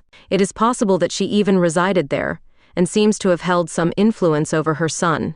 She is often seen accompanied by her youngest daughter, Akhenaton, whose age resembles that of her nieces, the daughters of Akhenaton. However, the queen mother and her youngest daughter died at the end of the 12th year at the latest. The deaths continued to plague the king, whose imagery reveals his deep attachment to his family as well as his ritual significance. Princess Akhenaton, second daughter of the king, died in the year 7th. The ritual scenes of mourning are represented without hiding the pain of the royal couple. From this date, the documentation becomes scarce, and it is extremely complex to decipher the sequence of events that mark the last part of the reign. Source: fr.wikipedia.org/wiki/Akhenaton. The final stages of his reign. Akhenaton's death is an unsolved mystery. The heretic king's successors covered their tracks as much as they could. The last inscription that mentions it is dated around the 17th or 18th year. Some experts suggest that his death could have occurred during the total solar eclipse of May 14, 1337. Recent studies suggest that he suffered from homocystinuria, a metabolic disorder that could explain his death. After the possible corrigency, Akhenaton's son-in-law and successor Smenkhare reigned briefly and died. Power then passed to Tutankhaten, Akhenaton's youngest son, who was only 9 years old at the time. Tutankhaten married Ankhesenpatan, Akhenaton's third daughter. With the disappearance of Akhenaton, the cult of the Aten also disappeared. 3 years later, Tutankhamun left Amarna, took the name Tutankhamun, restored worship of the traditional gods, and returned property that had been confiscated by his predecessor. After the warlord Horemheb assumed the throne as pharaoh, he began a systematic campaign of destruction of the city of Amarna. Using the ruins of the city and the so-called talatas, new buildings were built. The city had been abandoned 15 years after its foundation, during the 3rd year of the reign of Tutankhamun, who was later called Tutankhamun. After this, the court and administration moved back to Thebes. Horemheb was the last pharaoh of the 18th dynasty. Regarding Manetho, he refers to Horemheb as Horus or Armes, according to the historians who have transmitted his texts. Horemheb, originally from Hautnesut in Middle Egypt, not far from Amarna and Hermopolis Magna, did not come from royalty, but probably from a noble or modest family of the military caste. His rise to the royal court occurred during a transitional period between the two great dynasties of the New Kingdom, marked by the upheavals of the Aton's religious reform. It was during the reign of Tutankhamun that Horemheb achieved the greatest power from him, becoming the first statesman after the pharaoh. With the extinction of the Thutmose dynasty, Horemheb acceded to the throne, and his reign marked the end of the 18th dynasty and the Amarna period. He symbolized the seizure of royal power by the country's military class, which had become increasingly powerful in an Egypt that controlled a vast empire and was one of the major international powers in the region. Akhenaton, son of the Sun 8th dynasty. About the legendary Queen Nefertiti, wife of Amenhotep IV, a theory about her origin is suggested.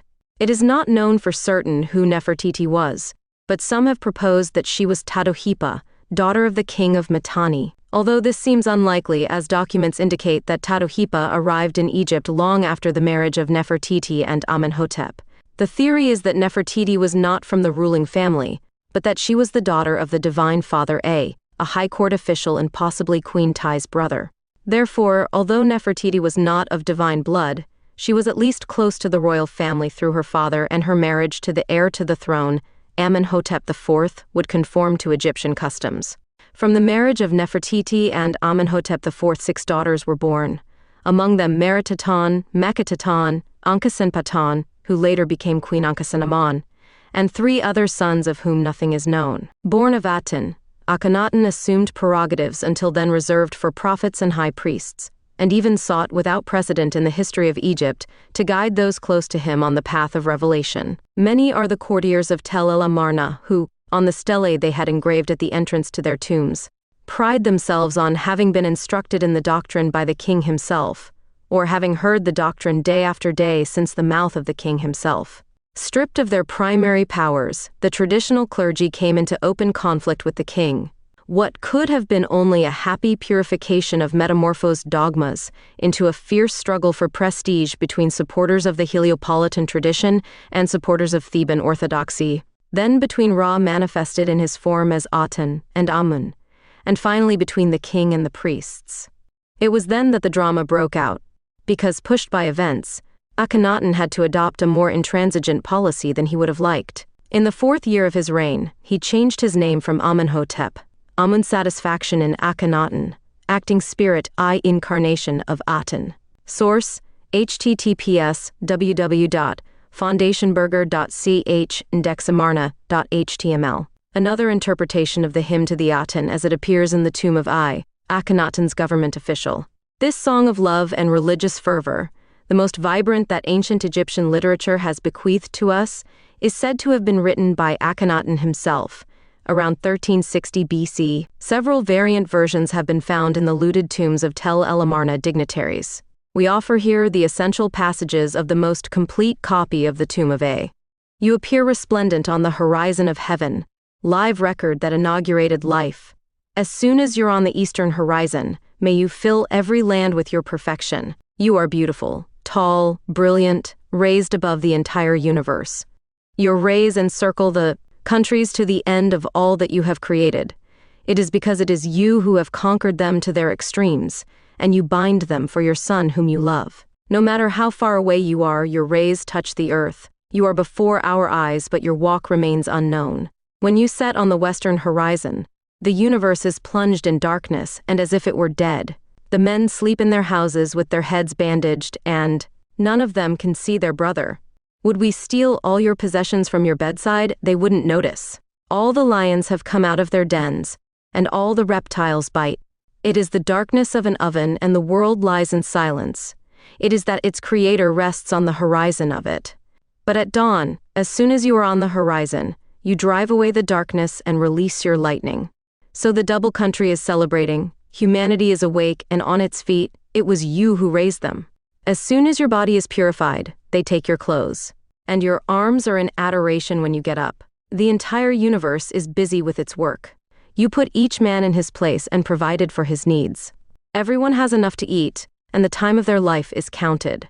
Languages are varied in their expressions. Their characters and their colors are different, since you singled out the foreigners. You create the Nile in the netherworld, and you bring it at your will to give life to the Egyptians as you created them for yourself. You, their Lord of all, who cares so much for them, Lord of the whole universe, who rises for him, record of the day with prodigious power. Any foreign country, no matter how far away, you also make it live. You put a Nile in the sky that descends through them, form the streams of water in the mountains like the very green sea, to irrigate their fields and territories. How effective are your purposes, Lord of eternity? A Nile in the sky is the gift you gave to strangers and to every beast of the mountains that walks on its feet, like the Nile that comes from the netherworld through the country I love. As soon as you get up, you make everything for the king grow, and the rush takes over each leg. Since you organized the universe, and you made them appear for your son, for your person, the king of Upper and Lower Egypt, who lives in truth, the lord of the dual homeland. Neferkheperur Yenre, son of Ra, who lives in truth, lord of crowns, Akhenaton. May the duration of his life be great, and his great wife whom he loves, the lady of the double earth, Neferwatan Nefertiti. May she live and rejuvenate forever, forever. Hornung interprets the Aten hymn as a text without mythical ideas, since its focus is on the creative power of the sun god, who not only gives life to all things in the world, but also created himself with his hands. Own hands? In this sense, Aten is the supreme god who renews every day everything that exists in the world, including animals, plants, and people. In contrast, the night the Aten hides is described with grim symbolism as a condition of death.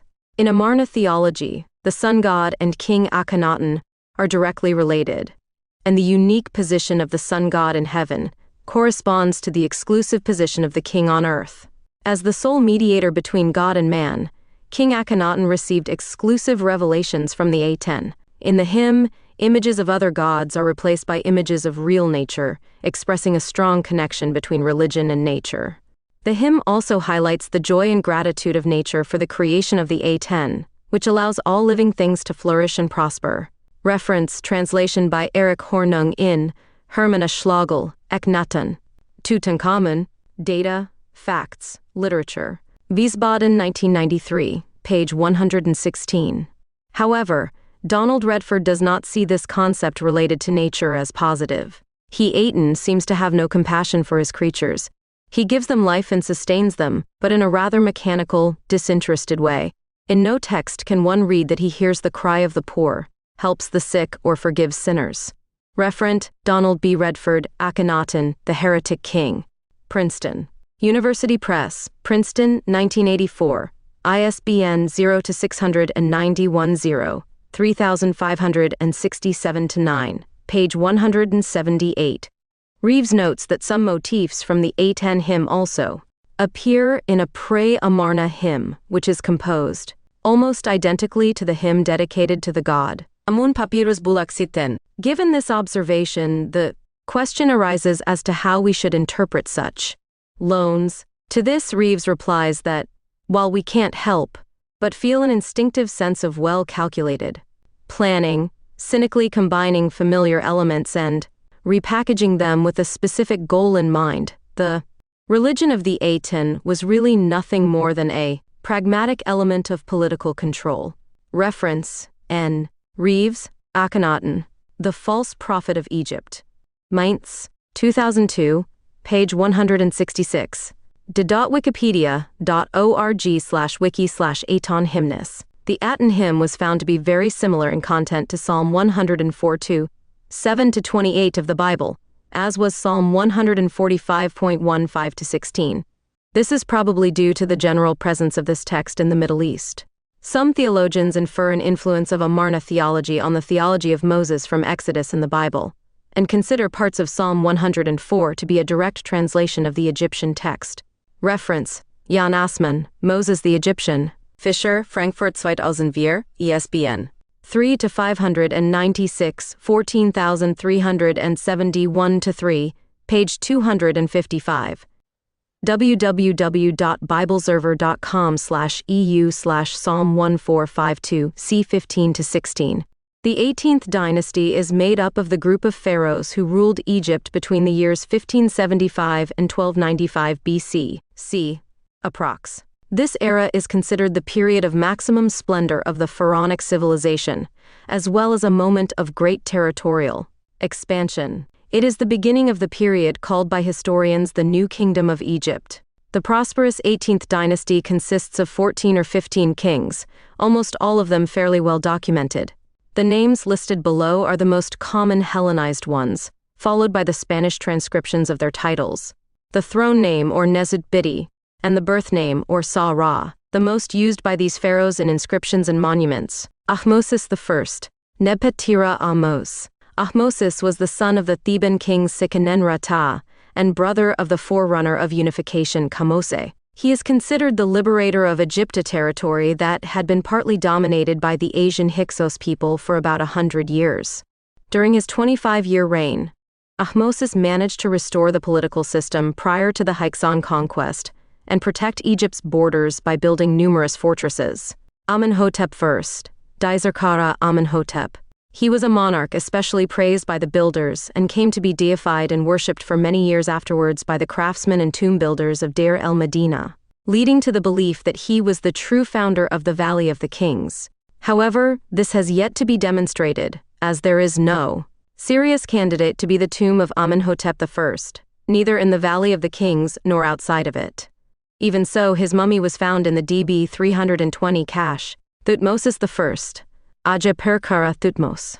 The ties that linked him to his predecessor, natural son, son-in-law, brother-in-law, are unknown. He had to marry a royal princess in order to legitimize his ascension to the throne. He ruled for about 13 to 15 years, in which he turned the country into a world superpower, conquering the entire Syro-Palestinian region and reaching as far as the fourth cataract of the Nile in Nubia. He is considered the founder of the artisan town of Deir el-Medina, and his tomb is the first known in the Valley of the Kings.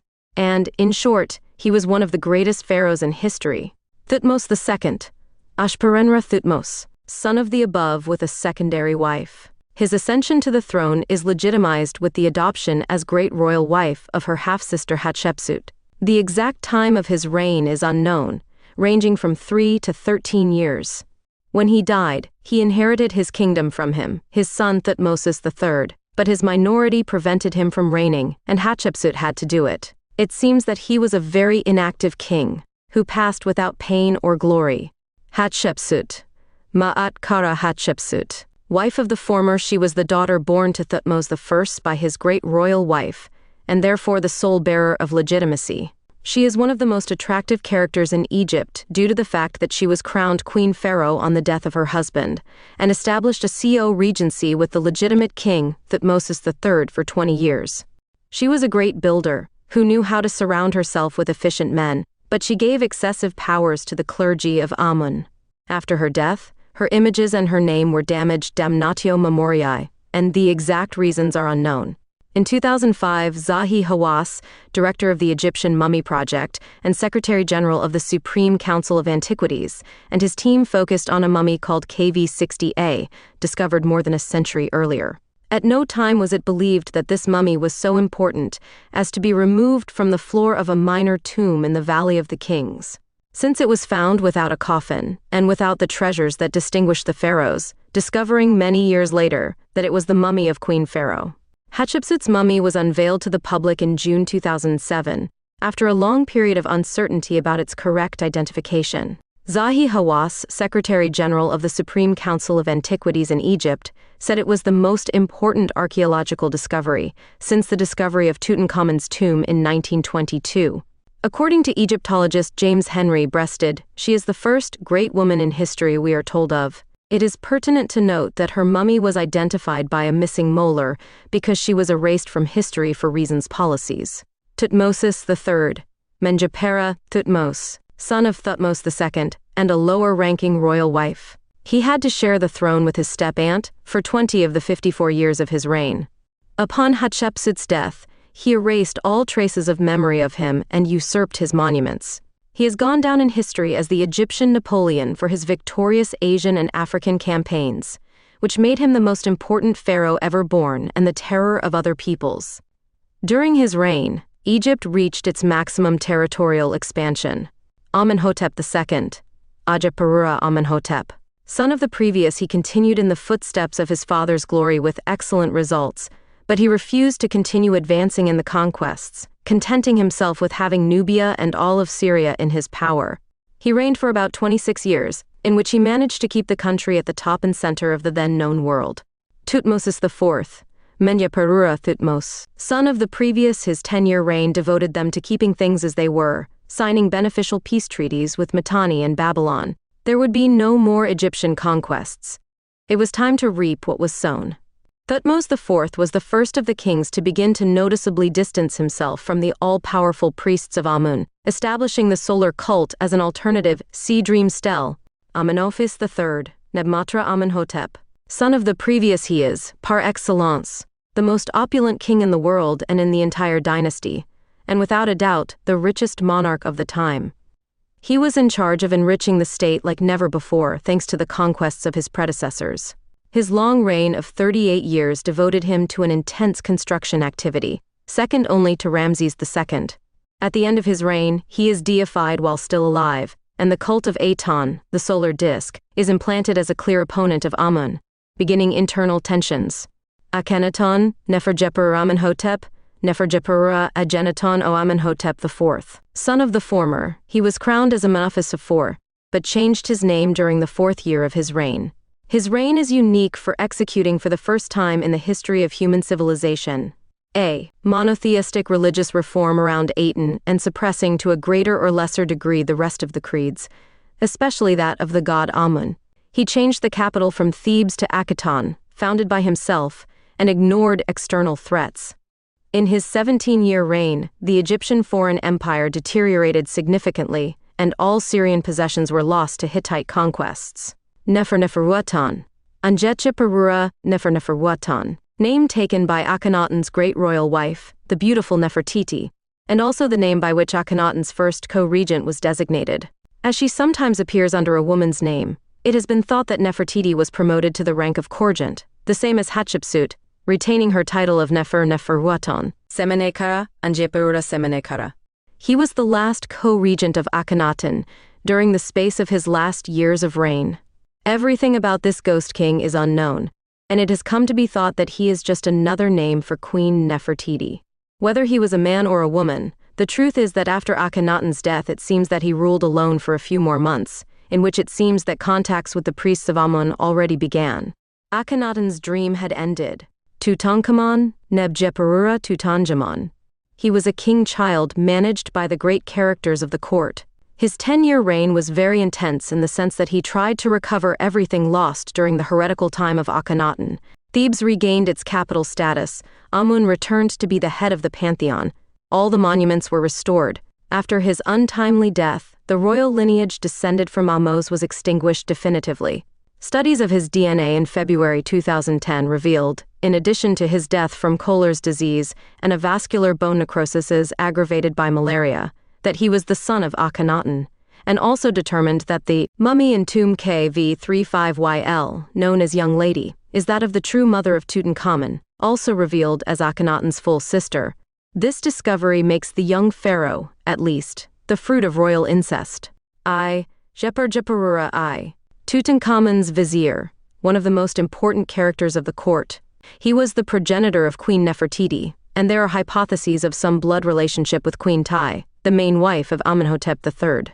He was already very old when he achieved the long-awaited throne, and he only ruled for 4 years, which apparently were in continuity with those of his young ancestor. To legitimize his ascension to the throne, he takes as his great royal wife Tutankhamun's surviving queen, Queen Ankhesenamun, who was his granddaughter at the time. Horemheb, Dizerjeperura Horemheb. Considered by some the founder of the next dynasty, this general married Ai's daughter and Nefertiti's half-sister to legitimize his accession to the throne. His reign was about 27 years, in which he was in charge of suppressing the names of Akhenaton, Smenkhara, Tutankhamun, and A from the royal lists and official history, showing himself as the successor of Amenhotep III. He had numerous warlike activities and recovered part of southern Palestine, but the expansion achieved by Thutmose I and II would never be reached again. Horemheb's successor was his vizier, the aged Paramazu, who took the name of Ramses I and was founder of the 19th dynasty. Source: es.wikipedia.org/wiki/dynasty3% via Egipto, offspring of Akhenaton. Akhenaton, Nefertiti and their daughters. Daughters born to Nefertiti. Birth years are counted from the beginning of Akhenaton's reign. Meritathon, during the year 1 or 2. She was the great royal wife of Akhenaton and Semenkhara. Meketaton, during the year 2 or 3. She died in the year 14. Unjesenpatan, during the year 4 or 5. She was the great royal wife of Akhenaton, Tutankhamun, and finally her grandfather. Woe to her from her. Neferneferuitan Tasherit, during the year 7 or 8. She died between the year 14 and 17. Neferneferua, between the year 8 and 10. She died between the 12th and 17th.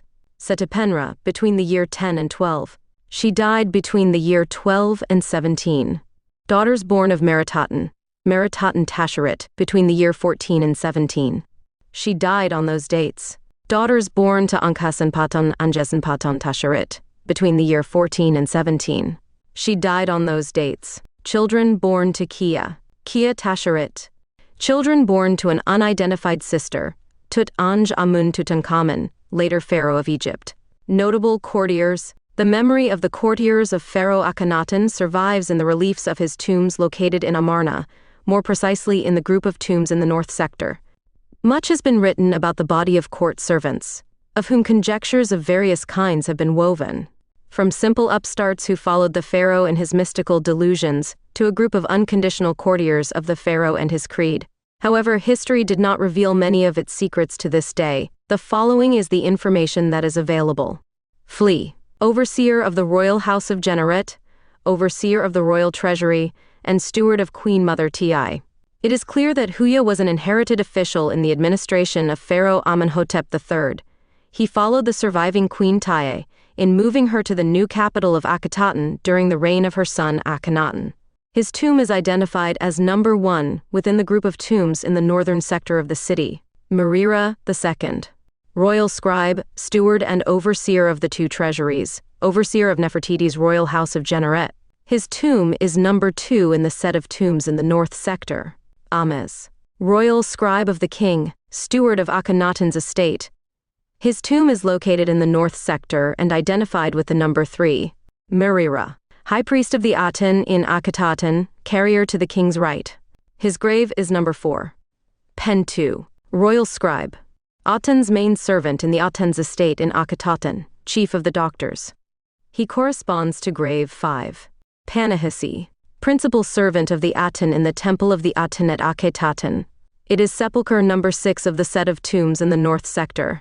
Tutu, royal chamberlain, principal servant of Akhenaton in the temple of the Aten at Akhenaton, supervisor of all the works of his majesty, supervisor of the silver and gold of the Lord of the 2 lands. The tomb is located within the set of tombs in the southern area of Amarna, with the number 8. Mahu, Akhenaton police chief. He was in charge of Pharaoh's personal protection and security.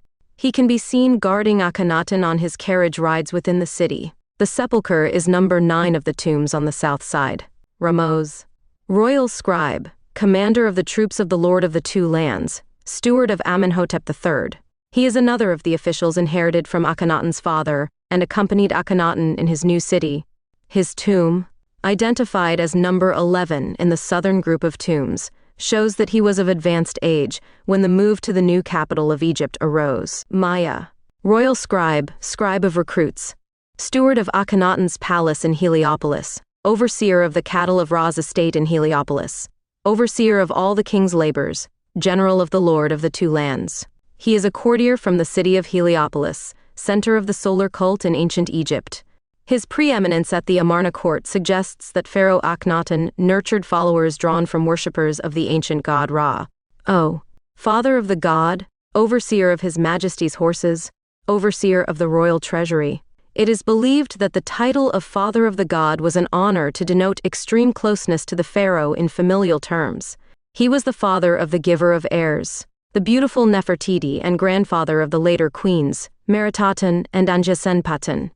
He even took the latter queen as great royal wife, with which he tried to legitimize her ascension to the throne once the last male royal descendant of the 18th dynasty, the young Prince Tutankhamun, died. This courtier was an eyewitness to the accession to the throne of Amenhotep IV, the birth of Akhenaton, the uprising and apotheosis of Aten, the deaths of his son-in-law Akhenaton, daughter Nefertiti, and granddaughters Akhenaton and Meritaten, in addition to the return to orthodoxy with Tutankhamun. He eventually ascended the throne as the closest surviving royal family. Within the group of tombs in the southern area of Amarna, the one corresponding to II identified with the number 25. It should be noted that an example of the famous hymn to Aten is found engraved in said tomb, which was never used because, once promoted to pharaoh, A was buried in the necropolis of Thebes in accordance with the return to orthodoxy already undertaken during the reign of Tutankhamun. Beck. His existence is known not through his burial but through his workshop, located in the ruins of the city of Akhenaton. He was the son of the chief sculptor, architect and master sculptor. The bust of Nefertiti was found on the site where his workshop was located, as well as countless unfinished pieces of sculpture, especially those of the royal family. Conographic evolution of Aton. It is known that since the beginning of the New Kingdom, falcon-headed gods were represented. However, it was not until the beginning of the reign of Amenhotep IV that the falcon god Ra-Harakte was unequivocally mentioned in the texts directly associated with the sun disk Aton. In one of the blocks of Pylon X of the Temple of Amun in Karnak, you can see a representation of Ra-Harakte with the solar disk on his head. In the relief, Amenhotep IV offers a tray with a variety of herbs to the falcon-headed god. In addition, you can see a complete table of offerings between the god and the king, made up of flowers, vegetables, and jars. In this first phase of the iconography, Ra-Harakte appears with a large sun disk on his head, decorated with an aureus on his forehead.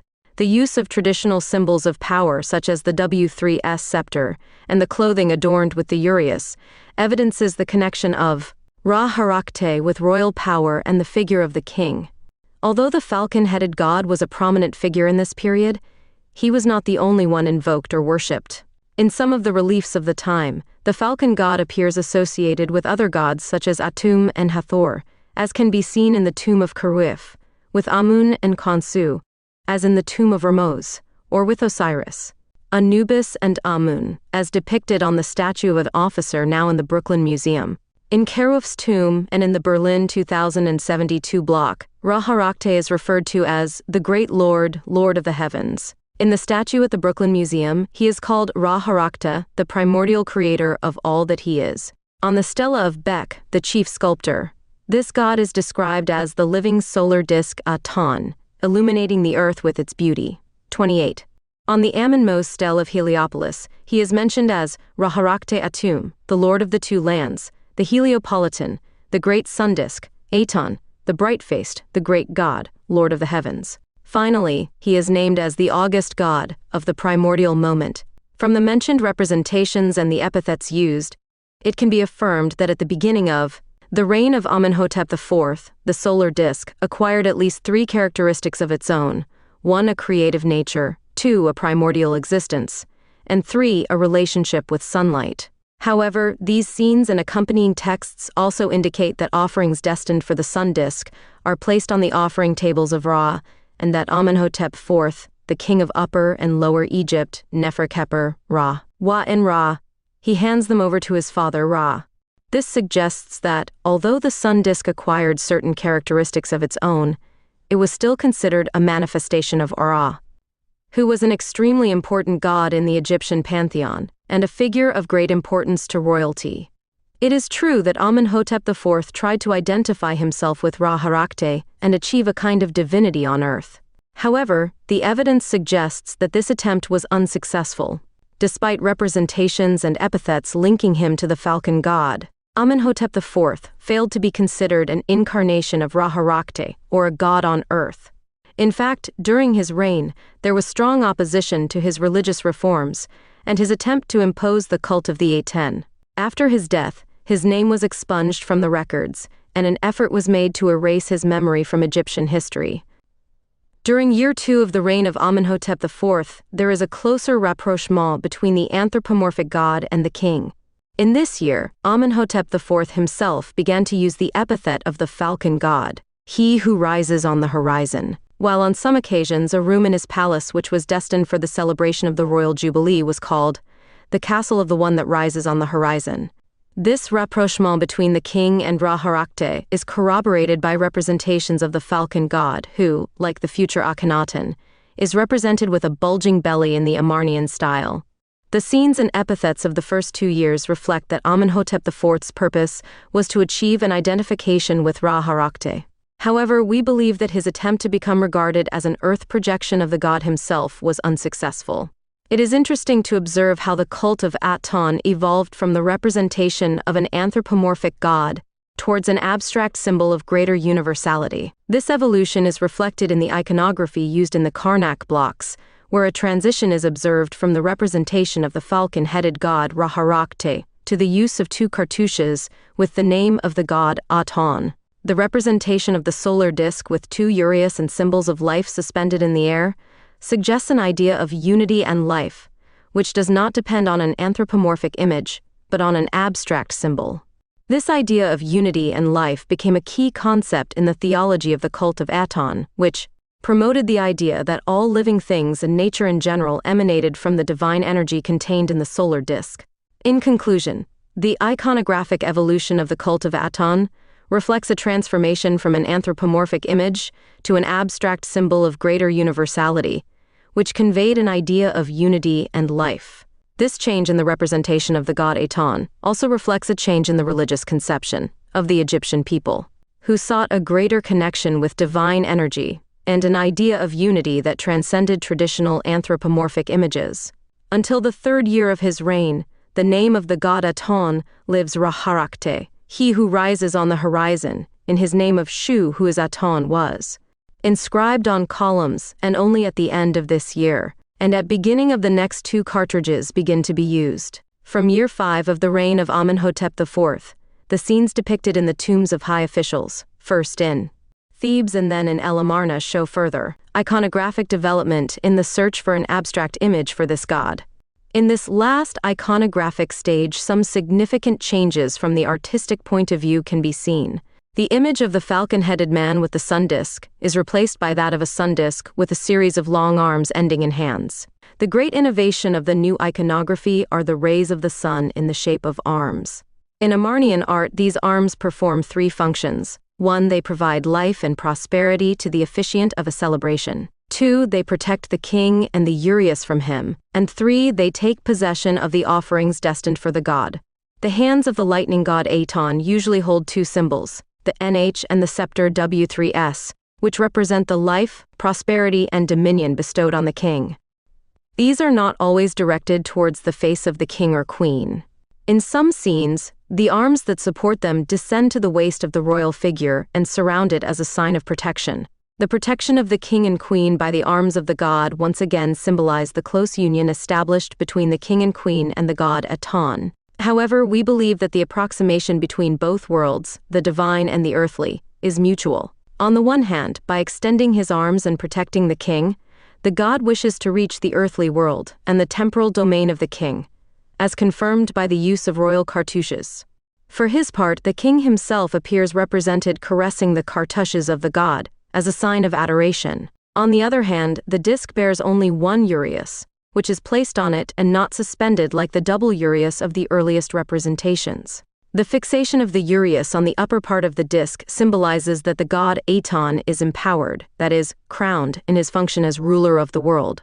This idea of self-creation is one of the main characteristics of the god Aton and is reflected in several of the god's representations. For example, on some blocks found in the Karnak temple, The sun disk is depicted with arms holding a cartouche with the king's name, as if he had created it with his own hands.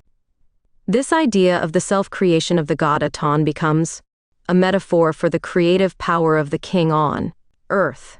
In general, the symbolism of the Aton iconography in the Amarnian era reflects a new conception of the role of divinity in the lives of men and of the relationship between the king and the god. The image of the sun disk with arms holding symbols of life and protecting the king and queen represents a more universal divinity, encompassing the entire universe and all living things. Furthermore, the idea of the self-creation of the god Aton reflects a more personalized conception of divinity, in which the king and queen are seen as an integral part of divine life.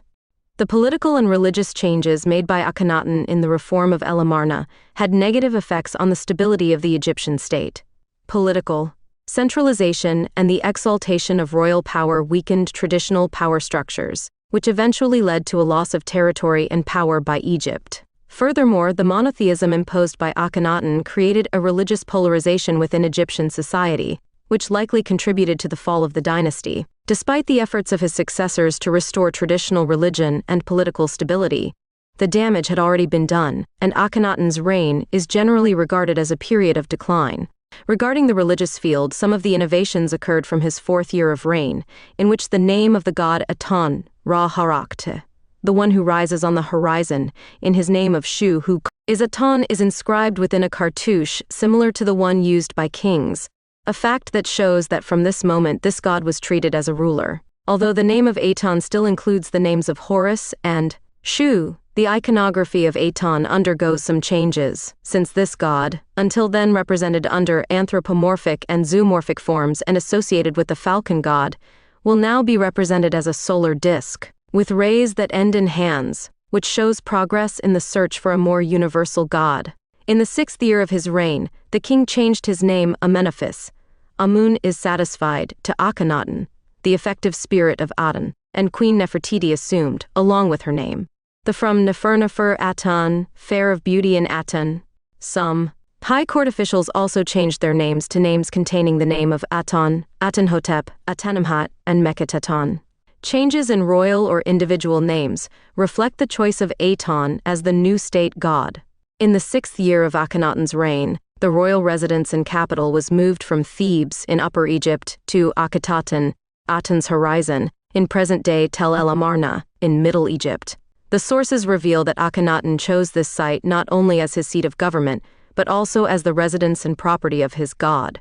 On the hills adjacent to the urban nucleus, to the east and west of the Nile, he had 14 stelae carved in the rock erected, which constitute the limits of the new city and record texts dated, for the most part. In the year 6 of the reign of on the border stelae K and X, dated to the 5th year of his reign, Akhenaton states, I myself will found Akhetaton as a residence for Aton, my father.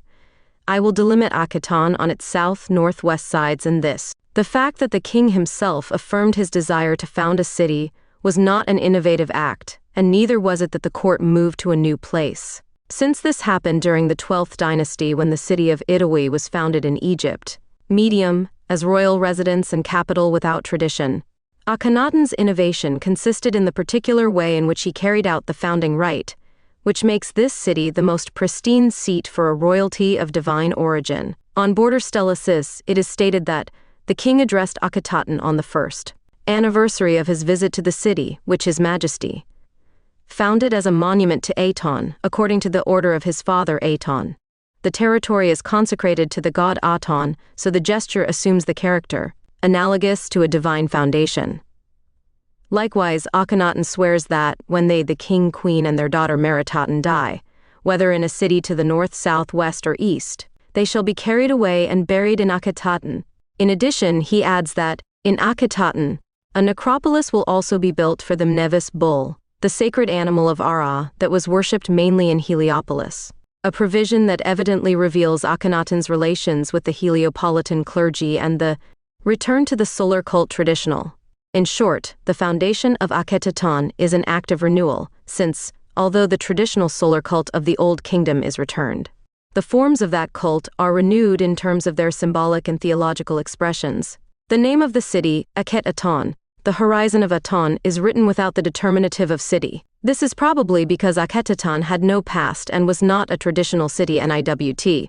During the reigns of Thutmose III and Amenophis II, the term NIWT designated Thebes, the city par excellence. It is likely that Akhenaton deliberately ordered the omission of the city determinative, because it evoked the city of Thebes and the clergy of Amun.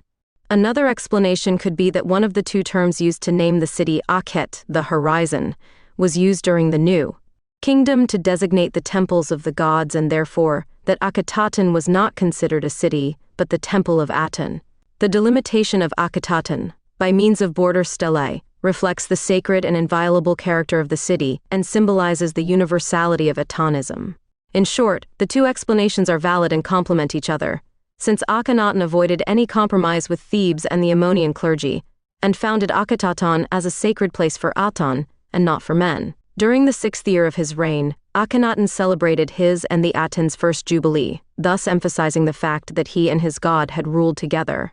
As noted by the border stellae recording the Aton's new epithet, he who is in the jubilee, Akhenaton celebrating jubilees together with Aten revealed a close governing relationship between god and king. Beginning with the year 9 of Akhenaton, the texts record a new name for the god Aten, Ra, the ruler of the horizon, the one who rises on the horizon in his name of Ra, the father who returned as Aton, which implies the elimination of the names of the gods Horus and Shu, and the conservation of the name of the sun god Ra. It is interesting to note that the inclusion of the name of Ra in the Amarnian doctrine does not imply a return to the cult of the old gods, but rather a reinterpretation of the god Ra through Aton. The idea is that Aton is the true and only sun god, and that Ra is simply a manifestation of him. This is in line with the belief that Aton is a universal god encompassing all living things and the entire cosmos, and that he is the sole creator and sustainer of life. The inclusion of the name of Ra in the Amarnian doctrine could also be seen as an attempt to reconcile the old beliefs with the new religion, and to establish a continuity between the past and the present. Indeed, the adoption of the epithet Lord of Jubilees for Aton reflects the idea that the god is capable of granting renewal and eternal life to his faithful, as well as the celebration of jubilees, which were ceremonies marking the end of one period and the beginning of another, reflected the idea of a perpetual cycle of renewal in nature and in the life of the kingdom. These royal prerogatives granted to the god reflect the idea that the pharaoh and the god are closely linked, and that the pharaoh is the earthly representative of the god on earth.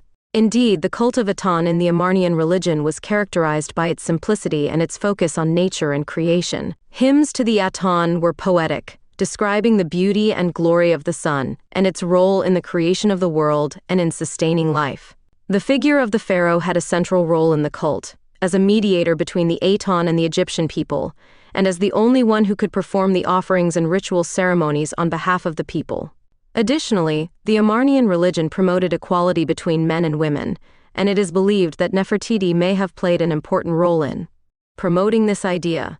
However, the abolition of the traditional divine cults and the exclusivity of the Aten cult generated resistance and discontent among the priests and members of Egyptian society who followed the ancient beliefs. Source: in order to facilitate its reading on the internet, a summary of the original research work carried out under the direction of Dr. Alicia de Neri Rodrigo, Universidad de Buenos Aires, and Prede Conicet, 1996 to 1997, has been presented. The iconography of Aton in Egypt of the 18th dynasty and his relationship with the Amarnian ideology. Lick. Graciela and Gestoso Singer.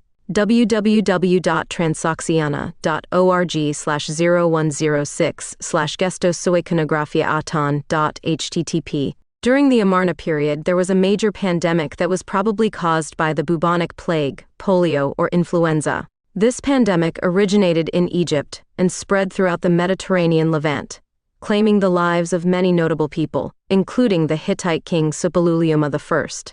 If this pandemic was caused by influenza, it may have been due to the proximity of birds, aquatic animals, pigs, and humans, and the development of livestock systems could have facilitated the spread of the disease. References: cf. Ancient Egypt Online Akhenaton. In English. Schultisek, C. Naylor, E. 1988. Fish Farming and Influenza Pandemics. Nature. Vol 331st 6153, p. 215. PMID 2,827,036. DOI 10.1038 300 and 31,215 Azero. Shortridge K. 1992. Pandemic Influenza, a Zoonosis, Semin Respire. Infect. Vol 7, No 1, p. 11-25. PMID 1,609,163. The earliest archaeological evidence of the livestock system has been dated to the reign of Akhenaton, and the pandemic that followed this period across the Near East may have been the first recorded outbreak of influenza. However, the precise nature of this Egyptian plague is not yet known, and some have suggested that Asia might have been the source of the human influenza pandemic. The succession of deaths in the royal family must have had a profound personal impact on Pharaoh Akhenaton and, in general, on the entire kingdom. The Queen Mother Tai, the great royal wife Nefertiti, and the princesses Akhenaton, Meritaton, Setapenra, and Neferura were victims of this pandemic, in a time interval that goes from the 12th to the 17th year of the reign. Source: Kozlov Ariel 2006. Bubonic plague in the reign of Amenhotep. 2. KMT. Vol 17-3, p. 36-46. The prevalence of the disease may help explain how quickly the city of Akhenaton was later abandoned, and also why later generations considered the gods to have turned against the kings of Amarna. There have been some suggestions as to the cause of the pandemic, with Zahi Hawass suggesting that it could have been the Black Death, as traces of that disease have been found in Amarna.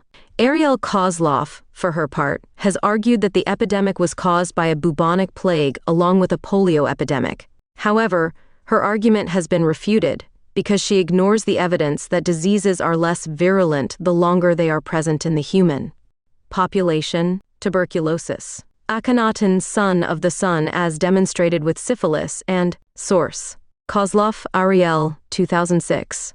Bubonic plague in the reign of Amenhotep III. KMT. Vol 17-3, p. 36-46. Bibliography on the Amarna period. Akhenaton et Nefertiti Soleil et Ombre de Pharaon. Textes de Suzanne Bickel, Peter Brand, Betsy Bryan, Jean-Luc Chapaz, Marianne Eaton Krauss, Mark Gabold, Dimitri Laborie, Bernard Mathieu, Francesco Tiradriti, Robert Vergniaud, Yuri Volokhin. Catalogue. Exposition Musée d'Art et d'Histoire, Genève. Sylvana ed. 2008. Aldred Cyril Akhenaton, Roi d'Égypte, Seul 1980 accept. Aldred Cyril, The Foreign Gifts Offered to Pharaoh, GA 56, p. 105-116, 1970. Amarna Letters No 1, 3, 4. KMT Communications. A Not to Miss site. The official website of the Amarna Project. Arnold Dorothea. The Royal Women of Amama. The Metropolitan Museum of Art, 1996. Asman Jan, Akhenaton's Theology of Light and Time, Israel. Academy of Sciences and Humanities, Proceedings 7, IV, 1992. Asman Jan, Aux origines du monothéisme, Le Monde de la Bible, Janvier to Février 2000s. Asman Jan, Theological Responses to Amarna, Penn State University, 2001. Asman Jan. The Search for God in Ancient Egypt, Cornell University Press, 2001. Cabral Agnès Amenhotep III le Magnifique, Le Rocher, 1993. Kenyer Christian. Akhenaton, Précurseur du monothéisme. Bibliothèque Clio, 2006. Kenyer Christian, La religion d'Akhenaton, monothéisme ou autre chose, Histoire et actualité d'un débat égyptologique. Dans Erlebrun J. de Vos, Avant Quickelberg ed. Deus unicus homo religiosus seri. Tiu virtiende p. 77 117 Brepols Turnhout 2014. Chapaz JL Amenhotep IV Akhanak, Revue Égypte, Afrique et Orient. And March 13, 1999. Chapaz Frota el Horizon Daton, Revue Égypte, Afrique et Orient. N. March 14, 1999. Davies Norman de Garis, Akhenaton at Thebes, J. Vol 9, and 3/4, p. 132-152, 1923. Der Manuelian Peter, Semi-Literacy in Egypt, Somes. Erasures from the Amama period, in Gold of Praise, Studies on Ancient Egypt. In honor of Edward F. Wente, p. 285 to 298, University of Chicago, 1999. Dodson Aden, Amarna Sunset, Nefertiti Tutankhamun I Horemheb, and the Egyptian Counter-Reformation, AACP, 2003. Herman A. Ronca Herman, La Civilisation Égyptienne, Payot, 1952. Gabot de Marc Akhenaton, Du mystère à la lumière, découverte de Gallimard, 2005. Gabot de Maria Mama, La Cité du Roi Soleil, Revue Égypte. Afrique et Orient en 14. Gabold Mer, d'Akhenaton à Toutankhamon, Université. Lyon 2, Institut d'archéologie et d'histoire de l'Antiquité, vol 3, 1998. Gabol de Marie-Ladne de la famille royale amarnienne et les sources égyptiennes, Enim 6 p. 177-203 2013. Grande Pierre, Hymne de la religion datant, Seal, 1995. Hoffmeyer James Akhenaton and the Origins of Monotheism. Oxford University Press, 2015. Hornung Eric, Akhenaton and the Religion of Light, Kamel University Press, 2001. Hornung Eric, Les Dieux de l'Égypte, L'Oïne Multiple, Le Rocher. 1971. Ikram Salima, Domestic Shrines and the Cult of the Royal Family at El Amarna. GA 75 p. 89 to 101 1989. Kemp-Berry and al. Life, Death and Beyond in Akhenaton's Egypt. Excavating the South Tombs Cemetery at Amarna, Antiquity 87, p. 64 to 78, 2013. Kemp-Berry, The City of Akhenaton and Nefertiti, Amarna and Its People, Thames and Hudson, 2012. Kozloff A., Brian B., Berman L.M. Delange E. Menophisterer, Le Pharaon Soleil, RMN 93. Labry Dimitri, Akhenaton, Pygmalion, Collection Les Grands Pharaons, 2010. Mathieu Bernard Le Grand Hymne à Aton, Revue Égypte-Afrique et Orient. L'époque amamienne, I en 13 p. 35-44,1999. Moran Walter L., Les Lettres de la Mama, Surf 1987. Moran Siegfried, La Religion Égyptienne. Payot 1977. Murnane William, Observations on Amarna Theology. During the earliest reign of Amenhotep IV, in Gold of Praise, Studies on Ancient Egypt in honor of Edward F. Wente, p. 303 to 313, University of Chicago, 1999. Akinga Boyo, The Non-Royal Concept of the Afterlife in Amarna, Ancient History, Resources for Teachers, Vol 38, N1, p. 16 to 37, 2008. Kirk Stéphane Le Culte de Ré. L'adoration du soleil dans l'Égypte ancienne, Le Rocher, Collection Champollion 2001. Redford Donald B., Akhenaton, The Heretic King. Princeton University Press. 1984. Reeves Nicholas, Akhenaton, Egypt's False Prophet. Thames and Hudson, 2001. Reeves Nicholas Akhenaton et son Dieu, Pharaon et Faux, Prophète, Editions Autrement, Collection Memoirs N108, 2004. Reeves Nicholas, Tutankhamun, Belfond, 1991. Revue Égypte-Afrique et Orient La Redécouverte d'Amama, N52 2008 à 2009. Revue Égypte-Afrique et Orient L'époque amamienne, 2, N14,1999. Revue Égypte-Afrique et Orient L'époque amarnienne, I, N13,1999. Scheffer Heinrich. Principles of Egyptian Art, Griffith Institute, Oxford, 1966. The Akhenaton Temple Project. The Oxford Encyclopedia of Ancient Egypt, AOCP, 2001. Eton Kraus M. Akhenaton Vol 1 p. 431. Schlegel Ha, Aten, Vol 1, p. 156 to 158. Brian B. Amarna, Vol I, p. 60 to 65. Vander Pere Athena, The Year 16 Graffito of Akhenaton in Dyer Abu Hinnis, A Contribution to the Study of the Later Years of Nefertiti. Journal of Egyptian History, 7, p. 67 to 108, 2014. Vandersleyen Claude L'Égypte et la Vallée du Nil, tome 2. Puff, Collection Nouvelle Clio, 1995. Vertenu R. Gondren M. Amenophis IV et les Pierres du Soleil, Artho 1997. Williamson Jacqueline, Amarna Period, in UCLA. Encyclopedia of Egyptology, 2015. Williamson Jacqueline, The Disappearing Sun Temple of Queen Nefertiti, Amarna 40th Anniversary, 2017. General Bibliography. Aldred, C. 1968y 1988, Akhenaton, King of Egypt.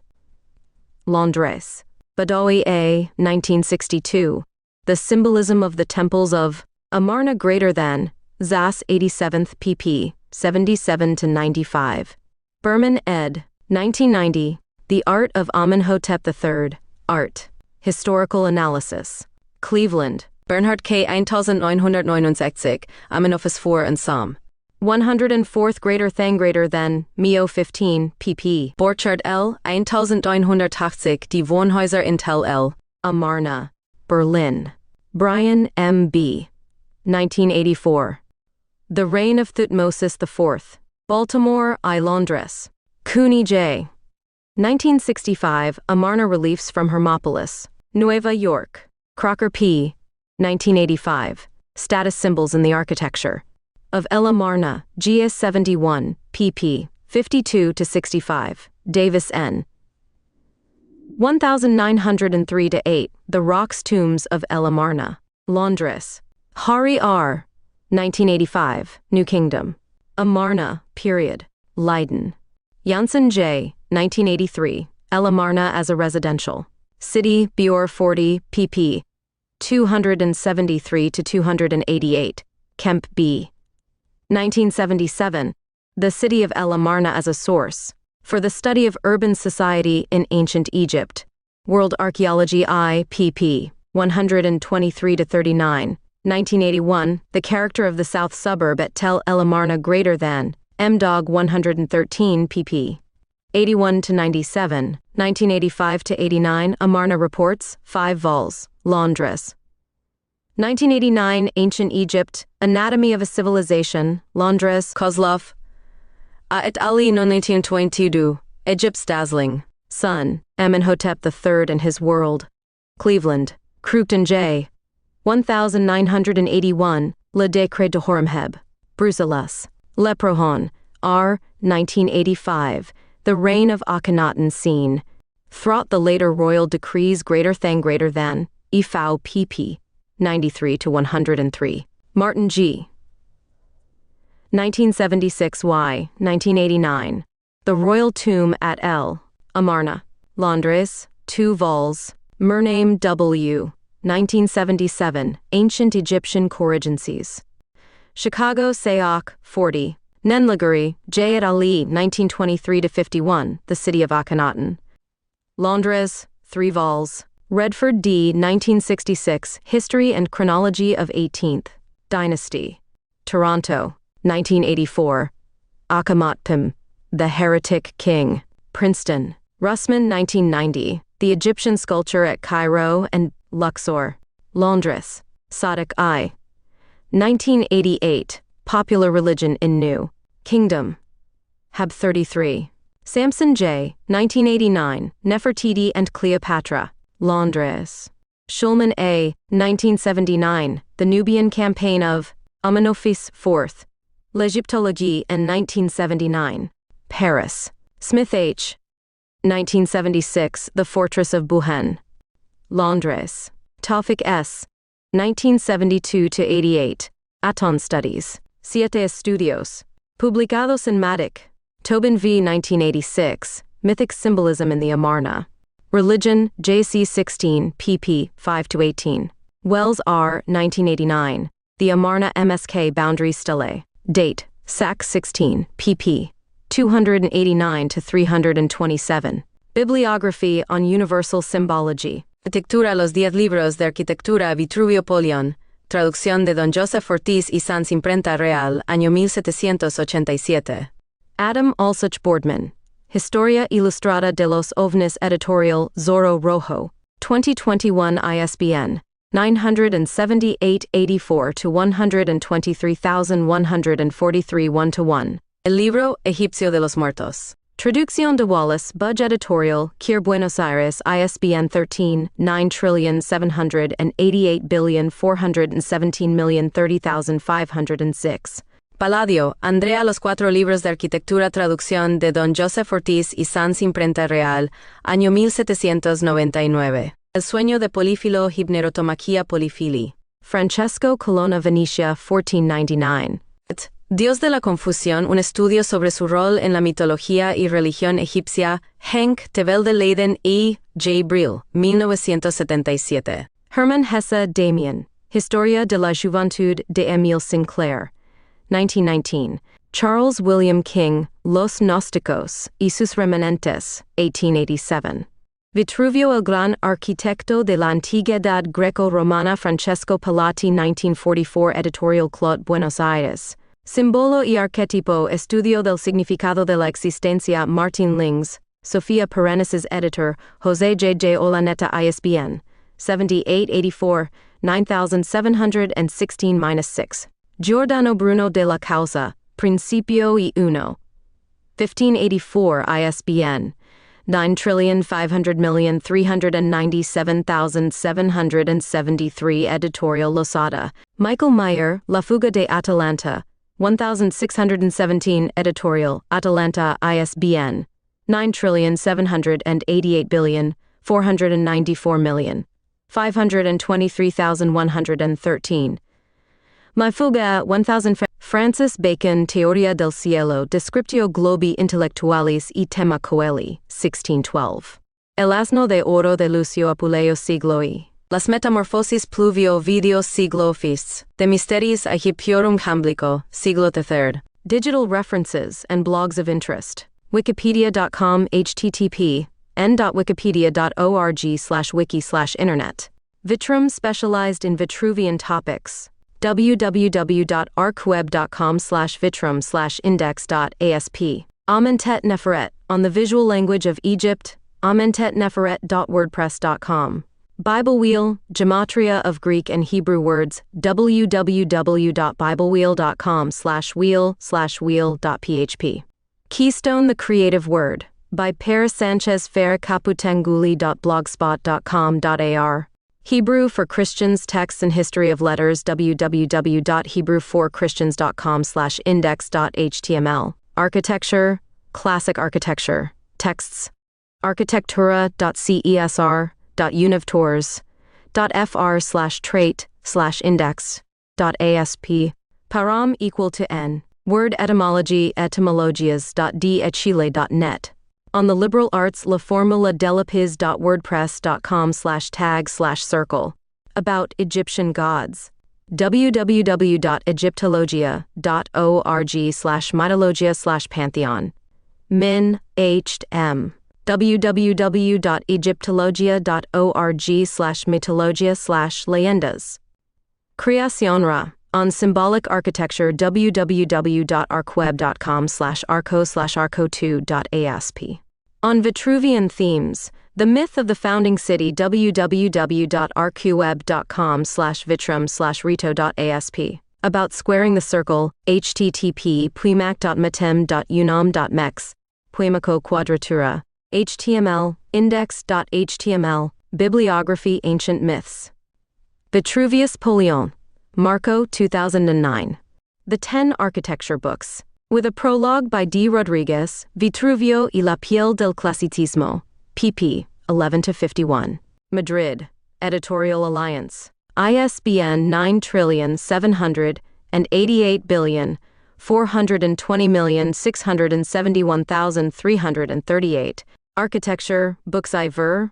Madrid, Editorial Gredos. ISBN 970 8-84 249-0210. Ingrid D. Rowland and Thomas Noble Howe, Vitruvius. 10 Books on Architecture, Cambridgeham, Cambridge University Press. 1999. The Eternal Gnosis. Anthology of Greek, Latin, and Coptic Gnostic Texts 1, 2003. ISBN 978-84 8164-585-9. The Eternal Gnosis. Anthology of Greek, Latin, and Coptic Gnostic Texts 2. Pistis Sophia, Faith Wisdom. First edition and translation of the Coptic original into Spanish, 2007. ISBN 970-8-84, 8164-852-2. Barnett, Mary, Gods and Myths of the Ancient World. Grange Books, 1997. ISBN 1-84013-81-4 Felder-Rolf Ägyptische Gottheiten. Wiesbaden, 1995. Metamorphosis. Books IV. Editorial Grados. Madrid. ISBN 978-84 249-0011-3. Metamorphosis. Books VX. Editorial Grados. Madrid. ISBN 970-8-84 249-2599-4. Metamorphosis. Tr. By Antonio Ramirez de Vergé and Fernando Navarro Antolin. Alliance. Madrid. ISBN 978-84 206-0738-2. Oscar Schneider. Kampf die Kuppel, Life and the Dome. Ed. Bouvier Verlag, Bonn 2006. 280 petagrams. Zoller. Abe. ISBN 900 Enjoyable Manor. 6-2. Leonardo Benevolo. Design of the City. Ed. Gustavo Gili, Barcelona 1977. Bannister Fletcher. A History of Architecture. 18th ed. London, Athlone Press. 1975. ISBN 0-485 55001-6. Scobie, Alexander, 1990. Saw. Hitler's State Architecture. The Impact of Classical Antiquity. University Park, Pennsylvania State University Press. pp. 109-118. ISBN 0-271-006,919. Jamblico, 2003. Pythagorean Life. Protreptic. Editorial Grados, Madrid. ISBN 84-249-2397-9. 1997. On the Egyptian Mysteries. Editorial Grados, Madrid. ISBN 84-249-1870-3. Longo, Achilles Tacio, Jamblico, 1997. Daphnis and Chloe, Leucippe and Cleitophon, Babylonians. Summary of Photius and Fragments. Editorial Grados, Madrid. ISBN 84-249-0858-9. Akhenaton, Son of the Sun, Pilog. This book had its genesis in the need to comment and understand the symbolic problems of the Amarna period, as well as carry out an exegesis of ancient texts, both Egyptian and the symbolic source, of later texts assimilable to Christianity, so that they act as a trigger for new analyses on the problem of the numbers that empower the visible reality. The soul of the words are the numbers. The evolution of this book had the primary need to add value as a writer on a theme of texts that have a very marked gematria and provide meaning to ancient texts. The texts whose base is the numerical and geometric, and these reinterpreted as music or cultural facts bring light on their genesis. Many Indo-European gods were worshipped as pillars supporting the earth or main beams of both a material and metaphysical building. Also the sun as a manifestation of everything. Deities perceived as great potters, the oldest title held by an architect, representing the first cause like the god Ta, the great craftsman. These gods spin the pottery wheel, recreating the world every night, with meridian clarity, ruled by geometries. This specular world created a language full of symbols. The Arabs say that man learned to count and build calendars, thanks to the phases of the moon. These universal archetypes, and related to the most primary needs, such as learning in which seasons to sow or cultivate, allowed us to develop geometry and writing. Certain events, such as the overflow of the Nile River or the arrival of the monsoons in Central Asia, an event that was associated with the appearance of the star Sirius, allowed us to develop the first signs of proto-writing. The temple is before the gods. It was the place where the human collective marveled at the silence and the hollowness, the first place where man saw himself alone, and in his solitude he could contemplate the void. The oldest signs and logos in which it can be read are carved on ivory labels belonging to the Nagada culture in Egypt, the cradle of pharaonic Egypt. On many of these labels are the oldest signs of writing organized through letters and numbers. This monumental culture gave birth to the alphabet as we know it, passing from there to Proto-Canaanite and Phoenician, there to Greek and Latin. And from many words of this culture, the spoken form of these symbols is even more ancient, associated with the Indo-European language, whose roots are lost in Central Asia, near the current border between Iran and India. Some authors speculate that the Indo-European language and people had their genesis in Northern Europe, an unproven hypothesis, but plausible. Monuments in Europe, such as those left on the island of Malta or in the Karnak region of France, date back 7,200 years. Much of this ideology saw in the positions of the moon, the sun, and the mobile stars, the planets, a form of fabric or warp, assembled around the planet Earth. Said fabric, created with spirals, was associated with the planet Venus, whose dance with the moon gives the impression of a fabric with hexagonal sides. Numbers such as 8, 5, and 13, as well as 144, were linked to said planet. All these numbers represent the Fibonacci scale, which, when divided by them, gives us the golden ratio. A geometric ratio present throughout the natural world as a form of divine writing or modulator of three-dimensional space. Did the first cause of construction in its form of Aten have a blueprint for the world? Man saw in these celestial symbols a divine mind that could be decoded through geometry. The solar god Aten, above all things, is a circle, not only for the understanding of the natural world, but also for the apotheosis of the architect, a divine fusion between beginning and end. Printing finished in Buenos Aires in editorial Sophia Lux Franklin, 2054 Celsius's ABA phone, 011458477071. 100 copies on May 13, 2023.